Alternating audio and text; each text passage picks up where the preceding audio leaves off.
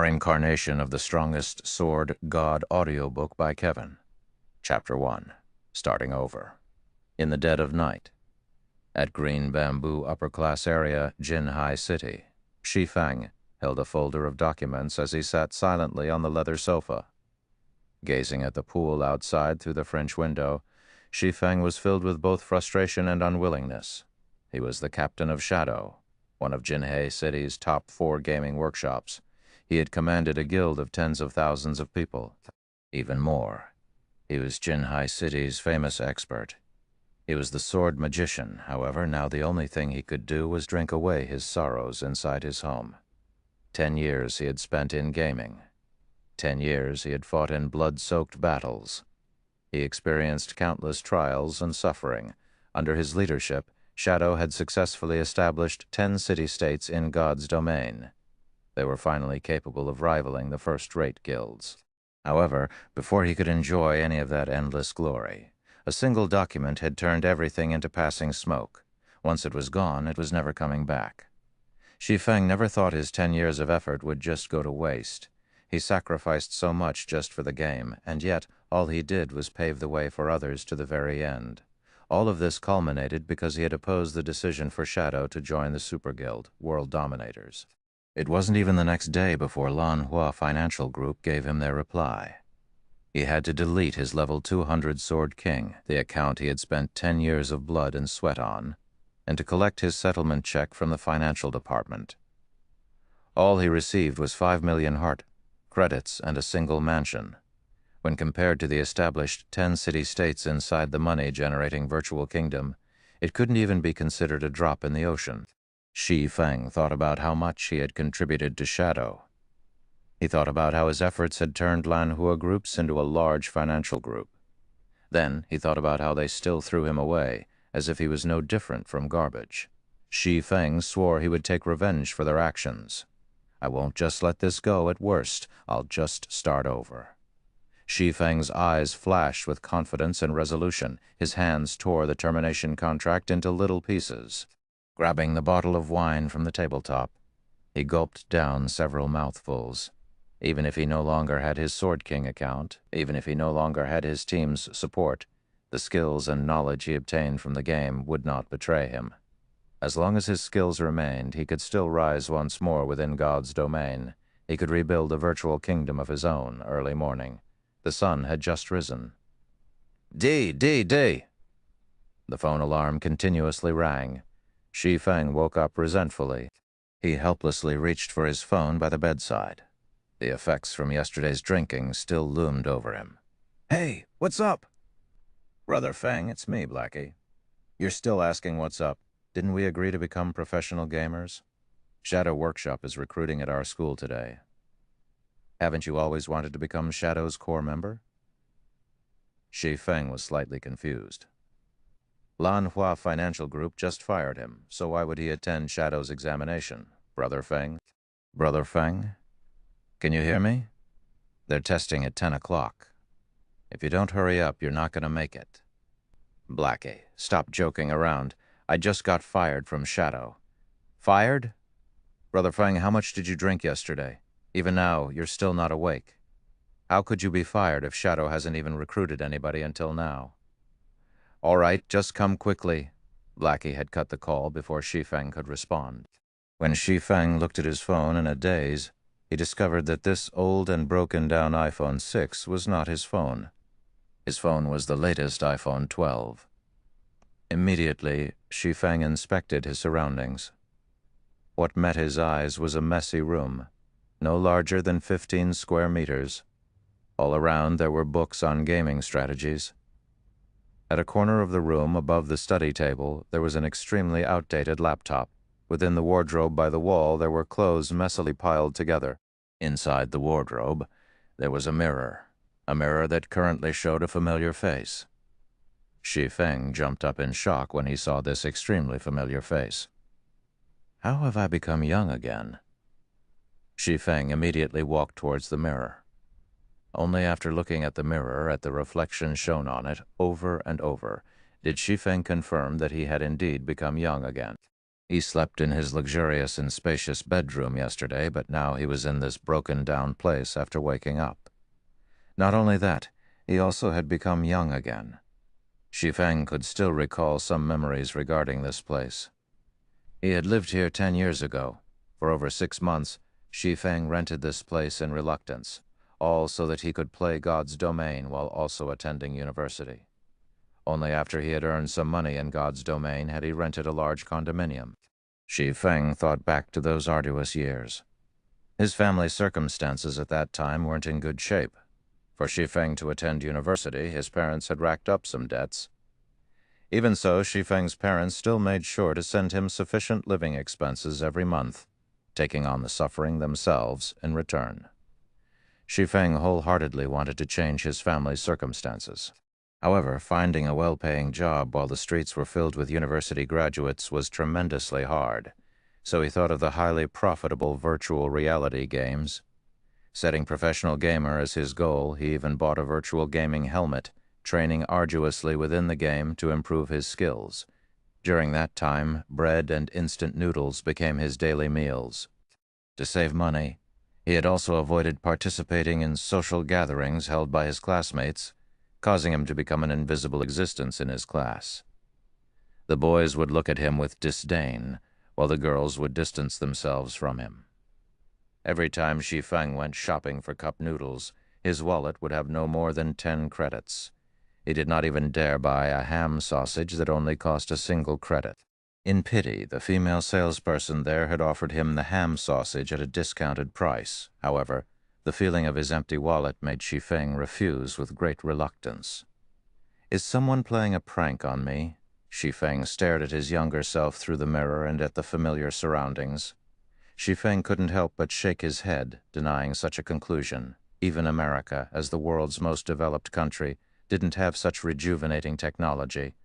Besides, who would play such a joke with a poor old uncle like him? Shi Feng looked at the time on his phone, 19th April 2129. "Don't tell me I have been reincarnated?" Shi Feng's face revealed a bitter smile. He remembered today was the 5th of August, in the year 2139. It couldn't possibly be April of 2190, the year he was still attending university. Shi Feng shook his head, trying to wake himself up. Yet, deep down, he still held on to a thread of hope, wishing that he could be reincarnated, returning to the time 10 years ago. He walked towards the desk, powering up the laptop. Even if the time on his phone could be faked, the information on the internet definitely couldn't. After surfing the web for several minutes, Shi Feng was utterly devastated. All the information he found on the internet showed that today was 19th of April, 2129. Even the highly anticipated official release date of God's domain was clearly displayed on its official site, counting down to 6 days from now, the 25th of April. I really have been reincarnated. Did I really come back to 10 years ago? Shi Feng firmly stared at the news report of God's domain, emotional tears leaking from the corners of his eyes. Shi Feng's feelings were hard to describe at that moment. He felt both regret, sadness, and joy. It was as if everything before him was just a dream. Nonetheless, the chirping of insects and the cold wind blown from the air conditioner told him otherwise that everything was real. Looking at his phone at the family photo he took when he entered university, Shi Feng never realized that his parents had white hair. The corners of his mother's eyes even had wrinkles. They were no longer as lively as before. They were truly old now. A year and a half had already passed since God's domain's release when Shi Feng noticed how aged his parents were. The large amounts of debt, excessive laboring, and stress had caused both his parents to fall ill, gravely ill. Curing them required millions of credits, but during that time, Shi Feng was merely a squad captain in shadow. The money he earned was far from enough to foot such expensive costs. Shi Feng tried everything to collect enough money, yet it was still not enough. Even with trying his all, Shi Feng's parents still left him a few months later. In his previous life, he failed to care for his parents properly. How could he have known of the pain and suffering after? Shi Feng earned millions of credits. This pain remained within Shi Feng's heart for forevermore. Never would he have thought fate would play such a joke on him. He unexpectedly returned to the starting point, starting back up from zero. Great. This is just too great. Ha ha ha. Since I have been reincarnated, I have to change everything. I will earn enough money to cure Mom and Dad, and I will let them live a life without worries. Shi Feng silently swore to himself as he wiped away the tears. Just when Shi Feng was planning for his future, Blackie's call came ringing again, continuously urging Shi Feng to go quickly to the university for the test. Yet, Shi Feng did not rush. He dressed at a relaxed pace, tidying himself up before heading to Jinhai University. He could not be more familiar with Shadow. Shi Feng still remembered. It was while he was still attending university, Lan Hua Group's prized son, Lan Heilong, started up Shadow Workshop to enter God's domain. Lan Heilong also invested considerable funding into the recruitment of the student experts of Jinhai University. Shi Feng participated in Shadow's examination at the time, successfully becoming a core member of the workshop, whereas Blackie became an outer member. Shi Feng had been happy for quite some time after that incident. After 3 years of being under the leadership of Shi Feng, Shadow Workshop allowed Lan Hua Group to greatly profit from God's domain, quickly becoming a large financial group. However, Shi Feng would never have thought that Lan Heilong would be the one to fire him personally. Since he had been reincarnated, he had an absolute advantage within God's domain that others did not. Naturally, he would not be joining Shadow to become a tool that profited others. He wanted to walk a different path, a path where he fought not for others, but for himself. He wanted to remove the need for his parents to send him living expenses. He wanted to pay back all the debt they had collected. To do that, he wanted to venture, to start his own workshop, to start his own company, and to build his own virtual kingdom, all to live a better life. As soon as Shi Feng arrived at Teaching Block 1, he caught sight of a thin and tall figure in front of the building. The tanned youth was pacing around the hallway in a panic. This person was Blackie. "Brother Feng, you've finally decided to show up.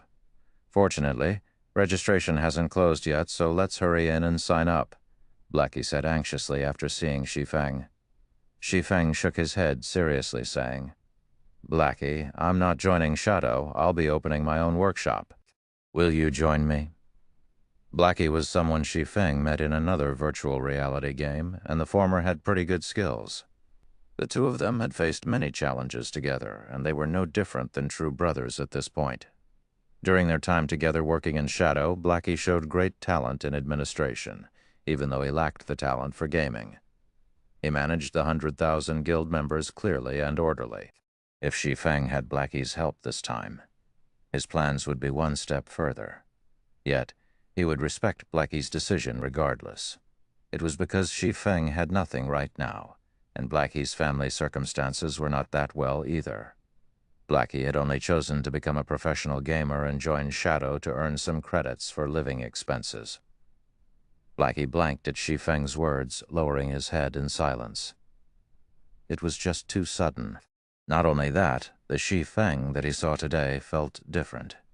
Unlike his usual impatient attitude, Shi Feng currently gave off an unshakable and confident aura. After a full minute, Blackie raised his head to look at Shi Feng. "Brother Feng, stop speaking nonsense. Do you know how much a virtual gaming helmet costs? That's 8,000 credits. You also need at least 6 people to start up a workshop.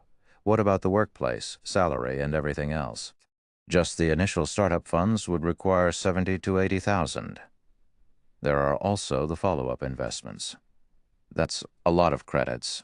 Do you have that many credits right now?" Blackie was very aware of Shi Feng's circumstances.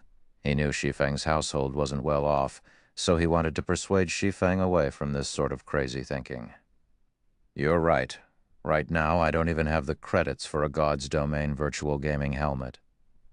Shi Feng nodded his head in admittance. It was like Blackie said. Even just 70 to 80,000 was considered a small amount. Shi Feng recalled Lan Heilong had spent over 5 million credits for the 100-man workshop he had recruited. He had also spent more in the later stages to upgrade the workshop's quality and strength. Since this is so, rather than take the risk, wouldn't it be safer to join Shadow? At the very least, Shadow can provide us with virtual gaming helmets. Otherwise, forget becoming professional players. We wouldn't even be able to play the game. Seeing that Shi Feng understood the core of the problem, Blackie sighed in relief as he pulled Shi Feng into the teaching block. Shi Feng shook away Blackie's hand, sternly staring at Blackie before saying in a grave tone, "I still plan on starting my own workshop. I don't want to be controlled by others. So, Blackie, will you join me?" Shi Feng would not insist to Blackie since he did not have any guarantees. He also couldn't reveal the secret that he had been reincarnated. He could only hope that Blackie would believe in him. Seeing Shi Feng's serious expression, Blackie felt Shi Feng was acting weird today. This was madness. Everyone knew you couldn't earn money during the initial periods of virtual games. Did Shi Feng have some way to make money in God's domain? Even if they did make money, it would be after a few months. They did not have that much time to waste. After hesitating for quite some time, Blackie reluctantly answered, "I get it. You're the boss. I'll start a workshop together with you, but what about the virtual gaming helmets? We can't play the game without them, right?" Shi Feng's tightened brows immediately relaxed as he happily clapped Blackie's shoulder, saying, "Now this is my good brother. Don't worry about the gaming helmets." I recall that God's domain had a trial period available for university students. Every university has a distribution point, and as long as you show them your student identification, then, for 10 days, you can obtain a gaming helmet for free. Let's go and take a look. What do we do after 10 days? Blackie's tanned face turned ashen, suddenly feeling his future was pitch black. Why did he have to believe Shi Feng? Could it be Shi Feng's confidence and steadiness? There wouldn't be a problem venturing together with Shi Feng, right? What could you do with 10 days in God's domain? They would definitely miss out on the recruitment period of workshops after 10 days. In the end, they still had to buy the gaming helmet, but where would the money come from? Not even a professional gamer with a group would be able to earn 16,000 credits within 10 days of God's domain's opening. Leave the money problem to me. Shi Feng revealed a confident smile as he clapped Blackie's shoulders. Earning 16,000 credits in 10 days was indeed a pure fantasy. However, he had his spirit as a reincarnated person. No matter what the challenges were, he would break through them all, and the release of God's domain was the starting point of his rise. Afterward, Shi Feng brought Blackie to retrieve the virtual gaming helmets. He then used all his money to buy 2 large boxes of instant noodles, placing them under his desk in his rented house. They were enough to last him for over 10 days. After briefing Blackie on some things in God's domain, Shi Feng quietly waited for God's domain's opening, 25th of April, 9 p.m. Within the dark and silent room, a few glimmers of light flickered alive. Shi Feng laid on his bed, gently pushing the start button as he closed his eyes. "God's domain, here I come." Chapter 2, Sherlock's Request. Chapter 2. Sherlock's Request to accommodate the majority of players. God's domain could be played while sleeping. Also, the time within the game was different than in reality, where 2 hours within the game was equal to 1 hour in reality. Each day within the game was made up of 48 hours, consisting of 30 hours daytime and 18 hours of night. Not only that, to allow the bulk of working-class people to enjoy the game, nighttime in reality was daytime in the game. Shi Feng passed through a multicolored tunnel as soon as he arrived in God's domain, arriving at a solemn golden temple. A female angel with 4 pairs of wings flew towards Shi Feng. She was only about palm-sized. "Hello, adventurer. Welcome to God's domain. I am the navigation angel, Gabriel. I will be introducing to you the 4 main categories and 12 main jobs. Please choose the job that you like most." With a wave of Gabriel's small hand, an illustration introducing the 12 main jobs appeared in front of Shi Feng. These 12 jobs were categorized into 4 main classes: warrior, shield warrior, guardian knight, berserker; weapons specialist, swordsman, assassin, ranger, healer, cleric, druid, oracle, mage, elementalist, summoner, cursomancer. Warriors specialized in defending against monsters. Weapons specialists focused on physical damage output. Healers focused on healing. Mages focused on magical damage output. Every job had their own style of battle, which was one of the main selling points of God's domain. In his previous life, Shi Feng picked the swordsman under weapon specialists, and he was even known as the sword magician. Shi Feng had already invested too much in the swordsman job, so naturally he would not choose any other job. He chose the swordsman class he was familiar with without hesitation. Job selection complete. Please designate a name for your character. Ye Feng. Shi Feng chose the same name he had in his previous life. Naming successful. Do you wish to adjust your appearance? Adjustment rate limited to 15%. Thinking about it for a while, Shi Feng chose to adjust his character's appearance by 15% as to not stand out. With this, nobody could recognize Shi Feng if they saw his character, though it wasn't as handsome as the original. Please select a birthplace in the Star Moon Kingdom. A map that displayed tens of cities belonging to the Star Moon Kingdom appeared in front of Shi Feng. The opening of God's domain was globally synchronized. To accommodate for the hundreds of millions of players, the lands of God's domain were incredibly vast, measuring up to 2 or 3 times of Earth, and the kingdoms within were even more plentiful. However, a player's living area and city, in reality, determined the country they would start in, so players could only choose the cities within the country. White River City. Shi Feng did not plan to choose any other cities, so he chose the White River City that he was most familiar with.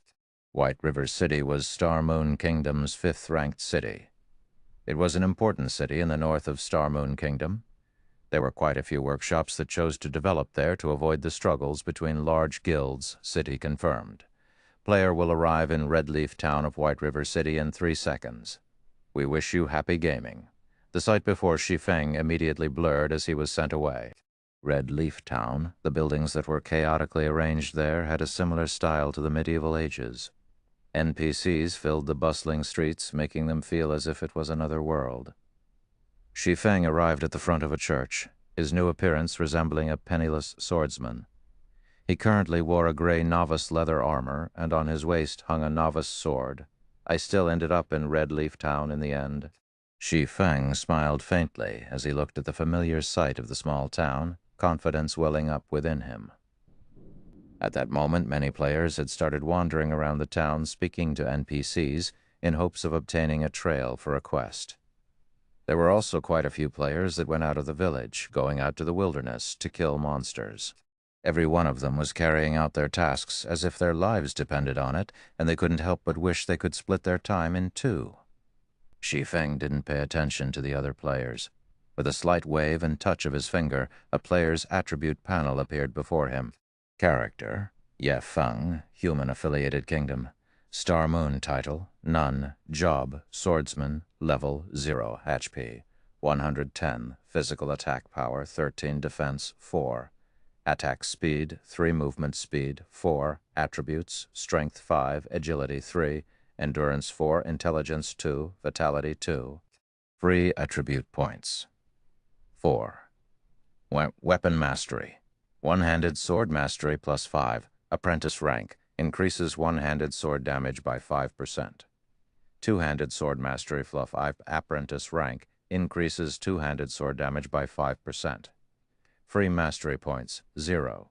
Job talent. Swordsman talent, 1. Sword-related mastery plus 5. Swordsman talent, 2. Obtain 8 free mastery points every 5 levels. Swordsman talent, 3. Sword-related skills proficiency increased by 50%. Skills, chop. Active skill. Requirement, sword. Additional 8 points of damage. Cooldown, 5 seconds. Skill level, 1. Proficiency 0 sur 3000. Equipment. Swordsman's leather shirt. Gray trash. Level 0 defense plus 2. Durability 10/10. Novice sword. Gray trash. One-handed sword. Level 0. Equipment requirement. Strength 3. Attack power plus 3. Durability 15/15. Inside his bag there were 10 pieces of bread and 10 pouches of water. Eating the bread would recover 10 HP per second, while drinking water will recover 10 HP per second, and both effects lasted 10 seconds.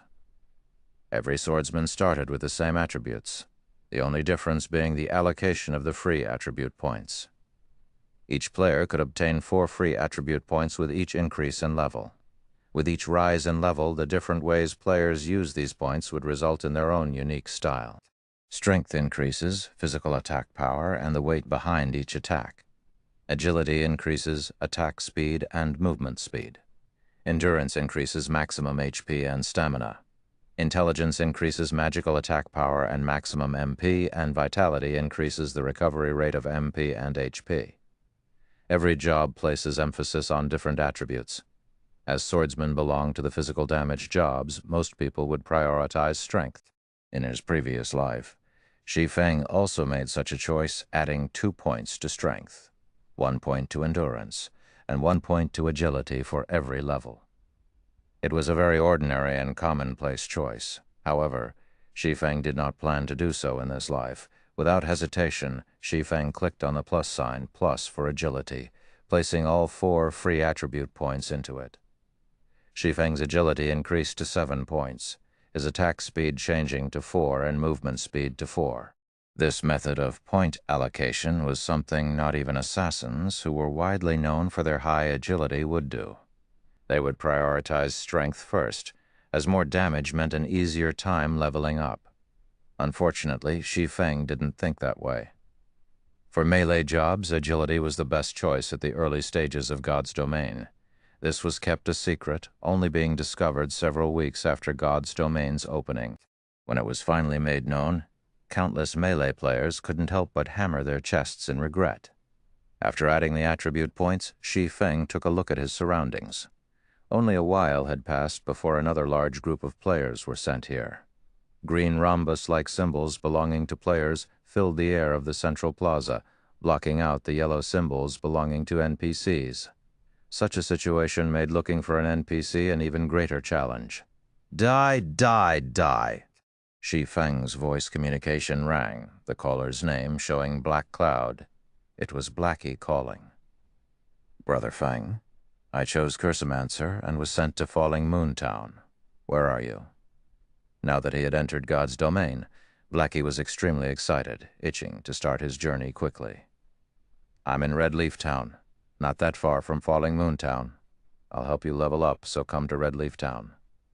Shi Feng said, Brother Feng, you must be crazy. Do you know how far Falling Moon Town is from Red Leaf Village? The map says that it'll take me 7 hours to get there. I'll fall behind all the other players by a lot if I go there. We should just level up on our own and meet up at White River City after reaching level 10. Blackie nearly coughed out blood in anger. Earning 16,000 credits in 10 days was already madness. Instead of frantically leveling up after entering God's domain, he was asked to waste 7 hours. He wasn't going to do that, even if he was beaten to death. Don't worry. You should just come over. You'll get back the time you waste very quickly.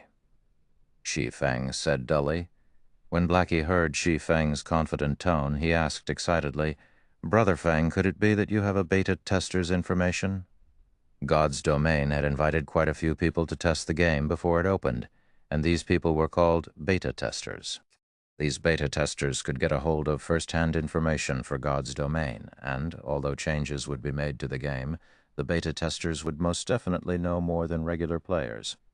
What do you think? Just hurry over here. Shi Feng answered in a mysterious tone, laughing.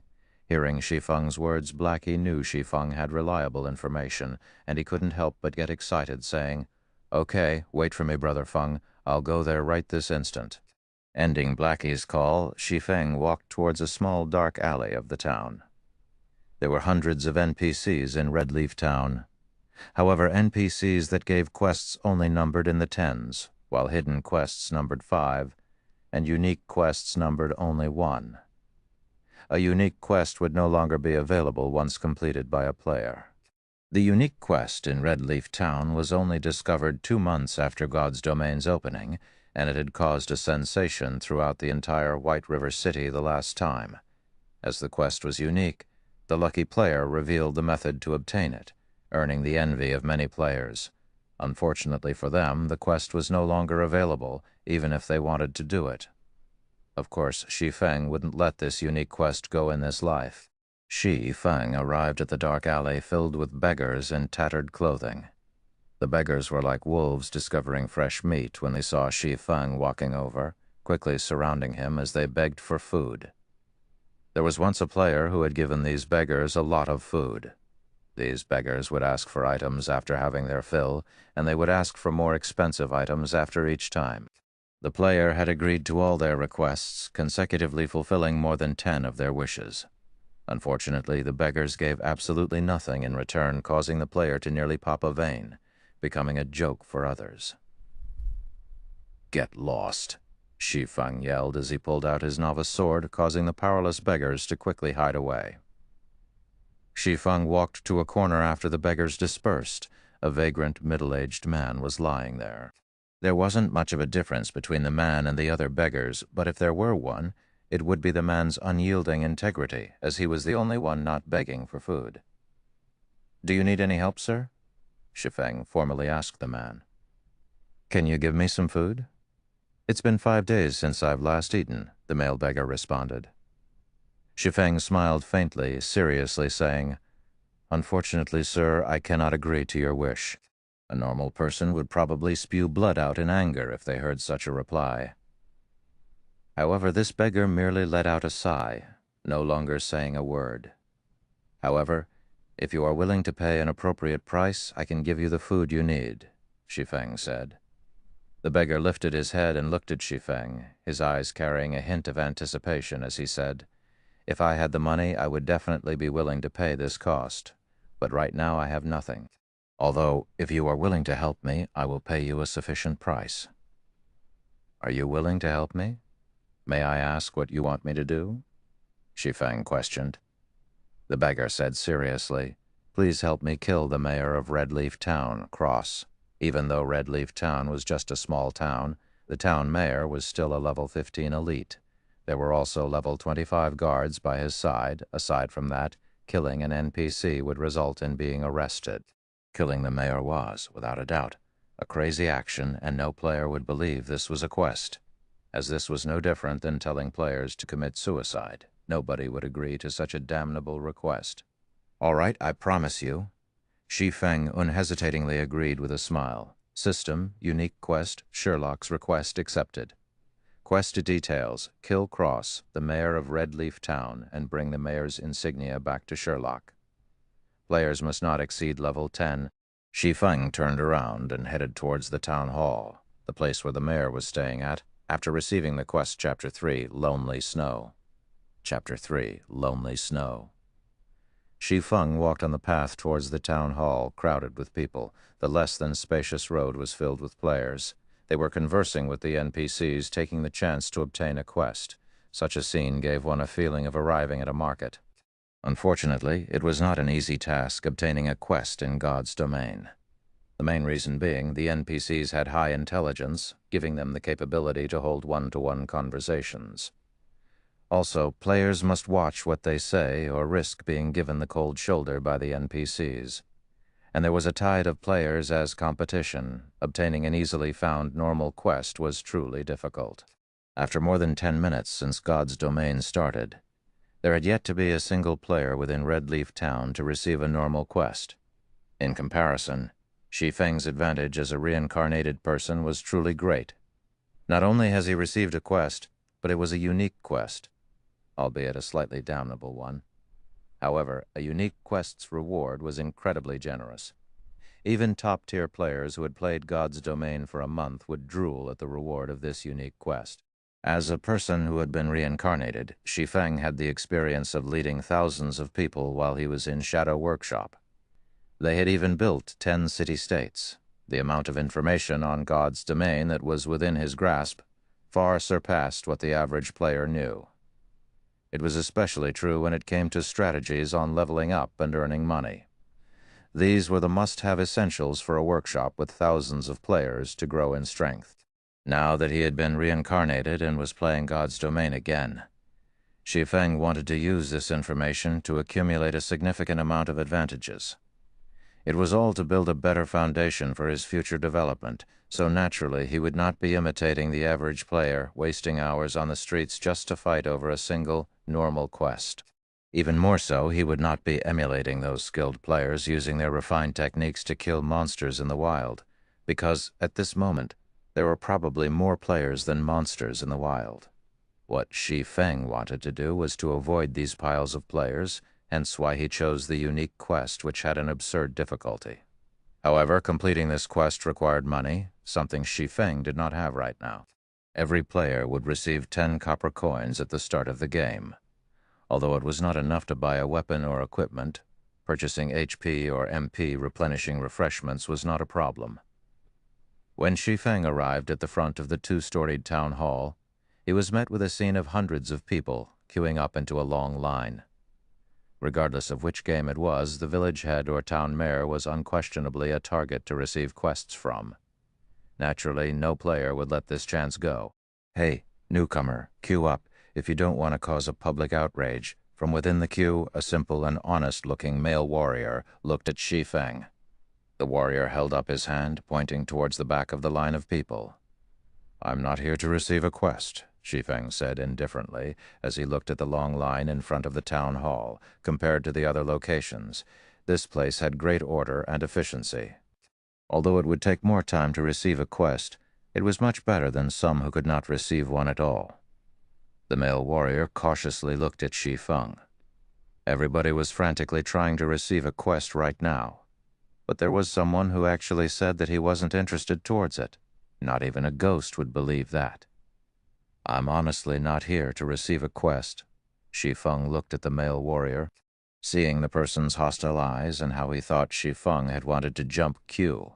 Shi Feng said with a smile, "However, I advise you to receive a quest somewhere else. You'll just be pointlessly waiting here."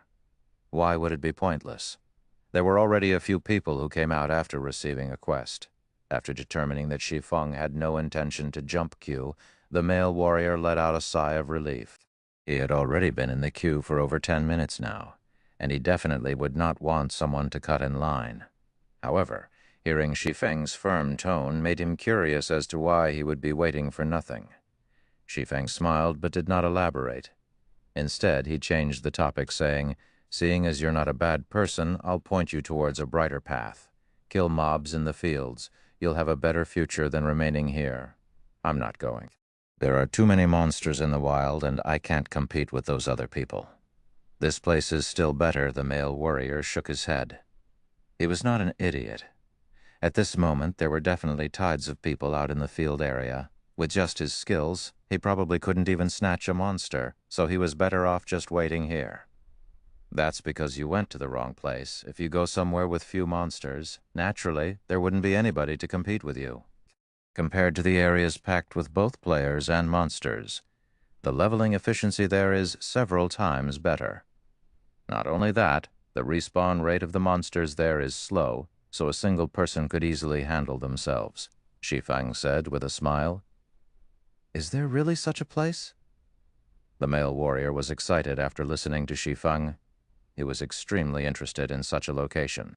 He still needed to wait for more than an hour to receive a quest, and the rewards he could obtain would only be EXP and some meager amount of money.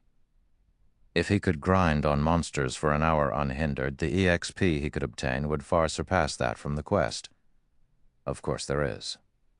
"I'll give you a preferential price of 20 coppers if you want to go to such a treasured location. Don't mention EXP after grinding for a day. The materials you could obtain would earn you more than 40 coppers.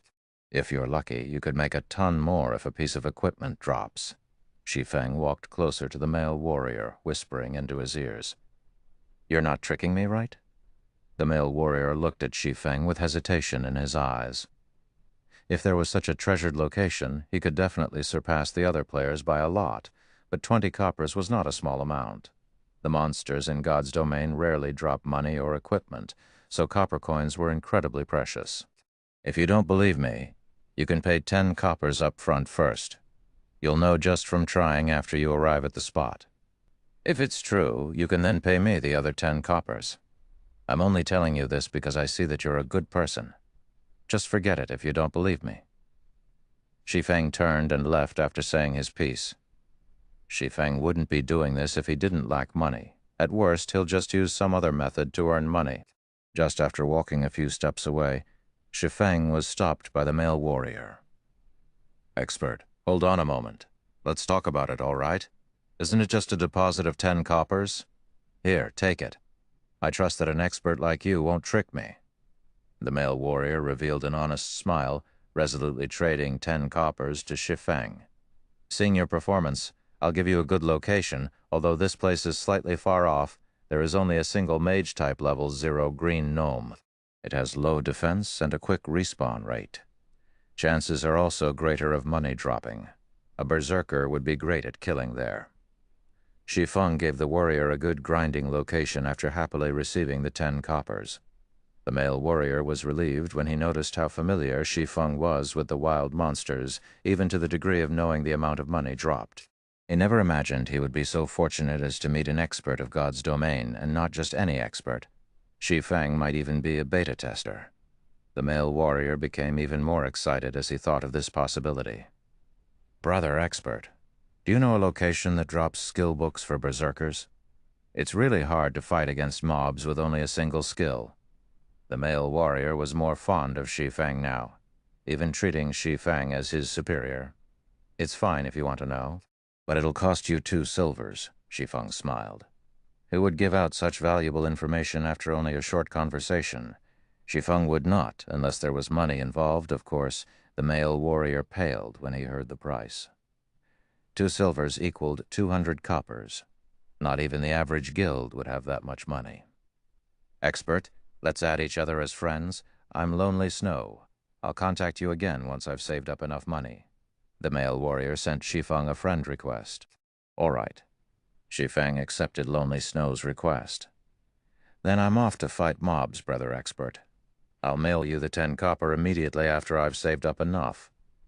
Lonely Snow happily parted with Shi Feng, leaving the long queue and dashing towards the grinding location. Now that Shi Feng had money, he walked towards the fruit stall by the town hall. "Boss, how much for this tomato?" Shi Feng asked as he held up a ripe red tomato. Both fruits and vegetables could aid in recovering a player's HP and MP. Their tastes were also quite delicious. The only downside was the bad recovery rate. In normal circumstances, players wouldn't buy them at all, especially during such a period where money was a big problem. Spending money on fruits and vegetables was just wasteful behavior. 2 coppers each. Give me 10 of them. Shi Feng paid the 20 coppers. He walked into the town hall after receiving the 10 tomatoes. Hey, newcomer, queue up. Can't you see others are queuing up as well? Swordsman over there, what do you think you're trying to do? Do you know how many people are queuing up behind? The players in the queue became enraged and started criticizing when they saw Shi Feng cutting the line, walking directly towards the town mayor. They would have long since murdered Shi Feng were it not for the fact that they could be jailed for attacking another player inside the town. Sorry, but I'm really not here to receive a quest. I'm just here to take a look. Shi Feng smiled at the players. He turned to look at the fat town mayor. Cross, elite, friendly, level 15, HP 2,400, second 400. MP 1,500, 1,500, 15,400, 1,500. There was not a single player who could beat him at this stage. It was not possible, even with a team. Subsequently, Shi Feng took out a ripe and red tomato, taking a bite out of it. What is this person doing? Hell, he's actually eating a tomato. Each of those costs 2 coppers. Such luxury. The other players could not understand what Shi Feng was trying to do. By coming to the town hall to eat tomatoes, was he trying to show off how rich he was? Halfway through his tomato, Shi Feng suddenly threw it towards Town Mayor Cross Face. The tomato accurately landed on Cross Face, spreading bright red liquid all over. System, cross favorability towards you has been decreased by 100 points. Unsatisfied, Shi Feng took out another tomato from his bag, throwing it at Cross. Hypocrite! Fatty! Bloodsucker! You're not fit to be the town mayor. Shi Feng kept cursing as he threw tomatoes, whereas Cross's favorability kept decreasing. Cross's body turned bright red as tomato juice kept flowing down his body. Adding to his enraged expression, it created an incomparably funny sight.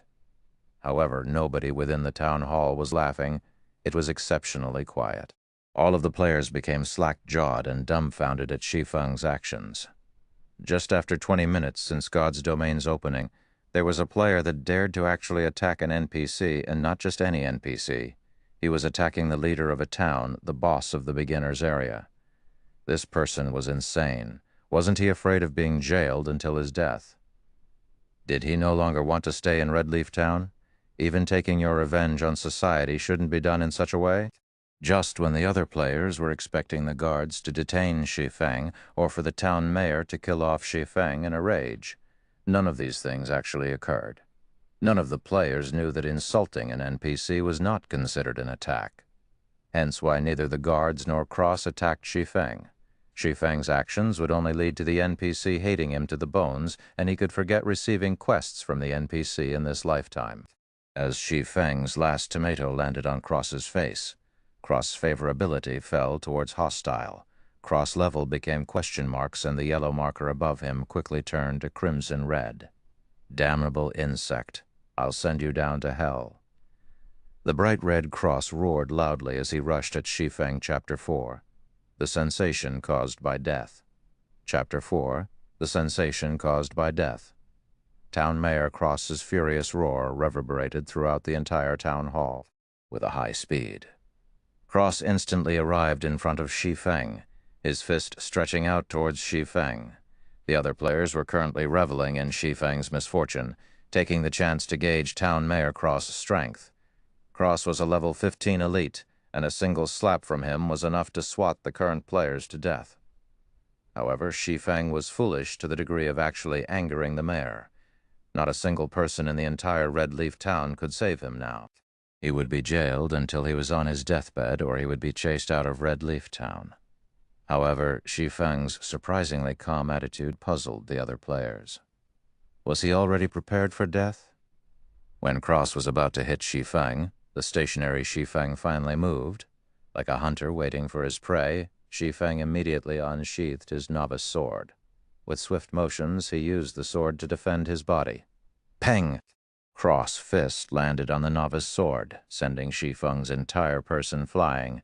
Just as Shi Feng was about to fall, he flipped his body, landing steadily on the ground with the flexibility of a cat.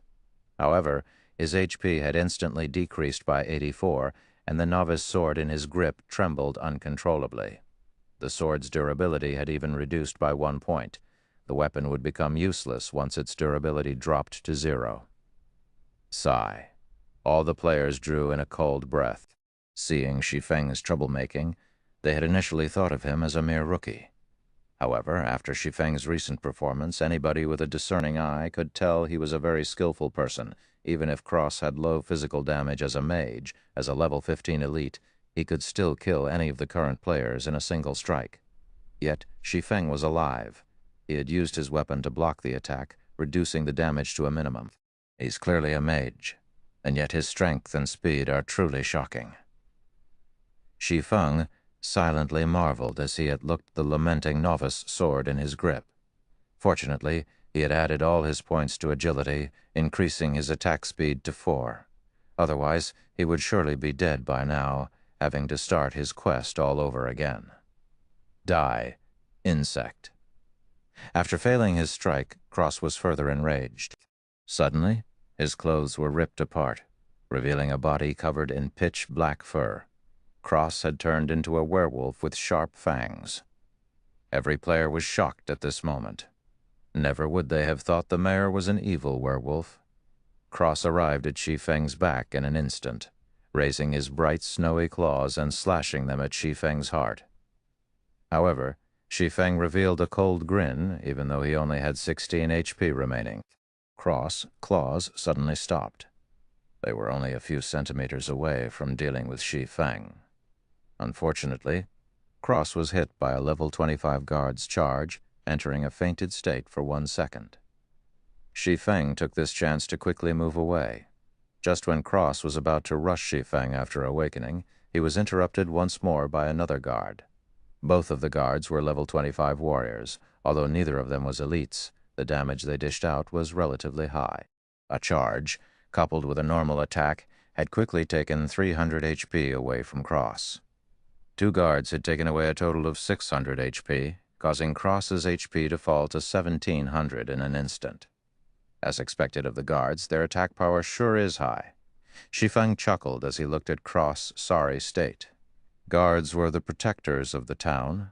They were specialized in protecting the town's civilians and resisting against the invasion of evil beings. At this moment, the mayor had transformed into a werewolf, proof that he was not a human but a spy for the powers of evil.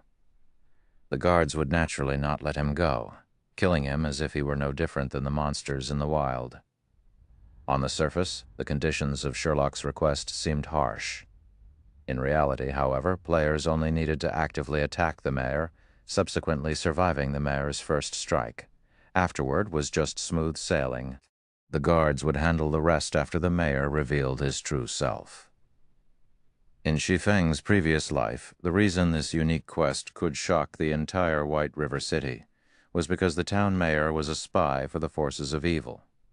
This quest had allowed players to have a new perspective towards God's domain.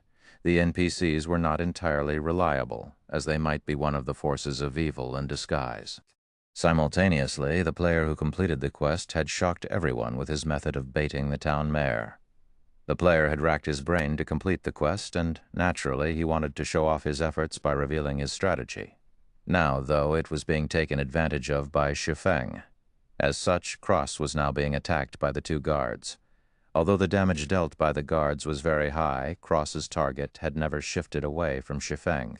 He continuously aimed to kill Shi Feng, but unfortunately for him, the two guards stuck to him like glue. One of the guards used Bone Crusher, while the other used Thundering Strike, causing Cross's movement speed to plummet. Fortunately, Shi Feng was able to escape death with his 5 points of movement speed. Just like that, Cross's over 2,000 HP was nearly depleted. When the other players saw Cross dying, many of them started becoming restless.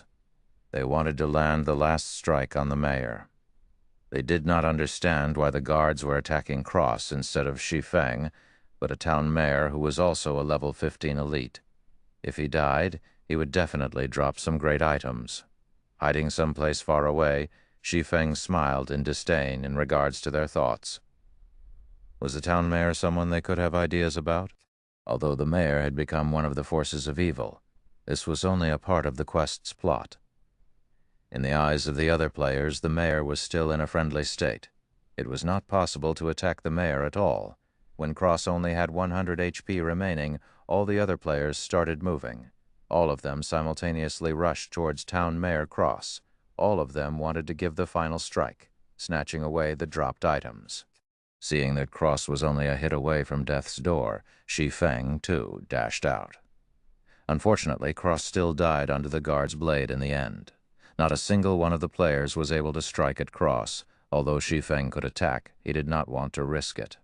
After the mayor's death, he immediately took away the mayor's insignia and disappeared into the crowd. NPCs within a city would not yield any EXP or loot if killed. Shi Feng wouldn't even be able to obtain the mayor's insignia were it not for a quest. Crap.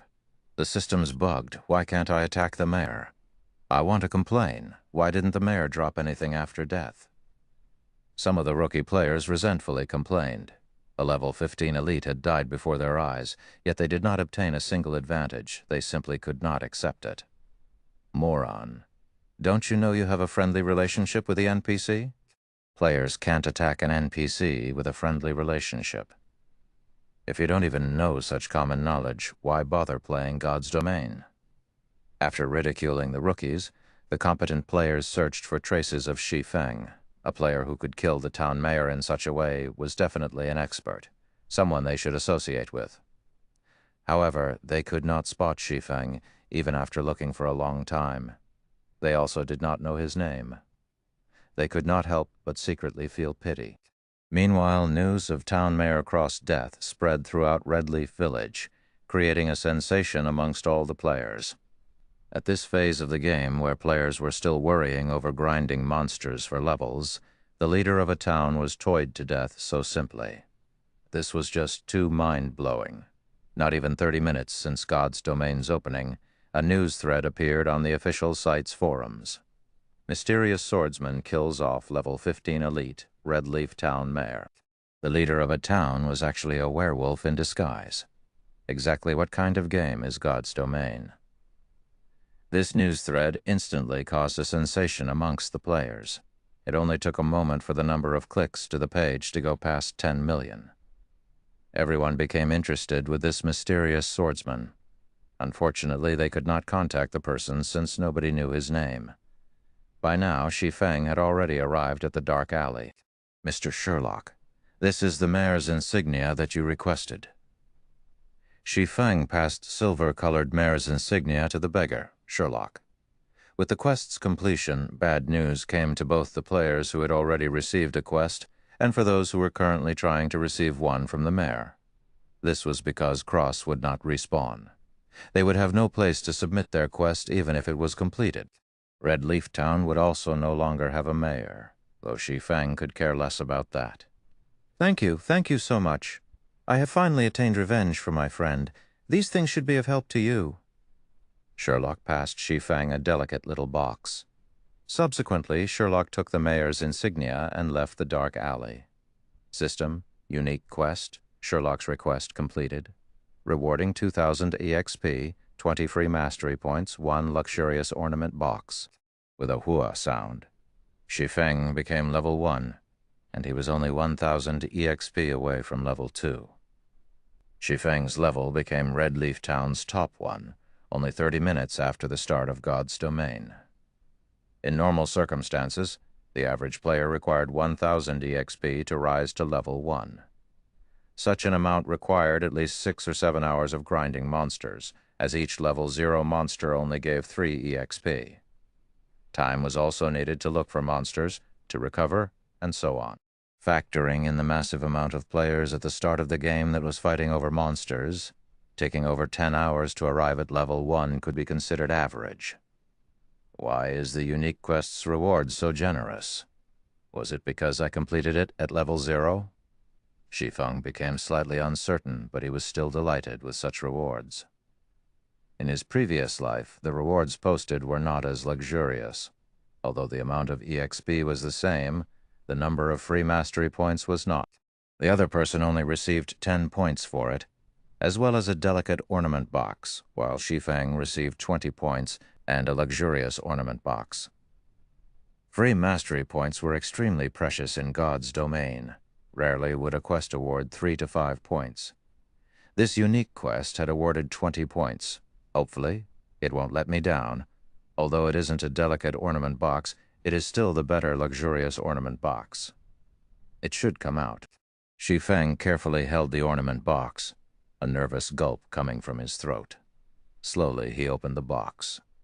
Though the EXP and free mastery points were great, what Shi Feng really wanted was the item inside the ornament box. It was an essential item he needed to complete his leveling and money-making plans. It was also a top-tier item that many experts drooled over. Shi Feng would cry to death if something went wrong. Chapter 5, Black Market Challenge. Chapter 5, Black Market Challenge. Translator. Hell Scythe, Editor. Hell Scythe, Editor. Hell Scythe, as the luxurious ornament box slowly opened, a dazzling array of multicolored light burst out from within. Fortunately, Shi Feng was currently standing inside a dark alley. There were no players who would wander over here. Otherwise, such a spectacle would have incited the greed in their hearts, and Shi Feng would be killed and robbed. When the glowing brilliance faded, a simple silver necklace and a purple gold ring could be seen lying inside the luxurious ornament box. Carved on the ring's exterior were words resembling the ancient language of elves, and within them stored a tremendous magical power. Fortunately, it is still the Ring of Gravity. Shi Feng let loose his breath when he saw the appearance of the ring. Carefully, he took the ring out of the box and inspected it. Ring of Gravity. Mysterious iron rank. Equipment level, 0. Strength, +2. Agility, +1. Endurance, +1. Additional skill, Gravity Liberation. Greatly reduces the gravity acting upon the user. Duration 30 seconds. Cooldown 5 minutes. Great. It's not just bronze rank. After reading the item's introduction, Shi Feng became extremely excited.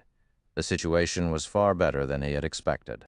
The equipment in God's domain was categorized into trash, common, bronze, mysterious, iron, secret, silver, fine gold, dark gold, and epic. At the start of the game, players only received trash equipment from the system. This equipment was utterly worthless. At this stage of the game, however, there were no players who possessed common equipment.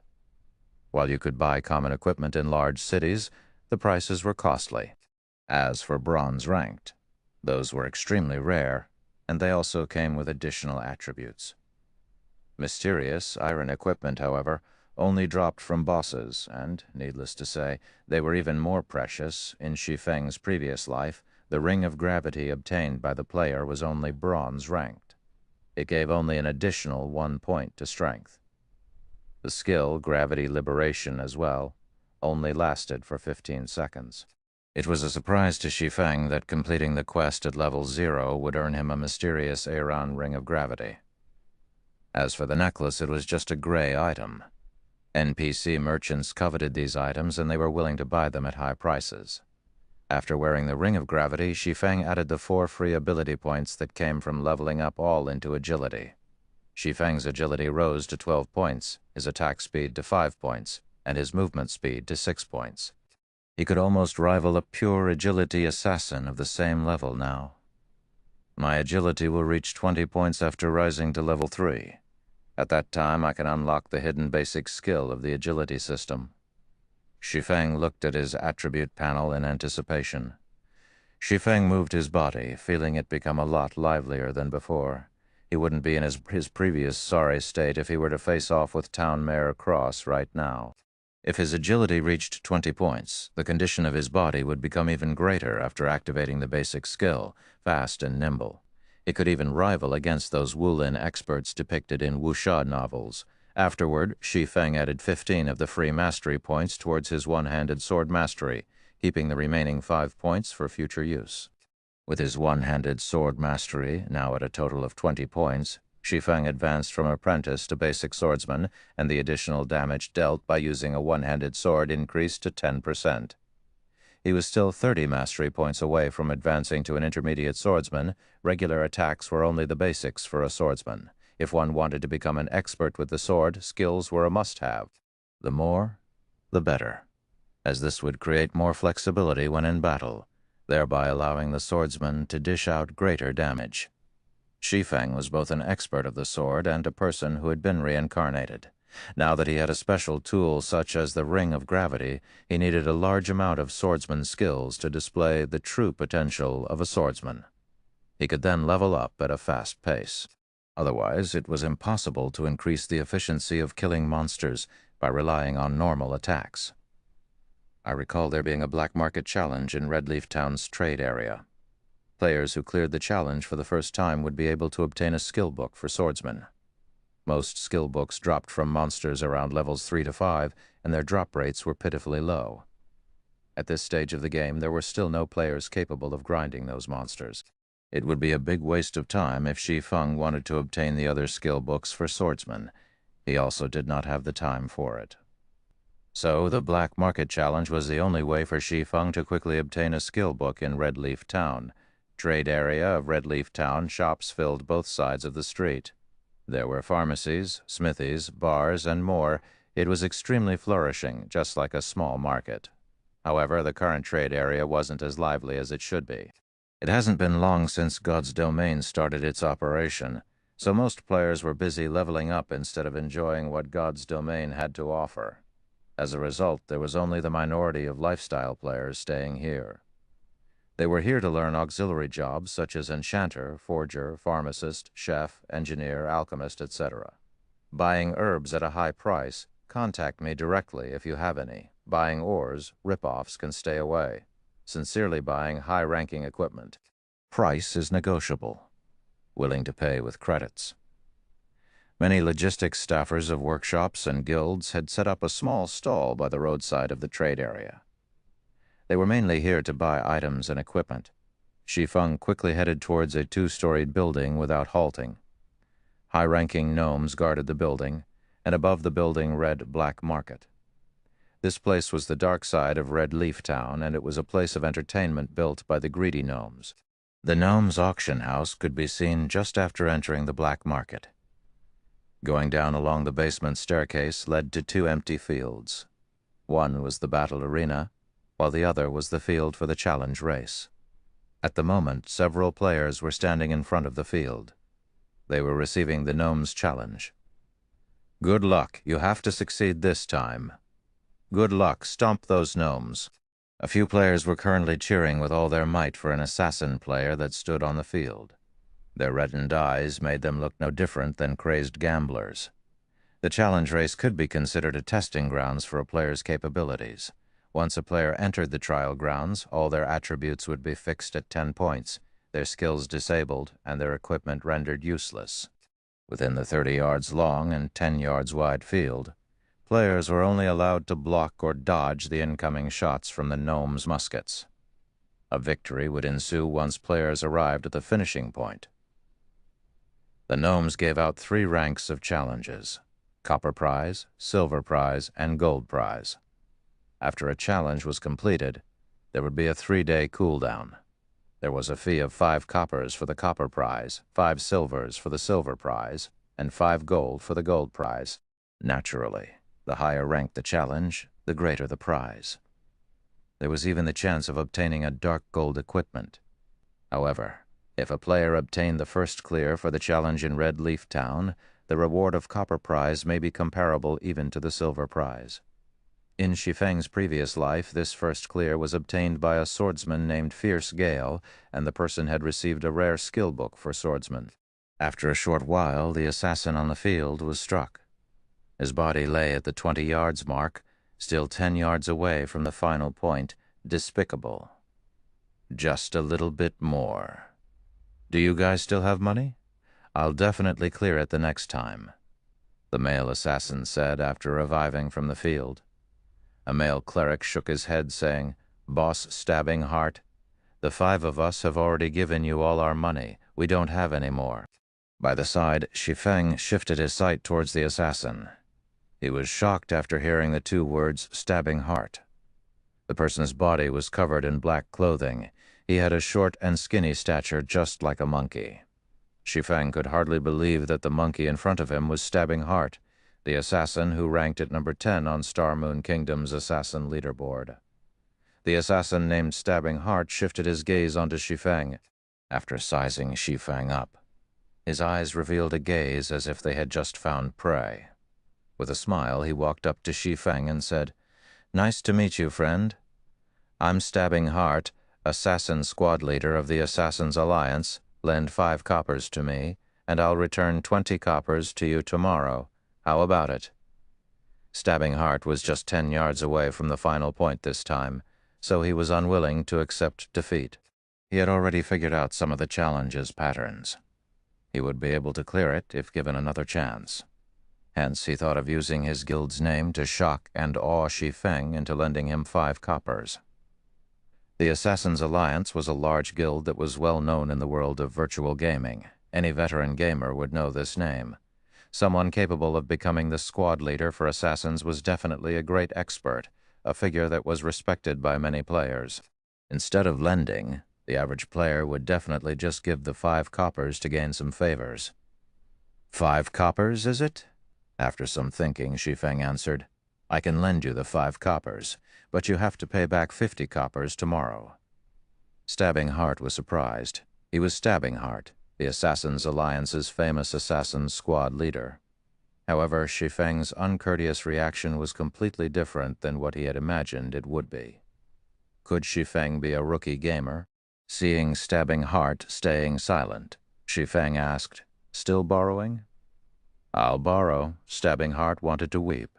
Other players would be going expert, expert when they met him, yet Shi Feng showed no such reaction.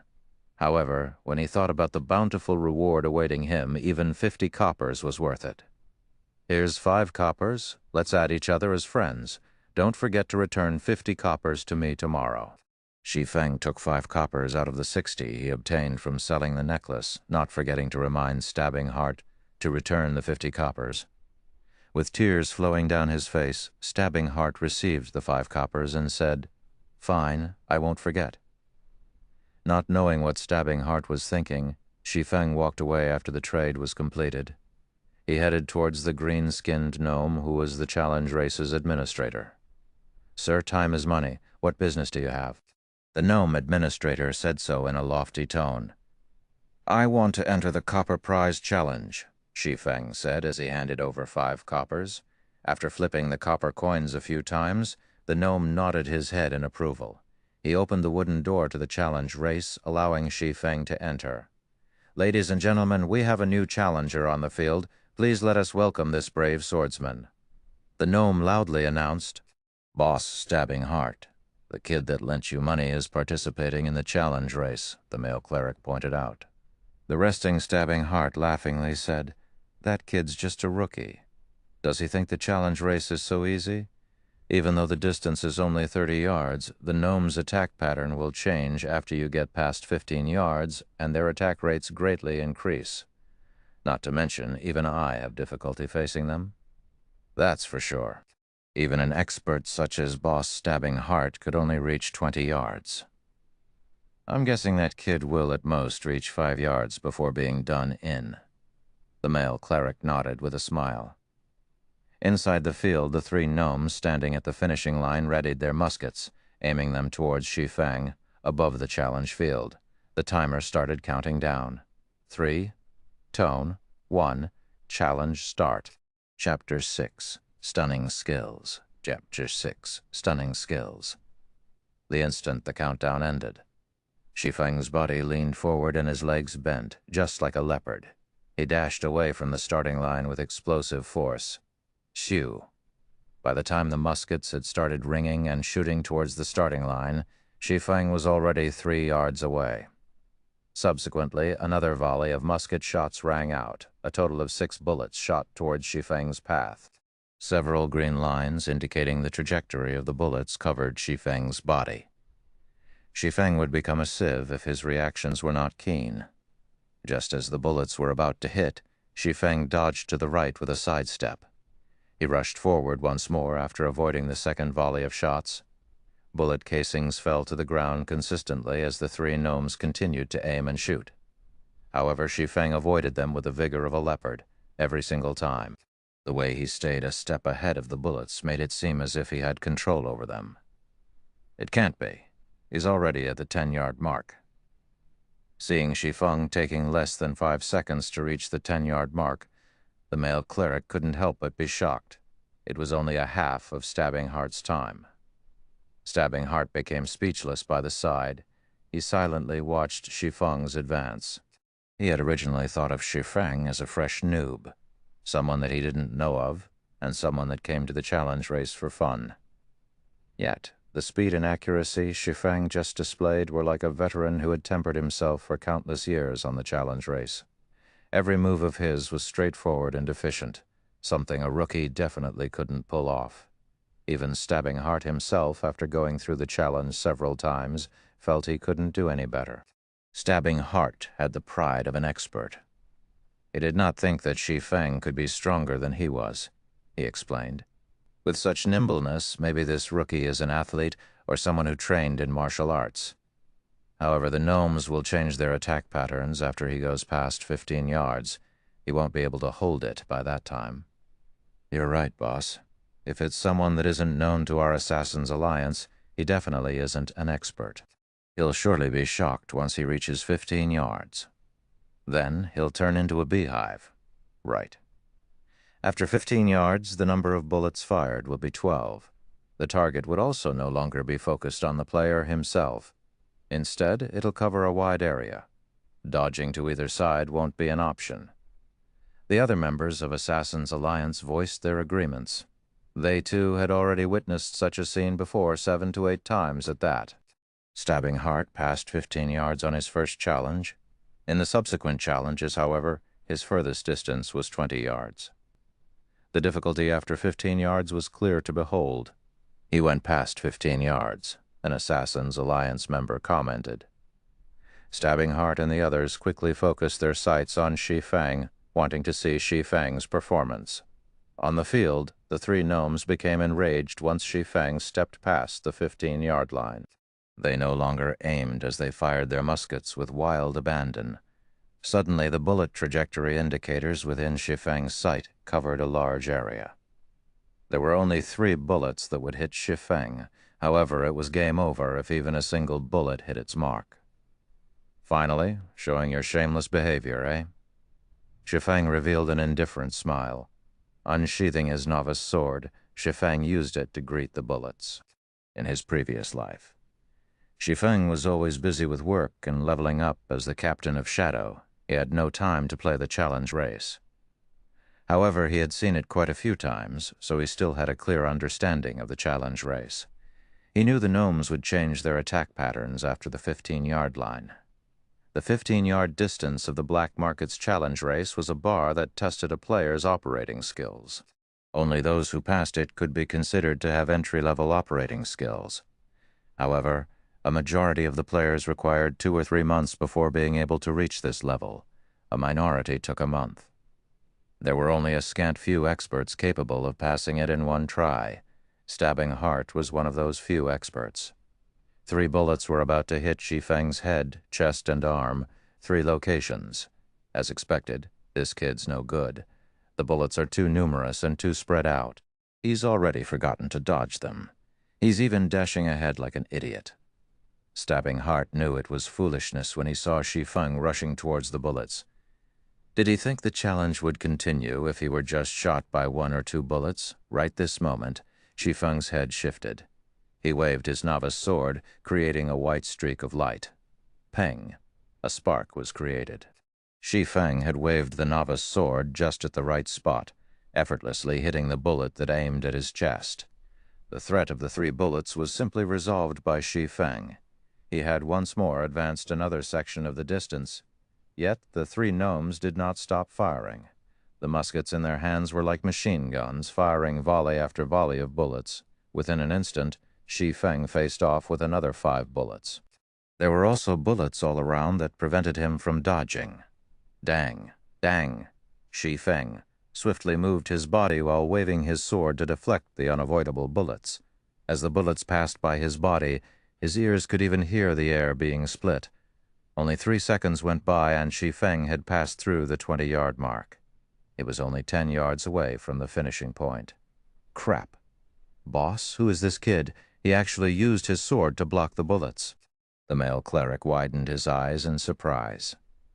Shi Feng had given him an indescribable sense of shock. Although the bullet trajectories were indicated, accurately blocking them was easier said than done. Such an action required extreme precision and skill to carry out. Not to mention the margin of error allowed was a damnable one. Stabbing Heart suddenly became speechless. Deflecting bullets with a weapon was like walking on a thread of wire high up in the sky. A single misstep would send you plunging into the abyss. As if he was enjoying it, Shi Feng blocked the oncoming bullets over and over, whereas the bullets seemed to have a life of their own, intentionally avoiding Shi Feng's body as they flew past. Boss, that swordsman has run past 25 yards. He'll definitely pass the finish line at this rate. The male cleric's heart became a chaotic mess as he watched Shi Feng dance forward, sparks occasionally flashing in front of his body. I have eyes. I don't need you to remind me, Stabbing Heart said in annoyance. He was deeply drawn in by Shi Feng's actions. The moment Shi Feng went past 25 yards, die. Challenger. One of the gnomes at the finish line laughed. The gnome took out an automatic musket, sending a wave of bullets towards Shi Feng. Suddenly, the number of bullets increased to 24. Not only that, their distance from Shi Feng was a mere 5 yards. It was an unavoidable distance for players. Hell, this is cheating. Stabbing Heart unwillingly shouted. The other players became extremely nervous when they saw the scene, and they couldn't help but curse at the shamelessness of the gnomes. Facing the hail of bullets, Shi Feng quickly turned grave, although he had known about the second change at the 25-yard mark. Even he would panic in the face of so many bullets. Shi Feng bent his knees, leaping forward like a leopard. He darted headfirst towards the area with the least amount of bullets, reducing the surface area of his body that would come into contact with the bullets. following which he madly waved the novice sword, simultaneously creating 4 streaks of white light. Pang! Pang! Pang! Pang! After a series of sparks, Shi Feng's body passed through the storm of bullets. The moment his body was about to make contact with the ground, his free arm pressed downwards. Shi Feng quickly stood up with all his might, rushing past the finish line like a bolt of lightning. Total time spent, 14 seconds. Estimated record time of 18 seconds for copper prize broken. I'm really not used to this soft and weak body, Shi Feng slightly lamented after passing through the finish line. If he was over level 100, with his body's constitution, he could easily carry out the 4 simultaneous sword slashes with great ease. Ladies and gentlemen, a round of applause. This swordsman has passed the challenge, the gnome administrator announced loudly. System. Player was the first to pass the copper challenge and break the record. Rewarding player with 1 silver coin and swordsman skill, Thundering Flash. It can't be. It actually gave out the super rare skill, Thundering Flash. This is a skill that even a swordsman over level 100 can't get. Shi Feng thought he was hallucinating. However, he was shocked when he saw the Thundering Flash skill book inside his bag. Thundering Flash, action type, requires sword. Rapidly send out 3 sword lights to 10x 2 yards forward. Each hit will cause 130% damage, and also give a damage amplification effect, amplifying the damage of your following attacks by 20% for 15 seconds. Cooldown 30 seconds. Without a second thought, Shi Feng clicked and learned the skill. Swordsman was a job that mainly focused on dealing damage to single targets. It didn't have many powerful AoE skills. Thundering Flash was one of the few powerful AoE skills a swordsman possessed. If it were learned during the early periods, it would definitely create a huge gap from the other swordsmen. After learning Thundering Flash, Shi Feng started to feel himself gaining the makings of a swordsman. You guys continue playing. I'll be leaving first. Don't forget my 50 coppers. Shi Feng looked towards the dumbfounded Stabbing Heart, leaving the black market after calling out to them. Stabbing Heart indifferently nodded his head. Boss, he's gone. He took away the prize as well. Should we chase after him? The male cleric asked. Stabbing Heart's shock gradually faded after Shi Feng left. He stared at the male cleric, scolding, Are you an idiot? We'll be lucky if we have time to even curry up to such an expert swordsman, making enemies of him. Are you courting death? Not good. I have to tell this to guild leader. Luckily, I added him as a friend. Is he called Yi Feng? I can't believe I've never heard of such an expert. Could he be some sword expert in disguise?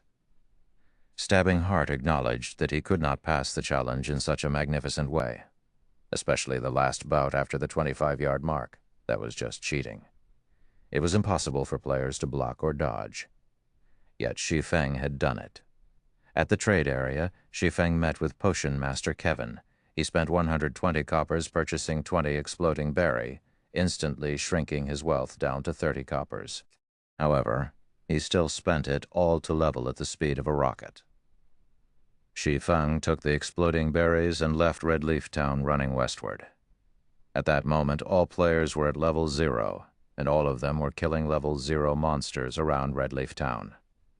There were also a few with good techniques killing level 1 baby wolves in a party. A warrior tanking at the front, and a damage dealer and healer behind, fighting together in an orderly manner. Although the EXP was shared between several people, the efficiency was a lot higher, and there were fewer competitors. However, Shi Feng did not plan to compete with these people. Passing through the level 1 monster area, followed by the level 3 monster area, Shi Feng headed straight towards Redleaf Forest, a level 5 monster area. There were no players who would go there. There were still no players who dared to challenge level 5 monsters at this stage of the game. Not only was there the suppression due to the difference in levels, but there was also the significant disparity in HP and attack power. A level 5 monster could easily steamroll over a level 1 player. Even a 6-man party was no match for a level 5 monster. There was a heavy penalty whenever a player died. Not only would they lose an entire level's worth of EXP, but their skill proficiency would also be decreased. There were simply no players who would take the risk. Otherwise, hours of their hard-earned EXP and proficiency would become pointless. Chapter 7. Leveling with Ease. Chapter 7. Leveling with Ease. Redleaf Forest was made up of beautiful maple trees. Level 5 monsters roamed around the woods. To a player below level 3, this was a restricted area. Shi Feng, as well, was no match for these level 5 monsters, even though he had reached level 1. However, Shi Feng ran into the Redleaf Forest without hesitation. Cautiously, he advanced towards the inner reaches of the forest. Level 5 forest wolves could be seen patrolling around the woods from time to time. Shi Feng was currently just level 1.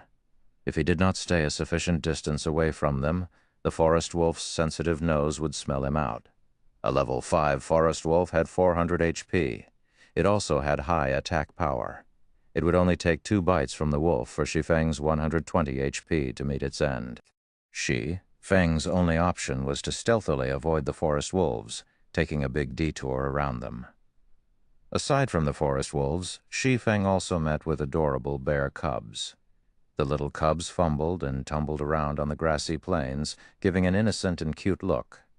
However, they were still level 5 monsters, and they were hated by melee players. This was because of their high HP and defense, making a fight with the cubs very exhausting. As Shi Feng used a tree to route past a bear cub, he heard a wolf's howl coming from behind him. Damn, a wolf den. As calm as Shi Feng was, he still couldn't help but call out. In his previous life, many players came in parties to the Redleaf Forest. Most of them were level 4 or 5. Aside from grinding a large number of monsters, the main reason players came here was because of the bountiful loot. Skill books, leatherworking materials, and equipment were such examples. There were also a large amount of herbs and ore that were attainable in the forest. However, a single mishap could still cause a party wipe in the Redleaf Forest. One of the dangers that caused such situations were wolf dens. A wolf den was hidden and hard to notice. If players did not pay close attention, a pack of forest wolves would pounce forth once the players entered the wolf den's area of alertness. If less, there would be 3 to 5 wolves, if more, 6 to 8. It was a party wipe trap. Shi Feng's luck was bad.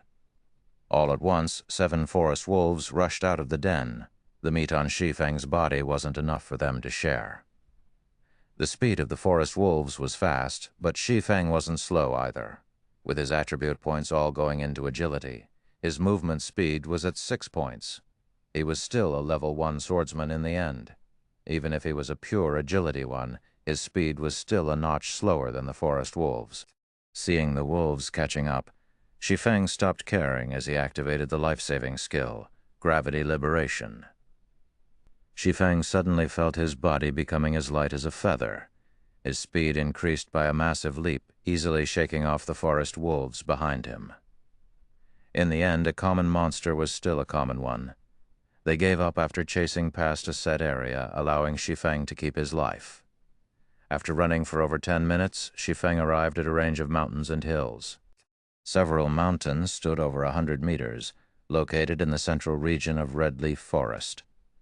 The top of the mountains was surrounded by clouds and mist, creating a scene of immortal lands. Finally arrived, Shi Feng looked towards the towering mountain and its surroundings. Discovering a waterfall, he walked towards it. In his previous life, players were mostly over level 20, so their attributes were naturally high. They could do much more than they could while they were low-leveled. Many loved exploring the myriad of places in God's domain. The central region of Redleaf Forest was one of the famous places, so Shadow Workshop had sent a small party of assassins to investigate. Never would they have thought to find a treasure mountain there. On one of the mountains, they discovered many items, rare ore, herbs, and even treasure chests. At the peak of the mountain, there was a secret silver treasure chest. There were many secretive places in the wild of God's domain. Most of these places housed treasure chests, awaiting to be discovered by players. The items within treasure chests varied considerably, ranging from copper coins to dark gold equipment.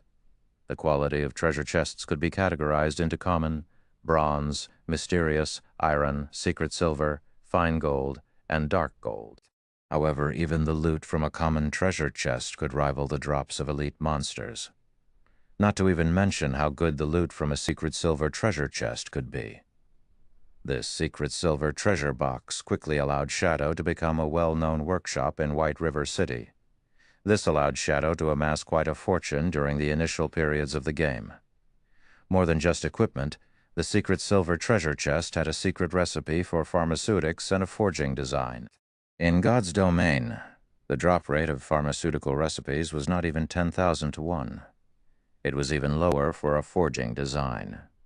You could create bronze-ranked equipment using forging designs, something sorely needed by players with it. Making money would become a simple task. Shi Feng's plan to earn 16,000 credits within 10 days all depended on the design, so naturally he wouldn't be leaving it for Shadow Workshop. However, low-leveled players without 40 agility were unable to activate the hidden basic ability, Flying Steps. Without it, they had no way of climbing the rocky mountain. There were also no paths that led up the mountain, leaving rock climbing as the only option. Although Shi Feng did not have 40 points in agility, he had the Ring of Gravity. He could still climb the mountain after activating it. Shi Feng easily scaled up the mountain after activating Gravity Liberation. He was already 5 meters up after a few moments. When Gravity Liberation had 5 seconds remaining, Shi Feng found an empty spot of land to rest while waiting for Gravity Liberation's cooldown. Not long after Shi Feng sat down, the rock wall suddenly shook. A rock giant appeared with bursts of roaring. Rock giant, common monster. Level 5. HP 550. That was quick. Shi Feng had long since been ready when he saw the rock giant walking over. He took out an explosive berry from his bag and threw it towards the rock giant's feet. Sticky orange-colored juice erupted all over the ground. As a level 5 monster, the rock giant had extremely high attack power, HP, and defense. However, it had low attack speed and reaction time. Its body's turn rate was even slower. A player only needed 20 points in agility to easily toy with the rock giant. There were plenty of assassins who loved dealing with such dumb monsters. They could easily be killed without wasting a single HP. Although Shi Feng did not have 20 agility, he had the explosive berries. Each had an effective area of 3x3 yards, reducing movement speed by 30% and turn rate by 70% for 1 minute. It was a godly tool used to counter dumb monsters. 2 months after God's Domain started, a lot of players would use such a method to kill high-leveled monsters that were slow-moving. However, such slow-moving monsters existed in limited numbers in God's Domain, so grinding on them for quick levels was not possible. The rock giant's speed sharply reduced after being hit by the explosive berry. Shi Feng pulled out his novice sword and rushed towards the rock giant's back, chopping down at it.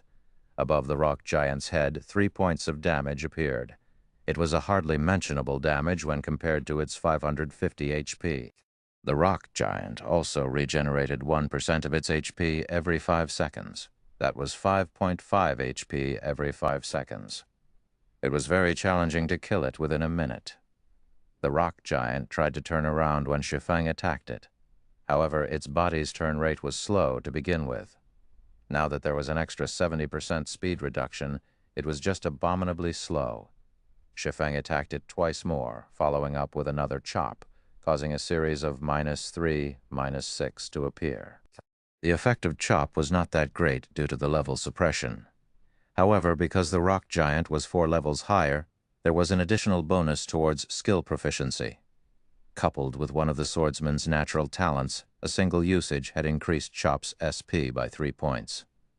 This was an absolute location for raising skill proficiency. After much trouble, the rock giant turned around to face off against Shi Feng. However, Shi Feng did not give it any chance, quickly circling to its back where he continued attacking. Thundering flash.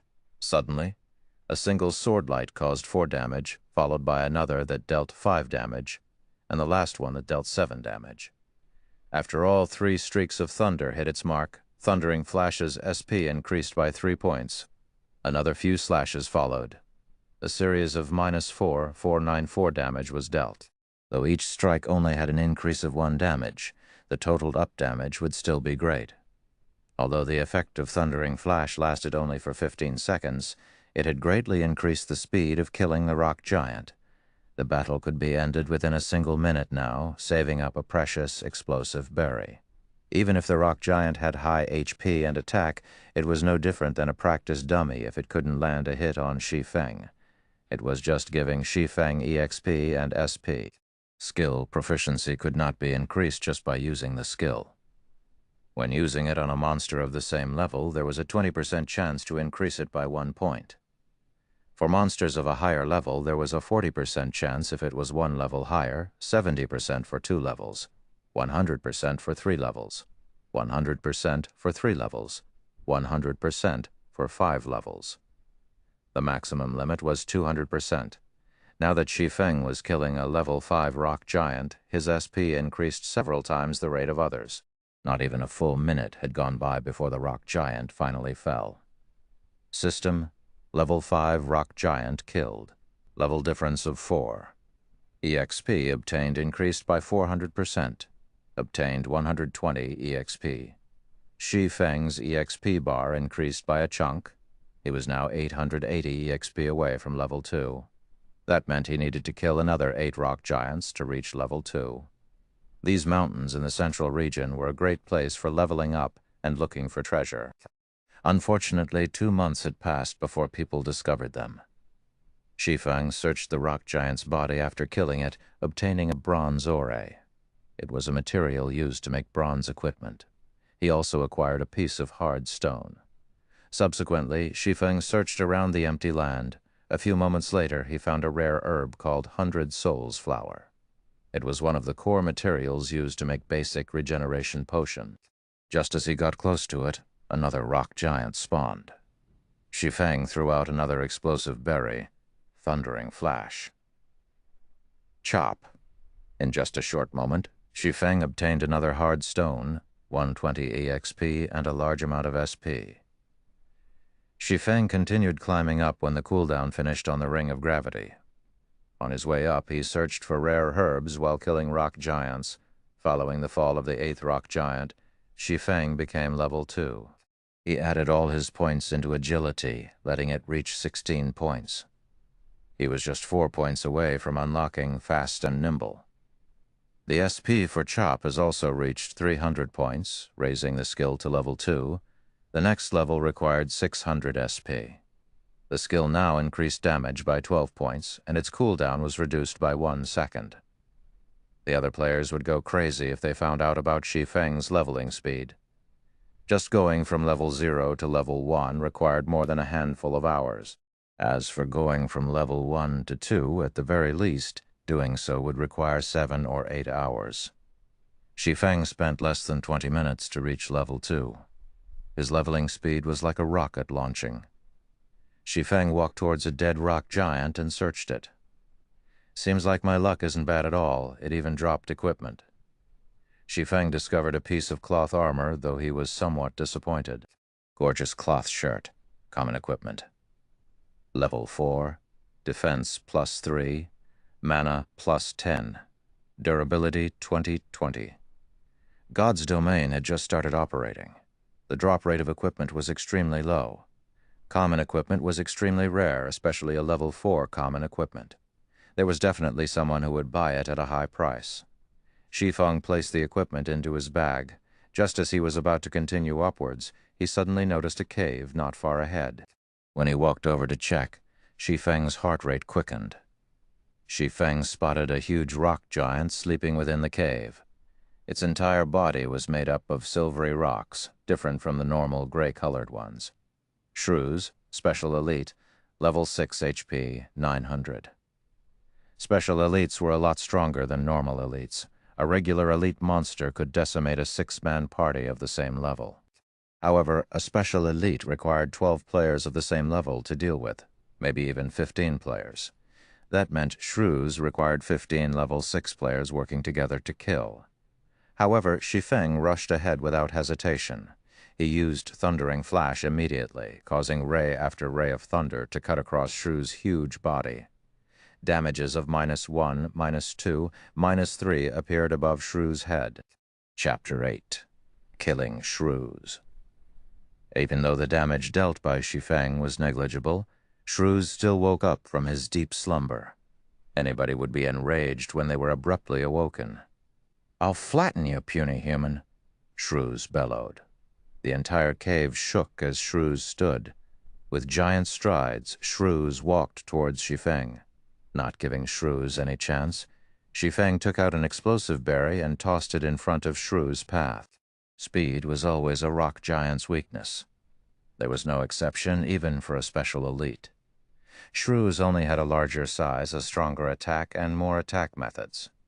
Though his movement speed and attack speed were slightly faster under the slowing effects of the explosive berry, he was still as slow as a turtle. On the other hand, Shi Feng's movement speed and attack speed were very fast due to his 16 agility.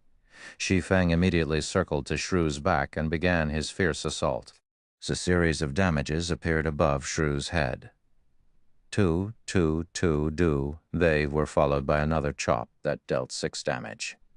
It had to be said, Shrews had a frightening defense. Even with the amplified damage from Thundering Flash, a level 2 chop had only dealt 6 damage. A level 1 chop would probably only deal 4 damage. Shrews only turned around after receiving a series of attacks. It lifted its mountain-sized foot and stomped down towards Shi Feng. As a reincarnated person, Shi Feng had experienced countless battles in God's domain. He did not have a threat of panic in him when facing against Shrews. With a step, Shi Feng nimbly evaded towards Shrews' back, avoiding Shrews' sluggish attack. Shi Feng then followed up with a series of mad cuts. When 5 seconds passed, Shrews regenerated 18 HP, leaving him with a remainder of 886 HP. Half of Shi Feng's efforts had gone to waste within an instant. Compared to common ones, elite monsters or above would regenerate 2% of their HP every 5 seconds during battle. Shrews had 900 HP, so it was 18 HP every 5 seconds. This regeneration had exceeded the damage Shi Feng could deal using normal attacks. Even so, Shi Feng still calmly waved his sword, continuously reaping away Shrews' HP. An average player would have already given up when seeing such high HP and regeneration. Shi Feng would not, though. 16 points of agility allowed Shi Feng to avoid an attack with ease. His high attack speed also allowed the damage he dealt to mitigate Shrews' regeneration completely. However, killing Shrews required a lot of time. It was very dull, just avoiding and madly attacking. Dealing out strong attacks was very tiring, both physically and mentally. With each passing second, Shrews' HP continually fell. 15 seconds later, once Thundering Flash's amplifying effect disappeared, the damage Shi Feng caused sharply reduced. Each strike of his sword only dealt 1 damage, and chop only took away 4 HP from Shrews. Shi Feng immediately fell into a bitter battle. Another 5 seconds passed, and Shrews once more regenerated 18 HP. However, Shi Feng only dealt 17 damage within that 5 seconds. It wasn't even enough to even make up for Shrews' regeneration. Shi Feng wrinkled his brows. As expected, it was hard to kill off Shrews. It was just a pointless endeavor without sufficient damage. "Do I give up?" Just as Shi Feng was thinking so. "I want to flatten you." Shrews roared as he stomped his foot. Suddenly, the entire cave shook. Sharp stalactites fell from the cave ceiling, one after another, covering the entire cave. It even has a party wipe skill. Seeing the bad situation, Shi Feng moved quickly away from Shrews' side, dodging the falling stalactites. The stalactites continuously fell in great numbers. Their speed was quick as well. If a party came into this cramped space, there wouldn't be any place to dodge. They would definitely be party wiped. If it weren't for his nimble body and the somewhat spacious area, Shi Feng would be hard-pressed to avoid these falling rocks. Shrews revealed an exhausted expression after finishing his skill. Shi Feng's eyes shone. He quickly rushed ahead. Thundering Flash. Chop. 4, 5, 6, 10. Suddenly, a series of terrifying damages were caused. Fatigue state. It was a period of weakness that appeared after a boss used a powerful skill. In this state, the boss would have both its attack and defense greatly reduced. With this fatigue state, Shi Feng could see the hope of killing shrews. Shi Feng took the chance to attack even more fervently. 4. -4. Each sword strike took away 4 HP while Shrews was under both states of fatigue and damage amplification. During this weakened period, Shrew's regeneration also fell to 1%. By the time Shrews returned to his normal state, Shi Feng had already taken away 15% of Shrew's HP. The subsequent battle was filled with persistence. Shi Feng would repeatedly attack to make up for Shrew's regeneration.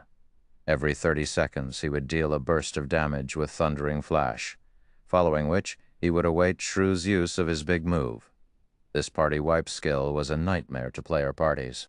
To Shi Feng, however, it was a chance. As expected, Shrews would again use his big move after a period of time. Shi Feng took this chance to take away 16% of Shrew's HP. Time passed bit by bit after using 5 explosive berries. Shrews had 32% HP remaining. When Shrews activated his big move once more, Shi Feng took away another 16% of his HP. Shrews was quickly left with 16% HP remaining. Just as Shrew's HP fell to 15%, a sudden change occurred. Shrew's body continuously shrunk, his attack and defense reducing as well. However, his movement speed and attack speed kept increasing. This change was very disadvantageous to Shi Feng. Although the explosive berry was still in effect, Shrew's attacks were becoming faster. He had nearly landed a hit on Shi Feng. Shi Feng was just level 2. Even if Shrew's attack power had reduced, a single hit was enough to end Shi Feng.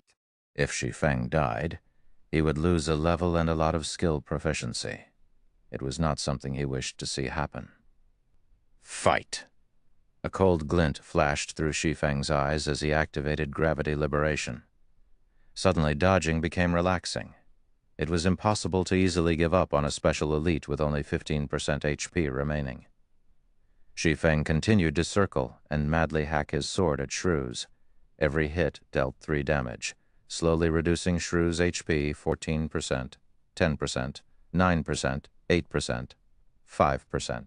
Gravity liberation's duration became shorter and shorter. When there were only 7 seconds left, Shrews still had 5% of his HP. Shi Feng would definitely be one-shotted as soon as gravity liberation ended. Quick! Quick! Quick! Shi Feng's eyes turned blood red as his sword strikes became faster and faster. Just as Shrews had only 10 HP remaining, gravity liberation ended. Shi Feng's speed dropped sharply. A cold, human-like grin appeared on Shrew's face as he smashed his boulder-like fist down on Shi Feng. Die! The cooldown of Thundering Flash finally finished. Thundering Flash. In an instant, 3 streaks of light passed through Shrew's body. 4, 5, 6. Shrew's final 10 HP was taken away. Boom. Shrews turned into a pile of rubble. System. Special Elite Shrews killed. Level difference of 4 EXP obtained increased by 400%. Obtained 940 EXP. Shi Feng's experience bar abruptly rose by 27%, pushing him a big step closer towards level 3. After killing off Shrews, Shi Feng searched around in the pile of rubble. The drops of a special elite were far better than a normal elite. Shi Feng obtained an equipment, a skill book, and 16 coppers. The rewards for challenging higher levels sure are good. Even a bronze shield dropped. I can definitely sell it for a high price. It would be great if I could grind it a few more times. Shi Feng looked at the blue cross-shaped shield in his hands. He could already imagine how the guilds would be willing to pay a high price for the shield. Rock, iron shield, bronze rank. Equipment requirement, strength 8. Equipment level 5. Defense plus 21. Defense rate 23%. Strength plus 2. Endurance plus 4. HP plus 30. The shield could be considered high quality with such attributes. When equipped, the shield would greatly increase defense. HP would also be increased by 110 points. This was equivalent to 1/3 of a level 5 warrior class's HP. Using it to dive into level 5 dungeons was more than enough. It could even be used to dive into level 8 dungeons. The skill book was a good one as well. It was a skill that could be used by all melee jobs, parry. It required a melee weapon to be used. It could block a single attack that came from the front, and it had a cooldown of 30 seconds. Parry was a popular skill among all melee jobs. It was a must-learn skill for warrior classes. The skill had a low drop rate, and it was almost never seen being sold on the market, as it was a life-saving skill.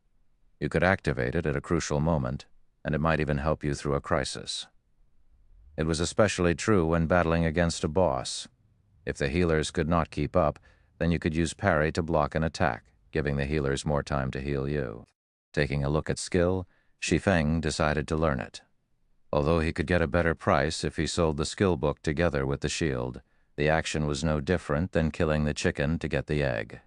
It was something Shi Feng wouldn't do. Shi Feng continued climbing upwards after killing shrews. The bronze shield was worth only a meager amount of money. The real fortune was the secret silver treasure chest. Shi Feng only had 4 explosive berries remaining. However, he was not even a third of the distance to the peak. It was also very easy to meet up with a monster at the resting points. This caused Shi Feng to choose his path more carefully. Half an hour later. After cautiously advancing the entire way up, Shi Feng was finally at the peak of the mountain. The visibility at the top was very poor with all the white clouds and mist. Shi Feng could only see 20 yards in front of him. On his way up, Shi Feng had used all 4 of the remaining explosive berries on rock giants.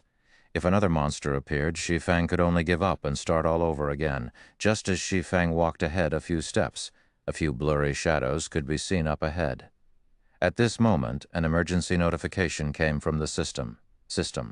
Player has discovered the Lost Lands, activated Hidden Quest Past Glory, temporarily disabled player's communications to the outside world, unable to leave the map until quest is completed. Crap. Those assassins lied. Shi Feng silently cursed. Those assassins had undoubtedly kept hidden some information.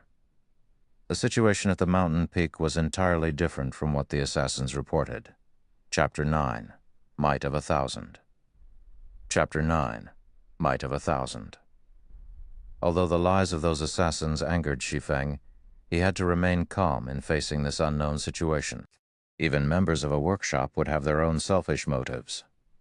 They would definitely hide some of their important discoveries, silently empowering themselves and making a fortune. There were plenty of such people in a workshop. Be they outer members or core members, after some time, there were always some exceptionally strong people who suddenly appeared, their social statuses abruptly rising. Shi Feng was one such example. Otherwise, he wouldn't be able to turn from a core member into the workshop's captain. They only told others about seeing a secret silver treasure chest after coming to the Lost Lands and nothing else. There is definitely something more important, that secret silver treasure chest. Is it this hidden quest? Shi Feng called out the system's quest panel Hikran Quest of the Lost Lands, Past Glory. Aside from the name, there was no other information about the quest. Shi Feng did not even know what he had to do. Is it a region-activated quest? With his 10 years of experience in God's domain, Shi Feng quickly discovered the essence of hidden quests. There were some quests with special characteristics in God's domain. They were only triggered in certain areas. Not only that, these quests did not provide any information. Players were required to search for it themselves. After the quest was completed, it would no longer be triggered again, even if another player came to this place. It could be called as a special kind of unique quest. At the same time, it was a quest filled with extreme danger. Searching for the method to complete the quest in an unknown region also meant dealing with the unknown monsters of the region. For such special quests, the region's monsters were usually several levels higher compared to the surrounding areas. An average player had no chance in completing the quest. There were 6 assassins over level 20 that came to this place last time. The quest was also triggered in this region with level 5 monsters, so the assassins could complete the quest. There's no point in bothering. Since I can't get out, I might as well look around. At worst, I'll just die and be sent back to the town. Shi Feng advanced in large strides after thinking it through. Few moments after walking through the mists, Shi Feng spotted a few blurry figures up ahead. It was a city which had been abandoned ages ago. All around there were ruined houses. Judging from the size of the city and the magnificence of the buildings, it seemed this city once flourished. It was even more prosperous and brilliant than White River City. However, this flourishing city did not have even a shadow of a person now. Shi Feng silently entered the city. He observed the surroundings while looking for clues about his quest. Looking through a city that could fit millions was like looking for a needle in a haystack. Hours quickly went by. After searching through tens of streets and hundreds of houses, Shi Feng had yet to find a single clue for his quest. God's domain had just started. It was the best time to widen the gap with others, yet Shi Feng had wasted hours exploring this place. There were plenty of players who had already reached level 1, but Shi Feng was still paused at 34% of level 2. Shi Feng hesitated. Should he continue looking for clues to the quest, or should he just end himself here and revive back at the town? I'll look for another hour. If it's still no good, then I'll return to the town. Shi Feng laid down a time frame for himself. Although quests like these were precious, he did not have that much time to waste. He still had a ton of quests he could do. There was no need to waste away in this place. Time slowly passed by, bit by bit. Shi Feng arrived at the central tower of the city. This place was once a sacred ground for mages. It was the best place to learn magic. Now, however, it was irreparably ruined. Even the magic crystal at the tower's peak had shattered.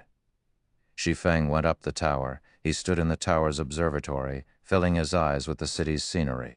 Shi Feng would have slowly savored the sight were he not in a rush. After taking a look around, he still did not find any special locations. Just as Shi Feng was about to leave, young adventurer welcome to the city in the sky. A white-bearded old man suddenly appeared. The old man's voice was filled with vicissitudes and wisdom. The sudden appearance of the old man shocked Shi Feng into a jump. He had even thought the old man was some monster that had appeared. However, he let loose a breath after noticing the yellow indicator above the old man. City in the sky. Shi Feng became shocked when he thought of this well-known city of God's domain. City in the sky. The name of this city had once shaken the entire continent of God's domain. There were countless legendary jobs in this city. There was even the famous demigod-ranked sword Saint Altair. It was a city which was even feared by gods themselves. Unfortunately, the city had fallen during the Third God's War, becoming a regret of God's domain. Respectful elder, is there anything I can help you with? Shi Feng smiled and asked in a formal tone. Help. The white-bearded elder shook his head, smiling as he said, No, I don't need any help. I imagine you wish to become stronger. I can help you with that, but are you willing to accept a test of mine? Of course I'm willing to receive your test. Shi Feng felt relieved. The trail to the quest past glory was here. He didn't have to die back to town, losing both levels and SP. The elder nodded his head in satisfaction, gravely saying, I'll give you 3 choices. The first one is the normal difficulty. After you pass it, you'll get a mysterious iron treasure chest. The second one is the hard difficulty, where you'll get a secret silver treasure chest. In addition, you can get additional rewards depending on your rate of completion. The third option is the hell difficulty, where you'll be rewarded a fine gold treasure chest. You'll also receive additional rewards depending on your rate of completion. Young adventurer, which do you choose? 3 choices. Each harder than the other and each more attractive than the other. The 6 assassins who were over level 20 had chosen the hard difficulty. They returned with the secret silver treasure chest, but chose to hide the additional reward. This meant that the additional reward was even better than the secret silver treasure chest. After some thought about it, Shi Feng decided to bravely challenge it. A person who had been reincarnated should have courage. Respected elder, I choose the hell difficulty. Shi Feng was confident he could manage this difficulty. If he could complete it, then it would have a great effect on his future developments. Ha ha ha ha! Young people sure are full of energy. I truly admire you, but be sure not to regret your choice. The elder disappeared after his hearty laughter. System, quest past glory, accepted. Face-off against 1,000 monsters of the same level. Considered passed after killing 500 monsters. Time limit of 4 hours. Quest failure penalty, all attributes permanently reduced by 10 points. Attributes are the essence of a job. If Shi Feng's attributes were all reduced by 10 points, then he was as good as crippled. This penalty sure is ruthless. Shi Feng's scalp started itching as he looked at the countless specter warriors appearing below the tower. The countdown started. There were 5 seconds remaining before the monsters attacked. Specter warrior, common monster. Level 2, HP 230. Fighting against one of them would be easy. Against an ocean of them, however, even Shi Feng would start to panic. Rushing in was just plain suicide. Shi Feng would quickly become surrounded and killed. The only choice was to fight the monsters one by one. Shi Feng had a wealth of experience in battling. He quickly ran down the tower and stood at the staircase. The stairs only allowed 2 monsters to pass through at a time, so it was the best place to attack from. Shi Feng would be able to clear this quest so long as he guarded the staircase. Once the 5 seconds were up, every single specter warrior rushed the tower with wild abandon. However, the staircase was too narrow. As a result, they were blocking each other. Shi Feng only had to face 2 specter warriors at a time. With regards to the warriors' attacks, Shi Feng could dodge them with relative ease. Thundering flash, chop. 3 streaks of light flashed across, instantly causing a high damage of 60 to all specter warriors within a 2 by 10 yard area. The chop that followed dealt 33 damage. Within an instant, the first specter warrior had only half of its HP remaining, whereas the tens of others behind had lost a quarter of their HP. Previously, Shi Feng faced off against high-leveled monsters with very high defense. The effects of Thundering Flash and Chop were both greatly reduced. Now that Shi Feng was facing monsters of the same level, Thundering Flash could vividly display its prowess as a powerful AoE damaging skill. With Thundering Flash's damage amplification effect, Shi Feng only needed 5 strikes from his sword to finish off the first specter warrior. In order to increase his killing speed, Shi Feng activated gravity liberation to increase his attack speed. Coupled with the damage amplification, each warrior only needed 3 seconds to be dealt with. Unfortunately, the specter warriors did not give any experience. Instead, skill proficiency had a 100% chance to increase by 1 point. With every death of a specter warrior, Shi Feng's SP continuously increased. Shi Feng became very happy after seeing such a sight. The elderly NPC probably had not imagined that a level 2 swordsman would possess such a powerful AoE skill. With such a skill, Shi Feng feared crowd tactics the least. Shi Feng could also easily dodge attacks in a 1 versus 2 scenario. Other players would have most likely failed the quest, yet Shi Feng was able to complete it with perfection. After 2 hours had gone by, Thundering Flash had reached level 2 after its SP increased to 300 points. The skill's damage increased from 130% to 25%, and its cooldown reduced from 30 seconds to 28 seconds. Chop's SP had also increased to 426 to 600. It would reach level 3 with just a little more. Shi Feng's monster grinding speed increased once more after Thundering Flash reached level 2. The Spectre warriors fell in batches. When there were only 20 warriors remaining, there was still an hour and a half remaining for the quest, with another use of Thundering Flash. The last remaining 20 Spectre warriors fell as well. Not bad. Here's your reward, youngster. The elder appeared once more with a chuckle. Looking at Shi Feng, the elder took out a fine gold treasure chest and a pitch-black longsword. System, quest past glory completed. Rewarding 1 fine gold treasure chest, 1 magic weapon, job-related. Obtained title, Might of 1,000. Might of 1,000 title. When this title is in use, allies in a 30-yard radius will receive an attribute increase of 10%. Simultaneously, title user will obtain an additional effect of strength +5 and endurance +5. I've given you your reward. You can go now. The old man waved his hand after finishing his piece. Shi Feng's vision blurred. When he opened his eyes once more, he was back in the plaza of Red Leaf Town. D. Shi Feng's system communication continuously rang. Blackie was contacting him. "Brother Feng, you've finally picked up? How come I couldn't contact you before? What should I do now? I'm already behind others by a level." Blackie was extremely panicked. However, he still patiently asked because he believed in Shi Feng. He had wasted 7 hours just to run to Red Leaf Town. While he was still at level 0, the players that filled the streets were already level 1. How was he to make up for this gap? Nobody would want him in a party now. Their minimum requirement was level 1. A level noob like him would just be pushed aside. My bad, I was doing a quest. Come to the Central Plaza, I'll take you with me to level. Shi Feng apologized. It had already been over 8 hours since God's domain started, and Shi Feng had spent over 5 hours doing his quest. At this stage of the game, most players had already risen to level 1, while some professional players were already close to level 2. As a person who had been reincarnated, helping Blackie level up was an easy task. It wouldn't take long before Blackie would catch up to the professional players. Chapter 10, Abyssal Blade. Chapter 10, Abyssal Blade. Shi Feng observed his surroundings after hanging up on Blackie. Seeing that nobody paid attention to his sudden arrival, he quickly entered an empty alley.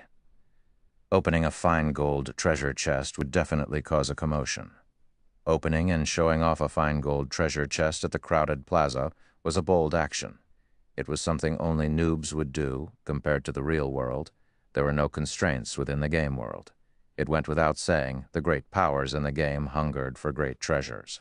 If a player did not have the capability, one of the best-case scenarios was one being killed back to level 0 for the treasure. However, if the treasure did not drop out, then congratulations, you can only live in the city for the rest of your life. While other players were out in the wild leveling up, the only thing you could do was to hang around in the city.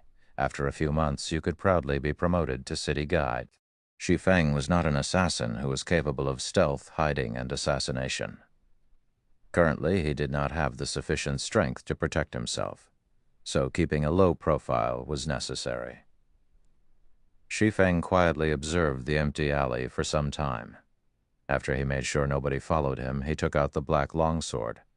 Shi Feng's brows wrinkled when he looked at the black longsword, Abyssal Blade, magic weapon. Job requirement, swordsman. Do you wish to bind the equipment? Should I equip it or not? Shi Feng became frustrated when he looked at the Abyssal Blade. Shi Feng was very familiar with magic weapons. Magic weapons were different from normal equipment.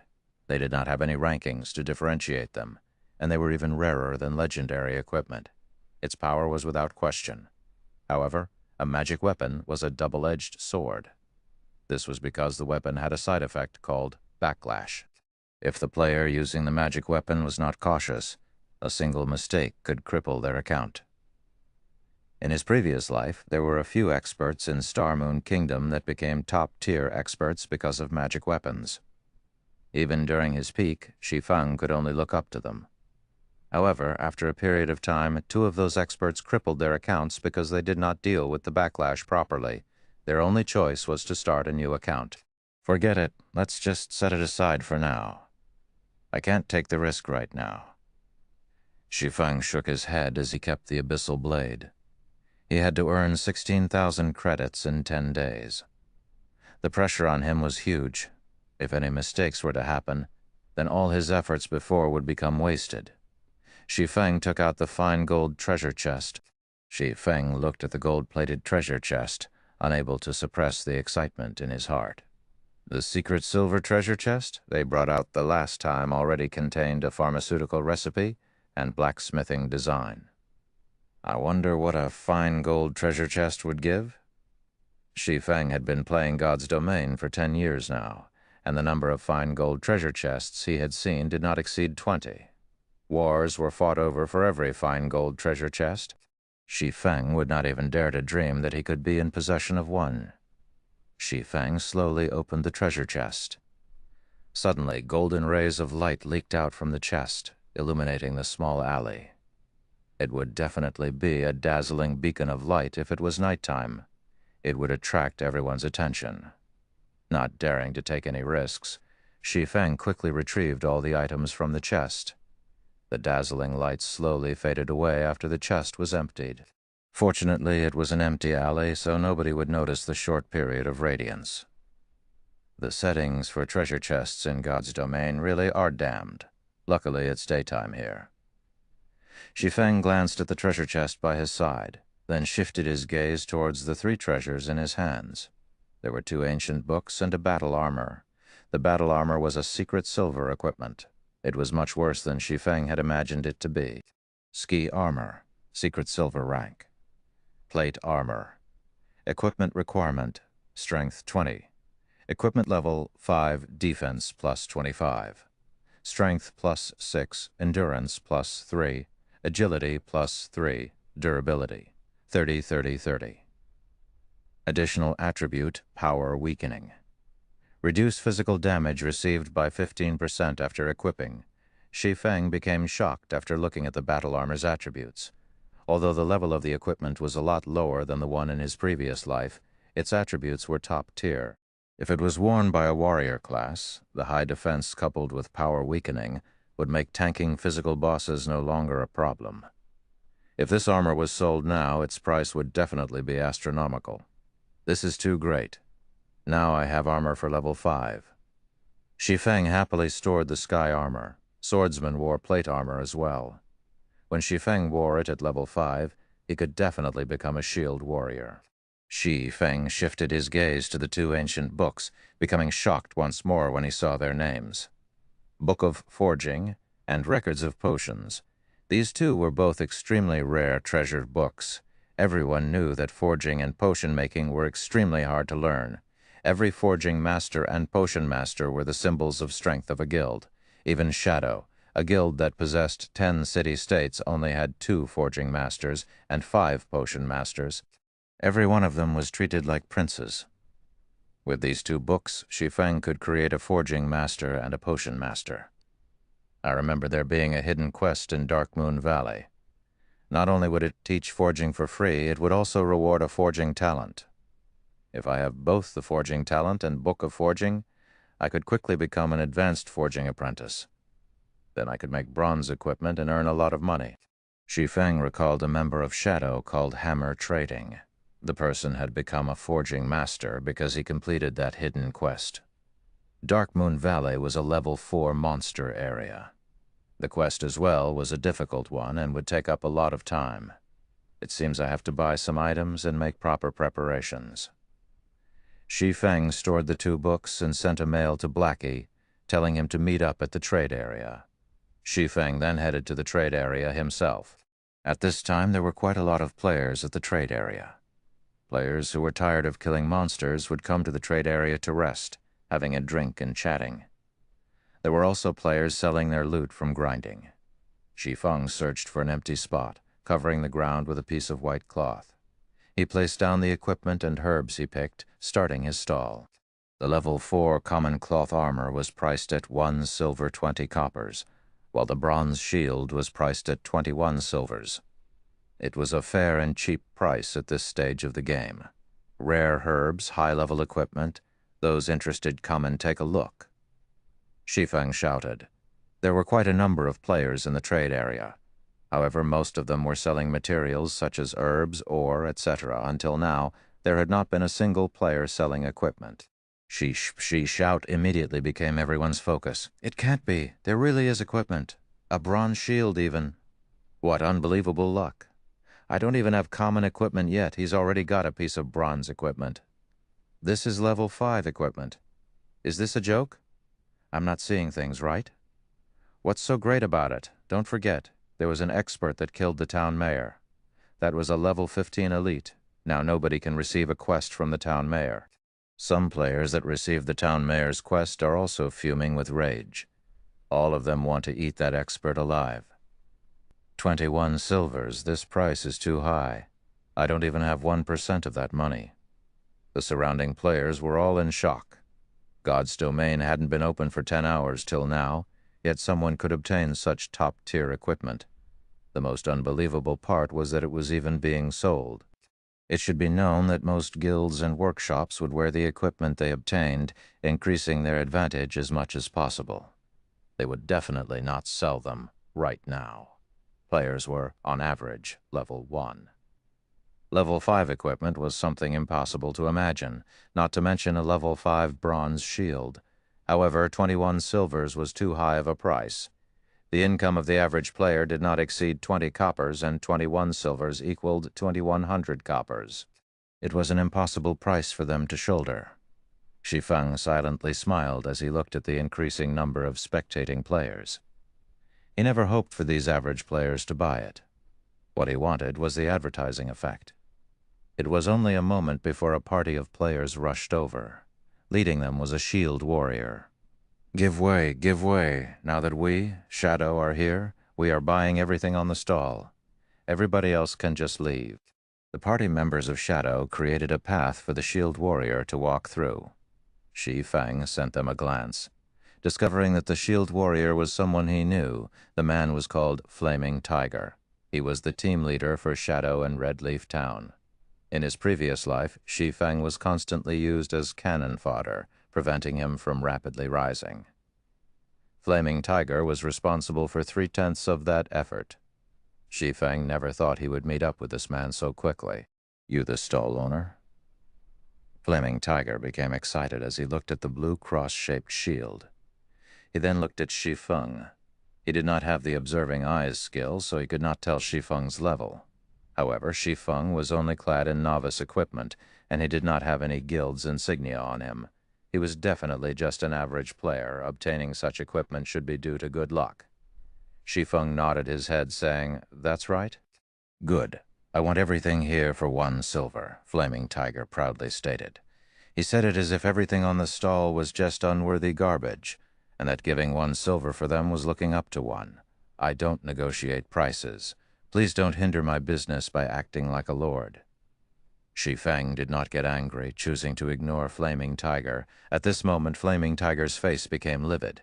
He glared at Shi Feng, coldly saying, "Are you sure you want to oppose us, Shadow? I'll give you one more chance. Think carefully before you speak." Suddenly, all 5 other members of Shadow surrounded Shi Feng. Shi Feng rolled his eyes at Flaming Tiger, saying in a straightforward manner, "Fools. He actually dared to threaten Shi Feng inside Red Leaf Town. Did he not know it was prohibited to take action inside a town? You're courting death," Flaming Tiger raged, both his eyes turning blood red. He couldn't help but want to kill Shi Feng right this instant. "Ha ha ha!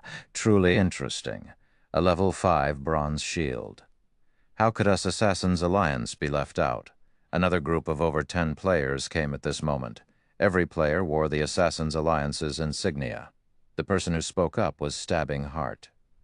He became shocked when he saw the stall owner. He did not expect to see Shi Feng, the expert who had cleared the bronze prize challenge in a single try.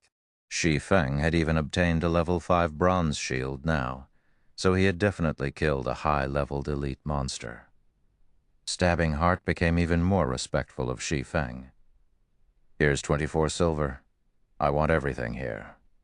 Let's become friends.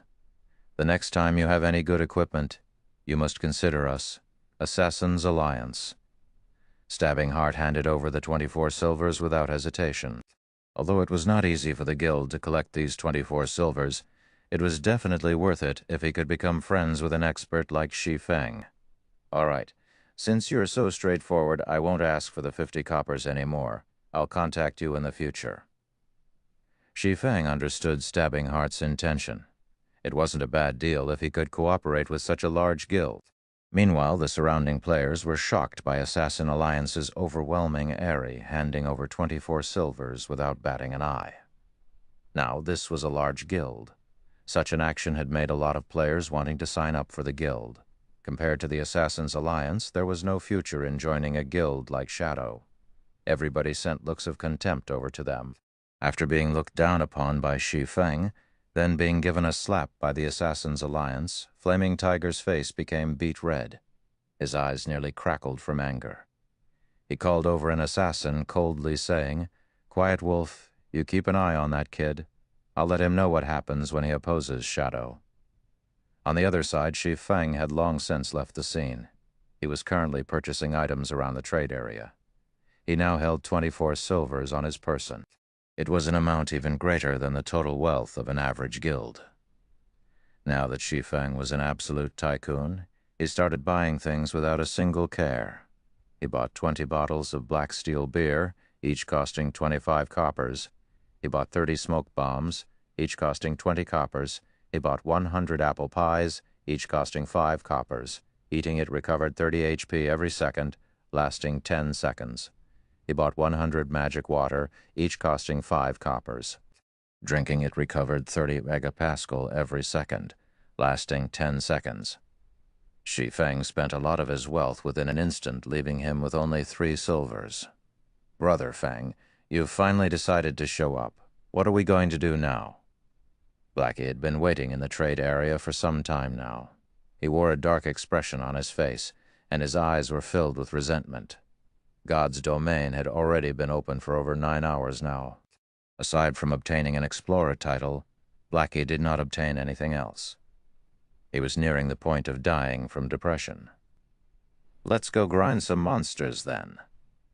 Shi Feng smiled, sending Blackie a party request. Chapter 11, Black Steel Beer. Chapter 11, Black Steel Beer, after leaving Redleaf Town. Shi Feng brought Blackie along as they headed straight towards Dark Moon Valley. Brother Feng, we're on the path towards Dark Moon Valley. That's a level 4 monster area. Can't we choose a safer place? Seeing that Shi Feng's target was level 4 monsters, Blackie couldn't help but ask nervously. Challenging higher levels in God's domain was extremely difficult. Usually players would just challenge monsters that are 1 level higher than themselves. Challenging monsters 2 levels higher required at least a 6-man party for it to be possible. However, even 6-man parties wouldn't carry out such an action, compared to exhausting themselves just to kill a single level 3 monster. It was much more efficient to just kill a level 2 monster. Shi Feng and Blackie were only 2 people. Ignoring Shi Feng, who was a level 2 swordsman, Blackie himself was still a level 0 cursomancer. He was just free food to a level 4 monster. Going against level 4 monsters just with the 2 of them was utterly suicide. Shi Feng only smiled regarding Blackie's worries. Securely said, "Relax. Can't you see that I'm already level 2? That friend of mine is an expert beta tester. If it weren't for our good relation, he wouldn't even tell me such a secret. You can just wait to get on the leveling rocket." Shi Feng pushed all the problems that came with him being a reincarnated person onto his good friend. Now all his actions in God's domain could be easily answered too. He also didn't have to explain much, since Blackie would easily believe him. This was because a beta tester was the best explanation. As expected of Brother Feng, you're still the greatest. No wonder you didn't join Shadow Workshop to earn money. With an expert beta tester giving you pointers, you could definitely earn a lot of money in God's domain. The happiness of my body's lower half will depend on you now. Blackie laughingly said as he became relieved. When joined the party before, he was very surprised to see Shi Feng already at level 2. Currently, there had yet to be any news of a level 2 player in Red Leaf Town. Even elites of a workshop were no exception. However, Shi Feng had reached it. His leveling speed was absolutely terrifying. Blackie knew about Shi Feng's standards. Although his skills weren't bad, he definitely wasn't that good. Before, Blackie still had some suspicions about the news of the beta tester. However, all his worries disappeared after seeing Shi Feng's level, because only a beta tester could make something like this happen. Blackie had also started believing the possibility of Shi Feng earning 16,000 credits in 10 days. Scram, this brother's straight.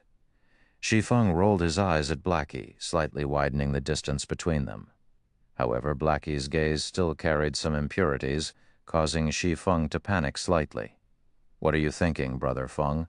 "My dream lover is the snow goddess, Gentle Snow," Blackie hurriedly explained. The snow goddess, Shi Feng, had a very deep impression of this woman. She had performed extremely outstanding in other virtual games. Not only did she possess an absolutely beautiful face and devilish body, but she also had a proud attitude which was backed up by her excellent battle techniques. Because of these traits, she became even better received by the public. After 3 years since God's Domain's opening, she had become a top-tier expert within the whole country. She was also the top 10 berserker within the country. She was dubbed as the Battle Goddess. She had starred in plenty of commercials. Her personal net worth at that time had exceeded tens of billions of credits. Not only that, but she was also the vice-guild leader of Ouroboros. Millions of players would move with her single command. During those times, Shi Feng was only a minor character within God's Domain. He could only look up to Gentle Snow's shadow. Unfortunately, sometime later, Gentle Snow suddenly vanished from God's Domain. Her disappearance became a hot topic within God's Domain for some time. "Brother Feng, look, that's an elite monster." Blackie pointed towards a snow-white fox in the distant paddy field as he shouted. Shi Feng looked over to the golden fields, discovering a white-colored fox. There was even a little rabbit in the fox's mouth right now. Cunning Snow Fox, Rare Elite, Level 2, HP 450. Blackie, your eyesight and luck are seriously too good. You even spotted a Rare Elite. We're going to earn a fortune this time. Shi Feng stealthily walked closer to the fox as he directed Blackie. You just attack from a distance and leave the rest to me. Rare Elites were a special type of elite. They had the same capabilities as a normal elite monster, but the rewards they give out were a lot greater. It would take a long time for it to respawn after being killed. Whether you could meet one depended on your luck. Brother Feng, you must be crazy. That's a level 2 elite. We can't go against it. Blackie wanted to stop Shi Feng. Only a small party of the same level could deal with an elite. Fighting one alone without any healing would definitely lead to death. However, Blackie was too late. Shi Feng had quickly circled to the Snow Fox's back, launching a sudden attack. Chop. A sword strike flew. The Snow Fox's actions were very nimble. It immediately avoided a vital hit to its abdomen, taking only 32 damage. Such nimble actions. Its defense isn't low either. Shi Feng made a quick judgment after observing how the Snow Fox dodged and took damage. He had the might of 1,000 titles, so all his attributes were increased by 10%. There was also an additional 5 points to both strength and endurance, increasing his strength to 13 and endurance to 10. His agility was also increased to 17 points. Now his attack power was 29, and he had 260 HP. With great speeds, the enraged Snow Fox bit towards Shi Feng's neck. It activated the skill, Fatal Blow. However, with 17 agility, Shi Feng's speed was not any slower than the Snow Fox. By the time the Snow Fox had rushed over, Shi Feng's novice sword had already struck down towards the fox's head. Pang. Shi Feng only had 13 points of strength. It was still not enough to block the Snow Fox's attack. 49 damage appeared above Shi Feng's head, and his novice sword's durability decreased by 1 point as well. On the other hand, the Snow Fox only received 5 damage. The gap between the two of them was as clear as day. We're dead. We're dead. We're so dead this time. Sweat started appearing on Blackie's forehead. He had seen damage from common monsters, but he never imagined that there was such a great difference from an elite monster. Shi Feng was lucky he had blocked the attack with his sword, only taking close to 50 damage. If the attack landed on his body, wouldn't it be over 100? Shi Feng had reached level 2 with great difficulty. If he died this time, he would return to level 1. His great advantage over others would be gone. "Move, Blackie," Shi Feng shouted. He really must have gone mad. Fine, fine. At worst, I'll just die once. I'm still level 0 anyway. Blackie clenched his teeth and started chanting a curse, his hands making gestures. A dark arrow shot out, dealing 5 damage to the Snow Fox. Blackie sucked in a deep breath when he saw the damage. He had added all his points into intelligence, yet 5 damage was all he could do. An elite monster's defense was just terrifying. Shi Feng, who was facing the Snow Fox, was under even more pressure. The Snow Fox had very high agility. It was able to dodge whenever Shi Feng wanted to use chop. In the end, Shi Feng could only use normal slashes, dealing 18 damage each time. However, each successful bite from the snow fox would deal over 100 damage. It was greatly disproportionate. Seconds later, Shi Feng's HP fell to 31, while the snow fox still had 244. I guess there's still no way to directly face off against an agility-type elite with such a small amount of skills. Shi Feng looked at the snow fox's half-remaining HP. If he continued to drag on this fight, he would be the one to die. He had to start bursting.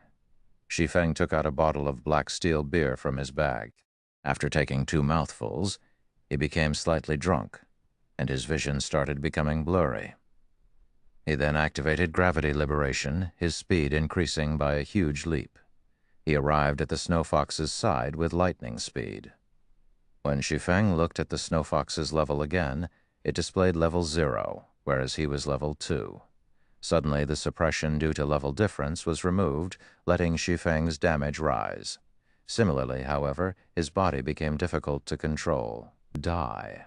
Shi Feng's eyes were icy cold. His grip around the novice sword tightened. Thundering flash. Hua! Hua! Hua!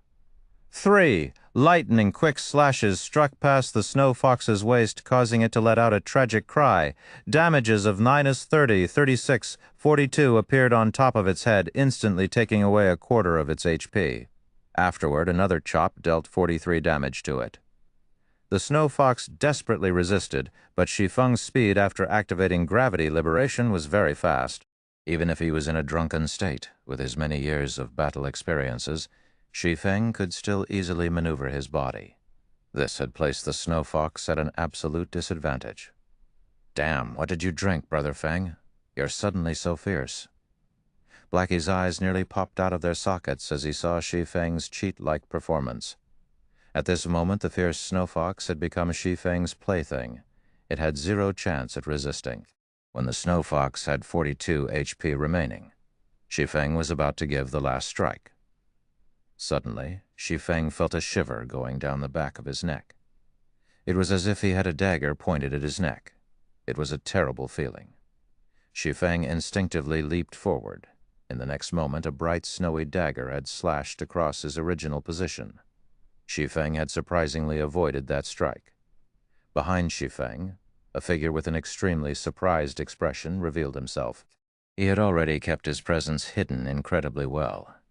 He did not even let out a single sound. Not only that, after he had raised to level 1, his agility had reached 10 points.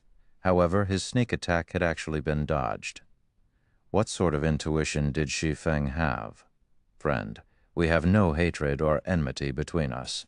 It isn't good doing something like this. Shi Feng focused his gaze on the newly appeared assassin as he coldly said so. If you wish to place blame, then blame yourself for angering us, Shadow.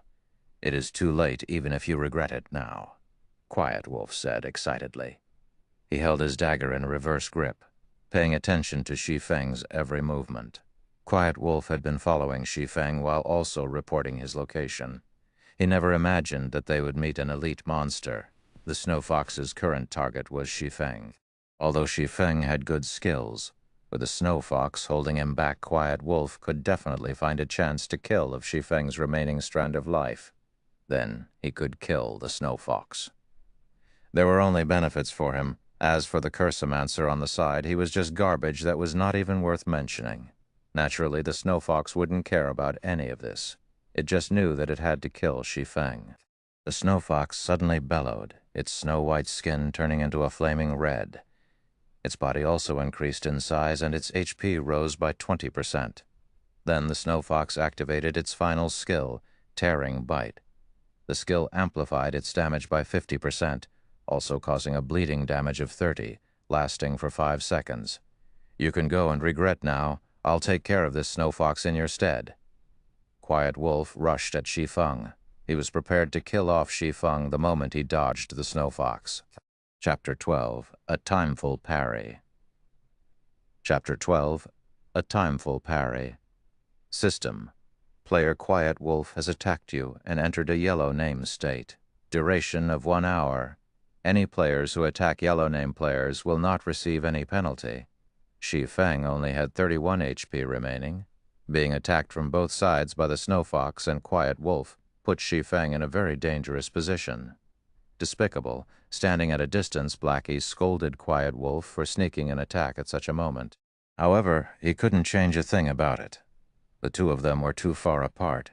It was too hard for him to land a hit on Quiet Wolf.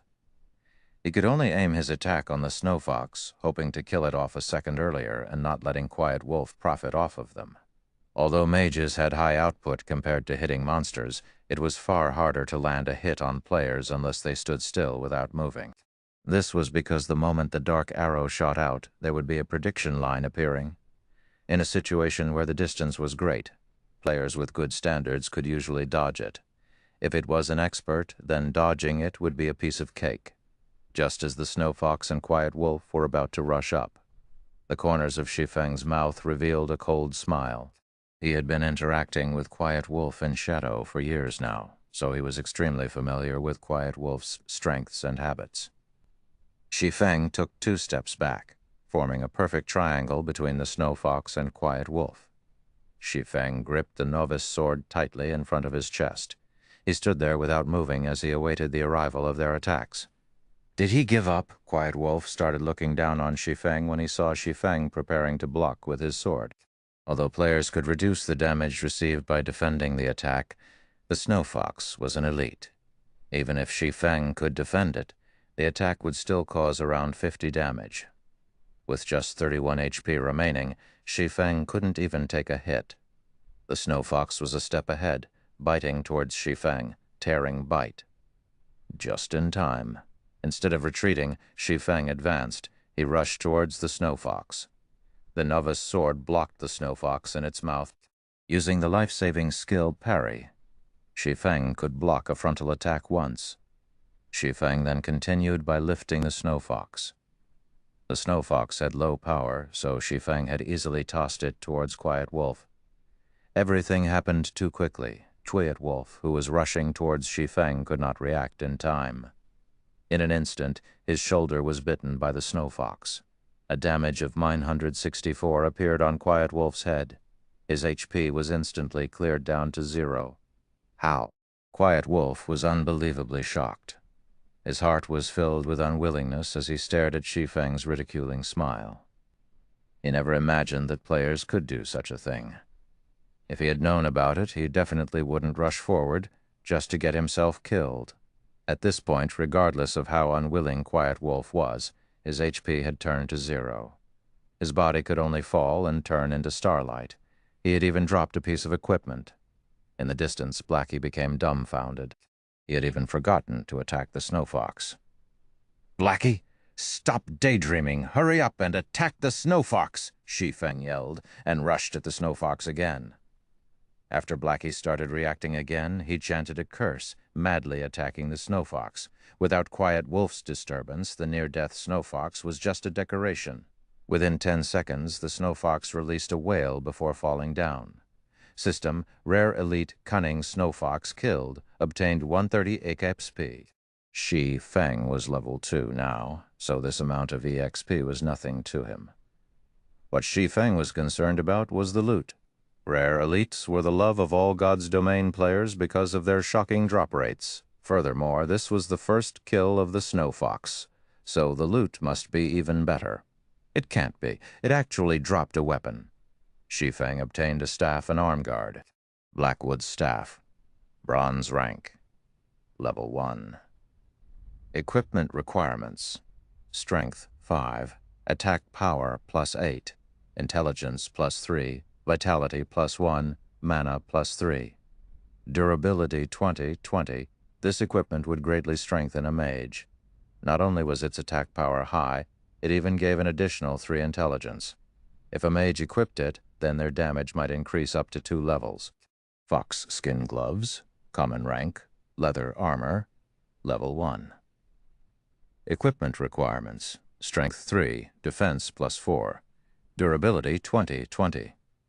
On the other hand, Quiet Wolf had contributed a pair of level 0 common leathered shoes with +3 defense. And here I thought it was some gray trash equipment. It seems Quiet Wolf's luck isn't that bad, being able to obtain a piece of common equipment. Shi Feng had a different view of Quiet Wolf now. Obtaining a piece of common equipment at the starting period of the game definitely depended on luck. However, Quiet Wolf's luck now benefited Shi Feng instead. Swordsmen could wear both plate armor and cloth armor. Now that Shi Feng had 2 of these new items, his defense had increased by a lot. Blackie, your equipment. Shi Feng passed the Blackwood staff to Blackie. However, Blackie did not receive the equipment. He had a hesitant look on his face. Killing the Snow Fox depended entirely on Shi Feng. Blackie wasn't of much help, yet he had received the best equipment, a piece of bronze equipment no less. At this stage of the game, there weren't many players capable of owning such an item. It was extremely valuable. What's happened to you? Aren't we good brothers? Why are you being courteous with me? Besides, you're a cursomancer. Once you've reached level 1, you can fully exert the staff's greatest capabilities. With that, we can level even faster, Shi Feng said in a serious tone as if he knew what Blackie was thinking. After some thought, Blackie was able to make sense of it. He no longer refused it, saying, "Thanks, I'll definitely use it properly." "Now, that's much better," Shi Feng laughed. "Let's go. We're going to Dark Moon Valley, Red Leaf Town." Quiet Wolf. What were you even doing? Not only did you die, you've even dropped a piece of expensive equipment. Do you know how precious that equipment is? Flaming Tiger snapped as he cursed. Quiet Wolf's expression was as gloomy as dark water.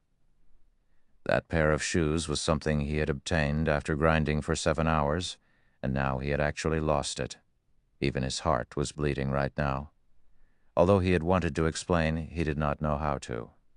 Should he say how he was toyed with by Shi Feng? That wasn't something he was willing to admit. However, even if he wanted to snatch the equipment back, he wasn't an opponent for Shi Feng. "Brother Tiger, I discovered a rare elite in the wild. I didn't think I would be discovered by that kid when I was about to kill off the elite. That kid had even brought along another person. In a 1 versus 3 situation, I wasn't their opponent at all." Quiet Wolf pretended to be enraged as he turned black into white. He continuously tempted Flaming Tiger. That brat should have killed the rare elite by now. He must have obtained some good equipment. They were on the path towards Dark Moon Valley. We could still catch up to them if we chase after them. We might even be able to get back the equipment. Rare elite? Flaming Tiger's eyes started to shine. He no longer questioned Quiet Wolf. Instead, he was extremely interested in the loot of the rare elite. He said excitedly, "Let's go. We'll immediately chase after them. They actually dare to steal my equipment. I will make them regret even playing God's domain." Within a short moment, Flaming Tiger gathered all the members of Shadow Workshop present in Red Leaf Town. He brought along 11 workshop members and rushed towards Dark Moon Valley. No matter what, he wanted to kill off Shi Feng and obtain his equipment. At this moment, Shi Feng and Blackie had already arrived at Dark Moon Valley. There was a smithy beside the flowing creek. Shi Feng and Blackie quietly stood in front of it. They were looking at a bare-chested, middle-aged uncle. In his hand, the man wielded a steel hammer. Ding, dang, he kept hammering on the crimson-red ore. Time slowly flowed by, bit by bit. "Brother Feng, are we still going to wait?" "It's already been half an hour now," Blackie said. "We have to wait. Without patience, he won't give us the quest," Shi Feng affirmed. In his previous life, Hammer Trading had passed by this place on accident. He had discovered a smithy here. However, the blacksmith here didn't pay any attention to him regardless of how Hammer Trading talked to him. This had enraged Hammer Trading, so he decided to drag it on with the blacksmith. He kept standing to the side, sending death glares to the blacksmith. He had never imagined that after some time, the blacksmith would actively speak up. Not only that, the blacksmith even gave out a hidden quest. This had allowed Hammer Trading to learn the forging talent, becoming the forging master of the era. When Shi Feng thought about obtaining the forging talent, coupling it with the Book of Forging, advancing into an advanced forging apprentice became a very easy task. When that time came, gold coins would rain into his pockets. After waiting for more than 10 minutes, "Do you too have an interest in forging?" The middle-aged blacksmith suddenly asked. "Yes, sir." We've loved forging since we were young. Shi Feng immediately said. The middle-aged blacksmith nodded his head, saying in a satisfied tone, Then, since you love forging, I can teach it to you. But first, could you help me retrieve 100 pieces of meteorite ore? They can be found on the west side of Crimson Star Mine. Of course. We would gladly be at your service, Shi Feng respectfully answered. System. Hidden Quest Road of Forging accepted. Player is requested by Forging Master Jack to obtain 100 pieces of meteorite ore from Crimson Star Mine. Crimson Star Mine was the nest of level 4 kobolds. These monsters loved ore the most. They would spend every day mining within the mines. As such, kobolds were born with great strength. However, they had short limbs. Because they stayed underground for long periods of time, their range of vision was short. They could only detect enemies within a 35-yard distance. This distance was also the maximum range of attack for a mage. At the mine's entrance, there were many kobolds walking around. An entire group of them would be attracted even if only one of them was attacked. Kobold, level 4, HP 420. Here. First, some food and drink to fill ourselves. We'll start work after that. Shi Feng brought out a black steel beer and an apple pie. Blackie didn't understand what Shi Feng was trying to do, but since it was Shi Feng's request, he must have his own reasons. Blackie sat down and started eating. 10 seconds after eating the apple pie, all of Blackie's attributes were suddenly increased by +1 points, the effect lasting 30 minutes. After drinking the black steel beer, Blackie's vision started becoming hazy. When he looked at the distant level 4 kobolds, their levels were suddenly reduced by 2, becoming level 2. All right, let's start then. A bottle of black steel beer's drunken effect only lasts 30 minutes. Shi Feng stood up. He took out a smoke bomb and walked closer to the mine's entrance. Then, he threw it at the group of level 4 kobolds. There were currently over 10 of them there. Smoke bomb, able to reduce the visibility in a radius of 10 by 10 yards. Duration of 1 hour. The smoke bomb was able to reduce a monster's vision by 10 yards. It wasn't particularly useful against other monsters. However, it was great when facing kobolds. Their vision was now reduced to 25 yards. As long as a mage attacked from a 30-yard distance, the kobolds would not be able to spot them at all. They could only stand there and wait for their deaths. Attack. Shi Feng pointed to the kobolds within the smoke. Blackie was half-doubting Shi Feng's actions, but he still chose to believe in Shi Feng. His mouth started chanting a curse. A moment later, a dark arrow shot out, landing directly on the foremost kobold, Chapter 13, Blackie's Good Luck. Chapter 13, Blackie's Good Luck. The kobold within the smoke was hit, 21 damage appearing above his head. The kobold became furious after being inexplicably attacked. Like a searchlight, the kobold looked around in all directions with his blood-red eyes. Such an action had also caused the other kobolds to start being on guard within the forest. Blackie's heartbeat kept on speeding up. He was extremely panicked. Although the kobolds looked to be level 2, their attributes 100% belonged to a level 4. Drinking the black steel beer allowed a player to become drunk, significantly increasing the player's courage. As a result, all enemies seen by the player would have their levels reduced by 2. However, this would not reduce the kobolds' attributes. If these kobolds came rushing at them, only death awaited Shi Feng and Blackie. Yet Blackie's worries were for naught. The attacked kobold looked at its surroundings. However, it did not discover any enemies. After whining for a bit, it returned to its original state. The other kobolds also stopped paying attention to their deranged companion as they continued walking about. Relax. They won't attack us as long as you maintain a 30-yard distance. Shi Feng clapped Blackie's shoulders as he confidently commented. He had been planning all this ahead of time, otherwise he wouldn't have spent that much money buying all those items. Blackie became even more courageous after Shi Feng's encouragement. He continuously chanted curses and shot out dark arrows. The kobold only had 420 HP, and it couldn't withstand Blackie's bombardment at all. After receiving more than 20 dark arrows, it breathed its final breath. Meanwhile, the other kobolds by its side did not show any reaction at all. Blackie became excited when he saw the first kobold fall. He had killed a monster 4 levels higher. Although the EXP was shared due to being in a 2-man party, the amount of EXP he received was still plenty. His experience had risen by 5% within an instant. This meant that Blackie would level up after killing 20 kobolds. He was even safe and unharmed. If the monsters did not disappear completely, their leveling speed would be terrifying.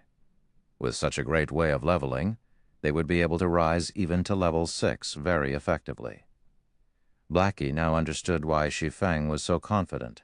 Even if they had wasted several hours from traveling, being able to grind on monsters here was definitely worth it. After a while, the group of 20 or so kobolds in front of the mine's entrance was cleared out completely. Blackie had also raised to level 1. After he equipped the Blackwood staff and added all his free ability points into intelligence, his damage was increased by a large leap. He could now take away 45 HP from the kobolds in a single hit. Meanwhile, the group of kobolds had dropped 12 copper coins and a level 3 common cloth armor. There were also 5 pieces of meteorite ore. Blackie's luck was quite good. According to what Shi Feng had known, the drop rate of meteorite ore from the kobolds was not high. Only 1 would drop out of 10 of them. Nearly 1,000 kobolds needed to be killed to obtain 100 pieces of meteorite ore. Now, however, just a group kobolds had given them 5 pieces of meteorite ore. After storing the drops, Shi Feng went on to lure more monsters. With the advantage of his 16 agility, Shi Feng's speed was faster than the kobolds. Within moments, he had lured over 30 kobolds. He also maintained the distance of around 20 yards, but not exceeding 25 yards. When he had lured all the kobolds into the smoke cloud, Shi Feng increased his speed abruptly. He quickly distanced himself over 25 yards from the kobolds, causing them to lose their target. After losing their target, the kobolds stood on the spot in a daze. Blackie, who stood over 30 yards away, took the chance to attack. The group of over 30 kobolds took less than 10 minutes to be cleared. They dropped another 21 coppers and 6 pieces of meteorite ore. Shi Feng and Blackie's experience also greatly increased. In such a way, Shi Feng continued luring monsters while Blackie continued dealing damage. Although the process felt mechanical and boring, Blackie was not complaining one tiny bit. On the contrary, he became even more vigorous with each kill. He wished he could just kill all day without resting. After an hour, Blackie's level had also risen to level 2. His dark arrow rose to level 3, and his damage went from more than 40 to more than 60. Such a rocket-like leveling speed made him speechlessly happy, giving him even more motivation to aim for level 3. Their kobold killing efficiency also increased by quite a bit with Blackie's greatly improved damage. The only downside was the increase in MP consumption following the dark arrow's level up. Fortunately, there was the magic water that Shi Feng had bought. With it, Blackie could fully regenerate his MP before Shi Feng had lured a new group of monsters, allowing him to deal damage without pause. Meanwhile, Shi Feng was observing Blackie's condition while he lured a suitable number of kobolds. Other than that, he was just picking up the loot. The number of copper coins and meteorite ore were steadily increasing. After another hour of Blackie's effort, they had managed to collect 73 pieces of meteorite ore, 6 pieces of common equipment, and 264 coppers. They would be able to gather the remaining meteorite ore if they grinded for another hour. The system notification rang out just at this moment. System, player Lonely Snow has sent you 10 coppers. Subsequently, Shi Feng received a communication request. The person contacting him was Lonely Snow. You are? Shi Feng had just finished luring a group of monsters. Since he had nothing to do, he accepted the call request. Hello, brother expert. I'm Lonely Snow. We met before at the town hall, and you've even pointed me to a grinding spot. That place was just too great. There wasn't anybody stealing mobs from me, and I could also easily handle them. I'm already level 2 now. I've also looted a lot of materials and copper coins. I've already mailed you the 10 coppers. I wonder if you've received it. Lonely Snow was extremely excited. Previously, he was worried that this expert would not bother with him any longer. This was because experts were usually very proud. They wouldn't even look at minor characters like him. Lonely Snow had earned over 60 coppers from that treasured location he purchased. His level had even risen to level 2, leading the other players by quite a lot. Spending 20 coppers for this were definitely worth it. So it was you. I've received the 10 coppers. Shi Feng only remembered about it after being reminded. Indeed, there was such a matter, however. That was when he needed the money to kill the town mayor a little earlier, so he had just casually given out some pointers. He didn't really mind regarding the remaining 10 coppers. Brother Expert, the level 2 dungeon Deathly Forest has already been opened, so I wanted to invite you to dive into the dungeon. My friends are all veterans, and they're all level 2 now. They will definitely not drag you down. Of course, all swordsman equipment obtained from the dungeon will belong to you. Do you perhaps have the time? Lonely Snow was slightly nervous. Experts usually disdained bringing along other people, especially rookie newbies. It was the reason why Lonely Snow mentioned that there were level 2 veterans in the party. He was afraid Shi Feng would just outright reject him, Deathly Forest. Shi Feng had a deep impression of this dungeon. As long as the number of level 2 players in Red Leaf Town reaches a certain amount, the first level 2 dungeon in Red Leaf Town, Deathly Forest, would be opened. Along with the Deathly Forest's opening, players of God's Domain were made known to the difficulty of dungeons. Deathly Forest was only conquered after many players had reached level 4 or 5. Meanwhile, Deathly Forest's true purpose was to increase the number of skills a player could possess. The monsters within the dungeon mainly dropped the basic skill books for every job. However, the most precious item within the dungeon was the forging design. Only the final boss, Werewolf Fillet, dropped it with a very low probability. Shi Feng was very interested in this forging design. If he could learn it, then he would be able to further progress in his plans. Fine, however, I have a condition of my own. I will be bringing a Cursomancer, so all Cursomancer and swordsman equipment will belong to me, also. I want all materials and design papers that the boss drops. If you all are willing to agree to this condition, then I can go with you. Shi Feng had just casually asked for the majority of the profits. However, he did not feel anything wrong with it. This Lonely Snow started sweating all over after hearing Shi Feng's condition. As expected, an expert's asking price was definitely high. However, when Lonely Snow considered the strengths of a beta tester, he still reluctantly agreed. All right then, I agree. I'll tell it to the others. Expert, when will you be free to come? We'll meet at the dungeon's entrance in another 2 or so hours. Shi Feng estimated Blackie's killing speed. In over an hour, they would definitely be able to finish gathering the 100 pieces of meteorite ore. That's good. Then I'll start preparing over here.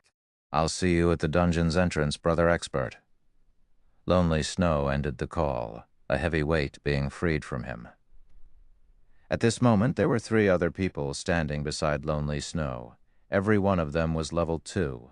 What did that expert say? A handsome ranger asked.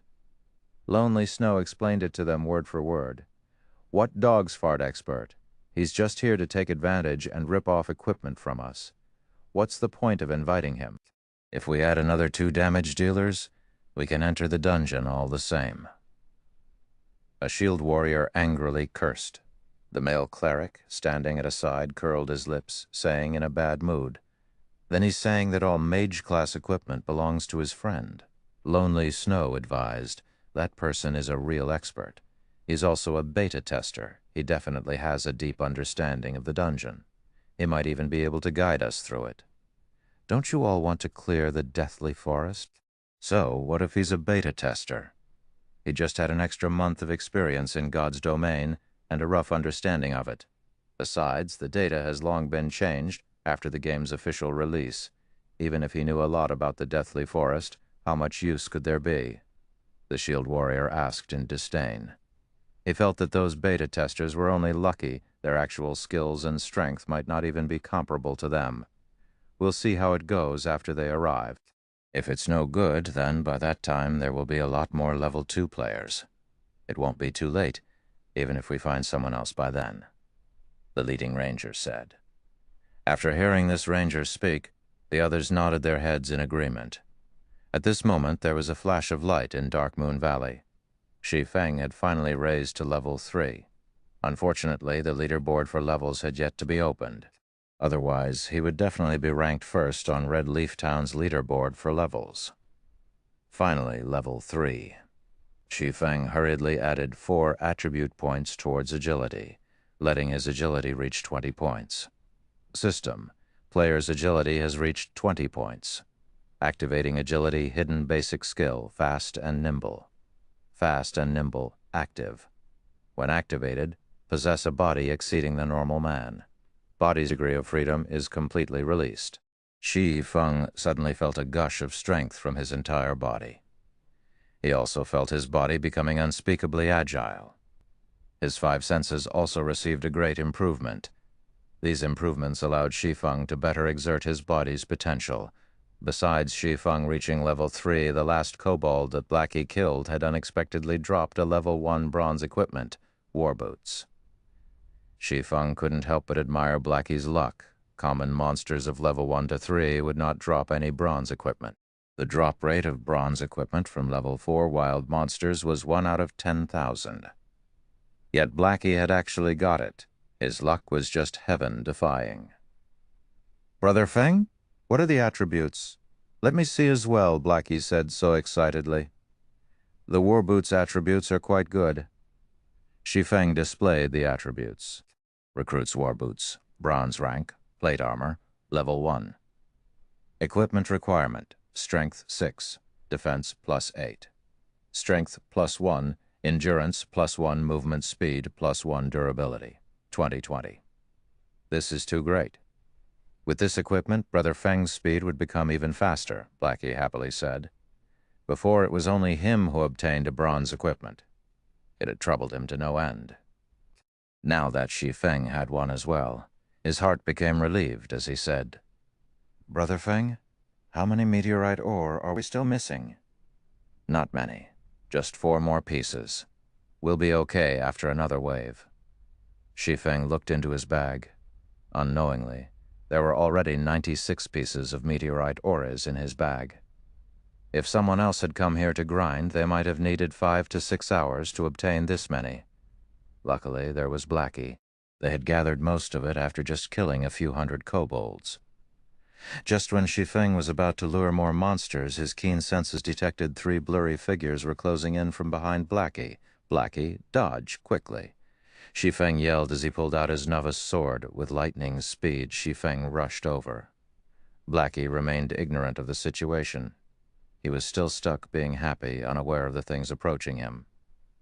Only finding out now, you're too late. He'll be the first one. 3 figures suddenly appeared. They were 3 assassin players, and one of them was Quiet Wolf, the person who was killed before. A mage being simultaneously ambushed by 3 assassins would die without question. There would be no suspense to it, even if Blackie was 1 level higher than them. Chapter 14, Extraordinary Player's Physique. The simultaneous attacks from the 3 assassins caused a lot of damage to Blackie. Even though he wore several pieces of common cloth armor, he had still lost nearly half of his HP. System: Guild Shadow has attacked your party. All party members are allowed to attack members of Guild Shadow without penalty. Duration of 1 hour. I'll fight you guys. Blackie knew he was sure to die. His speed was not comparable with an assassin's. However, he also wanted to retaliate before he died. Blackie started chanting a curse, firing a dark arrow towards Quiet Wolf at 0 distance. Quiet Wolf smiled in disdain. Although the arrow was unavoidable, he still had 80 HP at level 0. How strong could a Cursomancer's attack be? Could it possibly instant kill him? Hong. The dark arrow hit Quiet Wolf. Damage of 76 points appeared above Quiet Wolf's head, instantly leaving him with only some leftover HP. Quiet Wolf immediately became dumbfounded after seeing such damage, his eyes nearly popping out of their sockets. The other 2 assassins were equally shocked. How is this even a Cursomancer? This was just a cannon. The person who dealt the damage was also shocked. Blackie had never imagined that the level 3 dark arrow would be so powerful. In reality, however, it wasn't just the level 3 dark arrows taking effect. There was also the high-damage Blackwood staff, the aura effect of Might of 1,000, and the bonus damage from level suppression. Such extreme damage was only possible with all these added together. Crap, let's kill him, brothers. His staff is definitely a mysterious iron equipment. As a veteran gamer, Quiet Wolf quickly reacted, revealing his greed towards Blackie's weapon.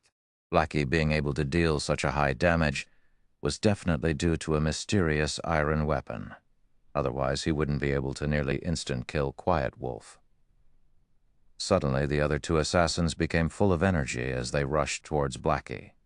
Not to mention a mysterious iron weapon, they didn't even have a common weapon. If they could get Blackie's mysterious iron weapon, then they would profit beautifully. The three assassins attacked again, leaving Blackie with only 6 HP remaining. When they saw that Blackie was about to die, the three assassins became even more excited. The mysterious iron weapon was about to come into their hands. At this moment, with unbelievable movement methods, Shi Feng appeared in front, blocking Blackie. 3 sword strikes blocked the attacks from the 3 assassins, creating 3 sparks. All 3 assassins were sent flying backward. Before the assassins could get over their shock, streaks of thunder appeared within their vision. 3 streaks of thunder struck the assassins that were still floating in midair. Damages of 32, 41, 50 appeared on all 3 of their heads. All of their HP dropping to 0, their bodies turned into starlight and disappeared within an instant. Because assassins had low defense and were under level suppression, the effect of a level 2 thundering flash was extremely horrifying. Brother Feng. Blackie became dumbfounded as he looked at Shi Feng's back, dumbly saying, "Are you Brother Feng?" Everything had happened all too quickly. Shi Feng had suddenly appeared and swung his sword 3 times, blocking 3 attacks from different directions. Then he had followed it up with a thundering flash. All of these actions had been carried out within an instant. It was so fast that the assassins could not even react. Shi Feng's actions and reactions were just inhuman. If Blackie wasn't familiar with the Shi Feng in front of him, he might have even thought it was someone else pretending to be Shi Feng. After sweeping his gaze around, Shi Feng discovered 8 players surrounding them. Leading these players was Flaming Tiger. Shi Feng no longer dared to stay behind, hurriedly saying, "Why are you still in a daze? Let's go." Shi Feng had activated Fast and Nimble, completely releasing his body's degree of freedom. However, even though he had a constitution that could keep up and react to his thoughts, his actual body's attributes were too low. He had a very hard time controlling his body, and it was also mentally taxing.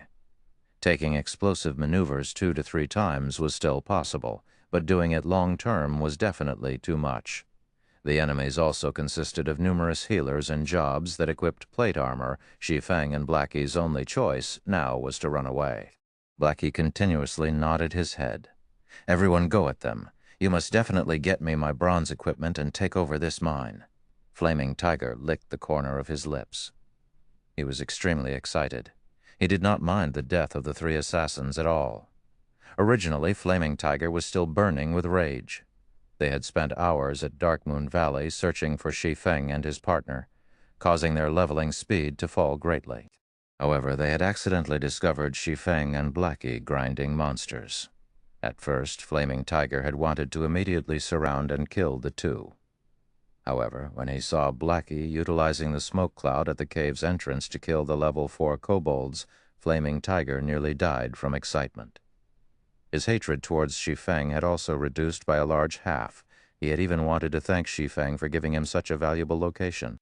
The difficulty of killing monsters of a higher level was famously known.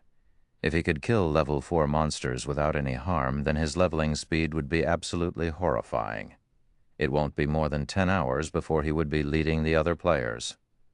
After he had gained a huge advantage over others, the task of uniting Red Leaf Town would be at his fingertips. When that time came, he might even become Shadow Workshop's captain. Countless virtual game companies had closed shop because of God's Domain's opening. There were billions of players joining God's Domain. To obtain their share in this, Many enterprises and financial groups started investing in God's domain one after the other. God's domain could be said to be the most profitable virtual game in the world. Flaming Tiger thought about how he would be able to stand out in Red Leaf Town. He thought about forcefully taking the large guilds down a peg. He also thought about becoming Shadow's captain. When that time came, obtaining expensive cars, beautiful ladies, and luxury mansions were only a matter of time. When Flaming Tiger thought of these things, he became unspeakably excited. He had to appreciate Shi Feng for giving all of these things to him. However, appreciation remained just appreciation. He still couldn't let the bronze equipment on Shi Feng and Blackie go. "Brother Tiger, those two are too fast. We can't catch up to them." A berserker said, "They're lucky that they run fast. However, this precious piece of land is enough." Flaming Tiger's eyes shone when he looked at the mine. He had already fantasized himself leading Red Leaf Town with flair. "Brother Tiger, what about Quiet Wolf and the other two?" The three of them fell back to level 0. They also lost quite a lot of skill proficiency, an elementalist asked. Flaming Tiger rolled his eyes at his subordinate, asking, "Is this even a problem? You saw as well just now. The kobolds within the smoke cloud won't attack players if they're attacked from a distance. Those are level 4 monsters. Leveling will be easy, so hurry them over here. Brother Tiger is still the smart one. Being able to find such a precious spot, Brother Tiger will definitely become the #1 person in Shadow," the elementalist started bootlicking Flaming Tiger. "Scram, #1 person in Shadow? I am the #1 person in God's domain," Flaming Tiger angrily responded. The other members of Shadow also agreed, one after another, laughing at the elementalist for licking on the wrong boot. A moment later, 3 mage players started attacking from a distance. As for the other players, they lured the monsters into the smoke cloud. Under Flaming Tiger's command, they started killing the kobolds in an orderly manner. Great. This is just great. Even after sharing a kobold's EXP with so many people, my experience still increased by 2%. "Brother Tiger, this is really fantastic. These monsters also drop ore and a lot of money. Not only that, but these kobolds also respawn quickly. We can grind here without limits until we reach level 6. By that time, we Shadow will definitely become Red Leaf Town's #1 guild." The members of Shadow started laughing happily. It wouldn't take many hours before every one of them reached level 6. It was already great just imagining how they would suppress the other guilds in Red Leaf Town. "Ha ha ha ha! Consider yourselves lucky for following me. The other team leaders are nothing. When the time comes, I'll become Shadow's captain." Flaming Tiger was in a great mood. With such an increase in experience, it wouldn't take an hour before he rose to level 2, compensating for his previous losses. Meanwhile, at the nearby location of Crimson Star Mine, Blackie was grinding his teeth in anger. "Brother Feng, are we just going to let this go?" That was hard to obtain information that came from a beta tester, but now it's just profiting these people. I get angry just from thinking about it. These people from Shadow are just shameless. Fortunately, I didn't join them. Shi Feng shook his head as he looked at the system panel's clock, smiling indifferently.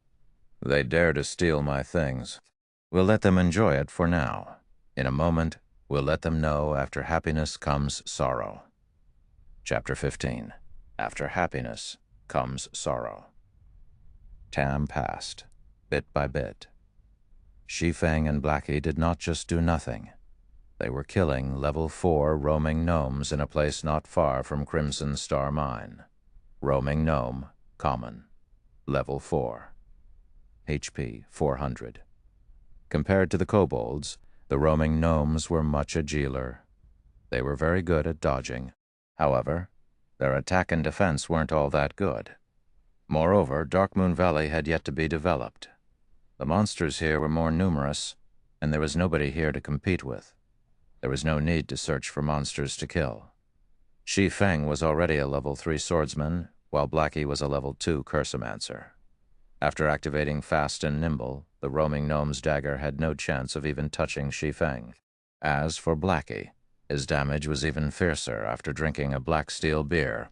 with Shi Feng entangling the gnomes in the front, and Blackie dealing damage from behind. Killing off the roaming gnomes became very easy. The efficiency was even better than grinding off the kobolds. In the front of the Crimson Star Mine, groups of kobolds laid still before the mine's entrance. Copper coins and various kinds of ores were scattered all over the ground. "Brother Tiger, this place is just too great. It's just been over half an hour, and everyone is already level 2. So much money dropped as well." "Keep up the effort, everyone, you three. Lure more monsters. As long as we continue grinding this way, it will only be 3 to 4 hours before we can rise to level 3. Flaming Tiger excitedly commanded the 3 assassins that just recently arrived to lure the kobolds. The mages were already level 2, so the speed of killing the kobolds had increased by a big leap. Luring a group of over 30 kobolds was not enough for them. "Brother Tiger, something dropped here." A berserker held onto a book as he shouted. "Bring it here, let me have a look at it," Flaming Tiger said while smiling. He licked his dried lips when he saw something dropped. After Flaming Tiger received the book, he suddenly started laughing loudly. "Great, really great. Not only has the spot that kid found after much effort been taken over by me, but if he knew a rare skill for swordsmen was even in my hands, I really want to see that kid's look of regret. Brother Tiger, I saw that kid when I came here. They were still nearby killing roaming gnomes. I'm guessing that they're still unwilling to leave and still thinking of this place. Why don't we go over and kill them? Save us some trouble."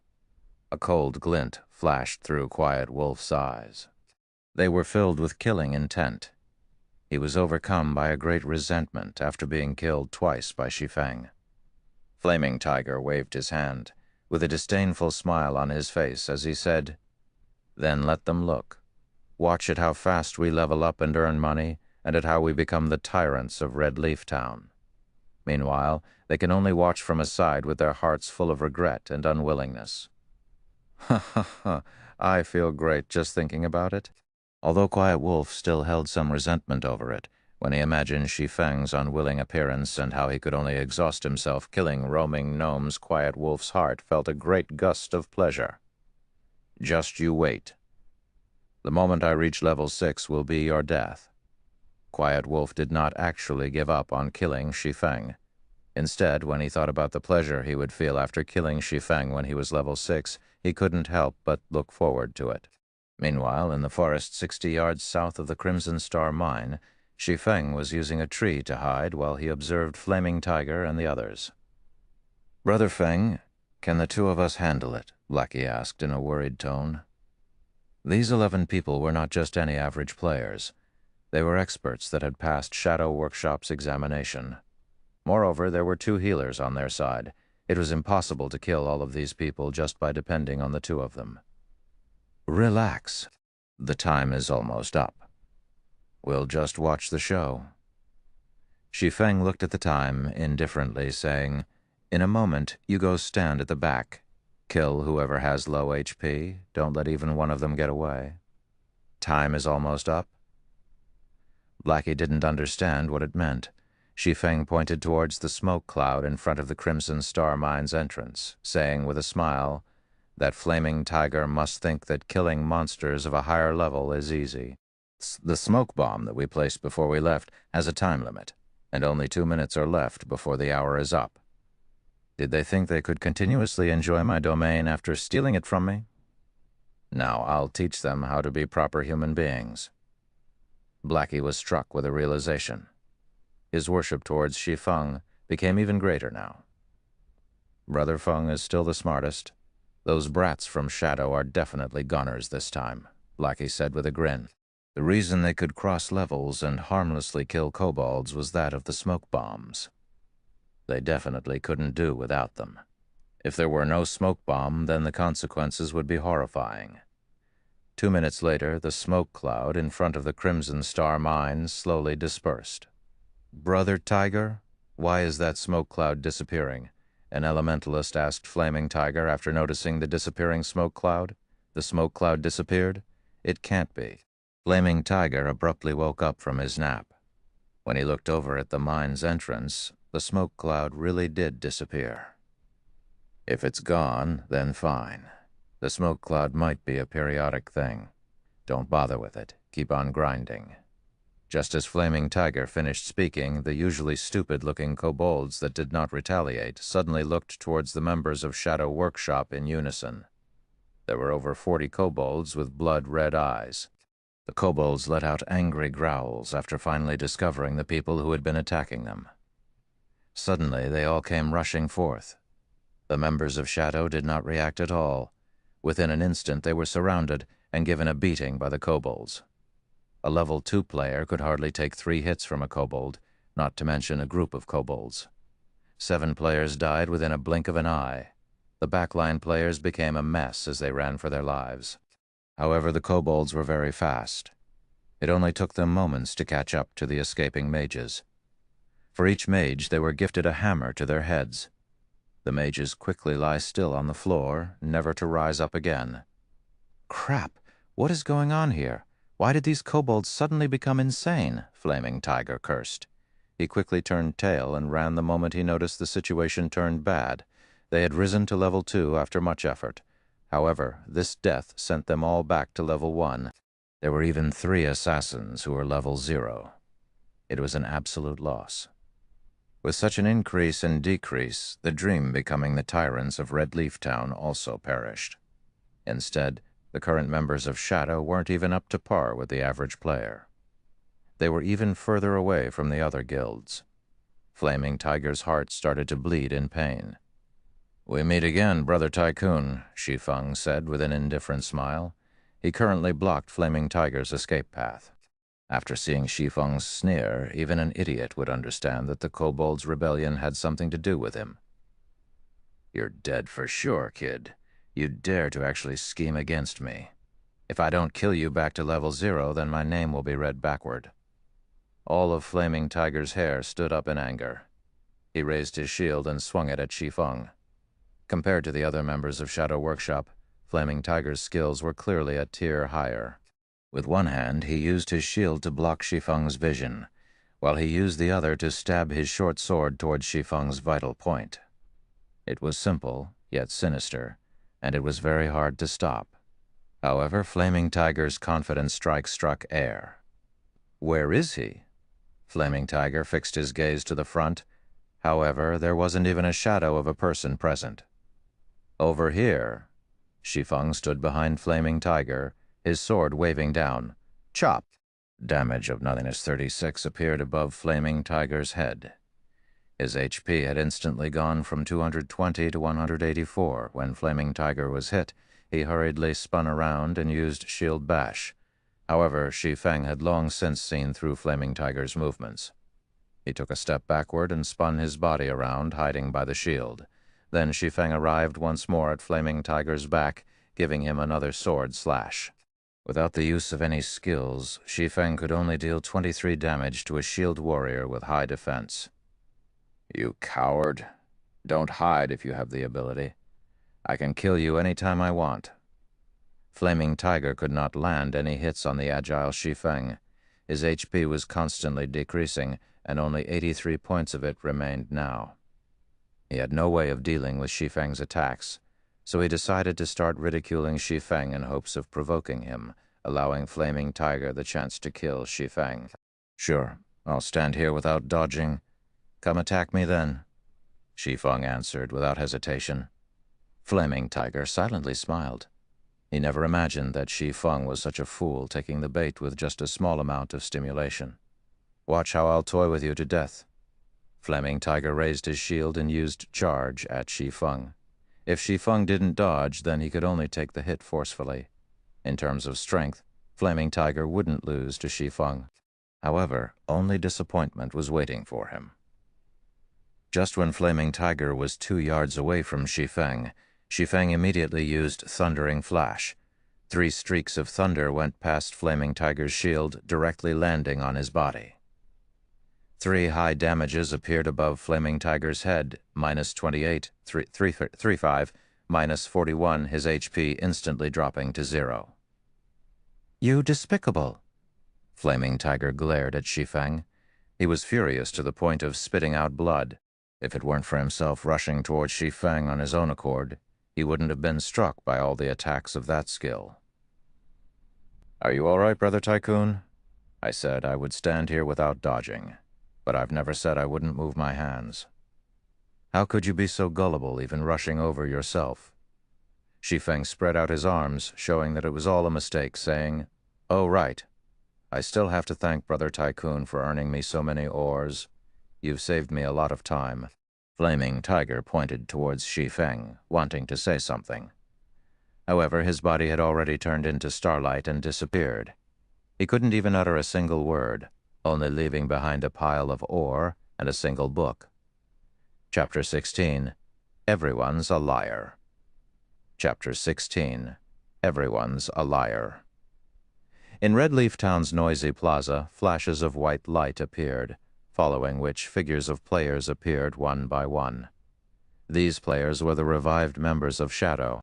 These people had down and extremely depressed expressions on their faces.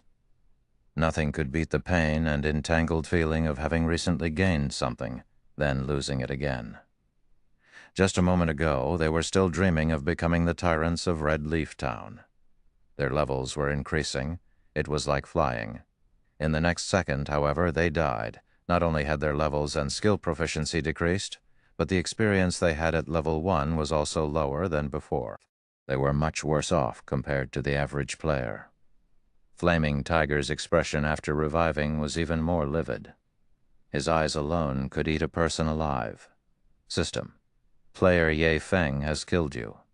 You will be revived in Red Leaf Town after 3 seconds. At the same time, you will lose 1 level, and all your skill proficiencies will be reduced by 100 points. Ye Feng, I will not let you off. I will definitely make you wish for death. Flaming Tiger let out an angry bellow after looking at the numbers displayed by the system. His actions had caused the other players to quickly avoid him, not daring to look at this madman. After venting for a while, Flaming Tiger ordered the other members of Shadow to check their bags, checking for the items they dropped. Although this death caused great losses for everyone, there wasn't just the XP gained from killing kobolds. There was also loot. This was also the only thing they could be happy about. At the very least, they did not busy themselves for nothing. When Flaming Tiger took a look into his bag, a sweet taste suddenly entered his throat. He spat out a mouthful of blood. "At once?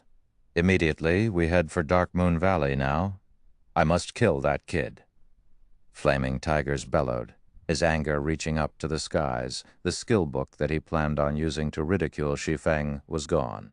It was an extremely rare skill for swordsmen, and it was also the most valuable item they got from grinding kobolds. Now it was gone. However, the most unforgivable thing was that the skill book had fallen into Shi Feng's hands. In the end, all of Flaming Tiger's efforts had become Shi Feng's gains. This was something that he would not tolerate. His hatred was something that could not be resolved even if he were to kill Shi Feng back to level 0. The other members of Shadow did not understand what had happened to Flaming Tiger. Going to search for Shi Feng right now was just a futile effort. Nobody would be foolish enough to wait for them to take revenge. Shi Feng would definitely slip away, snickering at them in some other place. At this moment, Flaming Tiger's system communication rang. "Who is it? Disturbing me at this time. Are you trying to die?" Flaming Tiger cursed after the call connected. "Flaming Tiger, your temper sure has grown after not meeting for a day." The voice on the other side was ice cold, as if in a furious rage. Flaming Tiger felt the familiarity of that voice. When he found the corresponding identity to the voice, his face suddenly turned extremely ugly. "Brother Zhang, it is you. I'm currently educating my subordinates. I never thought Brother Zhang would contact me. Brother Zhang, please don't mind it. I wasn't speaking about you just now." "Enough. I already know about your problem. Just looking at the damage you've caused towards Shadow's development in Redleaf Town, looking at what the good you've done has accomplished towards Shadow's development in Redleaf Town, I'll come to you immediately. From now onwards, you don't have to continue being Redleaf Town's team leader. Silent Rain, the team's elementalist, will take over temporarily, if You're still not level 2 by the time I arrive in Redleaf Town, then you can just get lost. Shadow doesn't need garbage. Flaming Tiger became spiritless after hearing these words. His hatred for Shi Feng would never be washed away, even by the 5 lakes and 4 seas. Meanwhile, in Dark Moon Valley, Shi Feng and Blackie were picking up the drops from the members of Shadow. Shi Feng was currently holding the skill book dropped by Flaming Tiger. Flaming Tiger really is too generous. He had even left me such an item. Shi Feng chose to learn the skill without hesitation. Windblade, action type requires sword, level 1.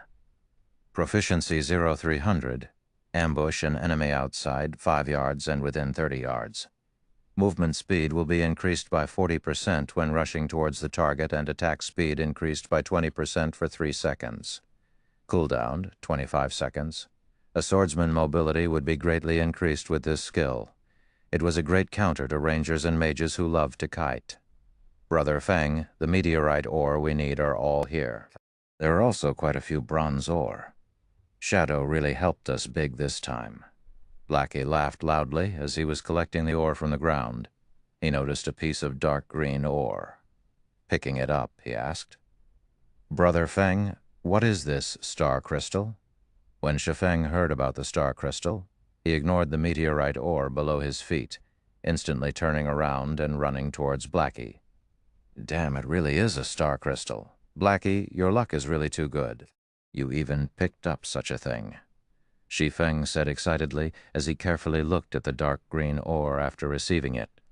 Every monster in the world had a chance of dropping a star crystal. The chances were 1,000,000 to 1. Maybe it was trash to other people, but to Shi Feng it was a priceless treasure. It was also the thing he needed the most. "Brother Feng, what is this star crystal for?" Blackie curiously asked. Shi Feng was usually calm and indifferent. Such an excited reaction from him displayed the preciousness of the star crystal. "It's for eating, but not for players." Shi Feng smiled slightly, but did not continue explaining as he kept the star crystal. "It's for eating?" Blackie was slightly confused. Who would eat a rock? However, Shi Feng must have his own reasons for not explaining, so Blackie did not continue asking about it. A moment later, all the drops were collected. They had received a total of 14 pieces of meteorite ore and 32 pieces of bronze ore. Not only had they completed Shi Feng's quest, they even had some leftovers. Subsequently, the 2 of them arrived at the smithy. "Master Jack, I have collected the meteorite ore you asked for." Shi Feng handed over all of the meteorite ore, not leaving even one behind. These were all quest items. A stack of them would only sell for 1 copper to an NPC. It was utterly worthless. "Not bad, young man. However, if you wish to become an outstanding forger, you still need to have enough strength to obtain precious ore.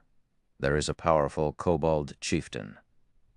Go kill it to prove your strength," Master Jack said eloquently as he stored away the meteorite ore. System: Hidden Quest Road of Forging. Kill the kobold chieftain inside Crimson Star Mine.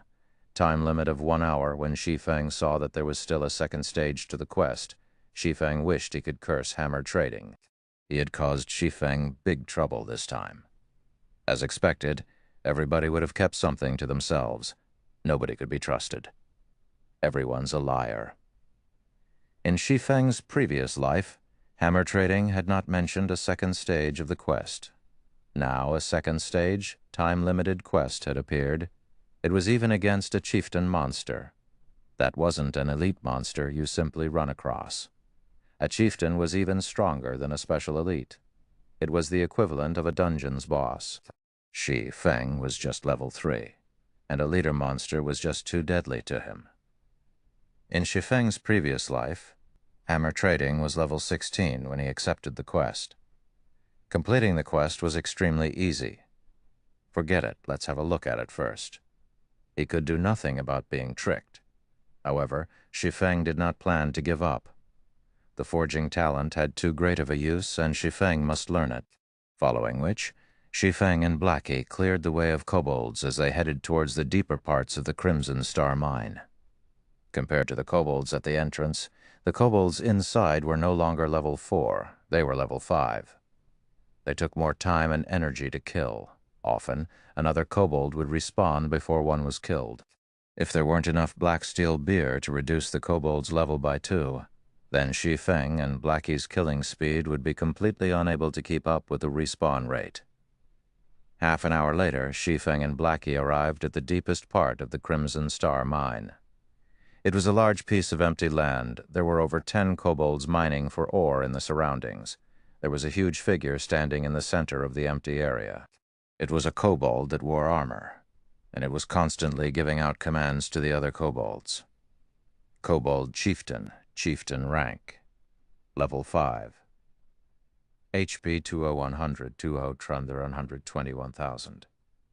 Just its HP alone could cause a person despair, not to mention the heavy armor worn on the kobold chieftain. Its defense was definitely high. It was nearly impossible for physical-type attacks to cause a lot of damage. Moreover, chieftain-rank monsters had a recovery speed of 2% HP every 5 seconds when in battle. That meant the kobold chieftain would recover 42 HP every 5 seconds. It was not a number to look down upon. An average level 5 player with physical-type damage might not even be able to deal 42 damage within 5 seconds. As for using the smoke bombs to kill the kobold chieftain safely, that was completely impossible. A chieftain monster's range of vision was extremely wide. Even a kobold would have a vision range of 55 yards. Using the smoke bomb to reduce its vision by 10 yards would still leave it with 45 yards. Even for rangers, who had the furthest firing range of 40 yards, it was not enough. Shi Feng thought through it again and again as he looked at the kobold chieftain before him, helplessly laughing. Do I really have to use that? Chapter 17, Magic Weapon Released, Famed Swordsman Born. Chapter 17, Magic Weapon Released, Famed Swordsman Born. Brother Feng, can we really beat this kobold chieftain? Blackie had not an ounce of confidence in him when he looked at the kobold chieftain. Ignoring its horrifying amount of HP, the giant axe on its back was enough to terrify someone. If Blackie were hit with that axe, he would definitely turn into meat paste within an instant. I don't know. Shi Feng shook his head. Plans can never keep up with change. There was not a single terrain within the mine that could be used. They could only fight the kobold chieftain head-on if they wanted to kill it. The kobold chieftain was the most powerful monster Shi Feng had met up with to this point. If he had enough time, Shi Feng would come here when he was level 5, with a full body of bronze equipment. He would have an 80% chance by then. However, there was little left of the time that forging Master Jack gave him. If he wanted to finish the battle within the 20 minutes remaining, then he would need to send out a small party of level 5 elites to do so. However, there were only 2 of them. Their equipment was also poor. Trying to kill the kobold chieftain within 20 minutes was utterly impossible. However, there would be dire consequences if the quest was not finished. There was only one chance to do this hidden quest.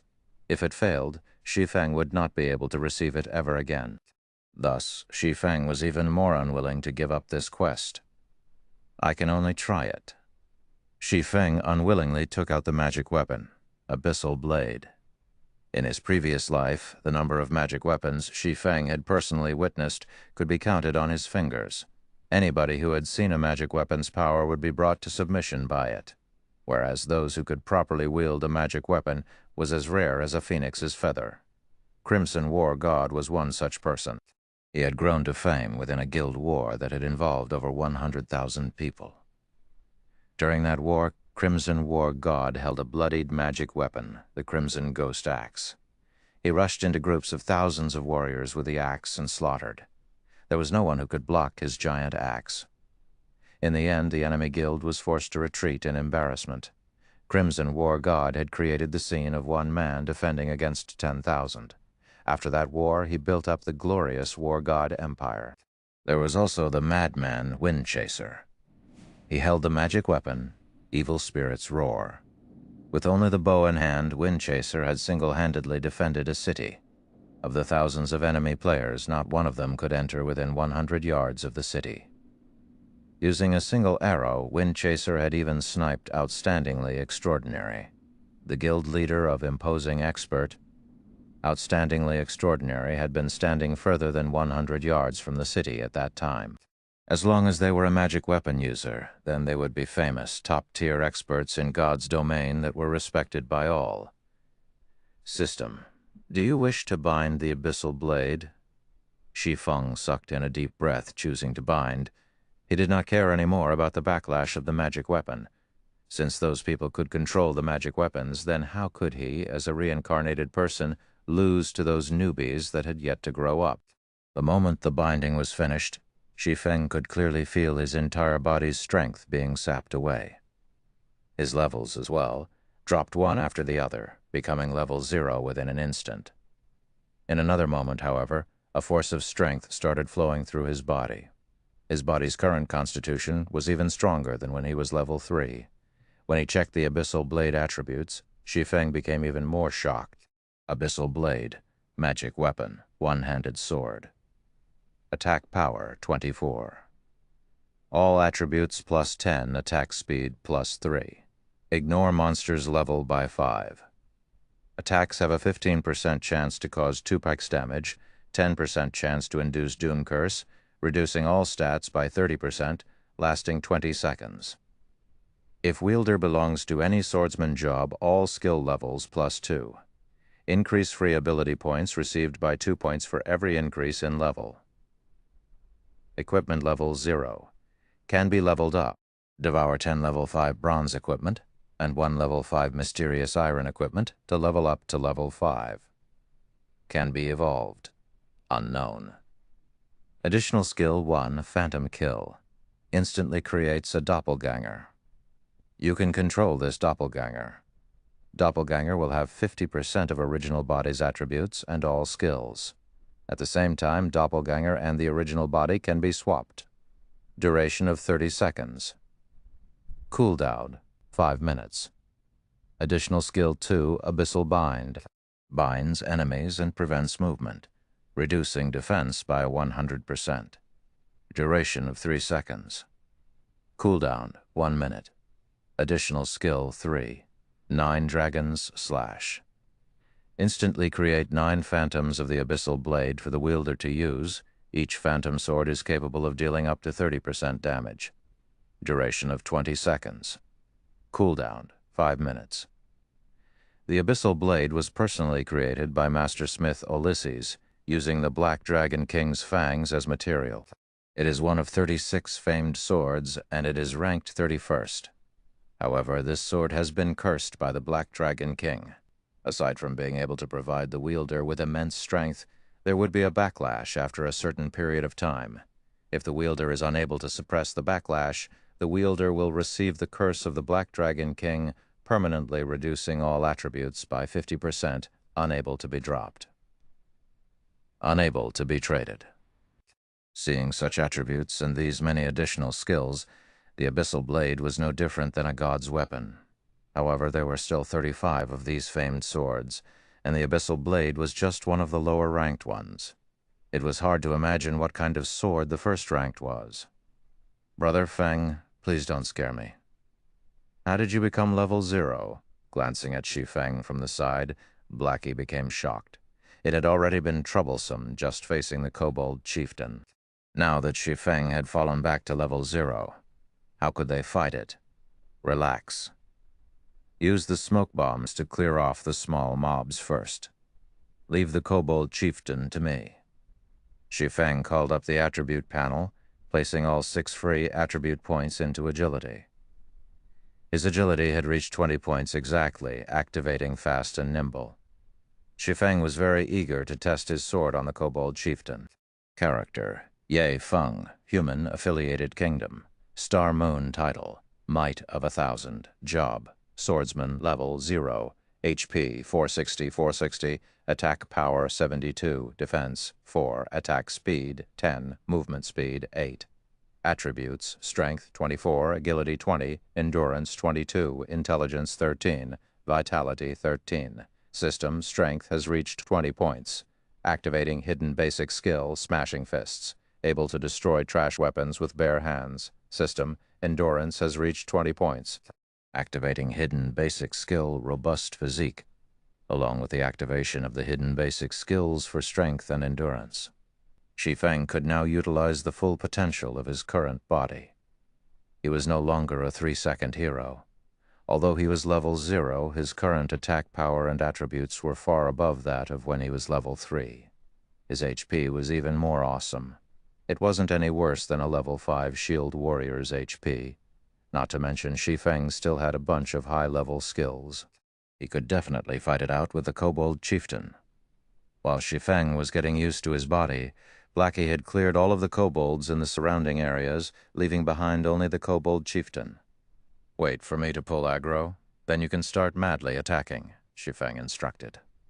Taking a step forward, Shi Feng rushed towards the Kobold Chieftain. Windblade. In the blink of an eye, Shi Feng had arrived in front of the Kobold Chieftain. The Kobold Chieftain had yet to react before 2 streaks of black light slashed at its neck. Suddenly, blood splashed from its neck, causing the Kobold Chieftain to scream in pain. 2 frightening damages appeared above its head. 63 minus 128. The Kobold Chieftain finally reacted. However, just as it lifted his giant axe, another sword flash passed through an unprotected area of its body. Chop. Another 105 damage appeared on the Kobold Chieftain. The power of a level 4 chop was shocking. When the giant axe landed on the ground, it created a large crater. However, Shi Feng had long since retreated and followed up by using a level 4 thundering flash. 3 streaks of violent thunder passed through the Kobold Chieftain's gigantic body, creating damages of minus 84, 101, 133. Shi Feng had taken over 600 HP away from the Kobold Chieftain after just a single exchange. The might of the famed sword, the abyssal blade, even shocked Shi Feng himself. Blackie, who stood a distance away, was even more dumbfounded. Chapter 18, 9 Dragon Slash. Chapter 18, 9 Dragon Slash. The Kobold Chieftain became enraged when he was dealt the heavy damage by Shi Feng's surprise attack. The blood that leaked from its wound became its stimulant. The Kobold Chieftain raised its giant axe, bombarding Shi Feng with one attack after another. The Kobold Chieftain could not react appropriately towards Shi Feng's previous surprise attack. It could only instinctively attack, so its attacks were aggressive against the wild attacks of the Kobold Chieftain. Even a level 5 shield warrior or guardian knight would die within an instant. Shi Feng could only retreat under such intense attacks. He did not have any chance to retaliate. He also needed to dodge the incoming rubble the size of fists. If they hit him, it would cause quite an amount of damage. A man and a beast exchanged moves at high speeds. If it were an average man, he most likely would not be able to make a single move. He would be halved by the giant axe, becoming very much dead. Blackie, hurry and attack it. I can't hold on for much longer. Shi Feng had been dodging for a whole 7 or 8 seconds now. When he saw Blackie having yet to attack, he shouted loudly. They were currently facing a chieftain boss, not a little elite. The attack patterns of a chieftain boss were not as monotonous as an elite's. It had a variety of attacks. The chieftain boss was a monster that possessed intelligence. It would even change its attack pattern for specific players. Couple that with a strength that was 2 to 3 times that of a normal elite. The chieftain boss was stronger than an elite by at least 4 times. Although Shi Feng had only exchanged blows with the Kobold Chieftain for 7 or 8 seconds, it felt like several minutes had gone by. Just from blocking attacks and the occasional counterattack had already taken over 100 HP from Shi Feng. If this situation continued, it wouldn't be long before his HP reached 0. With the famed sword, Abyssal Blade, Shi Feng's attributes were greatly increased. It allowed 3 hidden basic skills that were most important to a melee player to be activated. With these skills, Shi Feng was able to exhibit extraordinary attacks and dodges continuously. If he did not possess the Abyssal Blade, Shi Feng would have died long ago. Ah, I'll come help you, Brother Feng. Blackie realized his mistake as he finally reacted. He hurriedly waved his staff, his mouth chanting a curse. After aiming at the Kobold Chieftain, he shot a dark arrow. The dark arrow landed on the Kobold Chieftain's body, only dealing 17 points of damage. Blackie's mouth became wide open after seeing this damage. he couldn't help becoming astonished by a chieftain monster's defense. Blackie could cause over 50 damage if he attacked a level 5 monster, however, it was only a third of that amount now. It could be seen how shocking a chieftain monster's defense was. On the other hand, Shi Feng could deal over 100 damage in a hit. What kind of attack power was that? Shi Feng abruptly slashed the abyssal blade in mid-battle. Chop. A black light dug itself through a gap in the kobold chieftain's attack. Pang. Shi Feng took 3 steps backward before stabilizing his body, over 30 damage appearing above his head. On the other hand, only the kobold chieftain's giant axe was pushed back, pausing slightly in midair. It worked. It seems like my strength is just barely enough. Shi Feng was very satisfied with the attack this time. During battles within God's domain, not only could players defend and dodge, but they could also interrupt a monster's attack. This would cause the monster's attack to stop briefly, ending the monster's offensive. It was a high-leveled battle technique. Such techniques only started becoming popular half a year after God's domain's opening, especially in boss battles. If the MT main tank did not learn such techniques, the end result would be a party wipe. This was because there were no players capable of blocking a boss's crazed and continuous attacks. The kobold chieftain's momentary pause had caused it to reveal a weak point. Shi Feng rushed in without hesitation. Gathering all his strength into his hand, Shi Feng gripped the abyssal blade tightly and continuously struck the kobold chieftain. 4 streaks of sword light hit the unarmored parts of the kobold chieftain. With the damage amplification effect, Shi Feng's attack instantly took to 300 HP away from the kobold chieftain. Adding in Blackie's attack, the kobold chieftain only had little over 900 HP remaining. Ay-oh! Ow! Ayo! The kobold chieftain started going into a frenzy. It threw its giant axe to a side, pulling out 2 machetes from its waist. The change in weapons caused the kobold chieftain's attack patterns to change. If the kobold chieftain was a berserker when he held the giant axe, then after wielding the pair of blades, the kobold chieftain was a dual-wielding swordsman. The kobold chieftain now combined strength with agility, no longer just using violence to oppress its opponent. The attack pattern of the pair of blades was no longer monotonous. The kobold chieftain's attack speed had a large increase as well. Just after Shi Feng dodged one of the blades, the other came following behind. Shi Feng hurriedly used the abyssal blade to block it. Dazzling sparks were created when the blade and sword intersected with each other. Shi Feng's entire person was sent flying away. When Shi Feng was still in midair, he saw the kobold chieftain leaping with all its might, its machete raised high for a frontal assault. Is it going all out? Shi Feng was shocked, hurriedly using parry. Hong. The abyssal blade blocked the machete. However, Shi Feng was like a meteorite as he fell heavily to the ground. Shi Feng had thought the kobold chieftain's attack to be over. However, as it fell from the sky, its twin blades plunged downwards as well, with Shi Feng's chest as their target. Shi Feng was unable to move to dodge the attack. Phantom kill. Instantly, a doppelganger of Shi Feng appeared 3 yards away from him. With lightning speed, Shi Feng swapped places with his doppelganger. When the kobold chieftain landed, both its blades stabbed into the doppelganger's chest. The doppelganger's HP madly fell, over 300 HP disappearing within an instant.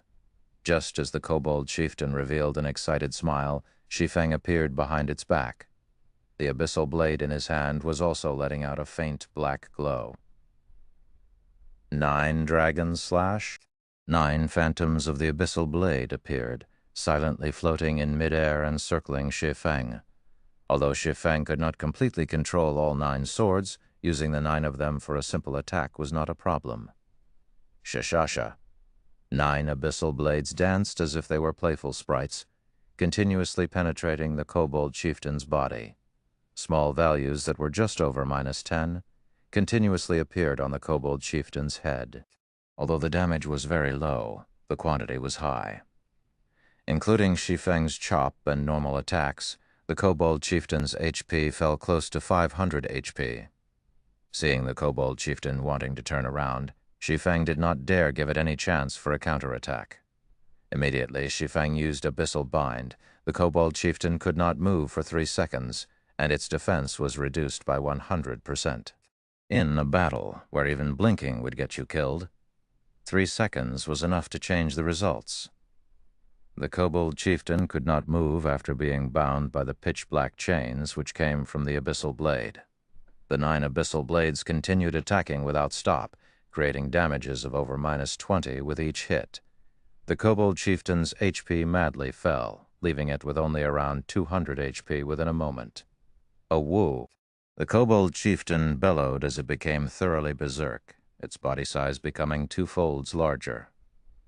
Shi Feng watched as the 3 seconds passed by. The Kobold Chieftain's strength was no joke after becoming completely berserk. Its strength had increased by at least 30%. However, all of Shi Feng's attacks and life-saving skills were still on cooldown. As if having seen through Shi Feng's distress, the Kobold Chieftain's face revealed a mocking expression. 2 large blades came crashing towards Shi Feng, their speeds like that of flying arrows. At the moment of life and death, Shi Feng noticed a kobold miner respawning from the corner of his eyes. Immediately, Shi Feng activated Gravity Liberation, followed by Wind Blade. With lightning speed, Shi Feng dodged the chop from the twin blades and rushed towards the kobold miner's front. Ow! Ow! Ow! When the Kobold Chieftain saw the near-death Shi Feng actually dodging its attack, its strong legs abruptly stomped on the ground, pushing it straight toward Shi Feng. Blackie felt chills down his back as he watched Shi Feng fighting. Regardless, his mouth never stopped chanting curses, sending out one dark arrow after another. However, the Kobold Chieftain's speed was too fast. Trying to hit it was just too hard. Fortunately, there was more than a 20-yard distance between the Kobold Chieftain and Shi Feng. The Kobold Chieftain would still need some time to catch up to Shi Feng. Within this period, Shi Feng might even be able to kill off the Kobold Chieftain with the 9 phantoms of the Abyssal Blade. However, both Shi Feng and Blackie had underestimated the Kobold Chieftain's explosive strength. Not only were its strength and defense greatly increased, even its agility had a great increase. It only took 2 seconds for the Kobold Chieftain to reach over 20 yards. The Kobold Chieftain lifted its twin blades, strongly slashing it down. The kobold miner in front of Shi Feng was split into 2, and a rain of blood fell 5 yards around it. This slash had closely brushed past Shi Feng's cheek, nearly taking his life away. Seeing the Kobold Chieftain preparing to slash down its other blade, Shi Feng strongly raised the Abyssal Blade in his hand. 3 streaks of thunder penetrated the Kobold Chieftain's body, taking away its last remaining 130 HP. Seeing the Kobold Chieftain finally fall, Shi Feng let loose a breath of relief. The Chieftain monster is truly too strong. Even if Shi Feng came here at level 5 fully equipped with bronze equipment, he would still be a goner. He could only kill it due to luck, compared to a level 2 Thundering Flash. The level 4 Thundering Flash only had a cooldown of 24 seconds. The cooldown had finished just in time, allowing Shi Feng to escape death. System: Level 5 Kobold Chieftain killed. Level difference of 5. EXP obtained increased by 500%. Obtained 2,350 EXP. Shi Feng immediately rose to 76% of level 1. System: Congratulations for becoming the first player to kill a Chieftain monster. Kobold Chieftain's item drop increased by 200%. Reputation in Starmoon Kingdom increased by 10 points. Suddenly, the Kobold Chieftain's body started expanding. Its size continued increasing until its body exploded with a boom, scattering a pile of items all over the floor. Chapter 19, Evil Whip. Chapter 19, Evil Whip. When the Kobold Chieftain exploded, items scattered all over the floor. Copper coins paved the floor as well in a copper glow shining through the entire mine as if celebrating Shi Feng's success. At the moment, Blackie sat paralyzed on the ground, cold sweat pervading his entire body. It was as if all of his strength was sapped out from his body. He could not care less about the drops on the ground. This battle was truly difficult. There was no time to even take a breath. Every minute and every second were a soul-shocking moment that stimulated the eyes. Every moment of the battle just toyed with Blackie's heart. He would not be able to take it at all if he did not have a strong heart. As for Shi Feng, who could battle against the kobold chieftain head-on, what kind of heart did he possess? "This is too great. We won, Brother Feng. You really are my idol," Blackie loudly shouted in extreme excitement. Seeing Shi Feng's calm face, Blackie was filled with respect for him. Although Shi Feng's former strength was quite good, surpassing many average players, he was still just an average professional player. Shi Feng's skill had never been out of reach for Blackie. Shi Feng had been previously quick to get excited. He would even get into an endless conflict over a piece of common equipment as if he was an unsheathed blade. However, the current Shi Feng was hugely different than before. It was as if he became a different person. The present Shi Feng was extremely calm and did things without hesitation. He gave off a certain serenity that resembled that of a dormant dragon. He did not do anything outstanding normally. Yet when he did, it would shock the world. "Blackie, wasn't your idol Gentle Snow?" Shi Feng slightly smiled as he said so. "Of course Gentle Snow is my idol. However, you're awesome as well, Brother Feng. Usually you keep quiet without revealing anything, but now that you've shown it, even such a powerful kobold chieftain was done in by you. Not even a true professional gamer could compare to you. So how could I not admire you? As they said, the shade is better under a large tree. Brother Feng, you should teach me how to play a cursomancer, even in my dreams. I've dreamt of becoming a professional gamer." In Blackie's eyes, Shi Feng was just like a mountain of gold. He was glad for the choice he had previously made.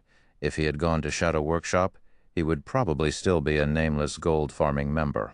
He wouldn't even have the chance to meet an expert. Forget about becoming a real expert. "All right." Shi Feng smiled.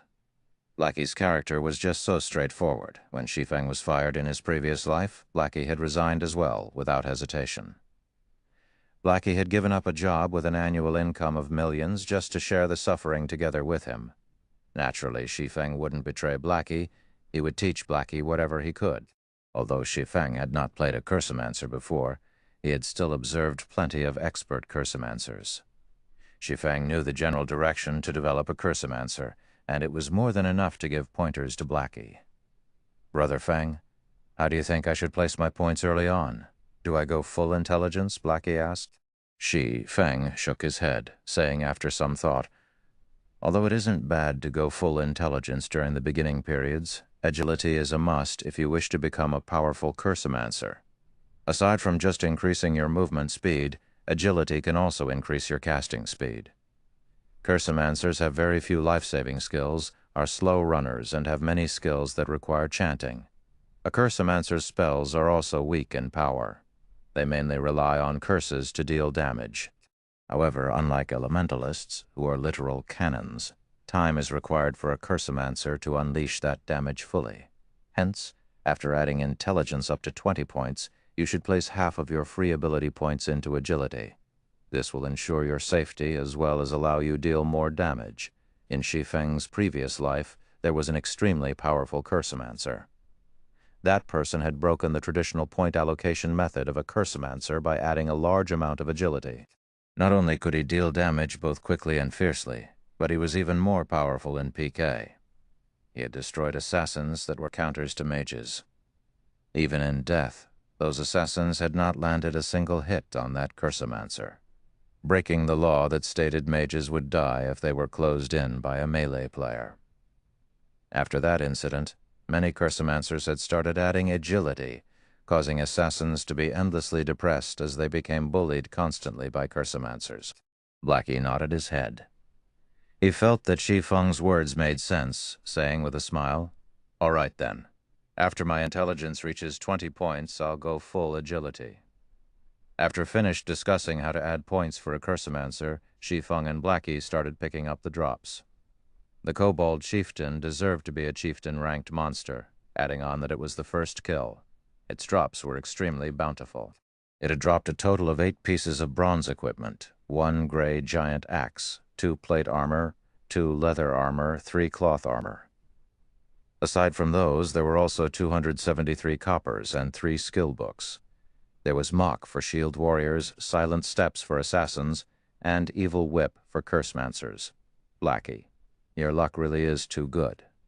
This Evil Whip skill book is rare with an extremely low drop rate. It is also one of the few control and damage skills that a cursemancer has. As long as the skills level is high, it will become a godly skill for grinding monsters. Shi Feng tossed the Evil Whip skill book to Blackie without hesitation.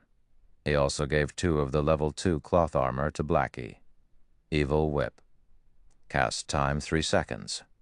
Use 5 thorns to bind a target in a fixed area. As long as the target exits the area and breaks the thorns, every thorn will cause a base damage of 20 points, with an additional 30% spell damage. Cooldown, 20 seconds. Blackie became ecstatic when he saw the skill, learning it quickly. With this skill, his battle standards would be increased by a big leap. After he switched to the 2 pieces of equipment, it was as if he turned from an air gun into an artillery cannon. Blackie's intelligence increased to 20 points, increasing his spell damage to 48, and also activating the hidden basic skill for intelligence, Rapid Cast.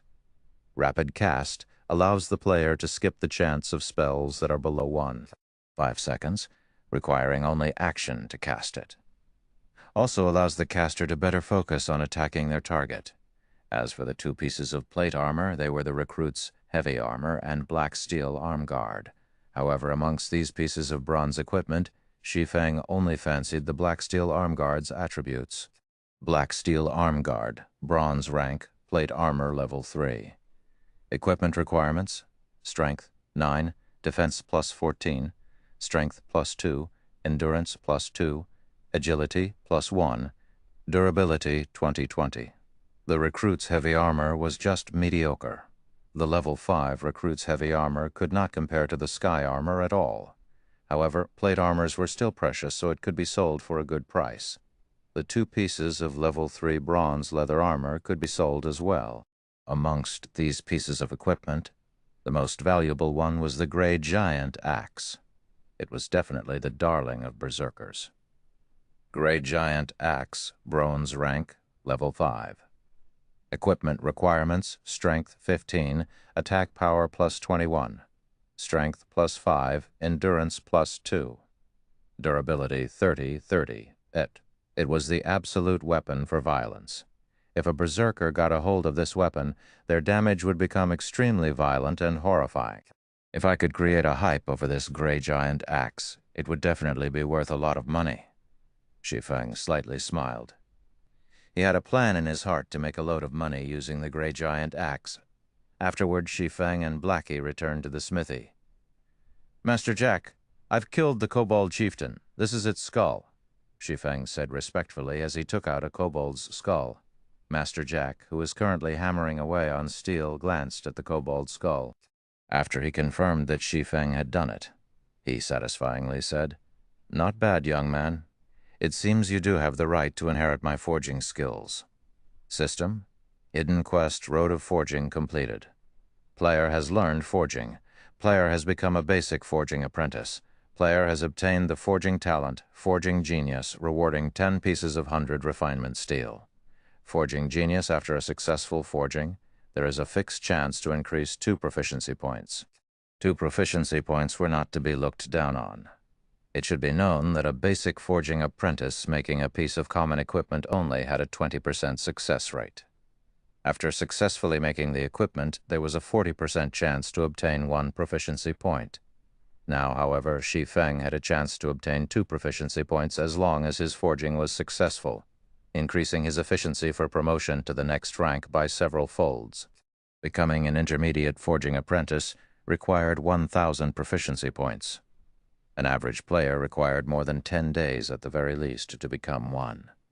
Their supply of materials must also be continuous, as the horrifying rate of failure would waste large amounts of materials. With the forging talent, Shi Feng could now save a lot of materials, saving him quite the amount of money. On the other hand, 100 refinement steel was a good support material for making bronze equipment. It could increase the success rate of making a bronze equipment by 10%. With the forging talent and book of forging, Shi Feng couldn't help but wish to start forging equipment immediately. However, he needed materials if he wanted to forge equipment, and in a large amount as well. If he were to collect the materials himself, it would waste too much time. He could only purchase them in bulk. However, that required a lot of money. Not only that, making common equipment would not earn him any money, but instead cause him to lose it. Only bronze equipment could be sold for a good price, but that required forging designs that Shi Feng did not have. Deathly Forest is a must-go. Shi Feng thought about the bronze equipment forging design that could be obtained from within the Deathly Forest. The equipment that could be forged using the forging design was both cheap to make and had very good attributes. In his previous life, there were quite a few forgers who became rich because of that design. Just as Shi Feng turned around to leave. "Young man, you truly make me look differently at you. Even after so many years of forging weapons, it is still my first time seeing a magic weapon." Master Jack called out to Shi Feng. He had sent his gaze towards the pitch-black sword hanging around Shi Feng's waist. Even if the black sword was rusty and looked like a fire poker, it could not escape the eyes of a master forger. Chapter 20, Curse of the Abyssal Blade. Shept. Shi Feng was surprised when Master Jack stopped him. "Young man, are you willing to let me have a look at this sword?" Master Jack looked at Shi Feng with eyes filled with a burning desire. His tone was no longer indifferent, but instead a little whispered. This Shi Feng was at a loss at Master Jack's sudden initiative request. However, it seemed logical after Shi Feng gave it some thought. The preciousness of a magic weapon, not to mention a famed sword forged by a master smith, went without saying. A famed sword was the lifelong pursuit of every master forger. They would definitely want to experience it after seeing one. Seeing Shi Feng hesitating, Master Jack quickly said, "You can be at ease. I only wish to see it, and I won't let it be for nothing. If you have any requests, do mention them." When Shi Feng heard this sentence, he became extremely excited. This was a master forger. Just by simply forging, he could create a piece of equipment of mysterious iron rank, secret silver rank even. His request was just to have a look at Shi Feng's sword. Shi Feng agreed without hesitation. He passed the abyssal blade over to Master Jack. NPCs couldn't steal items from players, so he was completely unworried whether or not Master Jack would do away with the abyssal blade. He would allow Master Jack to look at it however he wished afterward. Shi Feng would ask for a secret silver one-handed sword. By then he would be able to fully display a swordsman's true strength. Master Jack held the abyssal blade that looked like a fire poker, both praising the delicateness of the blade and marveling at its strength. After looking at it for over 10 minutes, Master Jack unwillingly returned the abyssal blade to Shi Feng. "Young man, this is a good and infinitely powerful sword, however. The curse on this sword is extremely evil.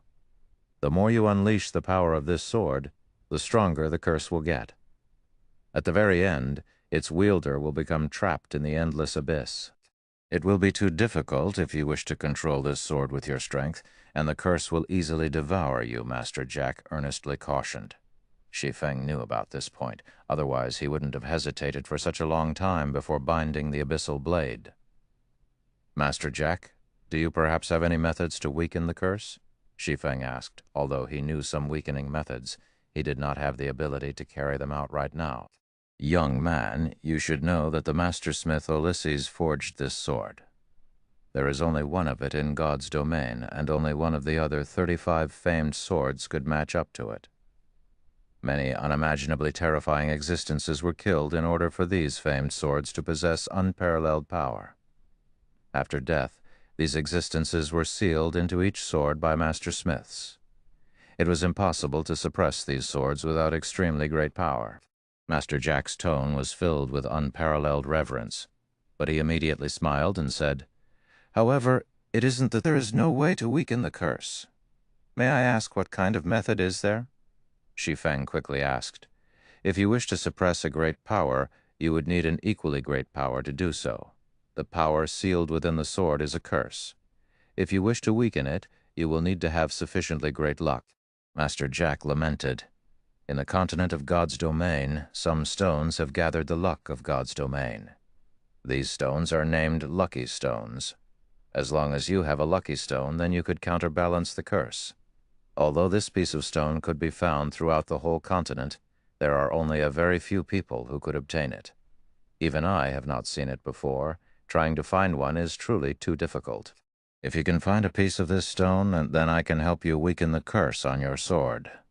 Seeing Shi Feng's slack expression, Master Jack shook his head in consolation, saying, "Young man, you have to know that the lucky stone is extremely rare.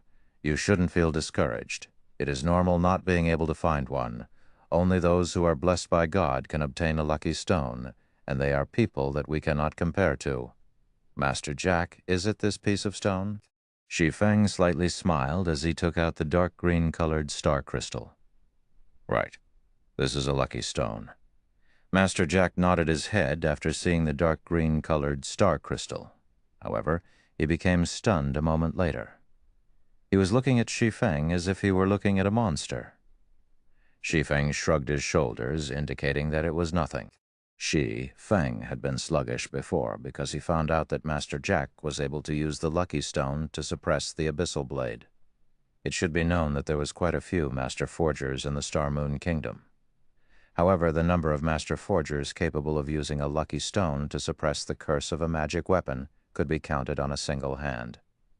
Shi Feng had never thought that the Master Jack in front of him would be one of them. "Master Jack, can you weaken the curse now?" Shi Feng asked with anticipation. After a few moments, Master Jack finally recovered to his previous calmness. Pretending to be indifferent, he said, "Okay, no problem. I can finish it within half an hour."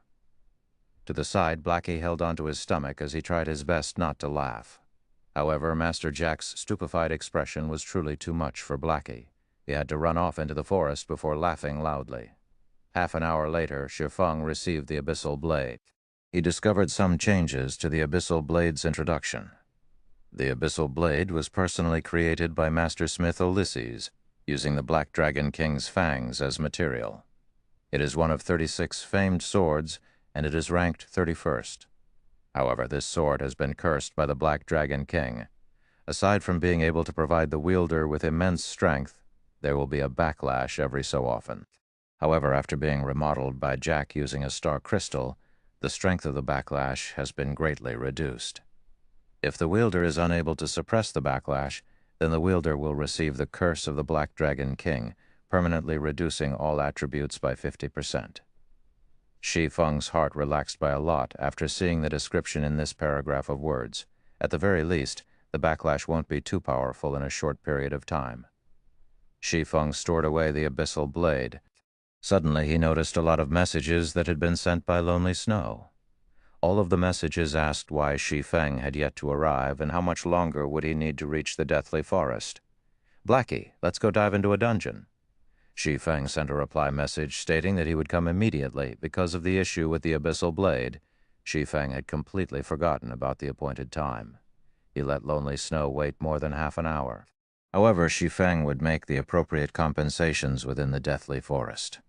"Okay. I was just worrying that I won't have a chance to try out my new spells," Blackie said excitedly. When Shi Feng and Blackie arrived at the dungeon area of the Deathly Forest, the entire Deathly Forest was filled with people. Level 2 players were everywhere, and many players were forming parties to enter the dungeon. Open party for Deathly Forest, welcoming violent damage dealers, 4 waiting for 2. Effective party for Deathly Forest, we are just missing a powerful healer, guaranteed to clear. Seeing such a scene, Shi Feng shook his head slightly. He walked towards Lonely Snow, who was waving his arm. In Shi Feng's previous life, the players had been stuck at the Deathly Forest for a long time. The dungeon was only cleared when the majority of players were level 5. "Brother Expert, you're finally here. Those friends of mine are already becoming impatient from waiting. Let us hurry." Lonely Snow was burning with anxiety when he saw Shi Feng leisurely walking over. Afterward, Lonely Snow brought Shi Feng and Blackie to the gathering point of the party. "Lonely, this is the expert you said? I thought he was a person with 3 heads and 6 arms, but it seems he's nothing more than this." The male cleric, wordless summer night, saw Shi Feng wearing novice equipment. There was also a fire poker that hung around his waist. It looked as if it was some trash weapon he had randomly picked up. When wordless summer night saw this, he couldn't help but ridicule. Brother Wordless, how could you say such things about Brother Expert? He is a dignified beta tester, so he definitely must have something extraordinary. Otherwise, how would he dare to take all equipment for swordsman and cursomancer? The shield warrior battled to the end, stood to the side and sneered. The two of them had already felt displeasure for Shi Feng. This was because Shi Feng had wanted to take away all plate armor and mage equipment immediately after joining. Wouldn't they just be working away for nothing? If it were not for their boss wanting to have a look at Shi Feng, they would have long since invited other players and dove into the dungeon. Now that they saw Shi Feng in such poor equipment, they could criticize him and force him to leave. Lonely Snow wanted to retort as Shi Feng was someone he had personally invited. However, Shi Feng's equipment did not give Lonely Snow any chance to do so. He could only stare in silence. All right, let's party up. A lot of people have already entered the Deathly Forest. If we don't dive in, we won't have a chance at competing for the first kill. As the party's leader, the handsome male ranger, waving slowly but surely, interrupted as he said. Blackie wanted to argue back, but Shi Feng stopped him. Shi Feng thought nothing of the two people's ridicule. No matter what he said, he and Blackie had left them waiting for more than half an hour, so couldn't he just let them speak a few more sentences? Just as they finished partying up, the shield warrior furiously said, "Crap, this noob is just level 1. He's just here to swindle equipment?" "Boss, Deathly Forest is a level 2 dungeon. If we let a level 1 noob enter the dungeon, aren't we just waiting to get wiped?" Wordless Summer Night looked towards the ranger, waving slowly, showing his displeasure. Lonely Snow was equally shocked when he saw Shi Feng's level. It should be known that many players had already risen to level 2. How was it possible for a beta tester not to reach level 2? Boss waving slowly looked towards Shi Feng. Before this, he still had some hope for Shi Feng, but now it was all gone. He suddenly said in a cold tone, "Did you die once before this?" "Nope." Shi Feng shook his head, honestly saying, "However, entering Deathly Forest at level 1 is enough. Then you can go now. We don't need such an expert like you here. We hope you can understand." Waving, slowly, coldly said, his brows slightly wrinkled. "Boss, this must be a misunderstanding. How about we try it out first?" Lonely Snow explained. "Try it out," Wordless Summer coldly laughed. "Then who will be responsible when we die? You should know that we still lose experience if we die in a dungeon. Although it is low, that is still 10%. Can this noob repay such a loss?" Wordless, don't make it hard for Lonely. Waving slowly, repeatedly said, "Lonely, I know you are trying to cover for this swordsman, but I have to take responsibility for our party. I will only find veterans to enter the dungeon. I will not waste time partying up with a novice. You have 2 choices now. 1 is to follow us into the dungeon. 2 is to leave the party together with them. I will leave the party." Shi Feng did not want to embarrass Lonely Snow. He immediately left the party, turning to leave. "Blackie, we'll party up with other people and enter the dungeon. All right?" Blackie smiled with a he, leaving the party without a second thought. Humph. Humph. The expert's identity has been seen through. At least he has some self-awareness to leave after knowing he can't swindle equipment anymore. The shield warrior grinned and jeered. "Lonely? You really are gullible. Such a noob would trick only you. You need to learn properly from Boss Waving slowly in the future." Lonely Snow's face turned livid after hearing this. However, he did not feel that he was mistaken. Shi Feng was definitely an expert. Boss Waving slowly, sorry for this. Lonely Snow chose to leave the party. He was prepared to join Shi Feng in order to determine whether or not his judgment was correct. "You." Waving slowly was immediately stunned. He never thought Lonely Snow would be so decisive. It was simply a foolish decision. He would have long since chased Lonely Snow away if it wasn't because he had good techniques. Wordless Summer Night looked towards Lonely Snow, saying with a cold smile, Lonely, you better not regret the choice you made. You'll regret when we clear the deathly forest and obtain great equipment. You'll regret it for 10 years, 20 years that you didn't follow Boss Waving Slowly. Thank you for listening to the story on KevinAudio.com, Chapter 21, Crouching Tiger, Hidden Dragon. Being said in such a way by wordless Summer, Lonely Snow did not give any rebuttals. He only lowered his head and left, chasing after Shi Feng. Waving Slowly squinted his eyes. When he thought about Shi Feng equipped in a body of trash equipment, he could not understand what methods Shi Feng had used to cause Lonely Snow to follow him. Lonely Snow had even given up on the clearing deathly forest. Boss, let's ignore that foolish Lonely Snow. At worst, we'll start looking for people again. There are plenty of level 2 players now, Battle to the End said in disdain as he watched Lonely Snow. Waving Slowly nodded his head. Lonely Snow's leaving did not cause any loss to their party. As for Shi Feng, creating a party to dive into the deathly forest, not to mention clearing the dungeon, nobody would go in with a level 1 player. In front of the deathly forest's entrance, Shi Feng and Blackie continuously shouted to recruit people. Open party for deathly forest, no rigid requirements. Okay, as long as you're a veteran gamer, 2 waiting for 4. Shi Feng shouted. When everyone heard of it, many level 2 players had run over. It was because Shi Feng's requirements were very low. Many small parties would choose people based on equipment quality. They needed a few pieces of common equipment to pass. However, who would have that many pieces of common equipment in the early periods of the game? Party me. Party me. I am already a level 2 cleric. Party me. I'm a level 2 shield warrior. I also have a piece of level 1 common plate armor arm guard. In just a moment, Shi Feng had invited 4 people. These 4 people were quite happy originally. There were over 10 people currently present, but only they were chosen.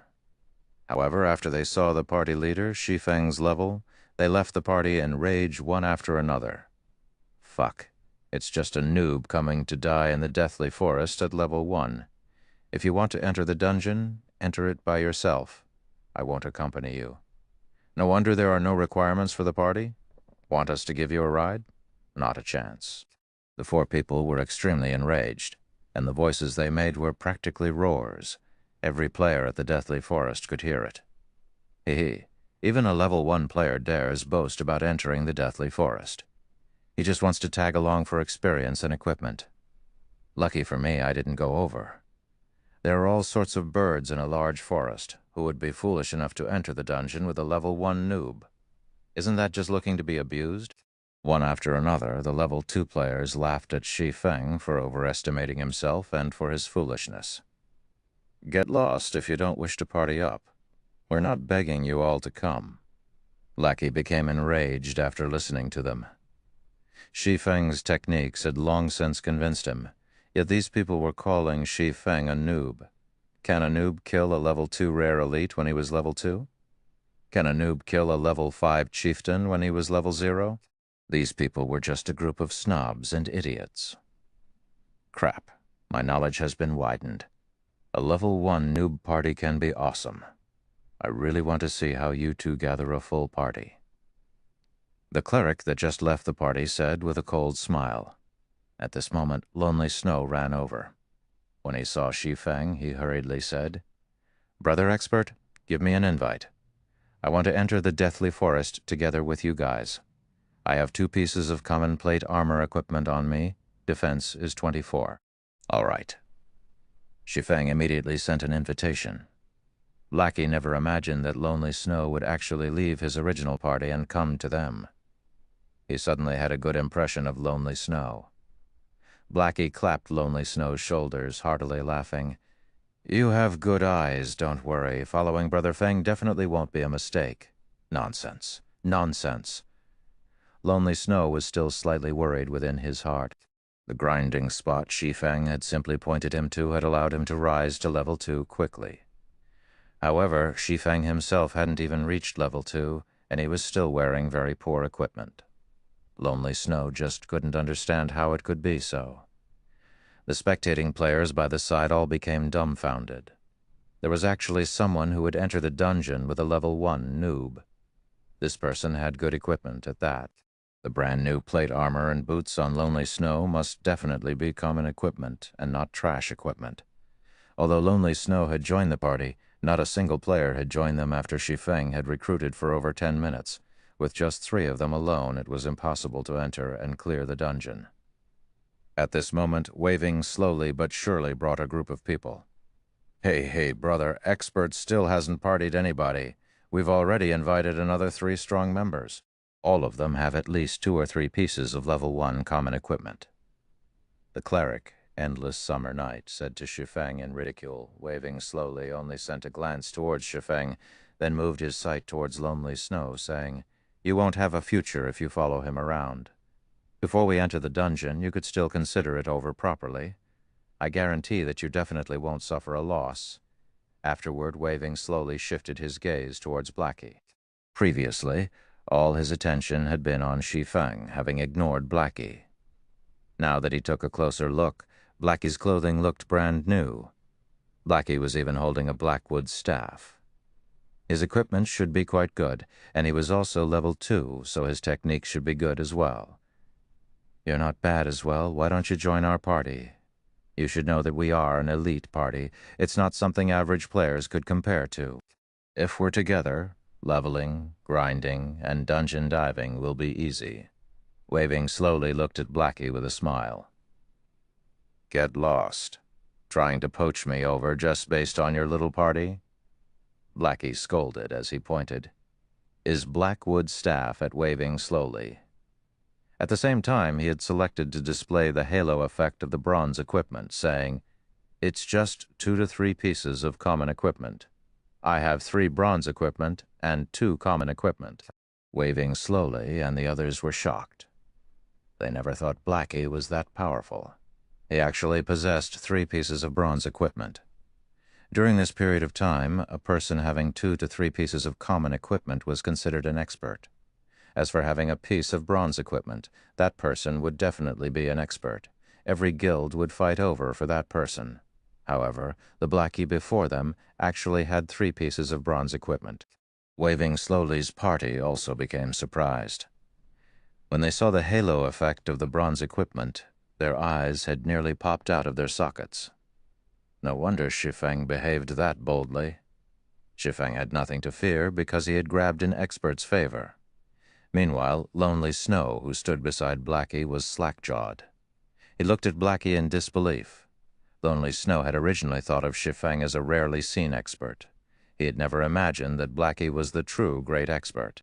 "Fellow brother, if you party up with such a noob and enter the dungeon, it would also be a burden on you. Not to mention, failing to clear the dungeon, you might even have to die once. How about you come with us? All pieces of mage equipment from the dungeon are free for you to choose from." Although Waving slowly was enraged for being given such a slap, if he could rope over Blackie, then the chances for clearing the dungeon would become a lot greater. "I agree with your views. Joining a group of noobs such as yourselves really will be a burden to me." Blackie chuckled. "You?" Waving slowly's face turned beet red, furiously saying, "Then let's see who clears the deathly forest first." Finishing his piece, Waving slowly spun around and left. He did not believe that a party with a noob in it could clear the deathly forest. Humph. He's just a powerful damage dealer entering the dungeon. Does he really think he could clear it? Wordless Summer jealously murmured, "Right. We are all veteran gamers. We are definitely stronger in dungeon diving than they are." The shield warrior curled his lips.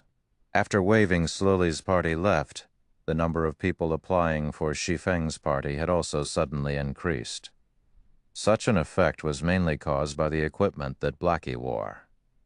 At this period, bronze equipment was definitely the proof of an expert. Even if there was a noob as the party leader, an expert with 3 pieces of bronze equipment could be considered as strong as 2 people. The advantage of having such an expert was definitely greater than an average party. However, Shi Feng was no longer inviting people at random this time. There was a definite requirement.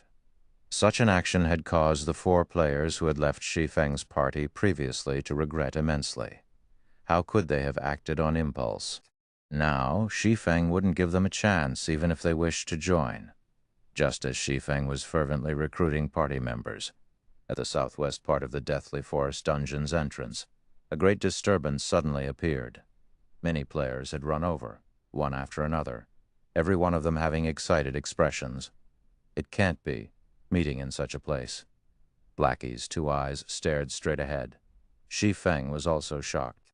They could even meet such an important figure in a small location like Red Leaf Town. It was just unimaginable. Could it be that Red Leaf Town was a place that had crouching tigers and hidden dragons? Only Shi Feng had never discovered it before. Chapter 22, Recruitment Storm. Chapter 22, Recruitment Storm. As more players started going there, Shi Feng's area turned leisurely. Brother Feng, I'm not seeing things right. Or am I dreaming right now? Blackie rubbed his eyes as he asked with uncertainty. Shi Feng was speechless. With a bitter smile, he looked towards the 3-man party that caused this disturbance. The newcomer was not just anybody. She was Blackie's idol, goddess Gentle Snow. Gentle Snow's body was covered in a suit of gorgeous silver-colored plate armor, revealing her fine and curvaceous body. Adding to her angelic beauty and snow-cold temperament, even women's hearts would be moved by her, as well as a large group of men. Even Shi Feng couldn't help but admit that Gentle Snow was the most perfect woman he had seen before, be it regarding appearances, body, or temperament. There was not a single female celebrity who could match up to her. As for the 2 people on each side of Gentle Snow, Shi Feng was very familiar with them as well. He had seen them before on big news channels. They were all famous experts in God's domain. One of them was also an absolute beauty named Zhao Yueru. If Gentle Snow could be said to possess a perfect body and appearance, then Zhao Yueru possessed a devilishly enticing body and appearance. Every one of her movements was like a temptation that could influence a person's heart. Adding on the fiery red robe that she wore, her body radiated a wild-like charm. Such bewildering charms had caused many men wanting to go over and assault her. If you really did such a thing, however, then congratulations. You've just earned a one-way ticket directly to hell. This was because words such as big breasts, no brains, and as delicate as a flower were not applicable to Zhao Yueru. In God's domain, she had another nickname of the Flame Witch. The reason why she held this title was that of the mountain of corpses she had piled up using these male players. There had once been a guild leader of a large guild that had tried assaulting Zhao Yueru. As a result, the guild that had over 100,000 players became no more. Zhao Yueru even hunted their guild leader. The incident only came to an end when that guild leader was killed back to level 0. From then on, the title of Flame Witch had been cast on Zhao Yueru. Compared to the Snow Goddess and Flame Witch, the priestess by their side could only be considered normal. She was not overly beautiful. Her techniques were not bad, and she was also within the top 100 rankings of Star Moon Kingdom's priest leaderboard. 2 absolute beauties plus a great beauty, such a combination had created brilliant scenery in the Deathly Forest. Hundreds of players surrounded them, trying to become acquainted with the 3 women. Unfortunately, the 3 beauties did not even look at them. Sister Yueru, these people are really scary. How about we return and level up? The timid Zhao Yueru whispered. Hey, Yueru, don't be afraid. With Gentle Snow here, even if you give these hateful, vulgar men 10 times the courage, they wouldn't dare come over here, Zhao Yueru said with a smile, proudly sticking out her chest. Gentle Snow only nodded her head in reply. Regarding these salivating, vulgar men, she did not even place them in her eyes. Although the drops from elite monsters are not bad, the drop rate for skill books is higher at the Deathly Forest. If we don't grind for a few more skill books, we will level up very slowly in the future, Gentle Snow quietly said. Zhao Yueru nodded her head in agreement. Although the 3 of them had killed quite many elite monsters, the number of skill books that dropped was very little. Until now, the 3 of them had yet to learn even 3 skills. It was really affecting their strength utilization and grinding efficiency. Effective party for Deathly Forest, looking for a healer and MT. 3 waiting for 3. After taking a few looks, Shi Feng continued shouting. Although Gentle Snow and Zhao Yueru were indeed attractive, Shi Feng was no longer a child. He had seen plenty of beauties, especially after he became Shadow's captain. Many beauties would willingly throw themselves at Shi Feng. As for Gentle Snow and Zhao Yueru, it was good enough to just look at them for pleasure. Such beauties were not something Shi Feng could have thoughts about. His main goal right now was to get down to business. However, Shi Feng's shouting did not yield any replies. Not a single player had even glanced at him. All of them were staring and salivating at Gentle Snow's group of 3. Even Blackie was no exception. His eyes had nearly popped out of their sockets from staring. Shi Feng sighed, helplessly shaking his head, and continued shouting and recruiting people. "Crap! What is this fool blabbering about? Do you really think anybody would commit suicide together with you in the dungeon?" "Quickly, Scram. You level 1 noob? Stop distracting me from looking at beauties." Quite a few players started to express their discontentment. 2 high-quality beauties had already shown up, yet instead of trying to get closer to them, Shi Feng was actually making noise here. What would you do if those beauties were scared off? That person is interesting. He can actually attract the hostility of so many people. Did he do something immoral before? Xiao Yue revealed a crescent moon-like smile, giggling as she pointed at Shi Feng. Zhao Yueru aimed her eyes over as well. She felt nothing special from Shi Feng. He was even dressed in tattered clothing. Zhao Yueru felt that Shi Feng was just trying to seek attention from the crowd. She suddenly said in disdain, "He is definitely doing so to grab our attention. Let's not bother with him and quickly party up 3 people to dive the dungeon." Regarding the number of men who had tried to attract their attention, there were just too many of them. Zhao Yueru had seen all kinds of methods these men had used before, and Shi Feng's method was not a rare sight at all, but instead outdated. Gentle Snow did not voice out any opinions, only taking a look at Shi Feng. She felt an odd feeling coming from Shi Feng. This was the spirit of a hidden sword. Gentle Snow was especially concerned about the fire poker hanging around Shi Feng's waist. "Gentle Snow, what happened to you?" Zhao Yueru curiously looked at Gentle Snow. She did not understand why Gentle Snow would keep staring at the extremely ordinary Shi Feng. "It's nothing. Maybe it's just my imagination. We should hurry up and recruit some people to dive the dungeon." Gentle Snow shook her head, no longer looking at the fire poker at Shi Feng's waist. Originally, Shi Feng's party already had trouble recruiting for people. However, because of Zhao Yueru's single sentence, nobody else had paid attention to Shi Feng's party, even if his party had an expert present. Shi Feng expressed his helplessness when seeing the hundreds of players queuing up in front of Zhao Yueru. The 3 women's arrival had really bad timing. "Brother Feng, why don't we go over there as well?" Blackie shamelessly suggested. "Scram, what do you take me for?" Shi Feng rolled his eyes at Blackie. This fellow was just too shameless, forgetting friendship after finding love. Instead, Lonely Snow was the better one. He was a truly honest man. In the beginning, Lonely Snow had only taken a few glances, but stopped after giving out a few praises. He had even helped Shi Feng in recruiting people by his side. Blackie did not dare to speak again after being scolded by Shi Feng. He could only silently look on in envy at those players in the queue. Over 10 minutes later, Shi Feng still had not recruited a single person.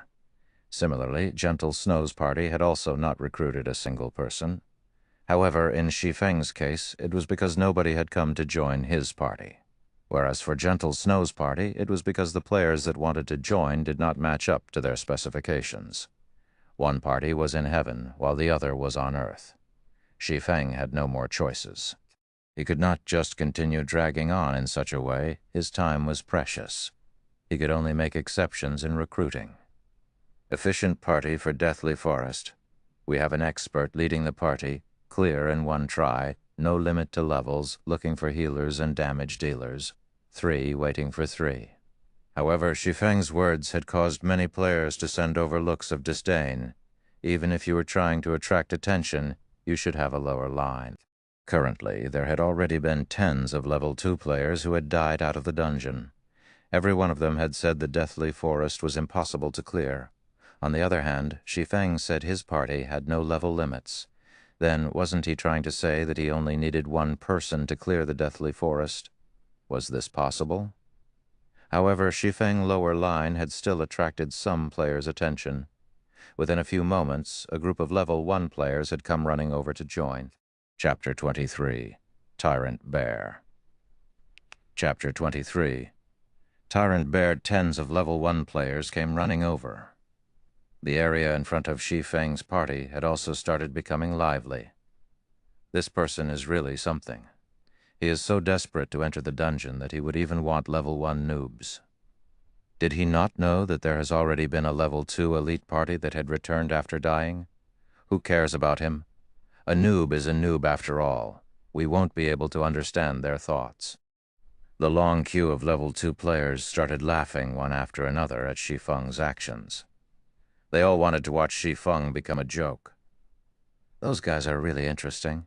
Even I don't have much confidence in clearing the deathly forest, yet they actually want to clear it with a group of level 1 players. Zhao Yueru's lips curled up slightly, revealing an exuberant smile as she looked in Shi Feng's direction. Her voice carried a hint of ridicule and disdain. Gentle Snow also sent a glance towards Shi Feng from a distance. Shi Feng's temperament was both calm and confident.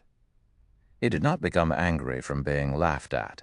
Every one of his movements was very mature, not much different from the experts in God's domain she had seen before. However, she did not understand from where Shi Feng's confidence came. Deathly Forest was Red Leaf Town's first dungeon, and it was also everyone's first time being in touch with a dungeon in God's domain. Their difficulties were an unknown. Even the elite parties of guilds would carefully choose their members before entering the dungeon. On the other hand, Shi Feng did not care in the slightest, as if just gathering 6 players was good enough. Maybe I'm just overthinking things. He's just a level 1 player, so how could he clear the deathly forest? Gentle Snow caressed her elegant hair, her heart no longer thinking about Shi Feng's odd actions. She looked at her hand at the player information displayed on it. Level 2 Summoner, Magic Attack 28, HP 150, Defense 8. Movement speed 4. Fail. Next. Afterward, another Cursomancer stepped forward. The person tensely sent his own attributes to the Snow Goddess, Gentle Snow. On the other side, Shi Feng as well was looking at player data. Although he did not have a lower line, he did have a bottom line. The equipment and levels of these level 1 players were much worse than the level 2 players that Gentle Snow's party were recruiting. However, they were still players. As long as they did not simply add their 8 free attribute points early on, the chance of clearing the deathly forest with a 6-man party was very high. As for those shield warriors and guardian knights who solely added strength or weapons job, but did not add agility, all of them were rejected. Big brother, please party me. Although I am just a level 1 guardian knight, I have a piece of level 0 common equipment. Also, all 8 of my attribute points are still available. I can completely add them based on your requirements. A youth named Kola pleaded, his eyes filled with expectations. Shi Feng was slightly surprised. Guardian Knight that did not add any attribute points could actually reach level 1. It was a masterpiece. It had to be known that Guardian Knights had very low attack, making the killing of monsters difficult. Normally, they would party up to kill monsters. To increase grinding efficiency, they would add a few points of strength. Otherwise, leveling up would be too slow. Guardian Knight, Kola. Kola. Kola. When Shi Feng looked at Kola's face, and also his tall and muscular body, he felt that it was somewhat familiar. Suddenly, he entered into deep thought. His memory seemed to have such a person in it. That's right, it's Tyrant Bear. Shi Feng managed to remember it. Tyrant Bear's name was Kola. Tyrant Bear was the core MT of the first-rate guild, Brilliant Stars. During the early periods of God's domain, Tyrant Bear was constantly unsuccessful. He was even kicked out by third-rate guild, Heaven's Crown. After entering Brilliant Stars, Kola suddenly started to shine. He turned from being a normal party's MT into the core elite party's MT in the guild. He was ranked 15th on the Guardian Knight leaderboard of Star Moon Kingdom. Kola was known for both being able to attack and defend. Shi Feng had never thought that the Tyrant Bear would run up to him on his own. Kola was such a shy person as well. It was totally different from the Tyrant Bear of 10 years later. Suddenly, Shi Feng had an idea currently. The Tyrant Bear had yet to join Heaven's Crown, not to mention Brilliant Stars. If Shi Feng could poach Kola over and turn Kola into his own MT, then wouldn't dungeon diving in the future be a lot easier? Big brother, I guarantee that I will absolutely listen to your commands when inside the dungeon. Please consider it over. Kola's tone carried hints of begging. Shi Feng had nearly let loose a laugh. The great Tyrant Bear would actually speak in such whispered tones just for a position in the dungeon. However, Shi Feng still held it in. The level 1 players that had come here all held hopes of getting lucky. The other parties that entered the Deathly Forest with level 2 players were already no good, not to mention level 1 players like them. If they could enter once into the Deathly Forest, and fortunately obtain 1 or 2 pieces of equipment, then it would be of great help to their future development. At that time, entering into a large guild would become much easier. All right, I can add you in. Shi Feng's face turned grave as he said, however, you should know that bringing a level 1 noob like you into the Deathly Forest isn't easy. I can't just carry you through the Deathly Forest, and then after you get equipment, you join some other elite parties. Wouldn't I just be striving for nothing? When Shi Feng finished his speech, quite a few level 1 players had suddenly sent over looks of disdain. Weren't you also a level 1 noob? However, Shi Feng did not care about what these people felt. He continued saying, I wish to form a stable party. Even if we need members, it would be with stability as the priority. If you wish to enter the dungeon, you need to be prepared for the long term. When I call you for dungeon diving, you must come. You cannot reject because you have some other matters. So what will be your choice? When the other players heard Shi Feng saying so, they suddenly turned quiet. Shi Feng's intentions were very clear. If you wish to enter the party, then you won't be able to join other parties in the future, not to mention joining a guild. Everybody knew that entering a guild was the best method to increase your own strength quickly. Currently, they did not have the qualifications to join any of those guilds, so they were here to try their luck, hoping to obtain 1 or 2 pieces of equipment. They might even be able to join those guilds afterward. So how would they be able to give up their chances of entering a good guild just to enter a dungeon? Kola had also never imagined that Shi Feng would give such a demand. However, it was still reasonable. You couldn't just expect other people to bring you up, then leave when you become strong. However, Shi Feng lacked the persuasiveness when he said these words. At this moment, Blackie stood out and furiously said, Just looking at you noobs, there's nobody that would want you down in the dungeon, and you still wish to join a guild in the future and enjoy their benefits. Are you thinking yourselves as experts, or are you taking us for idiots? Kola thought what Blackie, the expert, had said made sense. Even a level 2 expert with 3 pieces of bronze equipment was in this party, whereas Kola himself was just a novice noob. So, what right did he have to complain? Many thanks for Big Brother Expert's pointers. Little Brother will definitely strive to fulfill his own role. Kola continuously thanked Blackie. Blackie felt somewhat uneasy from being thanked and referred to as an expert by Kola. Blackie was just a complete imposter of an expert. However, being called such by someone made Blackie want to become an expert in God's domain even more. Blackie, beautifully done. Shi Feng stretched out a thumbs up, quietly praising Blackie. Shi Feng never imagined Blackie would tame the Tyrant Bear just like that. The Tyrant Bear had also called Blackie a big brother with a face full of respect. Blackie suddenly became confused. He did not understand what he had done that was worth being praised by Shi Feng. However, he was still very happy. At least he had done something for Shi Feng, although he didn't know what he had done exactly. Over 10 minutes later, Shi Feng finally gathered 6 players. They could start dungeon diving now. Chapter 24, Hell's Roar. Chapter 24, Hell's Roar.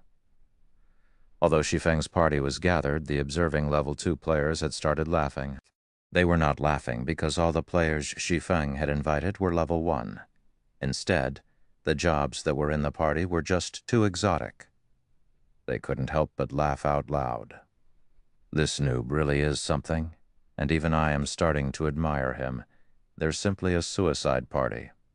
I really pity that expert for actually bringing along such an exotic player. The expert had even agreed to let him be the party's leader. The queued-up level 2 players started a debate, and there were quite a few players who were holding their stomachs while laughing loudly. He is just playing to the gallery. Zhao Yuru wrinkled her brows slightly. She turned her head away after taking a look at Shi Feng, her heart slightly discomforted. Before she would be the focus of everyone wherever she went. Today, however, everyone's attention was on an inconspicuous noob like Shi Feng. Although everyone was jeering at him, he was still their focal point. All right, Yueru. We should hurry and gather enough people. If we waste any more time, we will be left behind by the frontline players.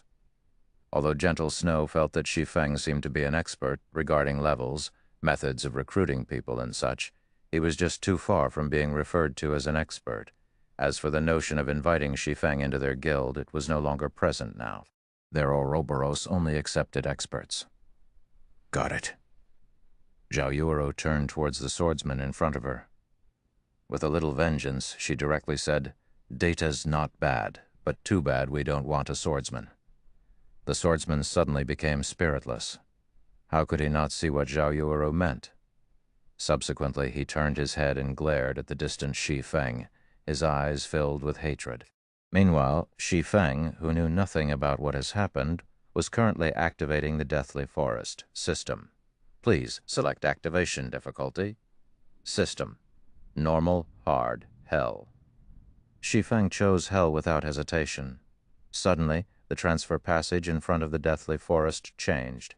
It changed from a silvery gray color to pitch black.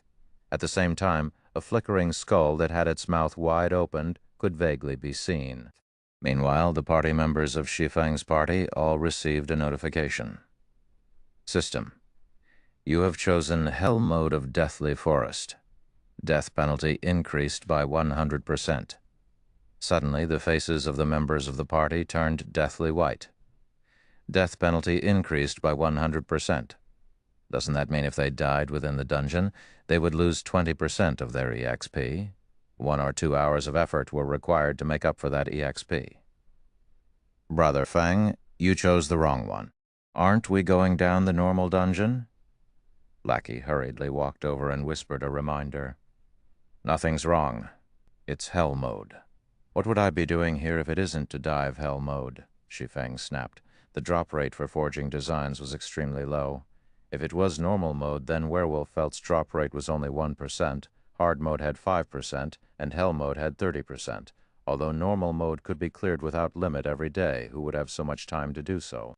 Meanwhile, hard mode could only be cleared 5 times a day, and the probability of the forging design to drop was also not great.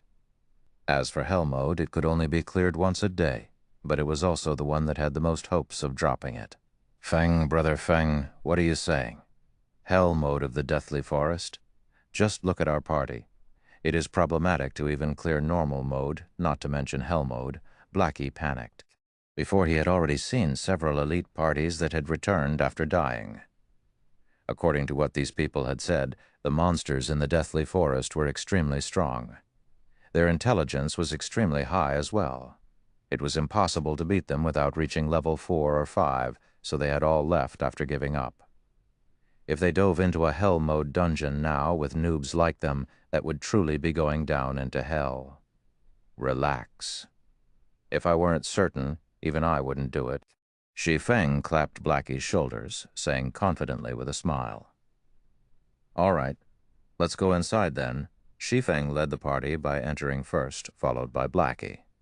Lonely Snow had also entered with a dazed head. He was prepared to tread this path to the very end. As for the remaining 3, they hesitated for quite some time. We better go in. The expert has already gone inside, so what do we, level 1 noobs, still have to be reluctant for? Moreover, we're entering the hell mode of the deathly forest. Even mentioning it would be a glory, Kohler encouraged. The other two felt that it made sense, and had also followed into the dungeon. Meanwhile, the area in front of Gentle Snow's party was completely silent.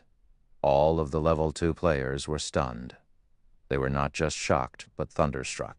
Level 2 elite party couldn't even clear the normal mode, yet a party that mainly consisted of Level 1 players had actually chosen the hell mode of the deathly forest. Snow, did I see wrong? That's hell mode, right? Zhao Yueru asked. Gentle Snow nodded her head. Her beautiful eyes kept staring at the flickering skull.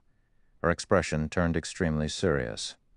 That fellow must have abandoned himself to despair, entering hell mode after determining that he couldn't clear the normal mode.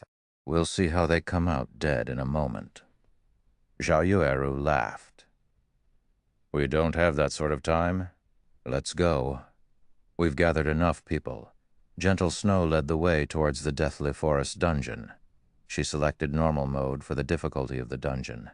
If there were no problems with normal mode, they would enter hard mode after.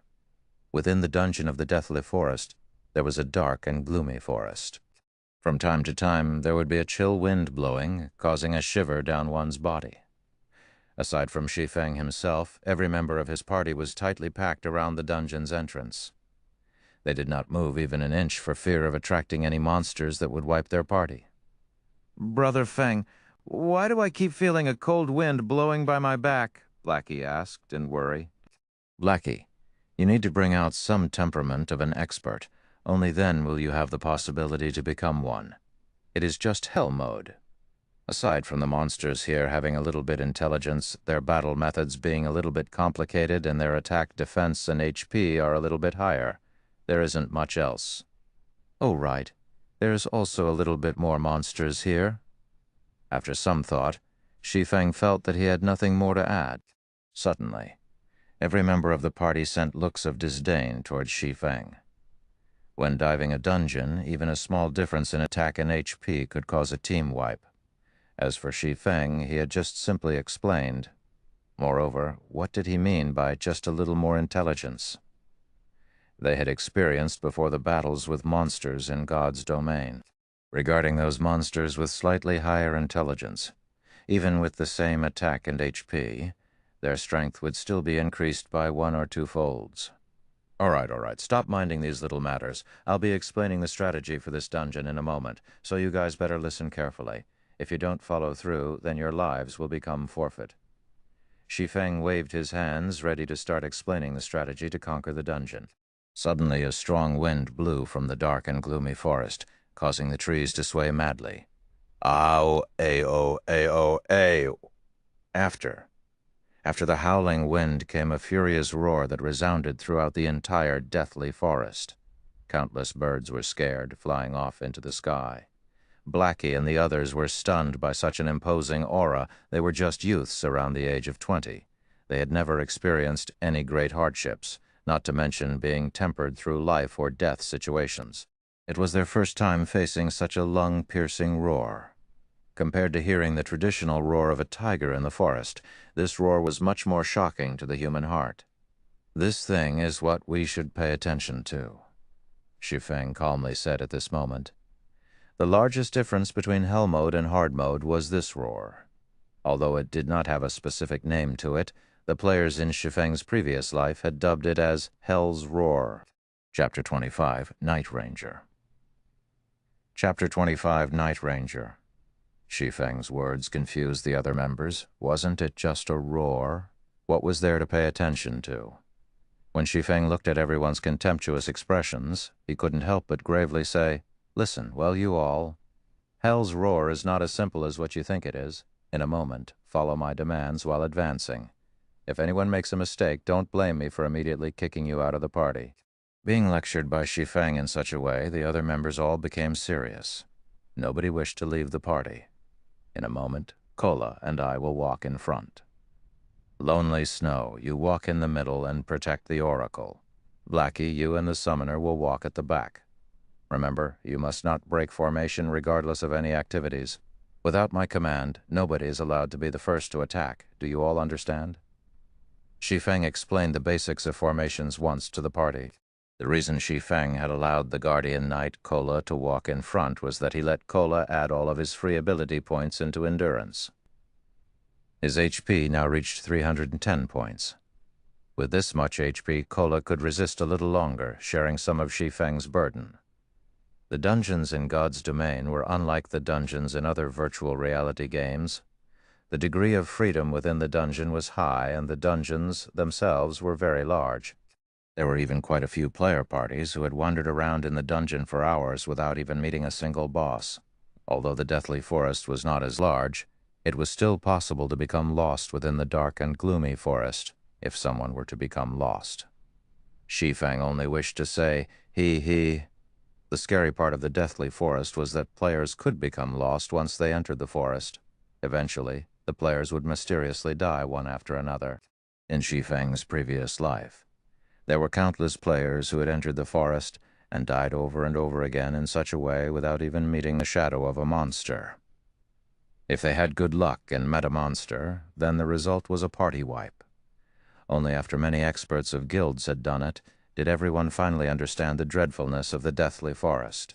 They had acknowledged that it was a terrifying dungeon that was impossible to clear without reaching level 5. When Shadow Guild reached level 5, they had organized hundreds of players to scout out the paths in the Deathly Forest. They had paid over hundreds of lives to finally have a clear understanding of the Deathly Forest's map. The entire Deathly Forest had 36 paths. However, only 3 of them led to the first boss, Willy. These 3 paths were paved with the lives of many players.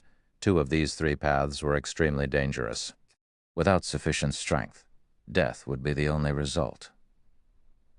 There was only one path that had very few monsters. Under Shi Feng's lead, everyone walked into the forest. The moment they entered the forest, everyone discovered that there were too many pathways through the forest. They did not know which one was the right path. However, Shi Feng had chosen one without hesitation. Everyone else closely followed him while being cautious of their surroundings. After walking for about 5 minutes, they met their first monster. Suddenly, everybody started to become tense. "Don't act on impulse. Listen to my commands," Shi Feng loudly shouted. In front of them was only a level 2 elite monster, a night rabbit. However, due to the dungeon's strengthening, its attack, defense, and HP were all greatly increased. Its HP was a whopping 700 points. Kola, you lure the monster over. Oracle, pay attention to healing. Everyone else, don't start the attack without my command. Shi Feng quickly gave out orders. The Guardian Knight, Kola, gulped down a mouthful of saliva. He carefully walked towards the night rabbit's attack range. Everyone else was nervous to the extreme. Although this was only a level 2 elite, they were currently in the hell mode of a dungeon. However, everyone's nervousness was for naught. The moment the night rabbit with a person's height saw Kola, it immediately dashed over. Kola had very successfully lured the night rabbit over. Moreover, he did not panic when he lured it. He retreated while using his shield to block the night rabbit's attacks. However, even though every attack landed on the shield, the damage was still terrifying. Just a single hit dealt 42 damage. By the time Kola returned to the front of the party, his HP had already dropped by 1/3. The Oracle, whose name was Drowsy Sloth, had good awareness. It had given out healing the moment Kola entered his casting range. However, every heal could only add 24 HP to Kola. It was completely not enough to stop Kola's HP from falling. "Brother Feng, are we still not attacking?" Blackie was slightly nervous. At this moment, Kola's remaining HP did not even reach 1/3 of its total. Bringing an Oracle into a dungeon was just a complete mistake. Amongst the healer jobs, Oracles had the weakest healing abilities. However, since Shi Feng had chosen so, Blackie could only acknowledge it. Now that their MT was close to death, it would be unacceptable if they still did not attack. "Hold on," Shi Feng resolutely said. Time passed bit by bit. Kola continuously used his shield to block the claw attacks of the night rabbit, whereas his HP continuously decreased. Kola only had 20% HP remaining, yet Shi Feng had yet to give out the command to attack. Just when everyone thought that Shi Feng wanted to give up on Kola, a flying arrow pierced through the forest. shooting directly for the party's oracle, Drowsy Sloth. Lonely Snow had not reacted at all as Drowsy Sloth was struck directly on his chest. A very great damage of 123 points appeared. At this moment, Shi Feng shouted, "Sloth, use life payment. Use the damage you received to heal Cola. Blackie, hold back the Night Rabbit to let Cola recover. Lonely, come with me." Everyone else attacks the Night Rabbit. Oracles were indeed the weakest regarding healing. However, oracles had high HP, they would not be easily one-shotted. Also, oracles had two skills when they first start out. One was life prayer, while the other was life payment. Life payment could turn the damage received by the user into a heal to be used on other players. In the early periods of the game, healers did not possess many skills or equipment. In regards to such a situation, oracles had a greater advantage over other healers when entering the Deathly Forest.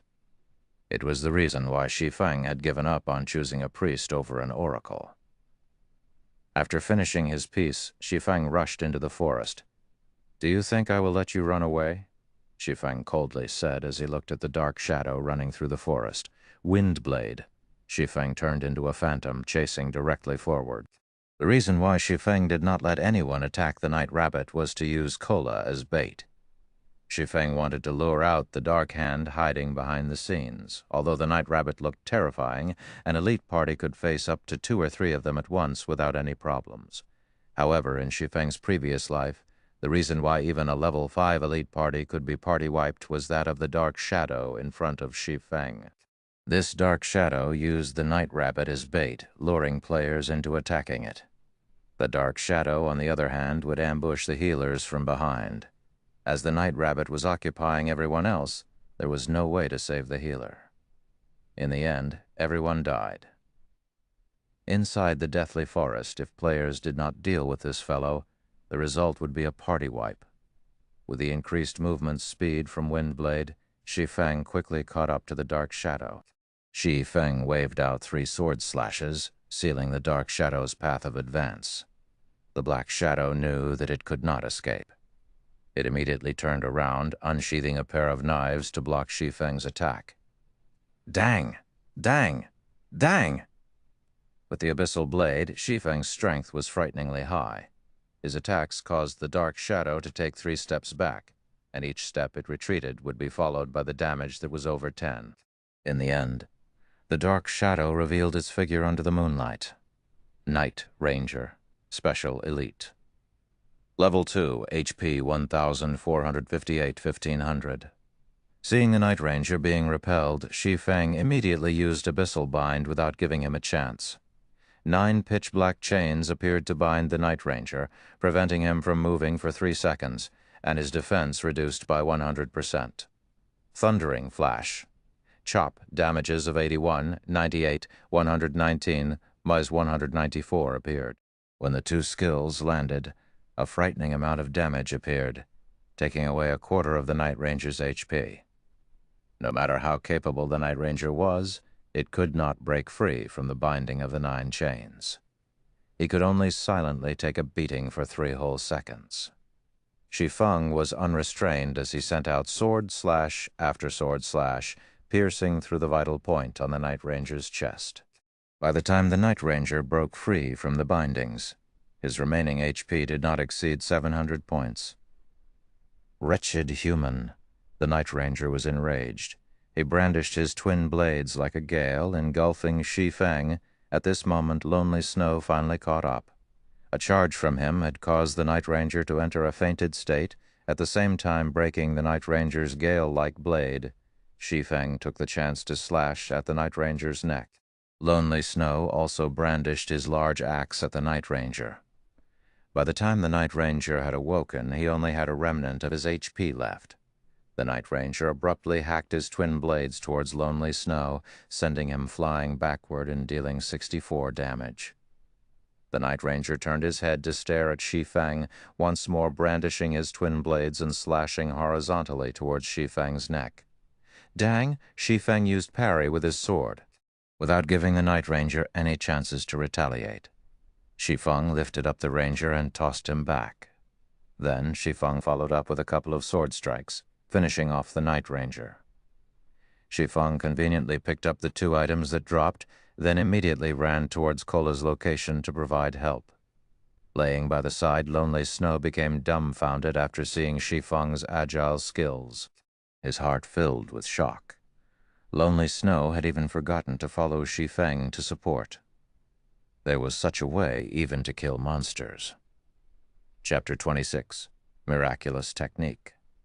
By the time Shi Feng returned to the party, the elite Night Rabbit only had 1/3 of its HP remaining. Everyone had coordinated properly. Cola tanked in the front alone, while the others vigorously dealt damage. However, to control aggro, Blackie did not madly deal damage. Instead, he used Evil Whip to pin down the Night Rabbit, giving Cola some breathing space. Cola's performance was also very good. He steadily tanked the monster, and he also had good control over aggro. Cola was not at the level of a novice, but there was still a long road ahead before he became an expert. Cola, don't always try to block with your shield. It isn't a must to block an attack like the other virtual reality games. You can also dodge to avoid an attack. That way, you could reduce the stress on the healer. For everyone else, focus your attacks on the target. Don't just randomly attack. Aim your attacks at the wild rabbit's claws or other weak points. That way, you can reduce a lot of burden on the MT. Shi Feng did not directly go up to help Cola, but instead, he taught everyone how to battle against monsters. If everyone battled while regarding God's domain as a traditional game, the results would be disastrous. This was because the healing given out was usually far from being able to keep up with the damage received. Some parties would bring an extra healer, however, this would result in the damage being insufficient. The result was still a party wipe. Players only slowly got used to the combat style in God's domain several months after the game opened. The players then would no longer be as cute and simple as they were now. Shi Feng wanted to cultivate everyone to build a foundation for his future workshop, so naturally he needed to let these people learn the combat styles of God's domain earlier. Everyone thought Shi Feng was also a noob, so they held slight dissatisfaction within their hearts. The expert did not say anything, so why was a noob like him giving out commands? However, Shi Feng's words made sense, so they still consciously did as Shi Feng said. Cola had also started to change his battle style. He was no longer using his shield to block the attacks rigidly. Instead, he retreated a step back when the wild rabbit launched its attack, taking the chance to avoid it. Although Cola still needed to use his shield to block most of the time, it had still greatly reduced the burden on the healer. Such a change allowed killing the Night Rabbit to become even easier. The few level 1 noobs were also slightly surprised. There was some change in their opinions towards Shi Feng. Shi Feng was not as unbearable as they had imagined him to be. Shi Feng only smiled at this situation. He did not mind their thoughts at all. Shi Feng only felt that Cola was quite good after seeing his performance. Although Cola was a first-rate expert 10 years later, he currently was still far from that point. If it were an expert MT, they would not retreat, but choose to dodge the attack without even moving. Such a decision was because if the MT moved, the monster would move as well. This situation would cause trouble for long-range damage dealers, which would result in the loss of a lot of damage. However, such a technique required a bounty of experience in battle and a body with dexterous reactions. Cola still needed a lot of training. The elite Night Rabbit fell within a moment. It dropped a skill book for berserkers, Whirlwind Slash. It also dropped 3 coppers. Everyone could not help but be amazed by the drop rate of Hell Mode. Skill book dropped just after they killed an elite monster.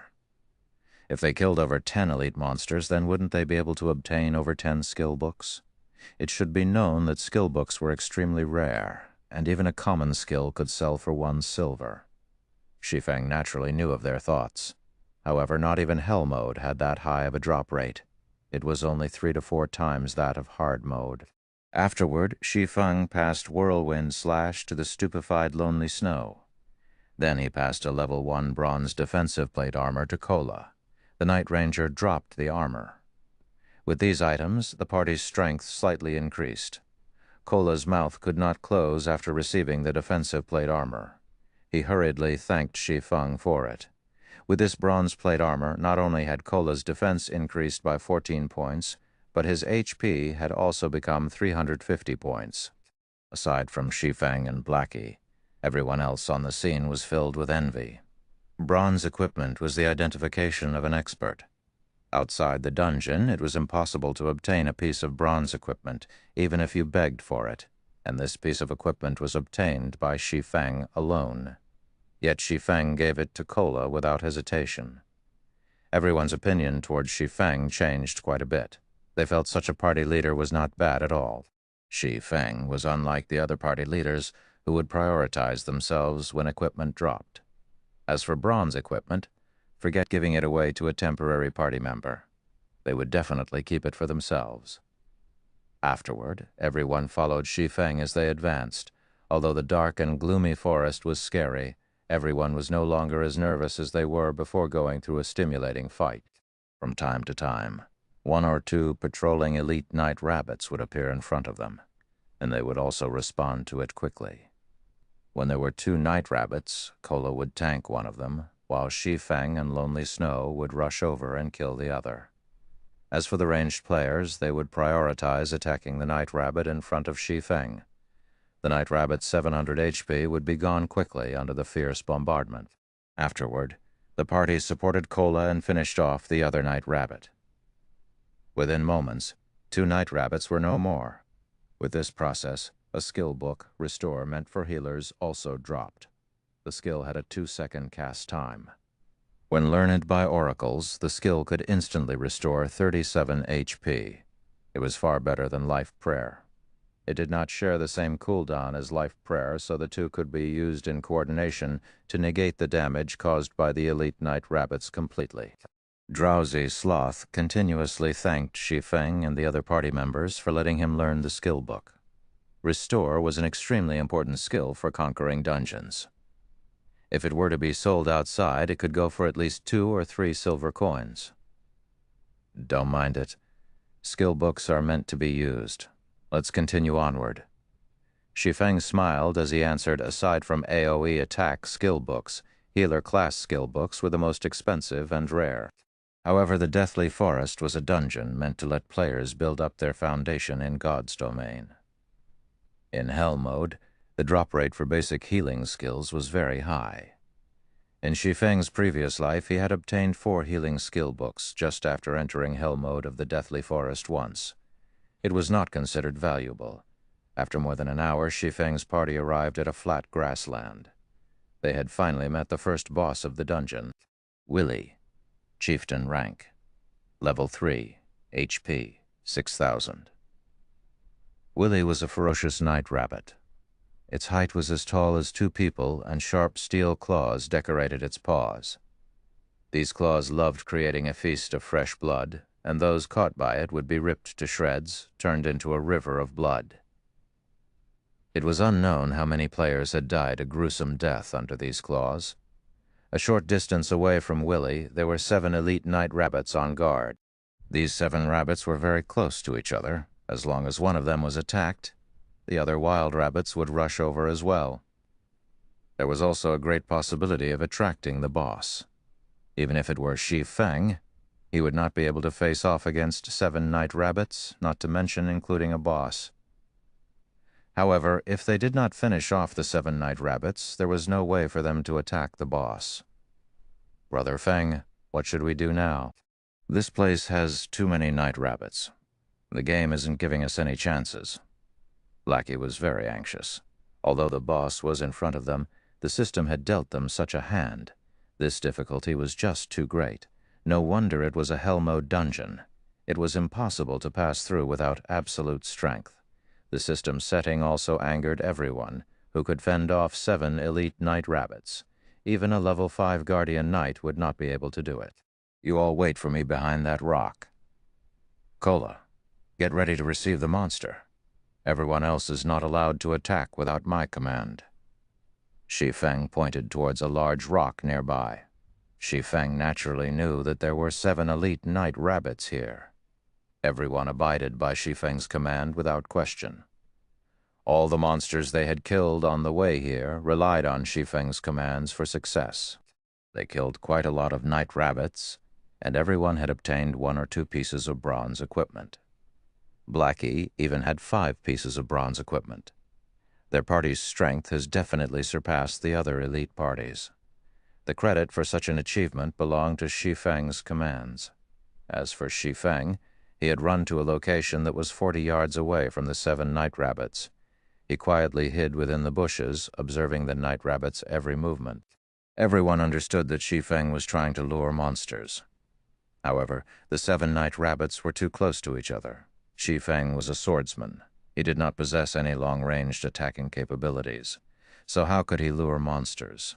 Time passed bit by bit. Everyone was extremely anxious. If Shi Feng accidentally failed, then it would be a party wipe. However, Shi Feng was calm. He moved not an inch as he watched the faraway night rabbits. At this moment, a cool breeze blew past. A dead leaf on the trees was sent flying over. Seeing the dead leaf hovering down towards the night rabbit, Shi Feng picked up a small stone beside him. Gently, he tossed the stone over. The direction the stone flew to was towards the night rabbit closest to the boss. "We're finished."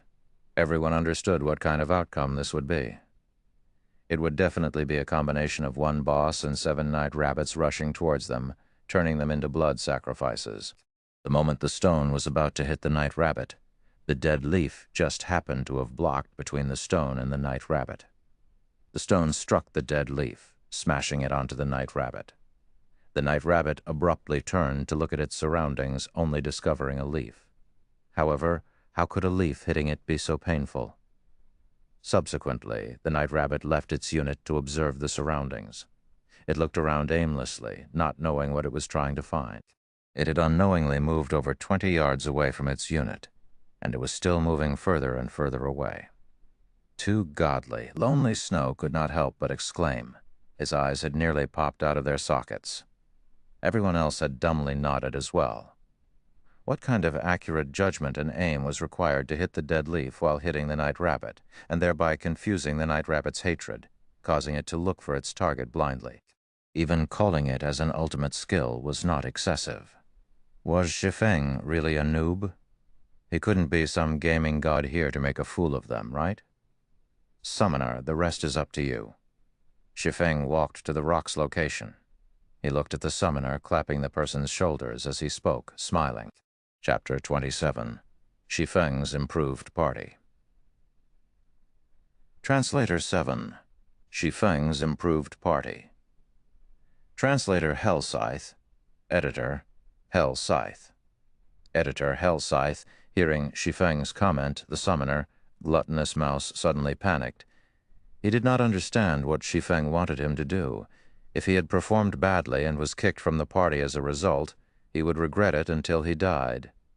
It was hard to find a good party during this time, not to mention a party with an expert leading it. It was impossible to join such a party, even if you begged. "Relax, I won't let you do anything dangerous. You just have to summon out a flame sprite and follow my instructions." "You don't have to do anything else," Shi Feng said with a smile, trying to ease the nerves of Gluttonous Mouse a little currently. Summoners were not strong, mainly due to the incapability of their skills. Summoners' method of attack mainly relied on their summoned creatures, whereas their normal attack was the low-damage magic bullet. However, a summoner with awesome skills could become a one-man army. It was especially true for summoners who could call out powerful elemental creatures. They could kill elite monsters as if they were just playing around. "Party leader, rest assured, I'll definitely do it." Gluttonous Mouse loudly said, his tone filled with respect. He was like a student who had met his teacher. "Everyone else, distance yourselves from that rock. 20 yards away from it would be the best. Pay attention not to lure the other monsters." Shi Feng turned around and said to the other party members, "Yes, party leader." The other party members loudly replied. Their current attitudes were completely different from before. Shi Feng was slightly shocked by everyone's performance. Why was each and every one of them so obedient all of a sudden? However, Shi Feng did not know that the single stone he threw just now had completely shocked every one of them. They were filled with admiration towards Shi Feng's stone-throwing technique.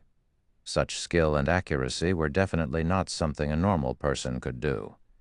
Professional players might not even be able to do so. Worshipping the strong was a common sight within a game. These level 1 noobs were no exception. At this moment, the gaze everyone used to look at Shi Feng was completely different. Before, they merely felt that Shi Feng was a good commander. Now, however, Shi Feng was a strong person they worshipped. They had faintly grown a sense of reverence for Shi Feng. Standing to the side, Blackie clapped Lonely Snow's shoulders, proudly saying, "How is it? Following Brother Feng isn't bad, right?" Lonely Snow silently nodded his head, rejoicing for the decision he made to follow after Shi Feng. Shi Feng was definitely a beta tester expert. Without sufficient experience and practice, such techniques were impossible to accomplish. Only a beta tester could possibly do it. "What do you plan to do in the future?" Blackie suddenly asked. He started to hatch ideas towards Lonely Snow. Blackie wanted to poach Lonely Snow for their workshop, even though the workshop was still non-existent. There was a 100% chance for Cola to join them, but Lonely Snow still did not have any plans to move in such a direction. The future? Lonely Snow had never considered it before. He was but an average player. He did not have any big ambitions, only wanting to earn some cash from playing games. He said honestly, "I have never considered it before. I see that your techniques are quite good. Why don't you join us for now?" Blackie nonchalantly asked. "Really?" Lonely Snow had anxiety about his future after Blackie's question. He did not know where he wanted to go. If he could party with an expert, then it could not get any better. "Of course, however, we still need to look at your future performance. We don't just simply accept people," Blackie proudly said, pretending to be an expert. "Thank you, Brother Black," Lonely Snow happily responded. He never imagined his luck would be so great as to be noticed by an expert. Seeing Lonely Snow agree, Blackie released a sigh of relief. Currently, Blackie was just a fox pretending to be a tiger. He couldn't help out Shi Feng much in God's domain, but he could still help out in regards to administration. There wasn't even a shadow of their workshop as of this moment. There was also the debt of 16,000 credits. The workshop's members consisted of only Shi Feng and himself. It was definitely the poorest workshop in history. If this was found out by the others, they would definitely turn around and leave. Now, Blackie could only fake being an expert to lure people to join their workshop. At this moment, Shi Feng was currently explaining the contents of the operation to the summoner. The operation was to let Gluttonous Mouse lure the remaining 6 night rabbits by controlling his flame sprite, because the night rabbit that was closest to the boss was no more. Luring the other night rabbits would not attract the boss. They could lure the monsters with ease. The flame sprite was extremely weak. Its HP was only a pitiful 15 points, and it would die in a single hit. However, its movement speed was extremely quick. Adding to its very small size, trying to hit it would be a difficult task. "Start the operation. Mouse, remember to maintain a distance of 4 yards or above while circling around the rock," Shi Feng reminded once more. Gluttonous Mouse nodded his head. Carefully, he controlled the flame sprite to lure the 6 night rabbits. When the sprite entered the 35-yard distance, the nearest elite night rabbit discovered the flame sprite. Suddenly, it turned its body around and rushed towards the flame sprite. The other night rabbits also came rushing along. Seeing the night rabbits taking the bait, Gluttonous Mouse immediately controlled the flame sprite and ran. The 6 night rabbits were in hot pursuit, but their speed could no match for the flame sprite. In a moment, the flame sprite had arrived beneath the large rock. It had lured the 6 night rabbits over and started circling around the large rock. On the other side, Cola had already aggroed the night rabbit that had left its unit. Cola interchanged between blocking and using his new skill, Divine Strike.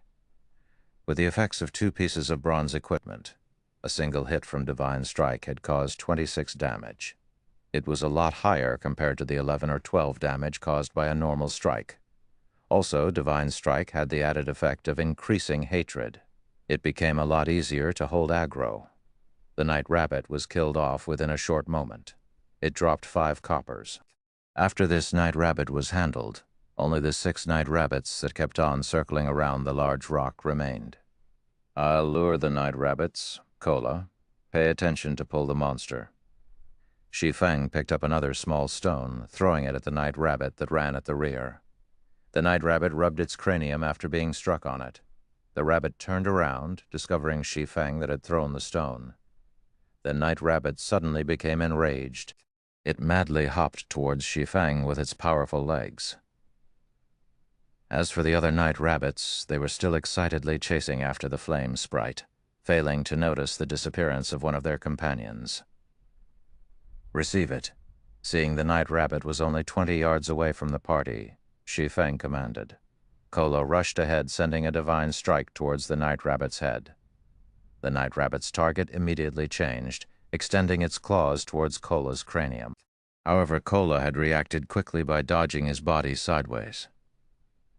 After avoiding the attack, Cola continued by using punishment. The skill had once more strengthened the night rabbit's hatred to Cola. Everyone focus fire. Shi Feng inwardly applauded after seeing Cola's performance. He had never imagined Cola's ability to learn would be this great. He had already found out about the night rabbit's attack patterns after going through slightly more than 10 battles. No wonder he was the core MT of a first-rate guild 10 years later. His potential was limitless. The night rabbit in front of Cola had fallen within 20 seconds. It had even dropped a skill book for swordsman, double chop. Shi Feng immediately learned it without reservations.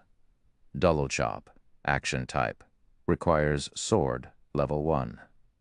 Proficiency 0-300 rapidly deals damage twice. Every slash of the sword deals 120% plus 15 damage, also increasing bleeding effect by 20%. Duration of 10 seconds. Stacks up to a maximum of 5 times. Cooldown, 8 seconds. This skill book had greatly increased Shi Feng's explosive power.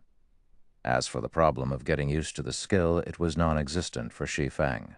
After playing for 10 years as a swordsman, the skills belonging to the job were deeply ingrained into Shi Feng's bones. As long as Shi Feng got a hold of these skills, he would be able to utilize them to their greatest potential. Shi Feng had also lured the remaining 5 night rabbits over, one after another.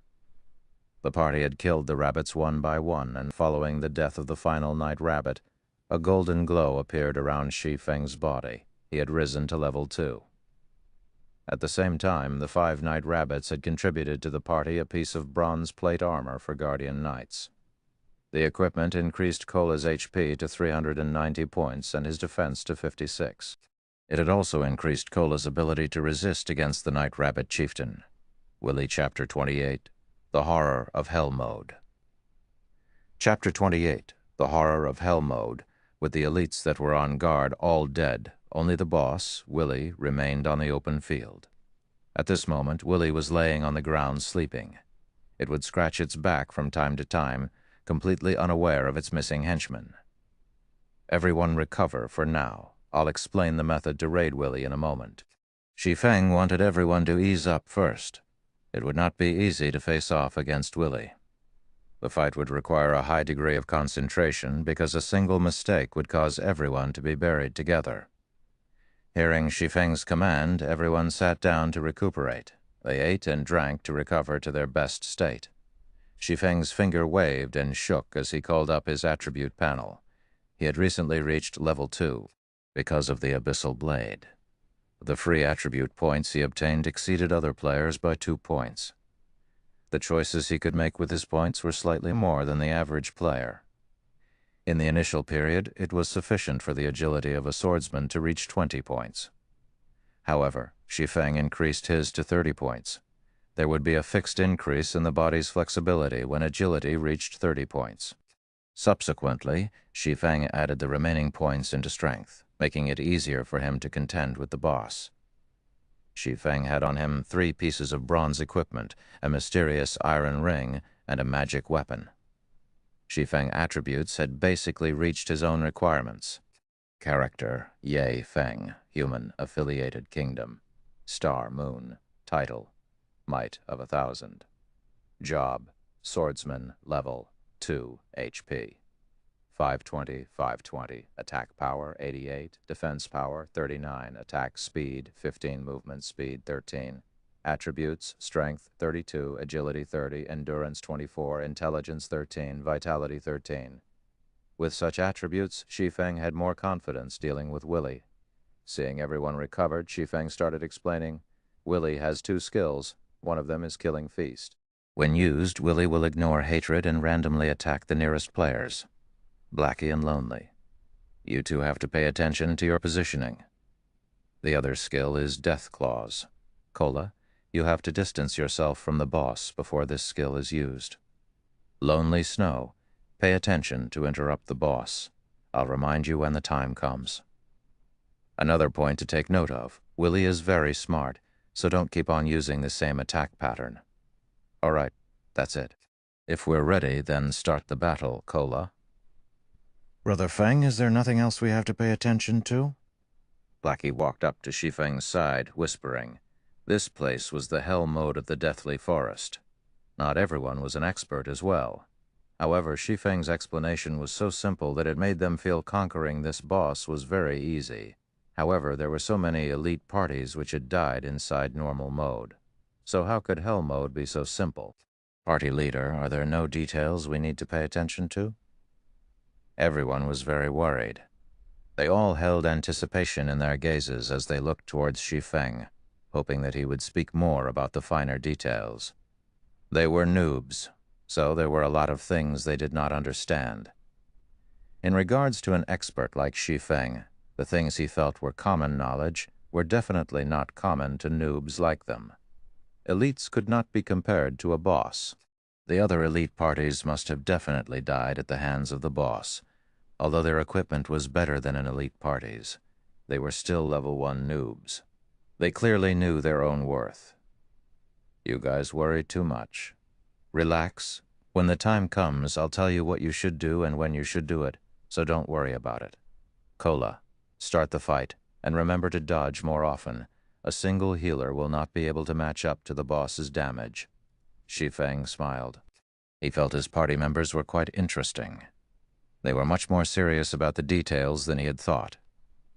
In his previous life, Shi Feng had entered Hell Mode dungeons countless times as the captain of Shadow. There was also no lack of 100-man dungeons amongst those times. So, how could he not know how to guide a few noobs to beat a small boss? Cola had no choice but to go at it hard. Willie abruptly leaped up the moment Cola entered its detection range. Its mouth salivated when it saw Cola, and its 2 pairs of steel claws intertwined to produce sparks. Cola had clearly stimulated Willie's heart of massacre. It lifted its steel claws and hastily dashed towards Cola, start casting heals. All damage dealers prepare to attack Willie's limbs. Shi Feng commanded when he saw Willie's menacing appearance. Just when Shi Feng finished speaking, Willie had arrived before of Cola. Before Cola could react, its sharp claws had fallen from the sky, slashing at Cola's neck. Pang! Cola instinctively used his shield to block the steel claws, forming 3 brilliant streaks of sparks. There were also 3 claw marks left on the shield.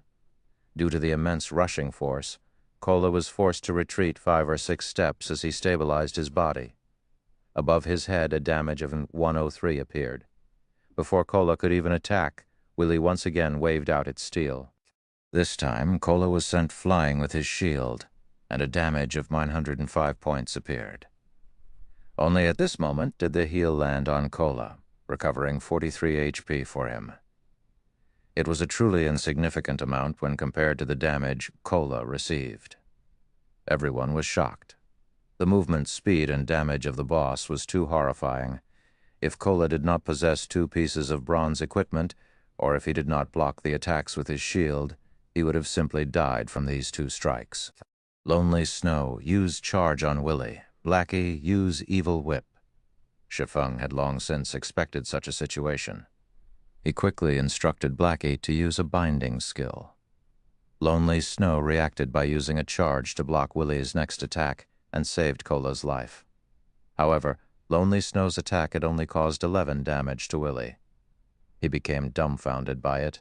He had added most of his attribute points into strength, and he even had 2 pieces of bronze equipment on him. Yet he had dealt such a small amount of damage. It should be known that the boss in front of him had 6,000 HP. Blackie also finished chanting from the side, sending out his evil whip. 5 streaks of pitch-black thorns suddenly constricted Willie's legs. Shi Feng took the chance to circle around to Willie's rear. With the abyssal blade in hand, he used double chop on Willie's neck, causing -66 and -67 damage. His attack also caused a bleeding effect, causing Willie to lose 8 HP every second, lasting for 10 seconds. The high damage immediately caused Willie to switch its hatred to Shi Feng. However, Shi Feng did not give it any chance. With his 30 agility, Shi Feng easily dodged away from the steel claws, appearing 5 yards away from Willie. "Ow! Ow!" Willie furiously bellowed as it rushed at Shi Feng. Ranged players start attacking. "Cola, come over and hold Willie after you're done recovering." Shi Feng systematically retreated while he dodged Willie's claws. However, the others watching Shi Feng were shocked to their souls. This was because Willie's claws would graze by Shi Feng's cranium every time it attacked, blowing his hair into a dance. Although everyone was shocked, they never stopped attacking. Magic attacks were sent out one after another, whereas Lonely Snow used Whirlwind Slash at Willie's rear. However, not one of those damages had exceeded -20 points. Willie's HP slowly decreased. When it was occasionally struck by Shi Feng, its HP would drop by a segment. Willie's HP had fallen to 90% within a moment. Willie became enraged as it started a mad dance with its claws. It used death claws, greatly increasing its attack speed. Shi Feng was nearly hit by it. Fortunately, however, he had used the abyssal blade to block the attack, only receiving -130 damage from it. At this moment, the Kola rushed up with his full HP. He used a divine strike on Willie's head, followed by a punishment. Willie's hatred only switched to Kola after a series of attacks. The switching of hatred had also interrupted Willie's death claws, returning Willie to its normal state. Seeing Willie change targets, Shi Feng waved out a thundering flash. 3 streaks of thunder passed through Willie's body, dealing 92, 116, -137 damage. At the same time, giving Willie a damage amplification effect.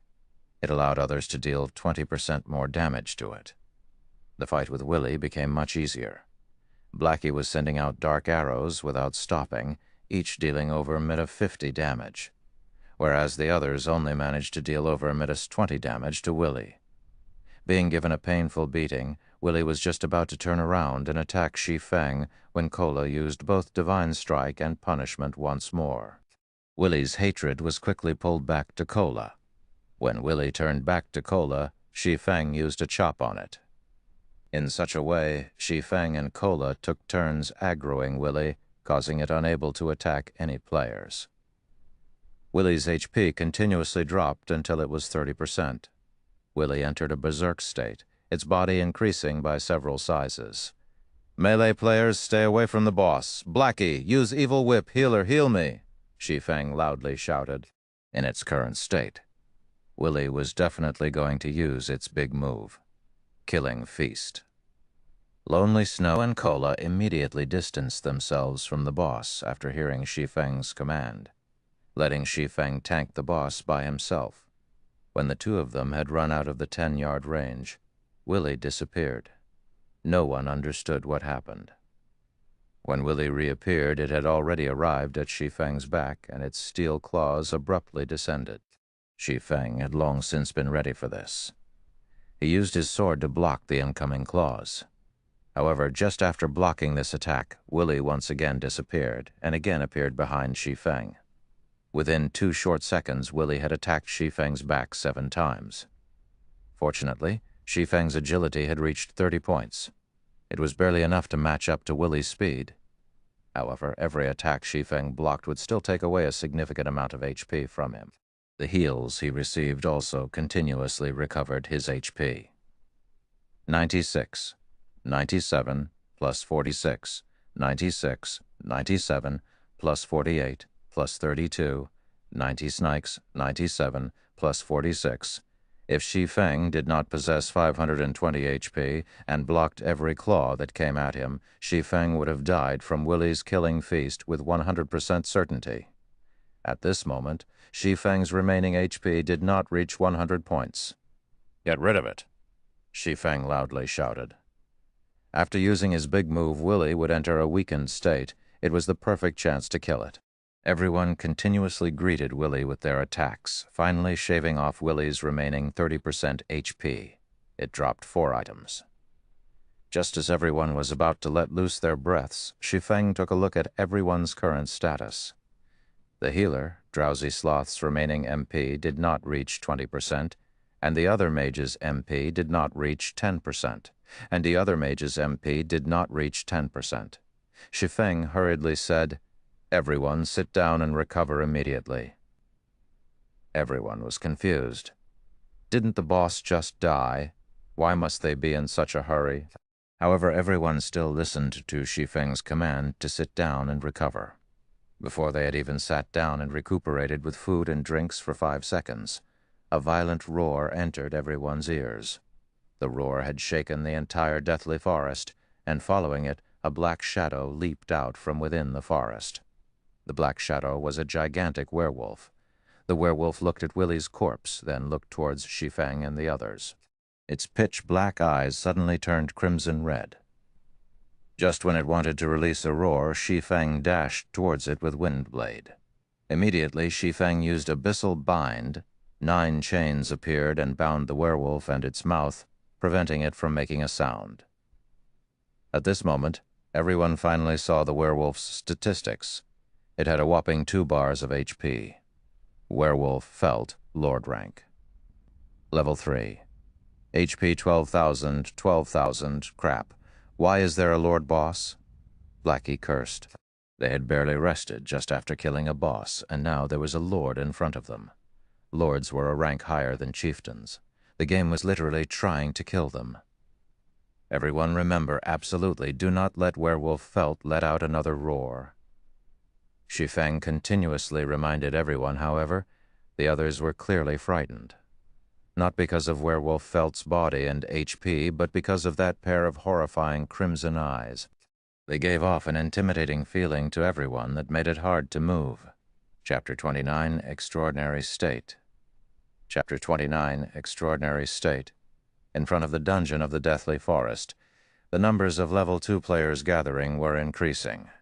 There was also an endless stream of players diving down into the dungeon. Because there were a lot of Level 2 players, there was quite an amount of players who had set up stalls pedaling to the side. Good quality Level 0 common equipment.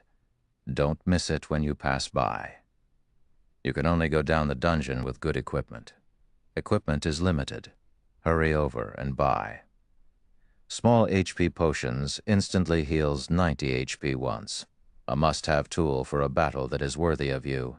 God's domain had been open for over 10 hours now. The players here were all Level 2 players.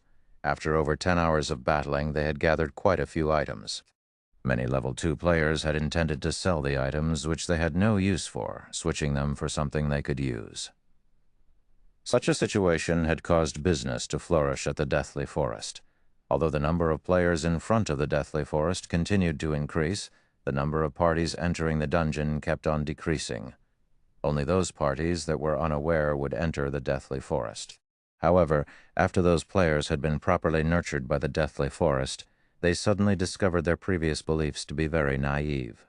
Hence, they obediently stood in front of the dungeon. They talked about life with other parties while watching new parties enter the dungeon with a smile. They had also investigated reports of the Deathly Forest together with the experienced parties, mutually improving their strategies to conquer the dungeon. Following wave after wave of players entering and dying out of the dungeon, the Deathly Forest had finally become the sore point of every player in Red Leaf Town. Every player who entered the Deathly Forest only had one impression of the dungeon. It was extremely horrifying currently. In the resurrection graveyard of the Deathly Forest, 6 streaks of white light flashed into existence, following which 6 figures revealed themselves from within. There is just no way to clear this dungeon. Snow, I think we would be better off grinding monsters or doing quests. Just after reviving, Zhao Yueru stamped her delicate feet, her chest heaving up and down. The cuteness of her enraged yet delicate appearance instantly attracted the attention of a crowd of male players. Gentle Snow shook her head, saying in contemplation, "Our gains inside the Deathly Forest are relatively good, so we can't just easily give up. But the forest inside the Deathly Forest is too large. Adding in the great number of small paths, we would easily become lost without a map. However, I believe that amongst the numerous pathways, there must be a few that lead to the boss location. The other paths are only there as a trap to confuse us.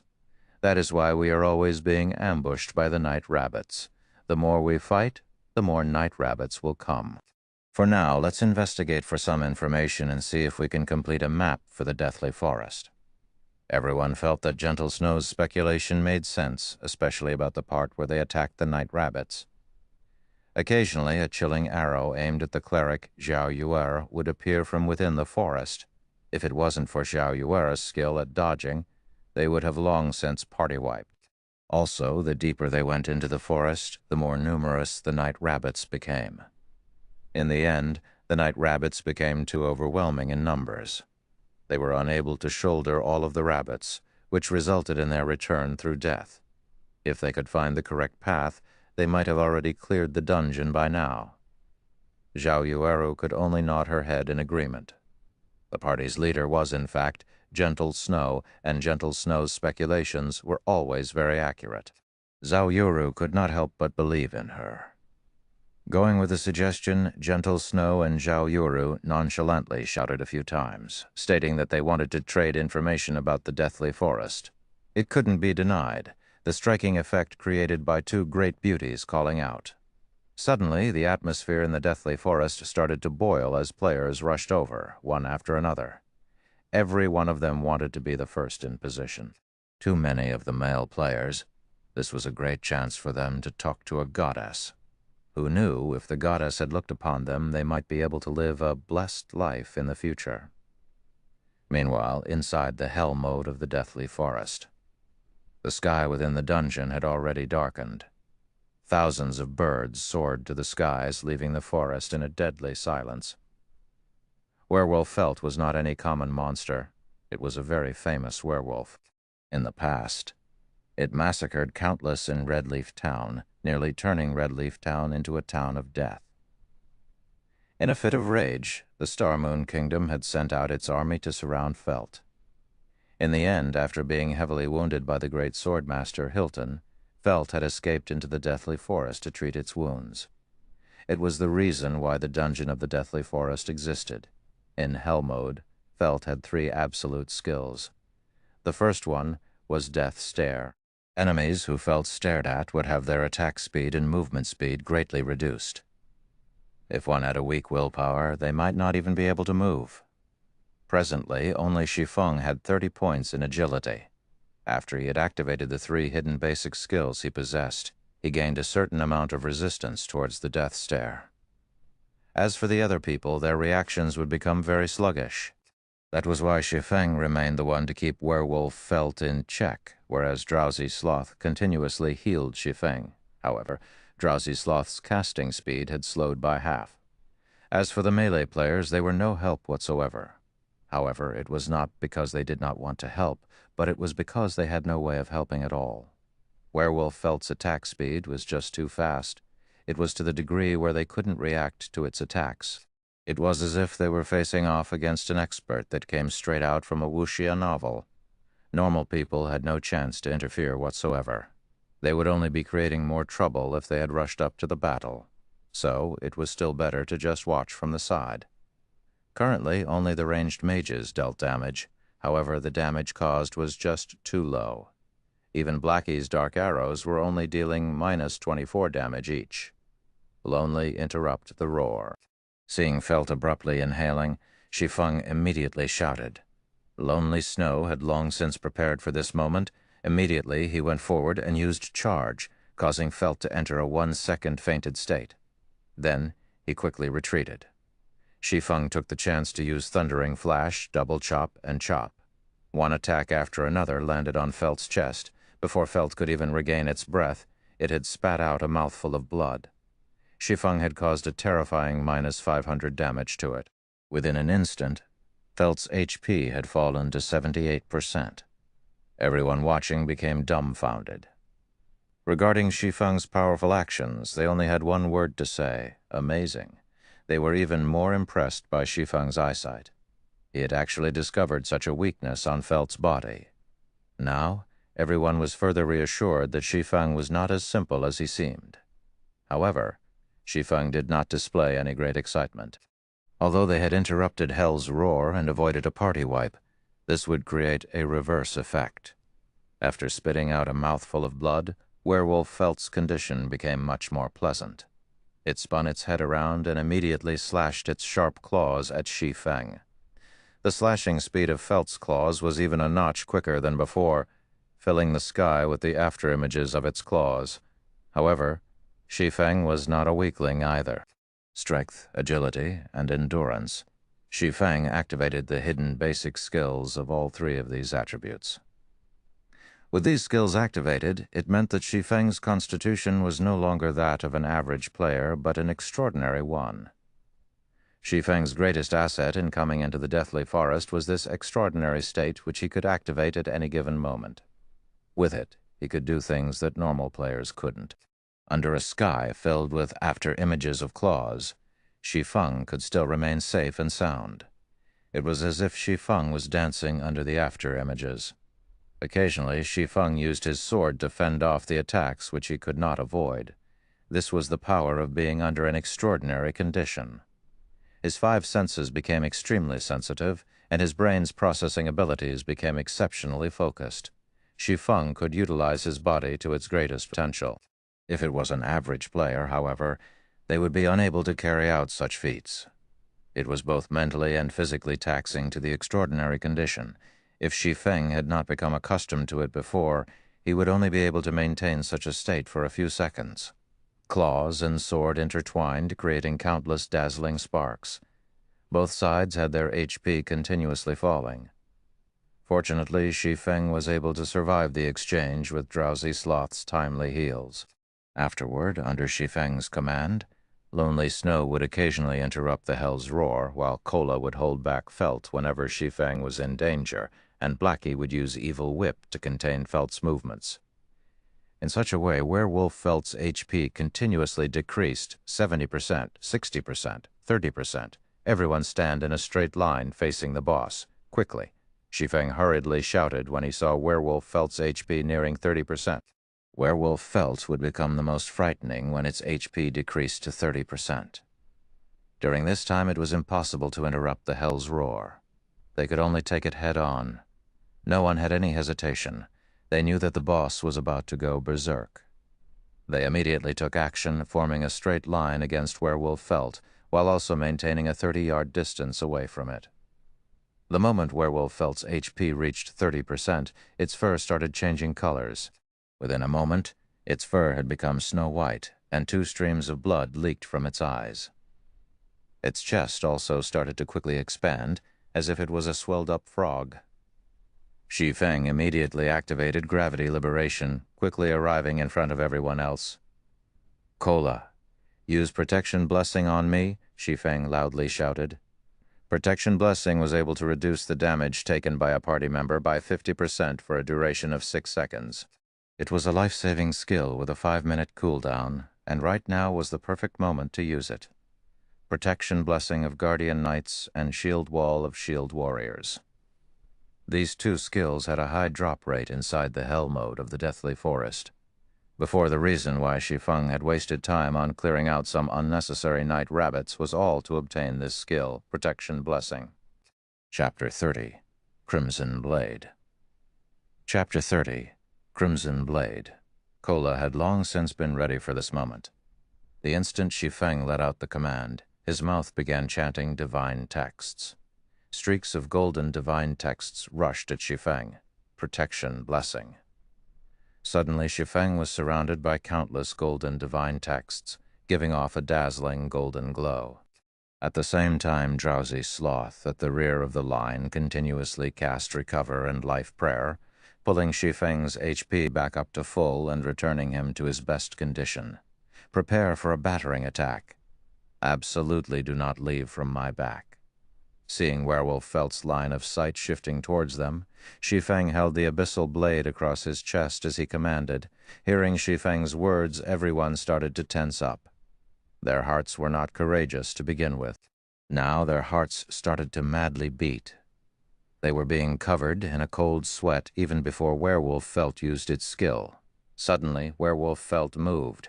Its expanded chest started moving upwards, moving past its throat and to its mouth. How? Within an instant, everyone aside from Shi Feng felt their hearts stop beating. It was as if the world had turned gray and silent. The soaring birds in the sky had also turned motionless. Everyone could clearly see the multitude of gray-colored waves being emitted from Werewolf Felt's body. Streak after streak, it continuously expanded. The dark gray ripples quickly arrived in front of everyone. However, they could not move even a muscle.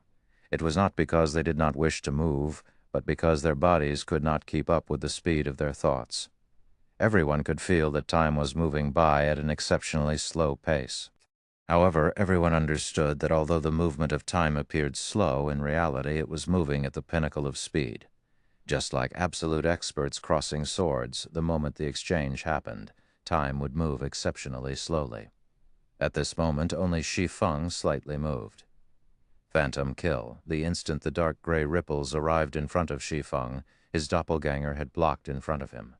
At the same time, the doppelganger used parry.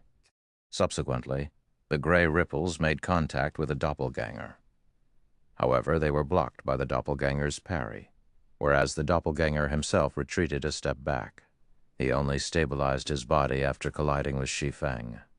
Just after the doppelganger stabilized himself, another wave of ripples came smashing. The ripples passed through the doppelganger's body, this time causing his HP to instantly decrease by 300 points. Behind him, Shi Feng had also received minus 30 damage, while the others behind Shi Feng received minus 20 damage. However, the ripples did not stop with just one wave. When the third wave of ripples passed through the doppelganger, his body had instantly disintegrated. A damage of minus 100 points also appeared above Shi Feng's head. Subsequently, wave after wave of dark gray ripples followed 900, 100, minus 100. Shi Feng's HP fell time and time again until only 90 points remained. When the final wave of ripples was about to get rid of Shi Feng, he used parry. Hong. Shi Feng retreated a big step backward. However, he did not receive any damage. The people behind him were also unharmed. However, their HP, after going through several waves of attacks, did not exceed 50%. At this moment, Drowsy Sloth's recover had only landed on Shi Feng's body, pulling Shi Feng's HP back to 140, following which he used life payment, recovering 130 HP for Shi Feng. Within a moment, Shi Feng's HP had returned to over 50%. This roar really is powerful. I even thought we were finished. Blackie wiped off the cold sweat from his forehead. If Shi Feng had not blocked in front of them, they would all be goners by now. When he thought back to how Shi Feng nearly died, Blackie's heart started beating rapidly, reaching 180 beats per minute. If Shi Feng died, then they would die as well. There was nobody else in the party who could pin down Werewolf Felt for a long period of time. At this moment, everyone looked at Shi Feng as if they were looking at a monster.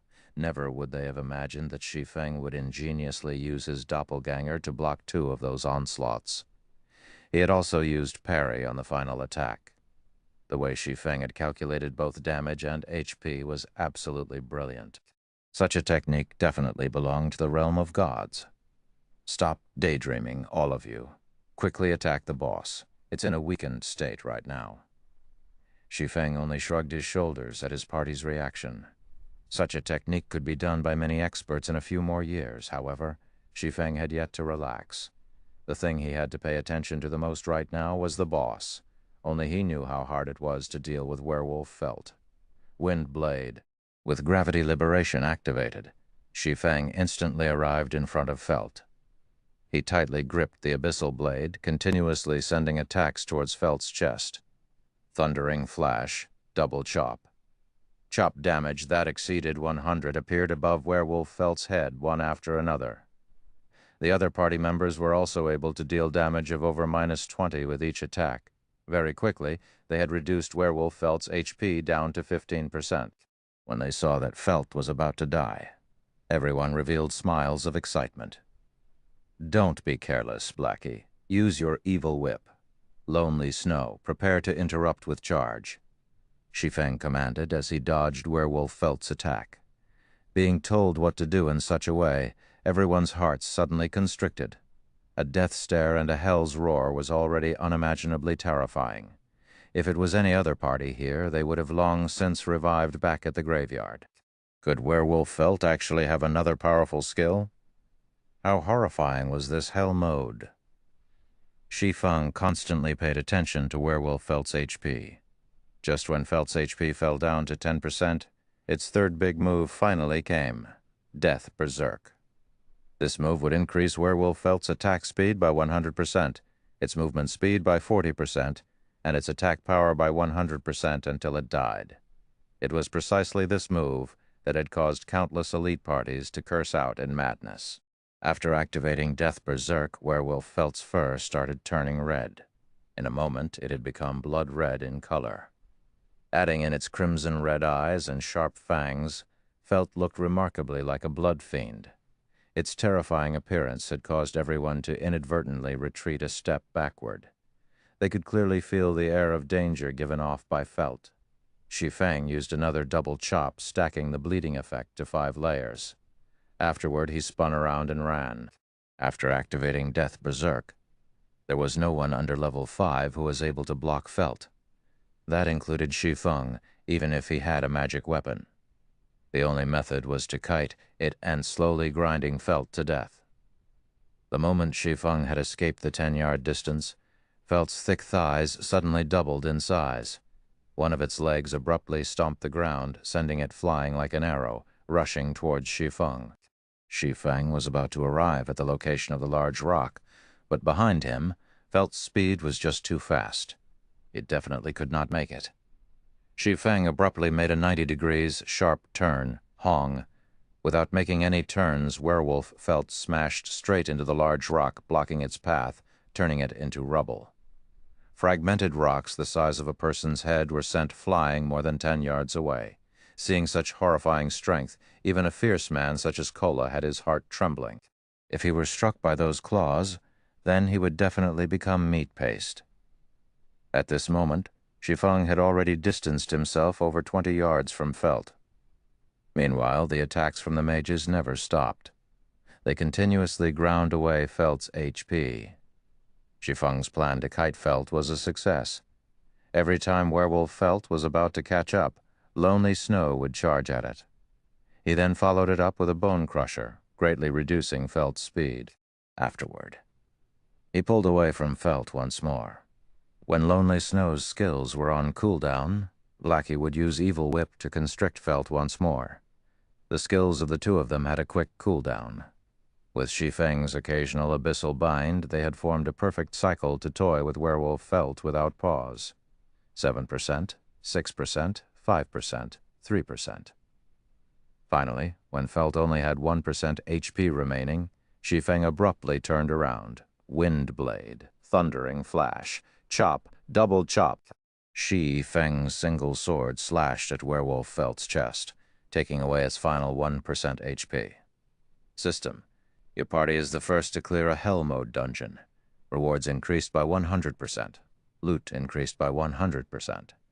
System: cleared Hell Mode of Deathly Forest. Rewarding 8,000 EXP. At this moment, Werewolf Felt exploded, dropping out over 10 items, and amongst them there was one that made Shi Feng's eyes shine. Crimson Blade. It was a sword that had the color of fresh blood. It gave off a dull red glow, and there was also faint drops of red liquid dripping off the edges of the blade. The entire sword revealed a dense, killing aura. Shi Feng never imagined that the item with an abysmal drop rate would actually appear in front of him. TL notes. Kite, a term in video gaming and elsewhere to describe when a ranged fighter skirmishes with a hand-to-hand fighter by running and shooting. This can have two purposes: A, to damage the enemy while staying outside of hand-to-hand range, or B, to make the enemy follow you, so you can lead them to a specific location. Chapter 31, Hell's Book. Chapter 31, Hell's Book. Shi Feng walked over without hesitation. He quickly picked up the one-handed sword filled with killing intent. The Crimson Blade was one of the rarest drops within the Hell mode of the Deathly Forest. It was also the best sword for a swordsman below level 6. Crimson Blade, Secret Silver Rank, One-Handed Sword. Level 3. Equipment requirement, Strength 12. Attack Power plus 21. Strength plus 5, Agility plus 6, Endurance plus 3. Durability 30-30. Its attack power alone could rival a level 5 two-handed bronze axe. With the 6 extra points in agility, it could increase the attack speed of a swordsman by quite a lot. The Crimson Blade was definitely a precious weapon for swordsmen. Unfortunately, Shi Feng could not equip it yet. His experience was currently at 69% of level 2. There was still quite an amount before he could reach level 3. Moreover, he wouldn't be able to equip it even if he had reached level 3. This was because swordsmen would only activate the dual-wielding talent after they reached level 5. At that time, Shi Feng would be able to wield 2 one-handed swords. By the time Shi Feng was level 5, he would be able to wield the Abyssal Blade on his main arm and the Crimson Blade on his subarm. His attack power would be invincible amongst level 5 players. Shi Feng felt great just thinking about such a future. "Brother Feng, hurry up and pick up the equipment. I'm dying of anxiety here," Blackie urged. "That's right, party leader. You can't just enjoy it by yourself. At least let us have a look at what equipment dropped." The loot on the ground had nearly blinded everyone's eyes. The anxiety burning in their hearts had even caused them to forget their joy of reaching level 2. They all wished to take a look at the drops of the 2 Hell mode bosses. As for rushing over to snatch the loot, there was nobody present who would do such a thing. Even if the items on the ground were valuable, they still wouldn't do it. If they had done such a thing, although they could feel great for the moment, they would instead regret their actions for the rest of their lives. This was because Shi Feng was the true treasure here. Even if Shi Feng wanted all of the equipment, there would not be a single person who would refuse him. After all, the only reason they could make it to this point was all because of Shi Feng. That was why everyone was just standing by the side, obediently watching instead of rushing up to fight for the loot. All right. No need to rush." Shi Feng smiled. He quickly began to collect the items on the ground. Shi Feng was very satisfied with everyone's performance. They were unlike the players Shi Feng would occasionally party up with in his previous life. When the boss died, those players would rush up in unison to snatch the equipment. They immediately disappeared once they took all the equipment, leaving Shi Feng enraged and speechless. The reason Shi Feng did not set the party so that only the leader could pick drops was to test everyone's intentions. It was better to discover those treacherous people early on. Now that nobody had rushed up to snatch the items, Shi Feng could be more at ease with them. In a short moment, Shi Feng had collected all the loot on the ground. There were a total of 19 pieces of equipment and 5 silver coins. Such a harvest could rival the assets of a large guild in its entirety. Arranging his bag, Shi Feng's lips curled up into a smile. He found a forging design, Garrison Armor Forging Design, able to create a piece of level 3 bronze-ranked chest armor after learning the design materials required: 20 copper ores, 5 bronze ores, 5 magic essences. This piece of equipment was a good item. As long as a party's MT equipped it, diving into the normal mode of the Deathly Forest would become much easier. Not only did it have high defense and strength, it also increased maximum HP by 200 points. It was an extremely important piece of equipment for any MT. In Shi Feng's previous life, when this equipment was released, every guild madly fought over it. They also ignored all costs to enter the Deathly Forest in order to obtain this forging design. When Blackie saw Shi Feng's excited smile, his heart became even more anxious. It was needless to say for the other people, if a person's sight could kill, Shi Feng probably would have died over hundreds or thousands of times by now. The items are not bad. Here, you guys have a look. Shi Feng did not waste any more time. He immediately displayed the attributes of all the equipment. There were a total of 15 pieces of equipment. Amongst them, there was only a single secret silver equipment, which was the Crimson Blade. There were also 5 pieces of mysterious iron equipment and 9 pieces of bronze equipment. The bronze equipment dropped by the bosses of Hell Mode were all of the highest quality. The bronze equipment dropped by elites were far from comparable. Amongst all the equipment after the Crimson Blade, the most valuable items were the pieces of mysterious iron equipment. Out of the 3 modes of the Deathly Forest, only Hell Mode dropped mysterious iron equipment, whereas normal and difficult only dropped bronze equipment. Blackie's luck had always been good. Amongst the 5 pieces of mysterious iron equipment, there were 2 pieces of the dark color set meant for Cursomancers. The dark color set was definitely the set equipment for Cursomancers below level 5. There were a total of 5 pieces in the dark color set: head, chest, legs, shoes, arm guards. This time around, the parts that dropped were the chest and shoes. These 2 items had placed a wide smile on Blackie's face. "Brother Feng, I really love coming down to Hell. Let's come here once every day. That way I can complete the dark color set, and if anyone dares look down upon us at that time, I'll blast him to pieces." Blackie showed off the dark color set in his hands. After wearing the dark color set, Blackie felt himself becoming closer to an expert. His magic attack was increased to 66. A single level 3 dark arrow could take away more than half the HP of a level 1 shield warrior. If he could complete the dark color set, then a single dark arrow could one-shot a shield warrior. He put on the suit of ash-gray fur robes, coupled with glistening pitch-black boots. Everyone could tell they were pieces of a set with just a glance. The others drooled when they saw the black luster of the dark color set. Their hearts were filled with hatred and envy for Blackie.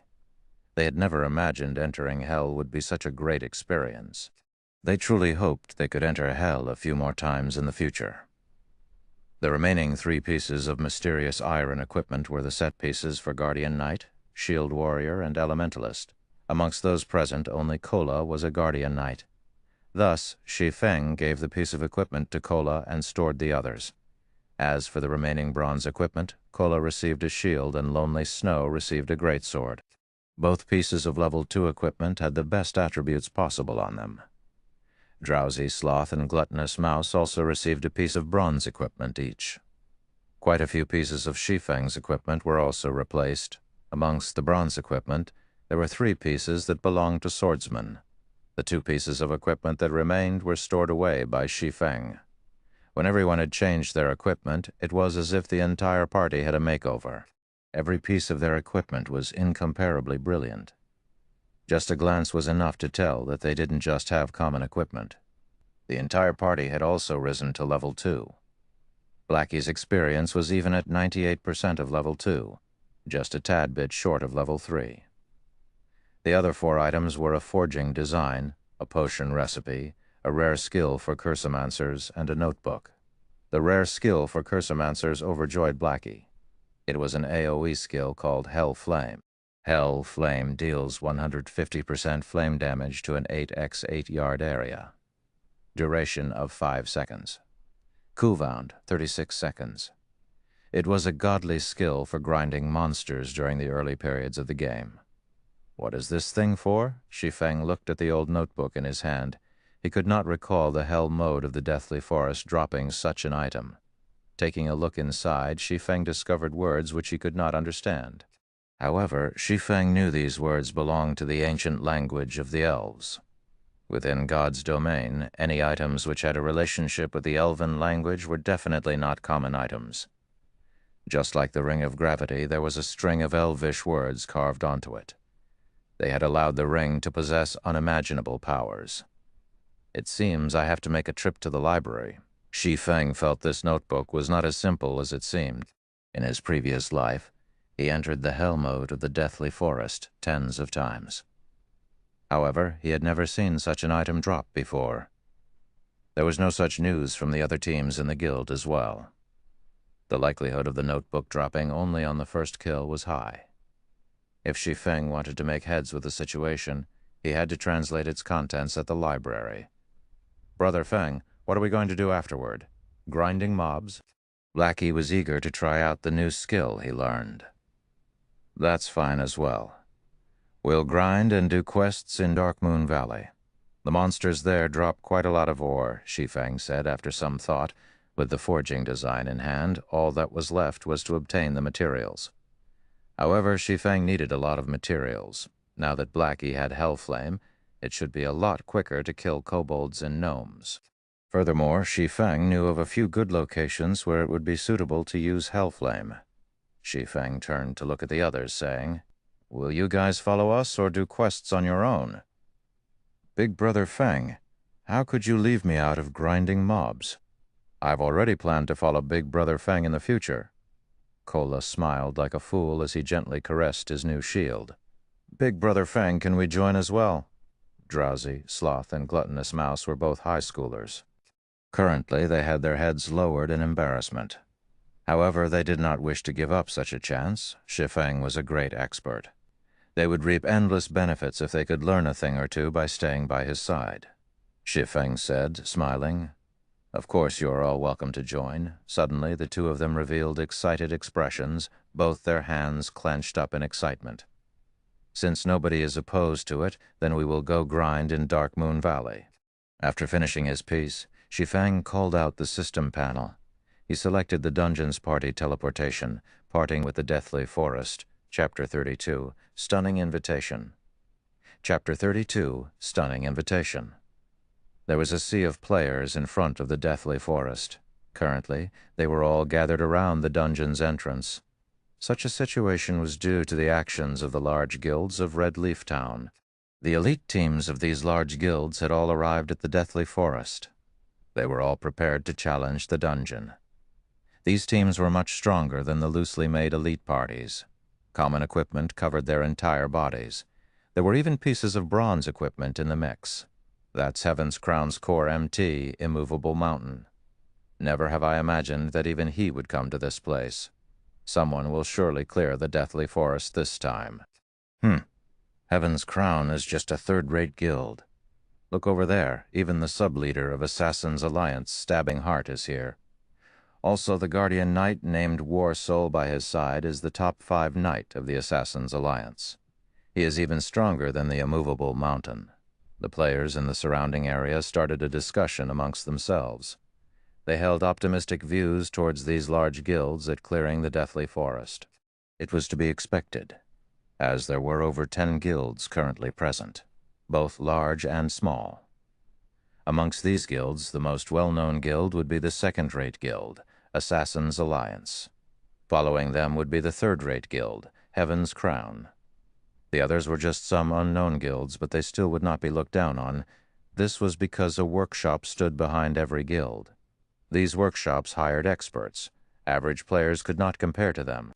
Each large guild wanted to build its reputation in Red Leaf Town. Conquering the first dungeon in Red Leaf Town was the perfect way to do so. Hence, all of the large guilds made ample preparations for the dungeon. They spent large sums of their assets to buy equipment and medicine. They also bought a lot of information on the Deathly Forest, so they were extremely confident about conquering the dungeon. Boss waving, these guild teams have gorgeous equipment. They will definitely clear the Deathly Forest this time, Wordless Summer Night commented with a pained expression. Waving slowly but surely crossed his arms in front of his chest. He nodded slightly, saying in a helpless tone, "The Deathly Forest is too difficult. We party-wiped before we even met the boss. In the end, parties like ours only became scouts for the guilds." "What's there to brag about being a guild's expert, boss? It's not our skills that are lacking. The dungeon is just too horrifying. It has too high of an equipment quality requirement," the shield warrior, Battle to the End, said in disdain. He held contempt for the guild experts deep in his heart, and he was sure only their equipment prevented them from clearing the dungeon. "That's right, boss.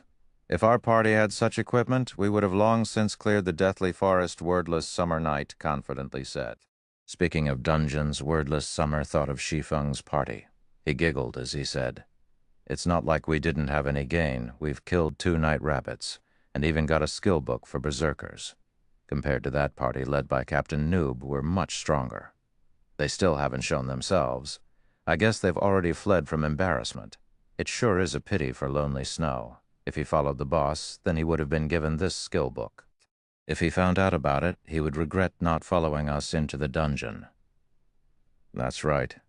Lonely Snow doesn't know how to appreciate the kindness given to him. Now he will definitely regret not following the boss, Battle to the End laughingly said. Lonely Snow's skills are still quite good.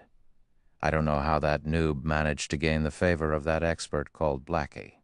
However, no matter how great that expert's techniques are, with dead weight pulling him back, they would still party wipe.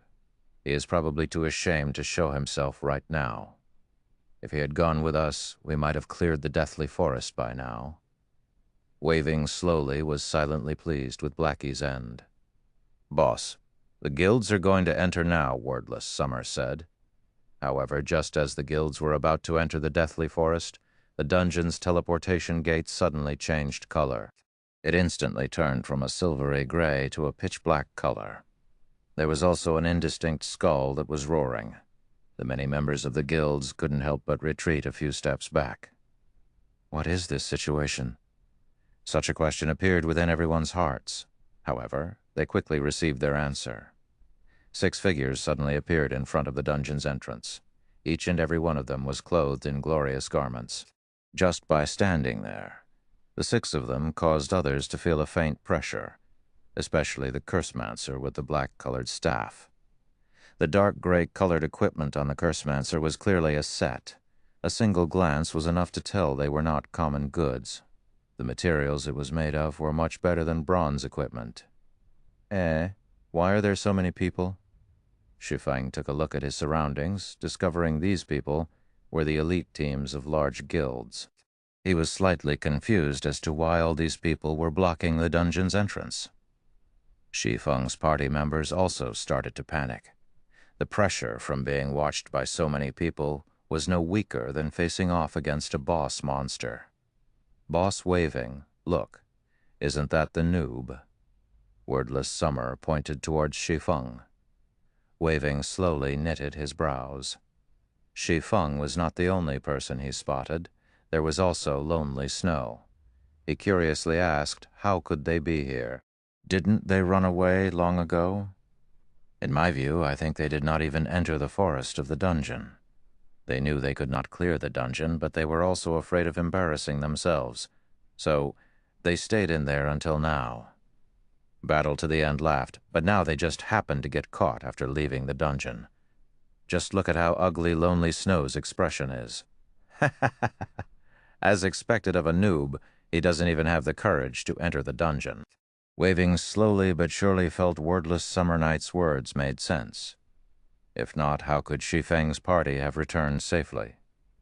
Waving slowly, and the other party members experienced the horrendousness of the Deathly Forest. After entering the forest of the dungeon, there were only 2 possible results. Either they cleared the dungeon, or they party wiped. There was no possibility of a third option. Now that Shi Feng's party had returned safely, there was only one possibility. They never entered the forest. It was impossible that they cleared the Deathly Forest. During the time Waving slowly and company started laughing at Shi Feng's party. The players surrounding Shi Feng had already laughed themselves into madness. Such a scene confused Waving slowly and party. Why were these people laughing at Shi Feng's party? Were they actually famous? What Waving slowly's party did not know was that Shi Feng's party had already become famous throughout the entire Deathly Forest.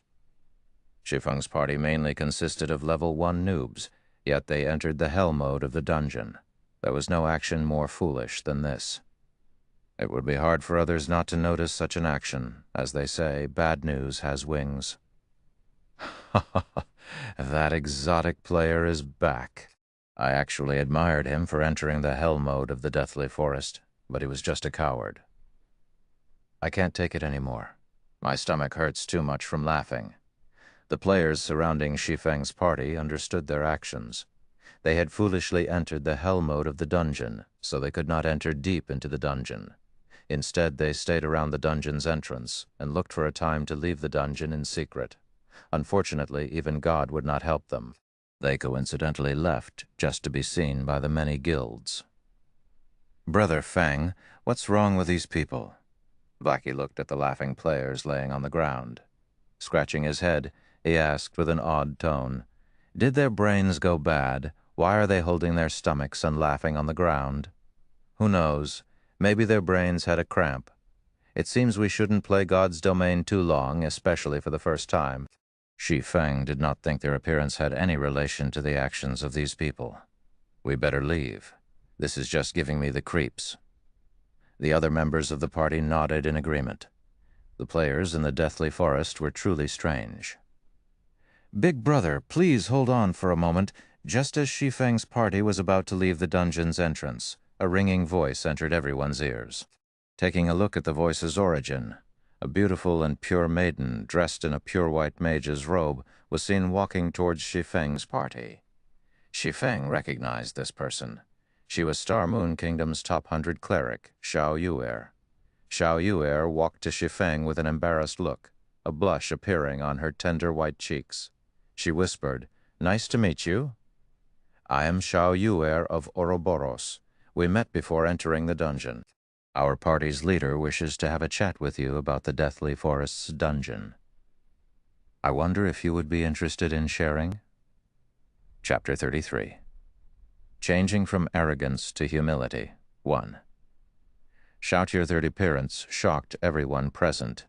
Every player present knew who Xiao Yuer was. After all, she was the goddess party mate. Coupled with Xiao Yuer's beauty and purity, she was firmly implanted in everyone's memories. However, why would such a pure maiden invite a noob? Furthermore, what was harder to imagine was the person who invited the noob was not Xiao Yuer, but the goddess Gentle Snow. Who was Gentle Snow?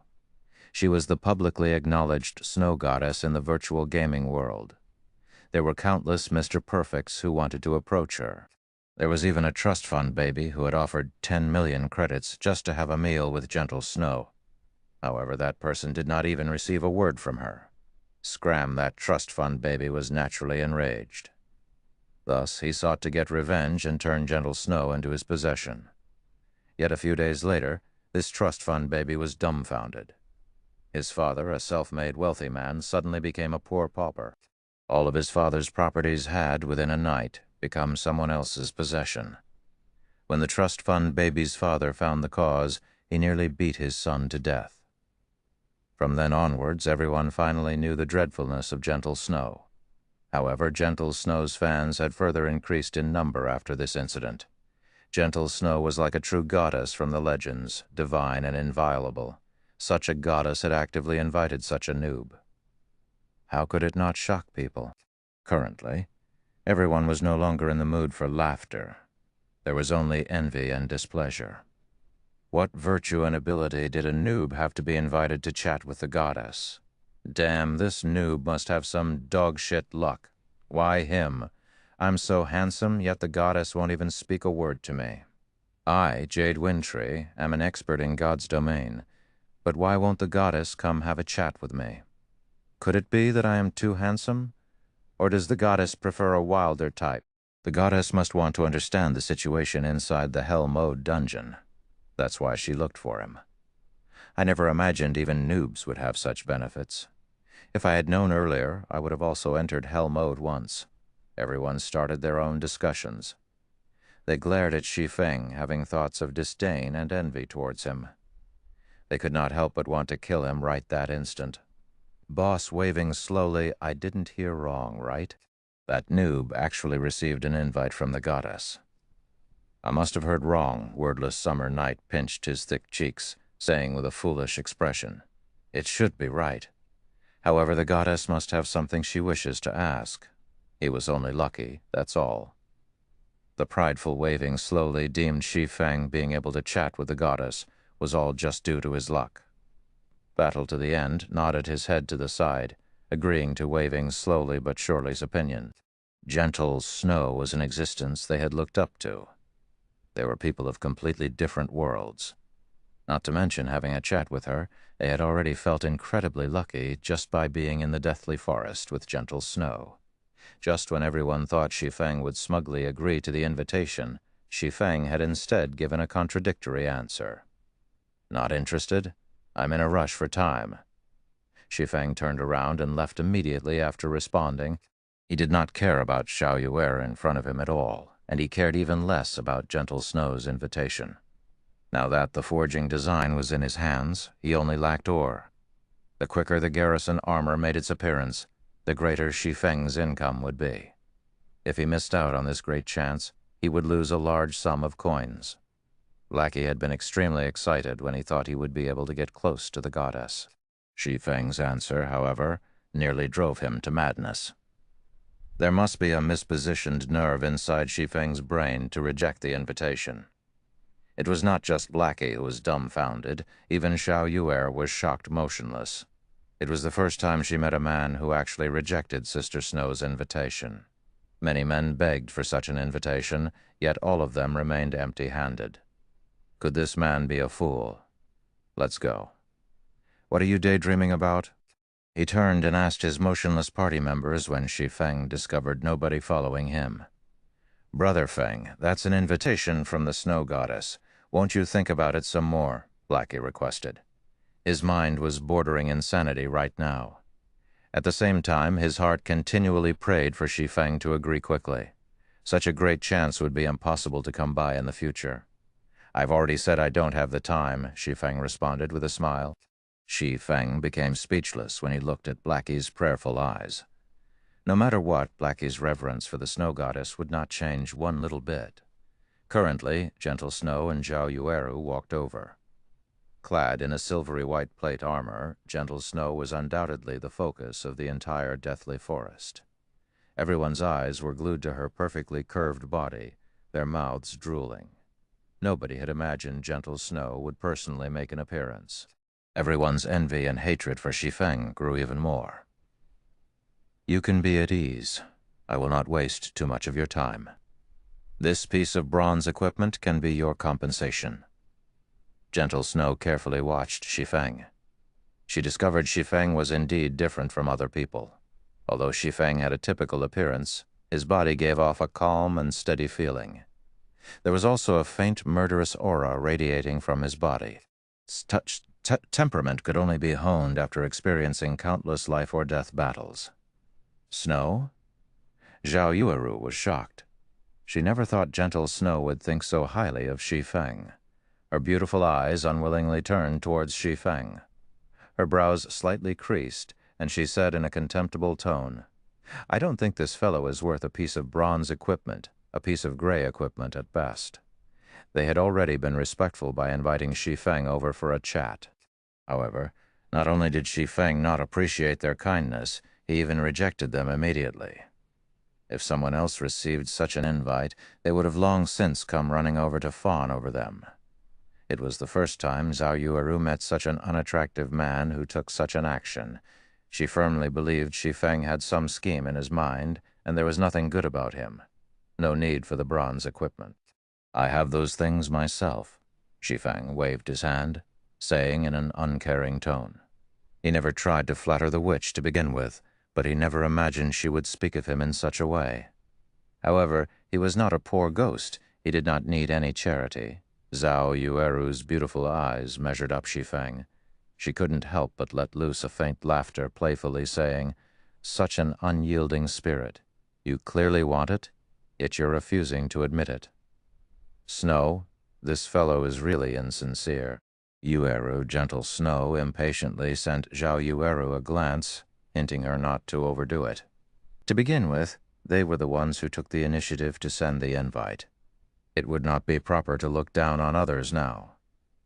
Xiao Yu'er pouted. She shot a glance towards Shi Feng, puffing out her prideful twin peaks as she helplessly turned her head away. She did not think a poor fellow like Shi Feng would have anything they wanted. Sorry, please receive this piece of equipment as an apology. Gentle Snow took out a level 0 bronze belt meant for a swordsman and traded it to Shi Feng. She wanted to put an end to this matter. Shi Feng did not reject the offer after seeing Gentle Snow's sincerity. If he rejected it, it would only show how petty of a man he was.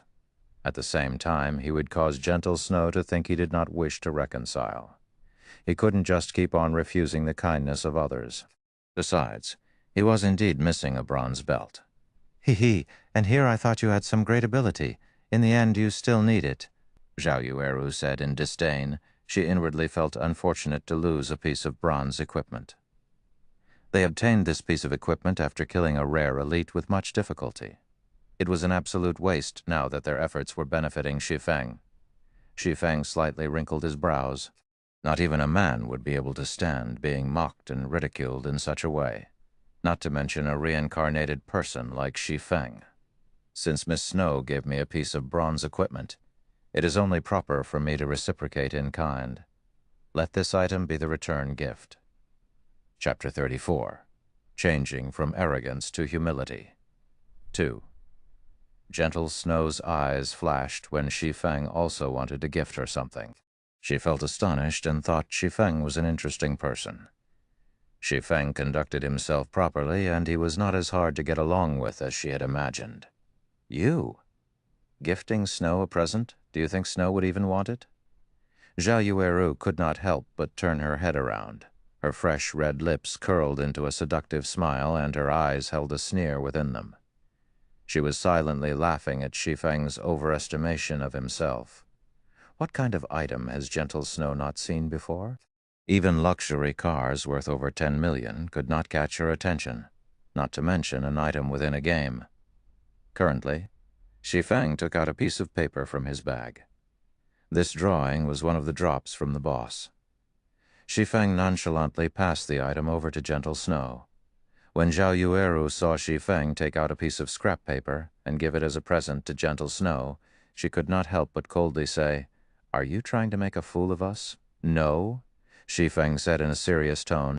"Snow gave you a piece of bronze equipment. Yet what about you? You took out a piece of scrap paper to trick her.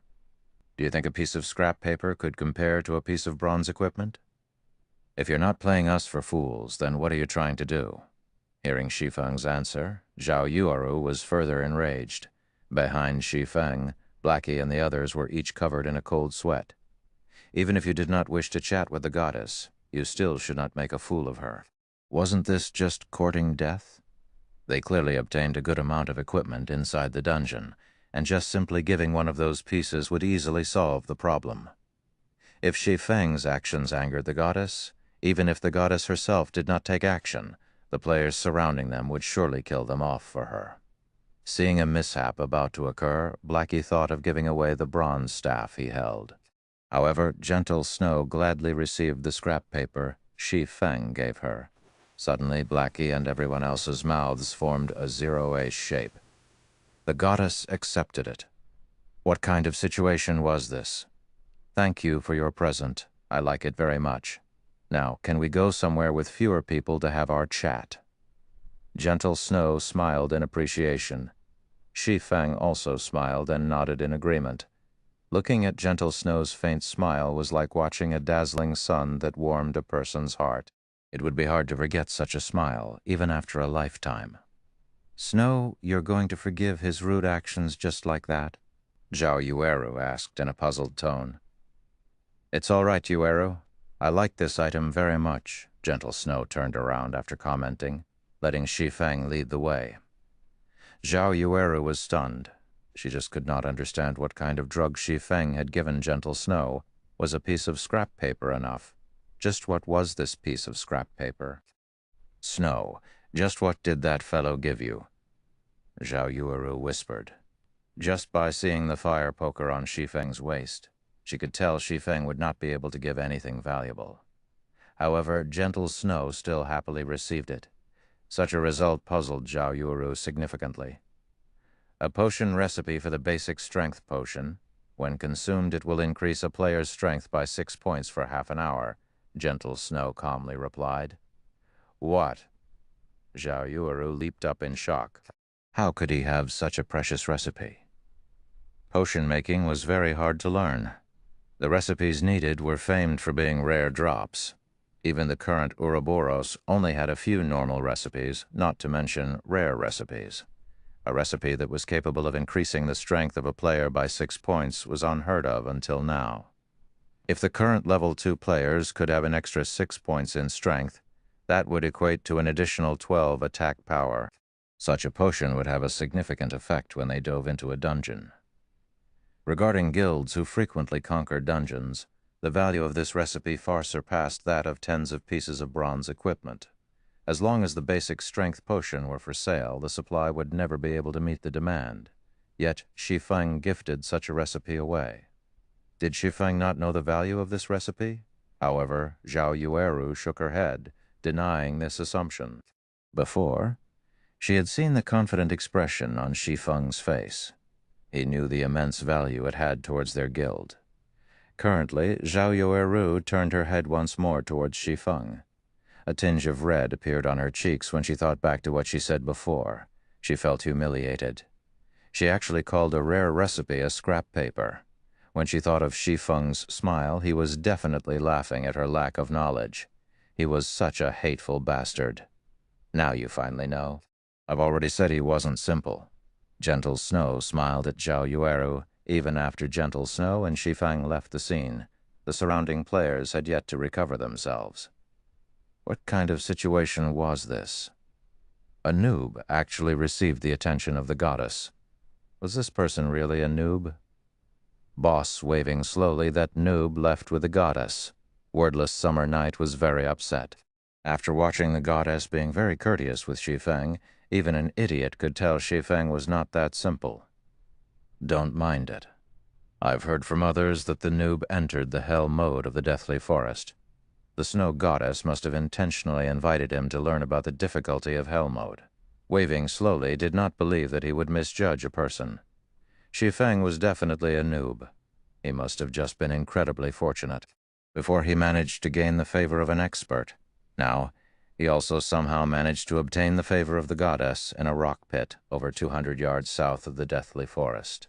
Gentle Snow and Shi Feng sat facing each other. Surrounding them was a beautiful scenery and gurgling streams. As for the others, they stood to the sides. None of them tried to eavesdrop on the conversation between Shi Feng and Gentle Snow. They comfortably sat down and started chatting amongst themselves. I wonder what business Miss Snow has for me. The Deathly Forest. Gentle Snow openly said, I want the strategy for the Deathly Forest. State your price. Hey. I'm afraid Miss Snow is overthinking things. How could I have the strategy to the Deathly Forest? I've only entered the dungeon once. Shi Feng would not admit to possessing the strategy.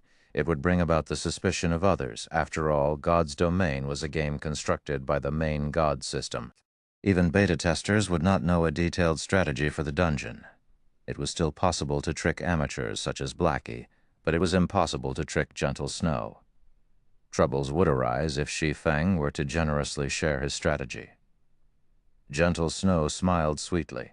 Her eyes swept once across Shi Feng's party members before calmly saying, If I'm not mistaken, the equipment your party members are wearing all came from the hell mode of the Deathly Forest. Although your party has 1 or 2 players with proper techniques, everyone knows you had invited 3 level 1 noobs as temporary members. Such a party was able to enter hell mode, and even came out with quite a lot of equipment. Do you think I would believe you if you said you did not have any information? Let's not twist our words around. I know you're a beta tester, and not just any beta tester. You must have done detailed research on the Deathly Forest. Otherwise, you wouldn't be able to clear the dungeon at all. This basic strength potion recipe is the best evidence as to why I would say you've cleared it. You can rest assured, however, that I will not reveal your secret. Gentle Snow fixated her gaze on Shi Feng, as if she saw through Shi Feng's entire being.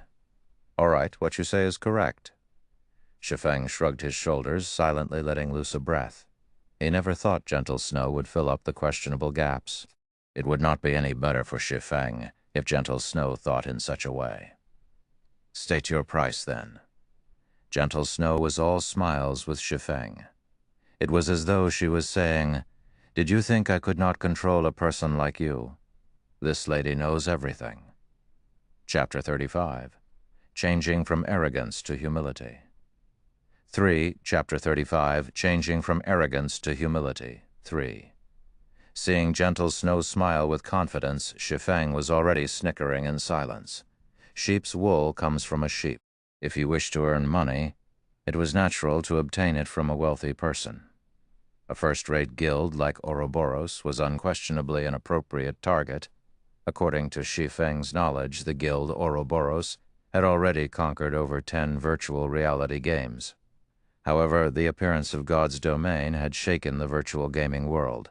It was dubbed as mankind's second world. It caused the collapse of many other virtual reality games. Afterward, countless companies started madly investing in God's domain, nurturing their guild, growing their influence, and building their place in the virtual financial world. Naturally, Ouroboros also invested in God's domain. They, too, wanted to share a bite of the countless assets. Also, Ouroboros was not just wealthy, it also had a great background. The number of experts working under Ouroboros exceeded over 1,000. These 1,000 men were famed as the god-slaying army in God's domain. The existence of these 1,000 experts allowed Ouroboros to establish a large virtual empire. They unified over 80 cities in God's domain that each had a population of over 1 million players. Ouroboros was a true tyrant in God's domain. During Ouroboros's peak, it was the equivalent to the entire Star Moon Kingdom. As for Shadow, it had only established 10 cities that did not have populations exceeding 1 million players. In such a way, Ouroboros had become a peerless tyrant in the real world. Their position was truly unimaginable. It should be known that Star Moon Kingdom was a relatively large kingdom, even amongst the hundreds present in God's domain. It was at the upper middle ranks. One could clearly see Ouroboros's prowess when compared to it. How could Shi Feng not wish to work with such a powerful guild? It was just the risk of working with Gentle Snow was too high. Because of her particular identity, the information she could get a hold of was just too great. Shi Feng could not help but be cautious of her. It was why he intentionally revealed some hints, especially with the recipe for the basic strength potion. He wanted to see Gentle Snow's reaction. If she behaved in a bad way, Shi Feng would naturally act ignorant and push all responsibility away. However, the present situation was undoubtedly the one Shi Feng looked forward to the most. Since you've already explained, my asking price isn't high, 20 silver coins, Shi Feng calmly stated. To a small guild of current times, 20 silver coins would already be their entire fortune. Even a 100-man money-farming group would need 2 to 3 days to collect such an amount. Zhao Yueru sucked in a cold breath, nearly jumping up when she heard Shi Feng casually ask for 20 silver coins. She stared at Shi Feng, furiously saying, "Why don't you just rob someone? That would be a faster way." "I would do it if I could get that much money," Shi Feng said with a smile. "You should know there is a lot of skill books, weapons, and equipment for players inside the Deathly Forest. They can quickly increase the strength of players. If you could conquer the Deathly Forest a step earlier, the benefits it would bring towards future developments go without saying. Can't you make it a little cheaper? 20 silvers? Even we, Ouroboros, can't simply take out that much money." Zhao Yueru thoroughly disliked Shi Feng now. However, when she thought about the importance of the Deathly Forest, she still used a softer tone to speak to Shi Feng. "Sorry, but no negotiations. If you don't agree to it, then I can only consider working with some other guild." Shi Feng remained firm with his decision. He had been very sincere in dealing with Gentle Snow. If it was still not possible, he could only consider the Assassin's Alliance. The Assassin's Alliance was wealthy and imposing. Before they spent over 20 silvers to buy Shi Feng's level 5 bronze shield. "I understand, 20 silvers then. However, we need some time to collect the money. After all, our Ouroboros' area of influence isn't in White River City, but at the capital, Star Moon City. There are only a few Ouroboros members close to White River City. Give me a day's time. Take these 7 silvers as a deposit. I will compensate you with 15 silvers a day later." Gentle Snow had never imagined Shi Feng's appetite would be so great. 20 silvers was still a lot to her. However, the importance of clearing the Deathly Forest was too great. They had to grasp it as soon as possible. At the same time, Gentle Snow knew that silver coins were precious during the early periods of the game. Hence, she had given a little more to Shi Feng as interest. "All right. Here is the map of the Deathly Forest, and also the things you need to pay attention to when fighting against the boss. Shi Feng also knew what Gentle Snow had said was true. Wanting to gather 20 silver coins would not be easy. Ouroboros did not have as great of influence in White River City as the Assassins' Alliance did. Shi Feng sent mail to Gentle Snow containing detailed introductions to the Deathly Forest. With Gentle Snow's abilities, they should be able to clear normal mode easily. Gentle Snow looked at the strategy she received for the Deathly Forest. Her heart slightly shook only after a slight glance. She never imagined the Deathly Forest would be so horrifying. Just the number of paths available already numbered 36. 33 of them were dead ends. There was even a Night Ranger who moved based on opportunity. There was also a detailed description of the boss and when it would cast its skills. She definitely got more than 20 silvers worth of information. If she sent others to explore the paths bit by bit, the cost would exceed 20 silvers. Suddenly, another change occurred to Gentle Snow's perception of Shi Feng. She felt Shi Feng was not as simple as he seemed to be. He was certainly an expert. Only an expert could have such a profound understanding of the dungeon. However, Gentle Snow had no recollection of an expert swordsman like Shi Feng. In 3 days, Ouroboros is planning to enter the first level 5 20-man dungeon, the Dark Moon Graveyard. I wonder if you will be interested in joining? Gentle Snow's beautiful eyes looked towards Shi Feng as she invited him to the team dungeon. She already acknowledged Shi Feng's strength. If Shi Feng was with them entering the team dungeon, they might have an easier time in it. From a side, Blackie looked at Shi Feng with dumbstruck eyes. His admiration for Shi Feng had already reached the level of worship. He never imagined Shi Feng would be so awesome as to conquer the snow goddess in a few moves. The goddess even wished to invite him to raid a dungeon. How great of an honor was this?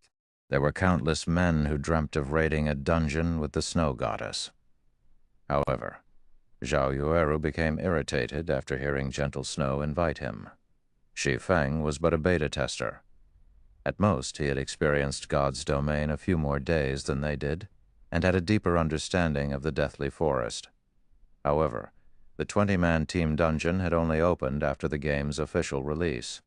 It did not exist during the beta test, so there was no way for Shi Feng to know anything about it.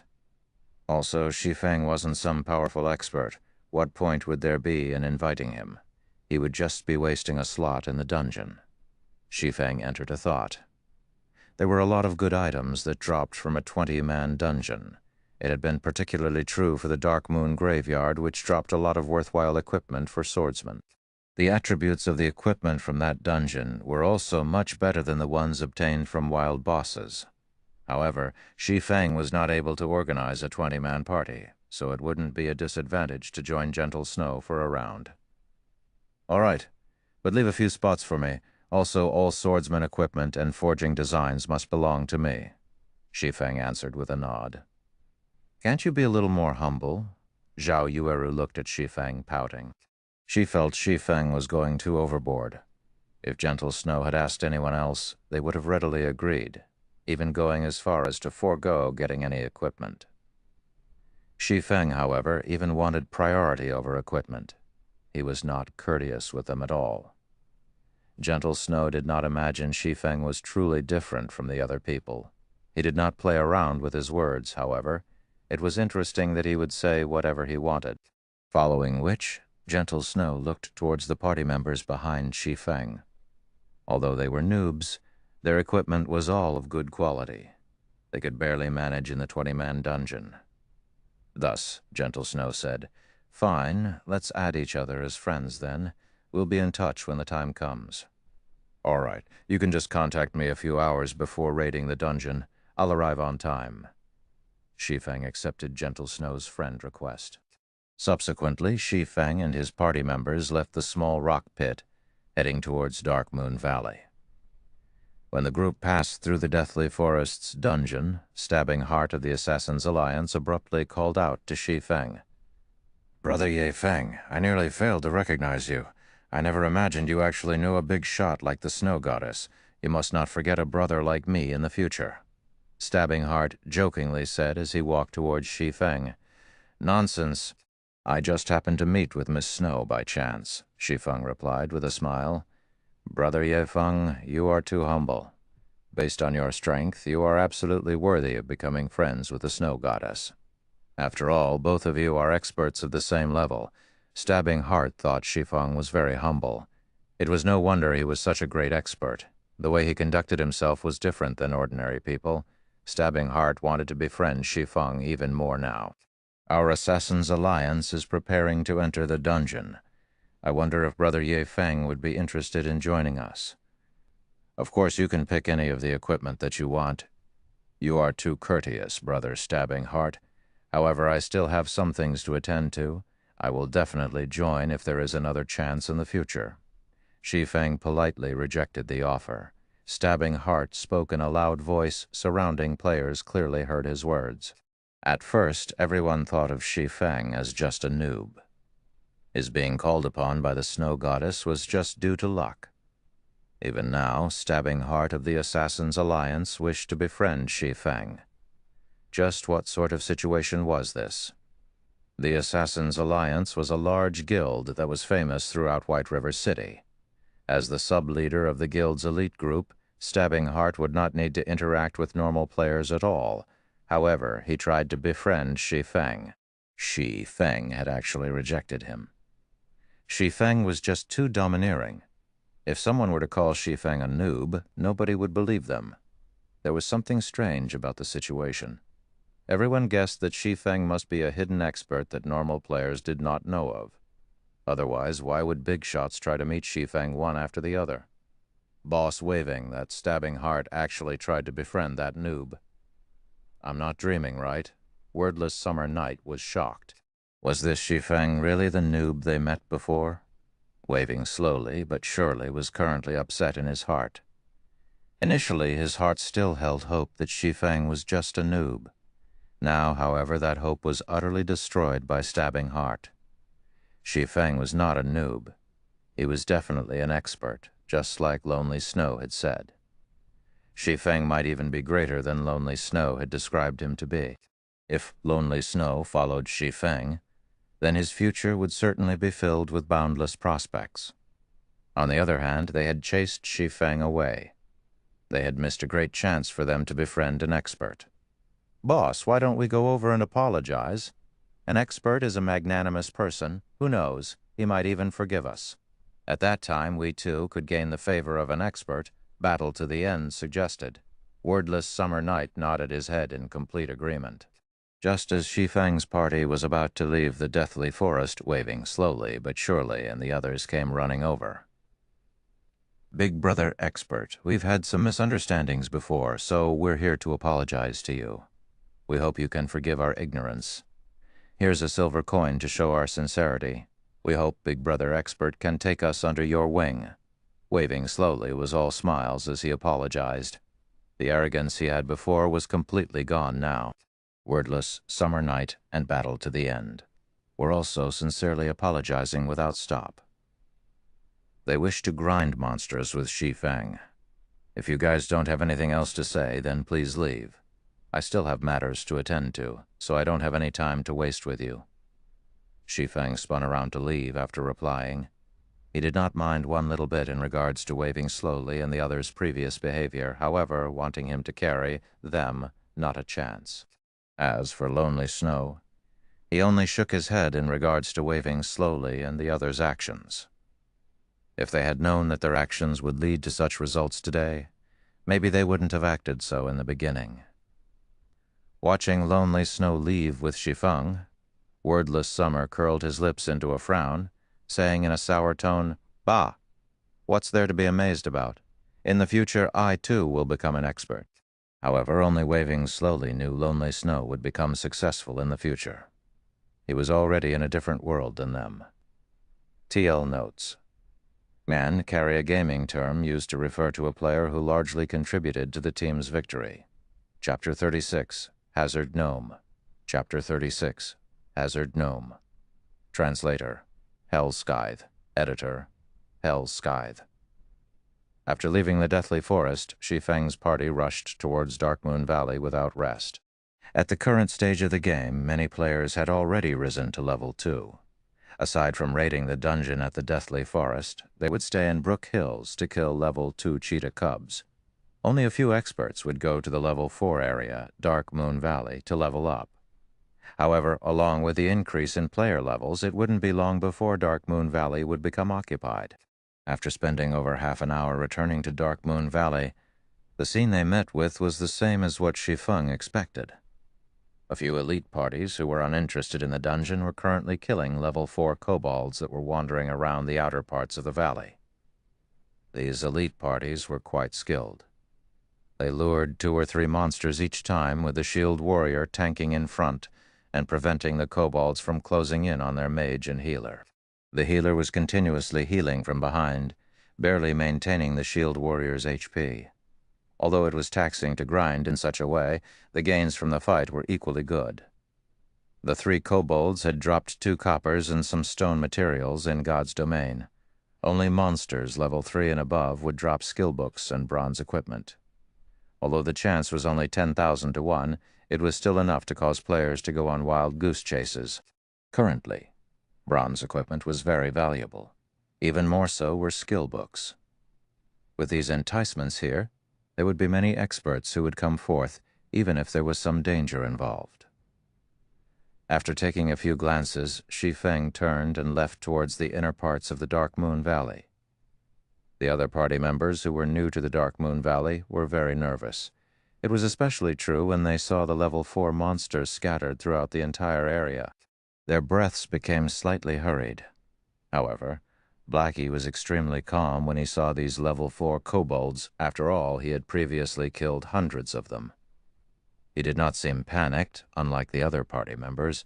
He simply followed Shi Feng, entering the deeper regions of the valley. As for the elite parties, they could not help but be shocked when they saw Shi Feng's party enter deep into the valley. They had never imagined the newcomer party would have such courage. There were very few players currently present in Dark Moon Valley.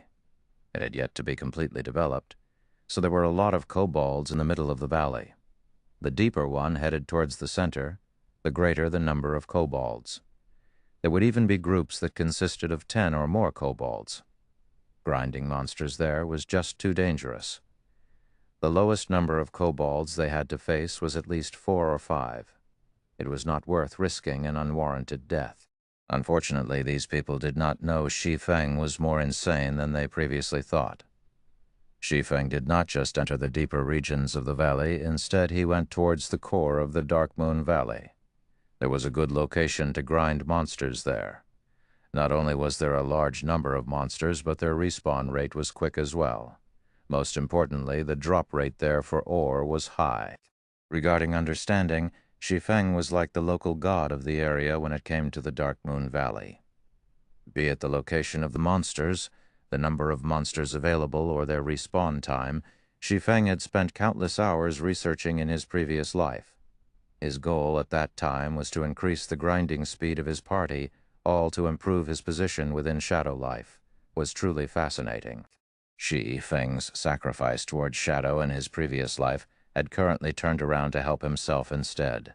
It could increase his own party's level more quickly, while at the same time guaranteeing him a steady supply of ore. Moving along the path of broken rocks, groups of 4 or 5 level 4 kobolds would occasionally appear. However, it was just a small matter with the equipment of Shi Feng's party. Looking at the party's guardian knight Kola, be it with HP or defense, he could easily tank 4 kobolds at the same time. The healer, Drowsy Sloth, could maintain Kola's HP above 80% without wasting much effort. If Kola had let a monster past, then Lonely Snow would go up and push it back. As for the others, they would fervently deal damage. A simple sword strike from Shi Feng could already deal over 100 damage, whereas Blackie's dark arrows could each deal 88 damage. The fight could not get any easier than this. Within moments, the 5 kobolds were all dealt with. Compared to the elite party outside, Shi Feng's party was stronger by several folds. Shi Feng simply picked up the stone materials and ore that dropped, then continuing deeper into the Dark Moon Valley.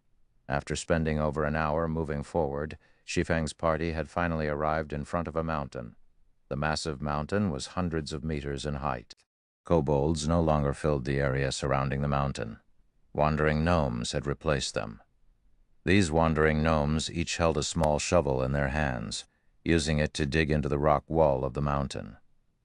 There were also quite a few gnome overseers that inspected the surrounding areas with a whip in hand. Brother Feng, the monsters here are just too numerous. Are we really going to grind here? Blackie's heart shook slightly when he took a look around. He discovered hundreds of wandering gnomes around the vast mountain. There was even a few level 5 gnome overseers. Compared to the groups of over 10 kobolds outside, this place was a literal battlefield. Kola also gulped down a mouthful of saliva, worriedly saying, "Party leader, I'm not trying to boast, but tanking 6 or 7 of them is my limit. I really can't manage this many monsters. It wasn't just Blackie or Kola. The others as well were apprehensive.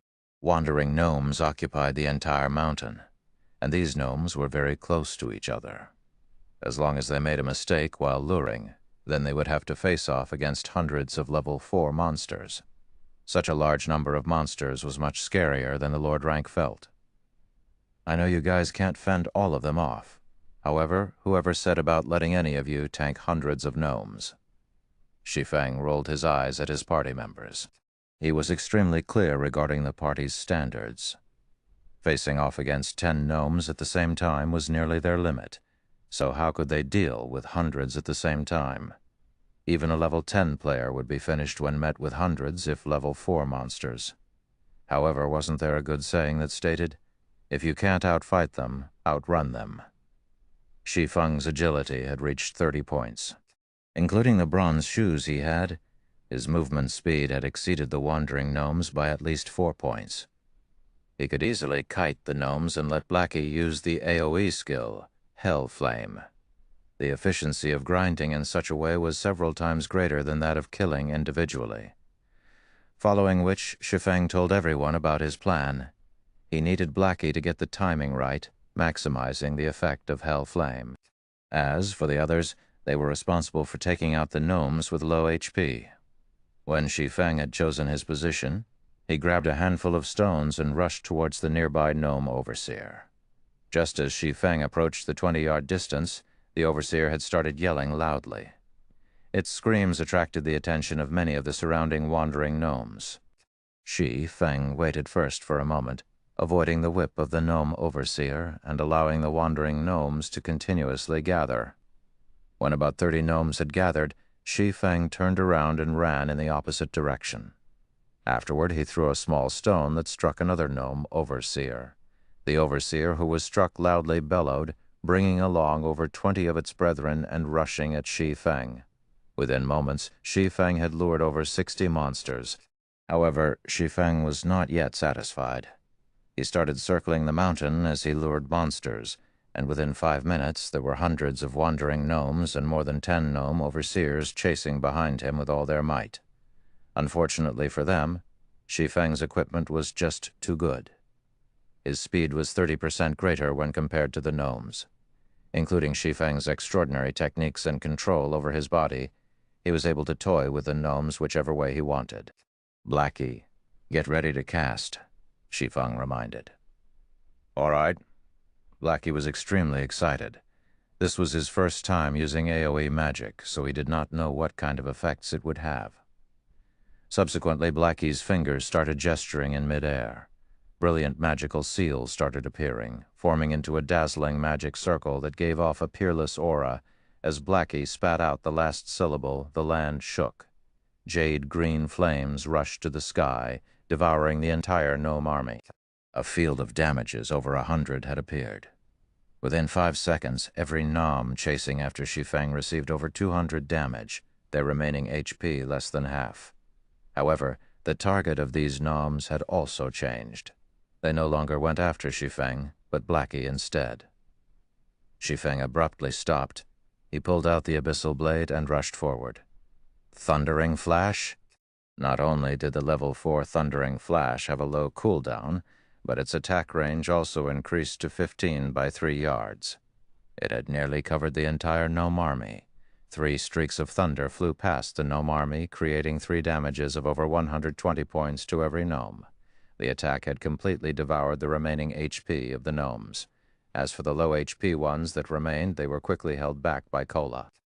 Lonely Snow then rushed forward and used a whirlwind slash, thoroughly ending the remaining gnomes. The hundreds of gnomes had been wiped out, leaving behind a floor covered with items. Meanwhile, everyone's experience madly rose. EXP of over 10 points appeared one after the other, dazzling everyone's eyes. Wah! Blackie had risen to level 3. "This is too awesome," Blackie roared in exhilaration. "This is only the beginning. They will still respawn in a moment." Shi Feng laughed. "Let's quickly pick up the drops." Suddenly, everyone started busying themselves. Even with 6 people retrieving the drops, the loot of hundreds of gnomes still required them to spend a lot of time doing so. However, moments after they started collecting, a gnome that piloted a gigantic robot suddenly appeared. The gnome's face was crimson red. It immediately rushed towards Shi Feng's party with unparalleled rage. "Not good! It's the hazard gnome!" Everyone spread out. Shi Feng shouted the moment he laid eyes on the gigantic robot. Chapter 37, Rocket Boots. Chapter 37, Rocket Boots. The moment everyone saw the giant robot piloted by a midget gnome, they instinctively knew he was something very dangerous. After hearing Shi Feng's reminder, they ignored the loot on the ground and immediately ran towards the forest without a shred of hesitation. Naturally, Shi Feng would not stay behind either. The hazard gnome was a very dangerous monster. It was especially true when he first made his appearance. He was even stronger than Werewolf felt with its Death Berserk activated. Hazard gnome, Special Elite level 5, HP 1600. There was a very small chance for the hazard gnome to appear after clearing out the wandering gnomes and gnome overseers. However, his appearance also signified the start of a player's nightmare. There was a saying in God's domain that warns people not to look down on gnomes just because they were midgets. If they were enraged, they could easily extinguish your life at any given moment.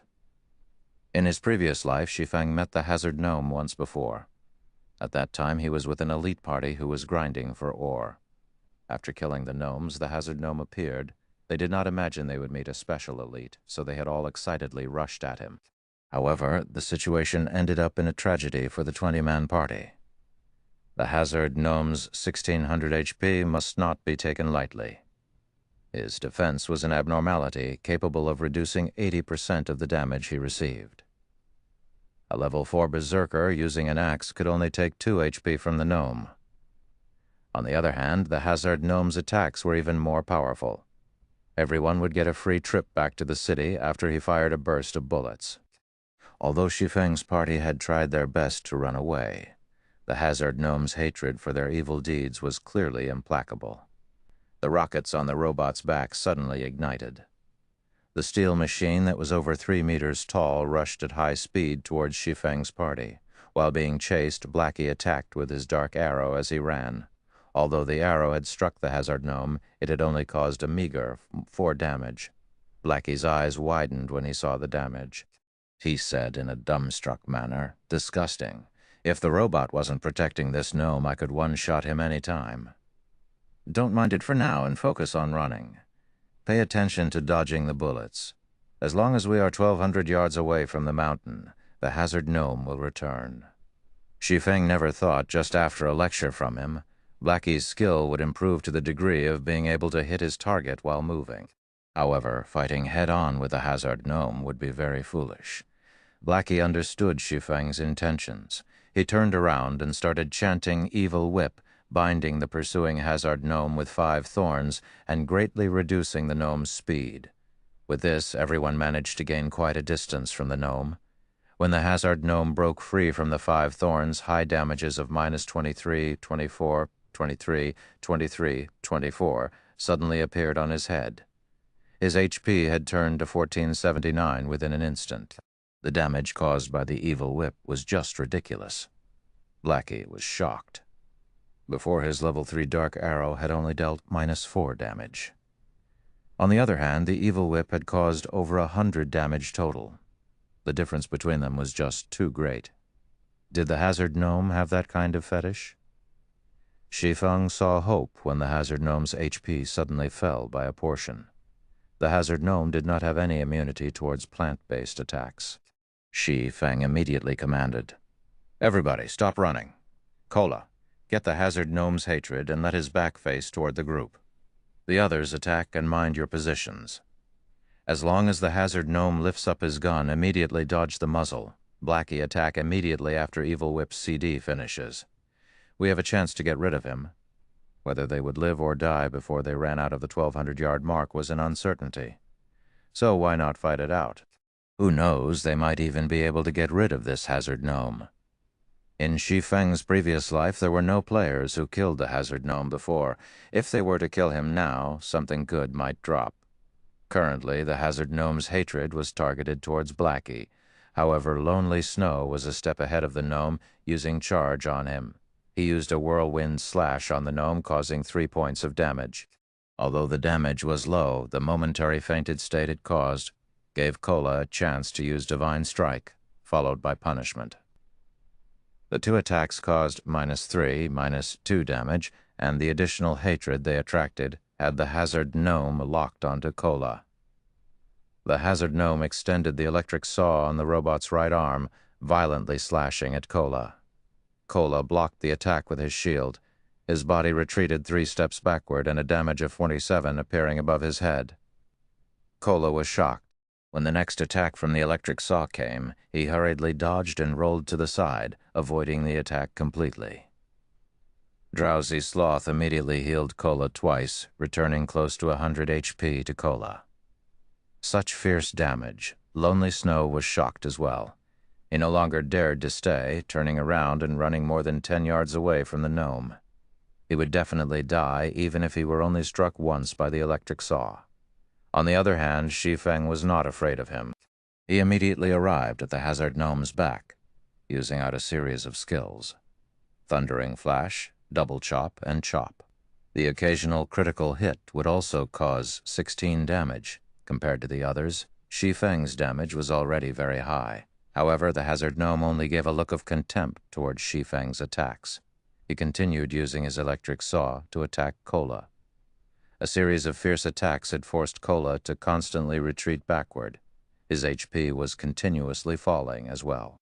Behind Browsy Sloth's healing could not keep up with the damage Kola was receiving.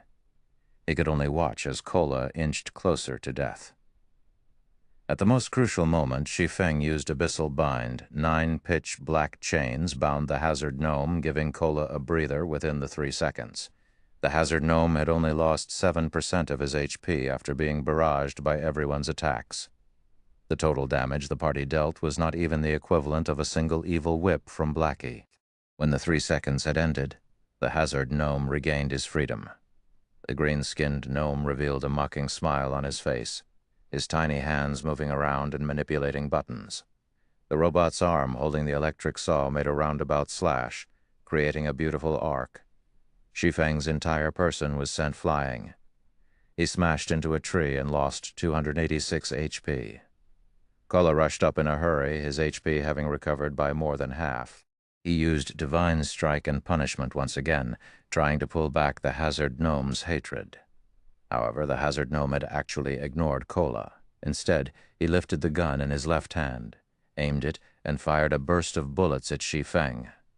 A barrage of densely packed bullets flew towards Shi Feng. However, Shi Feng had yet to land after being sent flying, so it was impossible to dodge the bullets. Phantom kill. Shi Feng's doppelganger instantly appeared before him. The doppelganger waved his blade, continuously blocking the bullets. Meanwhile, Shi Feng had already activated Gravity Liberation. He jumped up to a treetop, avoiding the attack range of the Hazard Gnome. However, his doppelganger had already been killed. After finishing a cartridge of bullets, the Hazard Gnome started changing magazines. Afterward, he continued to rush at Shi Feng. Everyone else could only continue attacking, shaving away the Hazard Gnome's HP bit by bit. However, Shi Feng was not easy to hit after he activated Gravity Liberation. Shi Feng also used the trees for protection. He was barely dodging the flying bullets as he continued kiting the gnome. As for Blackie, he would immediately use Evil Whip as soon as it was ready. The hazard gnome's HP continuously fell 64%, 50%, 30%, 20%, 10%. When only 10% of the hazard gnome's HP remained, the gnome suddenly jumped out of the metallic machine. He wore a pair of rocket boots and started to escape. It can't be. Monsters can actually escape? Blackie watched as the hazard gnome ran with extreme speed to a location without people. The others were also shocked. They never imagined the gnome would have such a high intelligence. He ran the moment he knew he could not win the fight. We can't let him escape. We will have fought for nothing otherwise. Kola immediately chased after the gnome. He had been bullied by the hazard gnome just a moment ago, so his heart was currently filled with anger. How could he let the hazard gnome escape after having taken advantage of them? You want to escape? Not a chance. Shi Feng chased after him with Windblade, however. The hazard gnome was unperturbed. He sent Shi Feng a mocking expression before pressing a button on his waist. The rocket boots spewed out large amounts of flames, ready to fly away.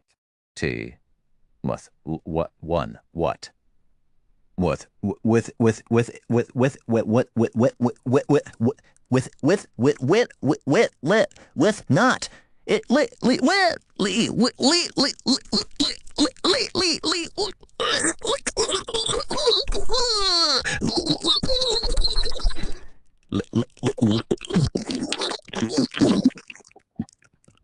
Within 3 seconds, the effective duration of Abyssal Bind. Chapter 38, Twin Snake Ring. Chapter 38, Twin Snake Ring. The hazard gnome's shameless rocket boots shocked everyone. They had never seen a monster that was so good at escaping before. Its human-like expressions and actions were completely different from NPCs. The hazard gnome was like a person pretending to be an NPC. 2 streaks of crimson flame flared, slowly lifting the hazard gnome into the air. Unwillingness filled everyone's hearts. However, they could no longer stop it, but only watched the hazard gnome flee with their own eyes. The mages in the party were over 40 yards away from the hazard gnome. Lonely Snow, as well, was over 30 yards apart from it. It was not within the range of charge. Also, the feint effect of charge would become ineffective because the target was floating in mid-air. Only the movement speed increase would take effect. Currently, only Shi Feng was close to the hazard gnome. He was only 15 yards away from it. However, Shi Feng did not have any range attacks. Even if he chased after it, the hazard gnome would raise over 20 yards from the ground by the time he arrived. In the end, Shi Feng would only watch the hazard gnome escape. 9 dragons slash. Shi Feng knew he could not catch up. He waved the abyssal blade, shrouded in black mist, in his hand. Within an instant, 9 streaks of black mist shot towards the hazard gnome. Shi Feng was not willing to allow such a smart hazard gnome leave. Initially, Shi Feng only thought of the hazard gnome as an average special elite. He had never imagined the gnome to be so much like a player. Throughout his 10 years of playing God's Domain, Shi Feng rarely saw such intelligent gnomes. The main god system wouldn't simply bestow a small monster with high intelligence. Such bestowals usually had a deeper meaning behind them. For example, those human heroes or legendary beings were all great characters. Their existences caused people to shudder. Although the intelligence of this hazard gnome did not reach the level of those heroes or legendary beings, he was still much smarter than a boss monster. There might even be unimaginable gains by killing it. Currently, the hazard gnome's displayed information changed. He suddenly became Arcus Maddox. Arcus Maddox, Lord Rank. Level 5, HP 600, 600. Shi Feng felt a sense of familiarity when he saw this name. It seems that he had heard of it before, yet he could not recall anything about it. However, the gnome only had 600 HP. Shi Feng was confident he could kill the gnome with a 9 dragons slash. Just when the 9 sword shadows were about to pierce Arcus Maddox, the gnome took out a few steel balls from his small bag. He threw the balls at the phantoms of the abyssal blade. Brilliant sparks flared up the moment the 2 attacks came into contact. Hong, hong, hong. A series of explosions forced the phantoms of the abyssal blade back. Just when the phantoms were prepared to attack Arcus Maddox once more, he immediately flew over 30 yards away. Meanwhile, the 9 phantoms of the abyssal blade could only attack targets within 30 yards of its reach. Shi Feng could only watch helplessly as Arcus Maddox escaped. Crap. How could there be such a monster? His escaping ability is just a bug. Blackie stared at the fleeing Arcus Maddox as he cursed. Kola was grinding his teeth in hatred as well, sending a few punches towards a nearby tree. The other party members felt displeasure also. Everyone fought long and hard against this elite monster. However, just when they were about to reap the rewards of their efforts, their prize grew wings and flew away. Was there anything more depressing? Brother Feng, let's continue chasing it. Blackie discovered that the gnome's movement speed was not fast. Also, there should be a limited amount of fuel powering that pair of boots. Who knows, the gnome might land just after a while. Forget it. Let's continue grinding gnomes. Shi Feng shook his head. If they could chase the gnome, Shi Feng would have long since chased after it. However, the gnome's rocket boots were just too powerful. It was titled as one of God's domain's godly escape tools. Currently, the boots had just been activated. Its speed would abruptly increase in a moment, and the gnome would disappear in the blink of an eye. It would be an impossible task if they wished to find the gnome. As expected, the flames gushing out from the rocket boots greatly increased after a moment. Shoo? Arcus Maddox disappeared from the air, unable to be seen anymore. Best not let us meet again. You can dream of escaping the next time, Blackie said in an unfortunate tone as he looked towards the spot where Arcus Maddox had disappeared. In his heart, Shi Feng felt that it was a pity to let the gnome go. However, it would no longer be dangerous when they grinded on wandering gnomes from now on. After this experience, the hazard gnome most likely would not show himself ever again. Let's go, continue grinding on the wandering gnomes. Shi Feng turned around and said to his party, Brother Feng, you're still the best. How could I not think of it? If we killed all of this bastard's kinsmen, we'll see if he doesn't show up again. Blackie laughingly said. Shi Feng was speechless. He turned around and left, no longer paying any attention to the fantasizing Blackie. Suddenly, Shi Feng stopped his feet in shock. Damn, our luck really is too poor. I never thought that Arcus Maddox would actually appear here, and he was also a level 5 hazard gnome. Shi Feng tightly clenched his fists, his brows wrinkled. It was the first time he became so enraged. When everyone looked at Shi Feng's wrathful expression, they could faintly feel the surroundings become chilly. They could not help but retreat a step, their foreheads covered in a cold sweat. Before they felt Shi Feng was a calm and easygoing person. Never would they have imagined Shi Feng would become so terrifying after becoming angry. The forest around them no longer seemed lively, but more like a frozen hell, silent, cold, and dark. Brother Feng, are you all right? Blackie carefully asked. He was shocked. Shi Feng was completely different from when he was mad or arguing with others. It was the first time Blackie saw Shi Feng enraged to such a degree. Oh, it's nothing. Shi Feng reacted, replying with a smile. He stored back the dense, killing intent into his heart. Such killing intent was slowly honed throughout the years Shi Feng had played God's domain, compared to the tyrant bear Kola of 10 years in the future. There was nothing special about Shi Feng's killing intent. However, at present it was considered unbearable for Blackie and the others. Shi Feng finally recalled the name of Arcus Maddox. Arcus Maddox was a famous Grandmaster engineer within God's domain. 3 years after Arcus Maddox shocked the nation by creating the Sky Fortress, Twin Snake Ring, he had gone on to establish the Gnome Empire. With it, the new update, Emergence of the New World, also activated. At that time, countless super guilds started expeditions towards the fortress. Twin Snake Ring, however, all of them were annihilated, and Arcus Maddox was the cause of such a result. On the other hand, Shi Feng was completely unaware of a great character had appeared right before his eyes. He also lost the chance to kill Arcus Maddox, so how could Shi Feng not be enraged? Party leader, there's a box here.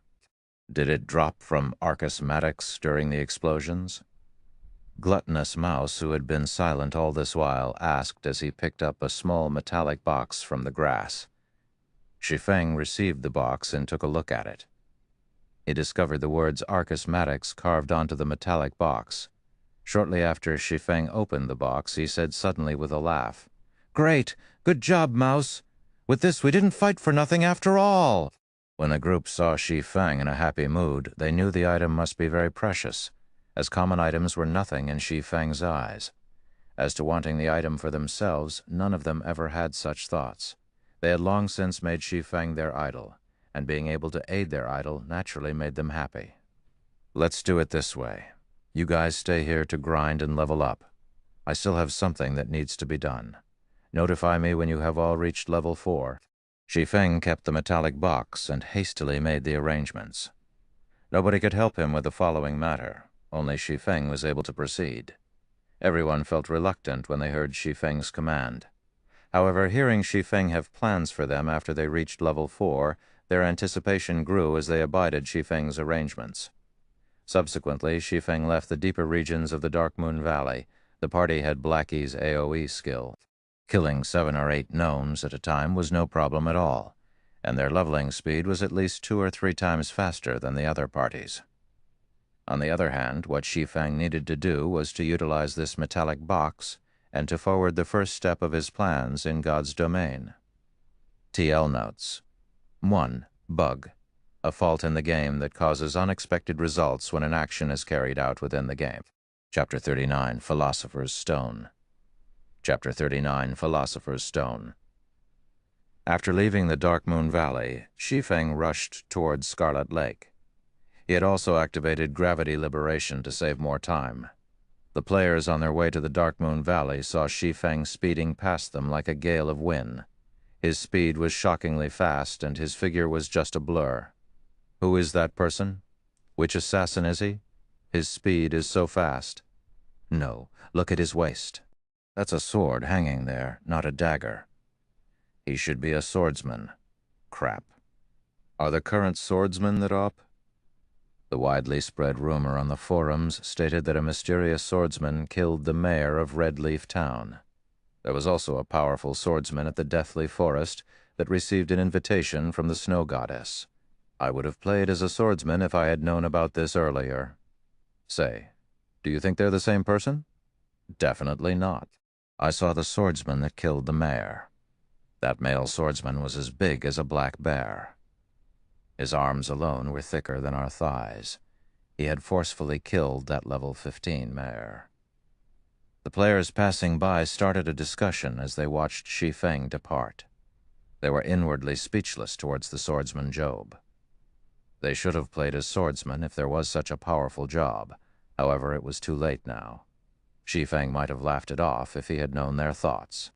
There was no strongest job in God's domain, only the strongest player. Shi Feng ran for over 2 hours through the vast plains. He activated gravity liberation over tens of times, escaping the pursuit of high-leveled monsters. He passed through the level 6 map, Wolfman's Ruins, and the level 8 map, Oro Fort, before arriving in the level 10 area, Scarlet Lake. Scarlet Lake was the playground of level 10 water elementals and little fishmen. Watching from a high location, Shi Feng could see groups of little fishmen patrolling. The closer it was to the Scarlet Lake, the more there were of little fishmen. The central region of the Scarlet Lake was the nest of the little fishmen, whereas annoying water elementals filled the water of the lake. Due to the densely packed and large number of monsters in the Scarlet Lake, the little fishman's curse skill was extremely horrendous. It could absorb a player's attributes and turned it into their own. The longer they fought, the stronger they would become. They were extremely hard to kill, including the fact that there were no quests here. There were rarely any players who would willingly come here to level up. However, Shi Feng had to enter into the deeper regions of the Scarlet Lake. The metal box dropped by Arcus Maddox was extremely precious.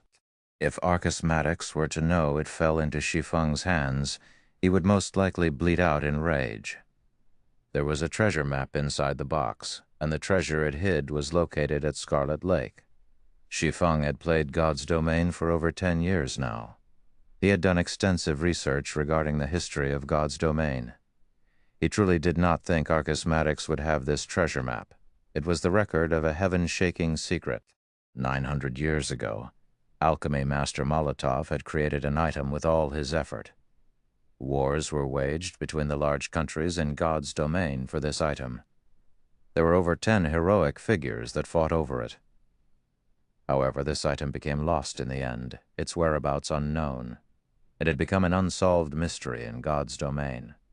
Meanwhile, the treasure map in Shi Feng's hands by chance recorded the location of this item. This item was the Philosopher's Stone.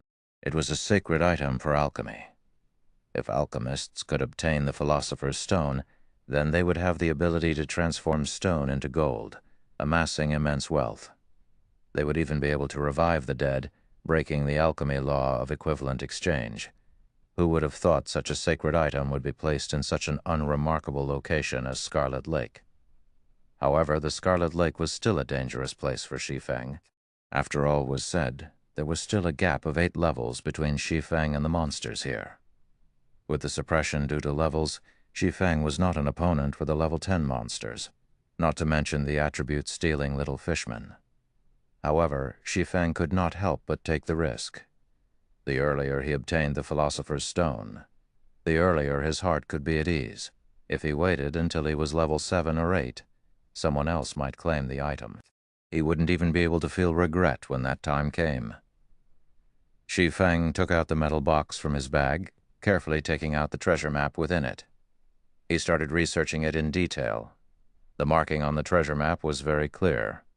The treasure was located directly below the little fishman's nest.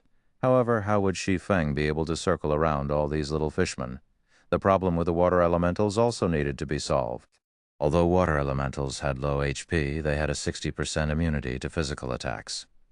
They also had a movement speed reduction skill, so they were a headache for melee players. After observing for half an hour, Shi Feng discovered that the little fishmen were not always on patrol. They would eventually take a break. Also, these little fishmen were only active by the lake's shores. They hardly ever entered the water because once they entered it, their movement speed would sharply reduce by 60%. Shi Feng could use this short rest period to rush into the lake, and once he was in it, the little fishmen would not be able to chase after him. As for the water elementals under the water, Shi Feng could use the doppelganger of Phantom Kill to lure them away. Then, he could swim to the cavern below the little fishman's nest. If Shi Feng did not operate through his plan properly, he would definitely die. If he died, his losses would not be minor. It was not the experience loss that was a problem, however. With his advantage as a reincarnated person, Shi Feng could quickly recuperate the experience he lost, only he would be sent back to the town after dying once, and the time he would waste by returning here was just too much. 10 more seconds. Shi Feng watched the patrolling little fishman, his heart estimating the time for him to sprint out. Time passed second after second. A group of patrolling fishmen watched their surroundings.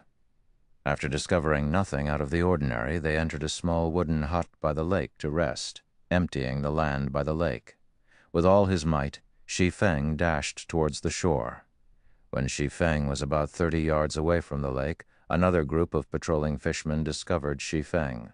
They immediately sounded out an alarm, their hands wielding short swords as they rushed toward Shi Feng. When faced with 4 level 10 little fishmen as powerful as Shi Feng was, he was not their match. Shi Feng's only hope was to jump into the water. However, the little fishmen were very quick, taking only a short moment to catch up to Shi Feng. They waved their short swords, slashing them at Shi Feng's back. Shi Feng knew he could not outrun the fishmen. He turned around and used Abyssal Bind on one of them, then continued by using parry to block another one of his attackers.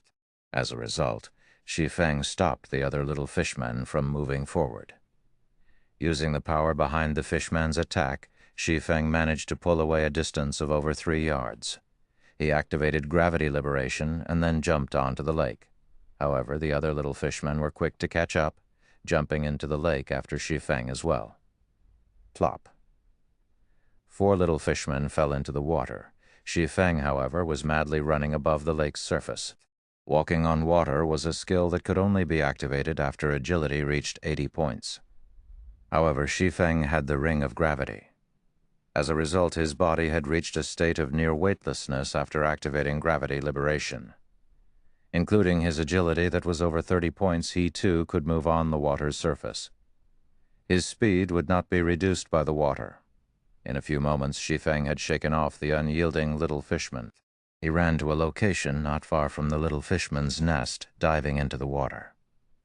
Just after entering the water, Shi Feng discovered a cavern that was surrounded by a lot of water elementals.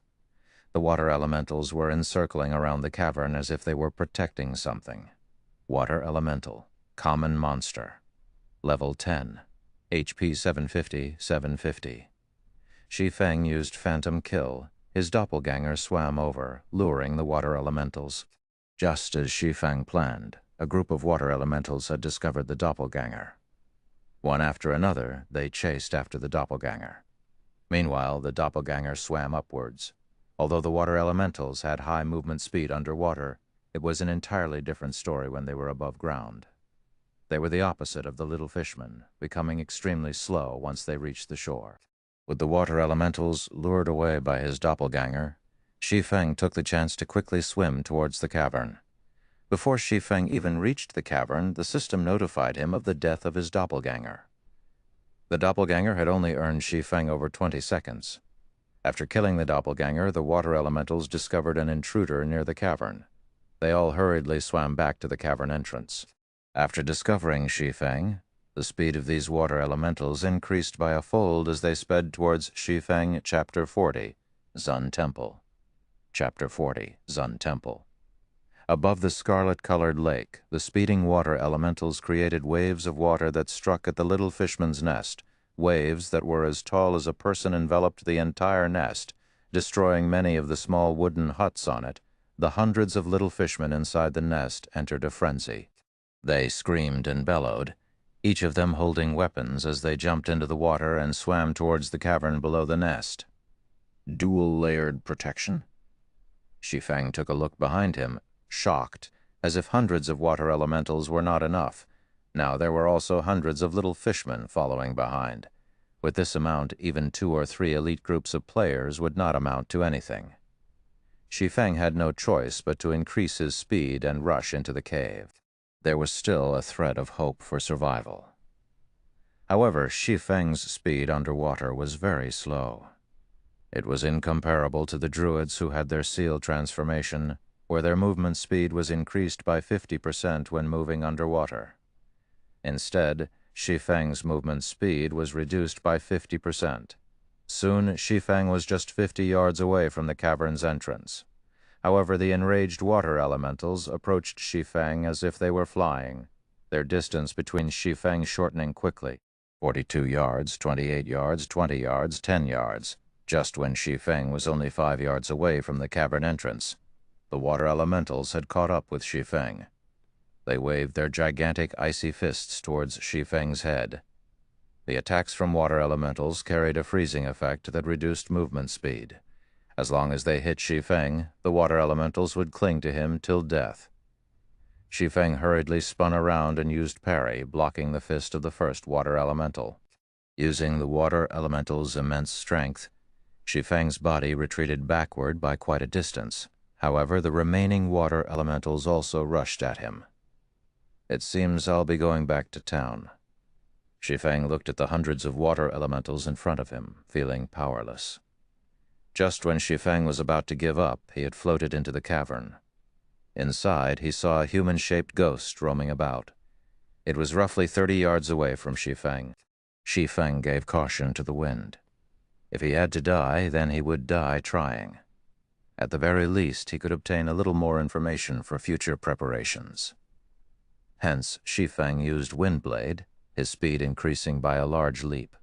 Like a gale, Shi Feng swept through the water and rushed to the shore of the cavern, escaping the clutches of the water elementals just in the nick of time. The moment the water elementals left the water, their speed was sharply reduced. They could not catch up to Shi Feng's mad dash at all. After leaving the water, Shi Feng quickly rushed towards the human-shaped ghost.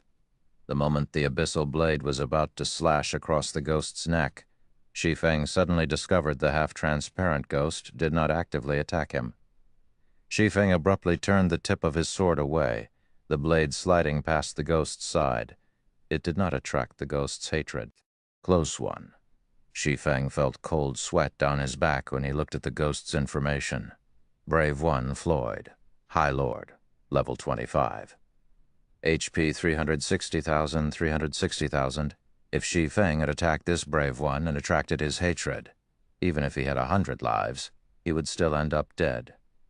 Within God's domain, Brave Ones were only second to heroes regarding strength. Their position within a kingdom was even higher than that of a marquis and was second only to a duke. Even if such a great character had died and turned into a ghost, he was still a monster of the great lord rank. He was a tyrant amongst monsters. Without a 100-men group of elite players, it was impossible to kill off this ghost. Could he be the guardian of this place? Shi Feng looked at the Brave One, Floyd, silently guessing in his heart. There were usually guards posted around places with treasure. As for the little fishmen and water elementals outside, they could be considered at most as guard dogs. They were unfit to guard an important treasure. Shi Feng did not dare to stay any longer. After all, there was still a large group of monsters chasing after him. He hurriedly ran towards the inner regions of the cavern. The cavern was very large. There was a flight of stairs that led straight into the depths of the cavern, and following it down ought to lead Shi Feng to the Philosopher's Stone. When Shi Feng was right before the stairs, a sea of water elementals and little fishmen had rushed at him. It was as if they had an undying grudge against him. You lower life forms dare to sully this divine place? Prepare to receive divine punishment. Floyd's gaze suddenly erupted in rage, pulling out a dark golden greatsword from his back. The sword gave out a surge of evil that made it seem as if it were the master of the world. When Floyd raised the greatsword, the surrounding air started becoming heavy, following which Floyd gave out a loud bellow as his arms swung the greatsword with all their might. A strong wind, followed by a sword flash, swept through all the water elementals and little fishmen.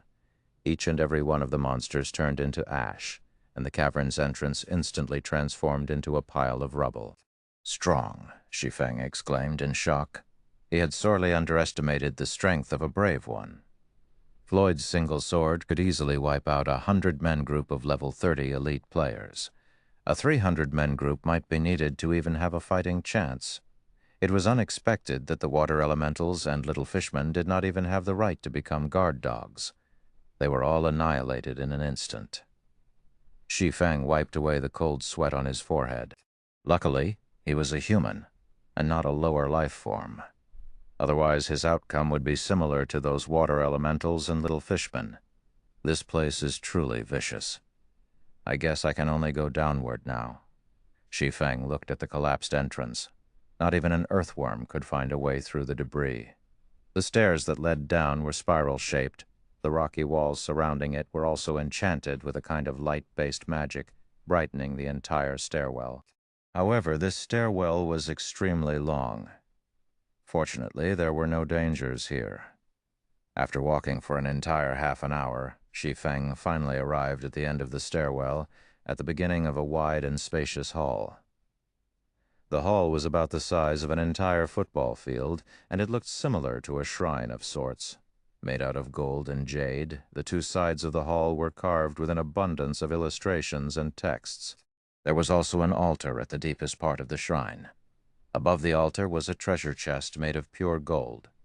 On each side of the treasure chest there were two statues made of gold, both of them holding a greatsword in their hands. System: player has discovered the Sun Temple. Sun Temple? It was the first time Shi Feng had heard this name. In his previous life there was no information on the Sun Temple. It might have been because no player had activated it before, so there was no information about it on the official website. However, looking at the situation, it should be very dangerous. However, Shi Feng couldn't care less about it as he walked towards the golden altar. His target was the Philosopher's Stone, and the golden chest before his eyes should be holding the item. The moment Shi Feng stepped onto the altar, he clearly felt a chill permeating his body. The chilliness came from the two gigantic golden statues. Shi Feng did not know what sort of consequences there would be if he continued onwards to retrieve the Philosopher's Stone. However, he no longer had any choice. The cavern's entrance had already been sealed off, so he could only decide after grabbing the Philosopher's Stone. Shi Feng slowly opened the golden treasure chest. Golden rays of light leaked out from the chest, illuminating the entire temple. Subsequently, the golden rays started to fade, revealing 3 items inside the chest. Shi Feng pocketed the items with zero hesitation. Crap! How could the Philosopher's Stone end up in such a state? Shi Feng looked at the thumb-sized blood-red stone, feeling extremely disappointed. Philosopher's Stone damaged. Epic rank special item dropped after death. A sacred item for alchemy, the Philosopher's Stone can be used to turn stone into gold, revive the dead, and has many more unfathomable uses.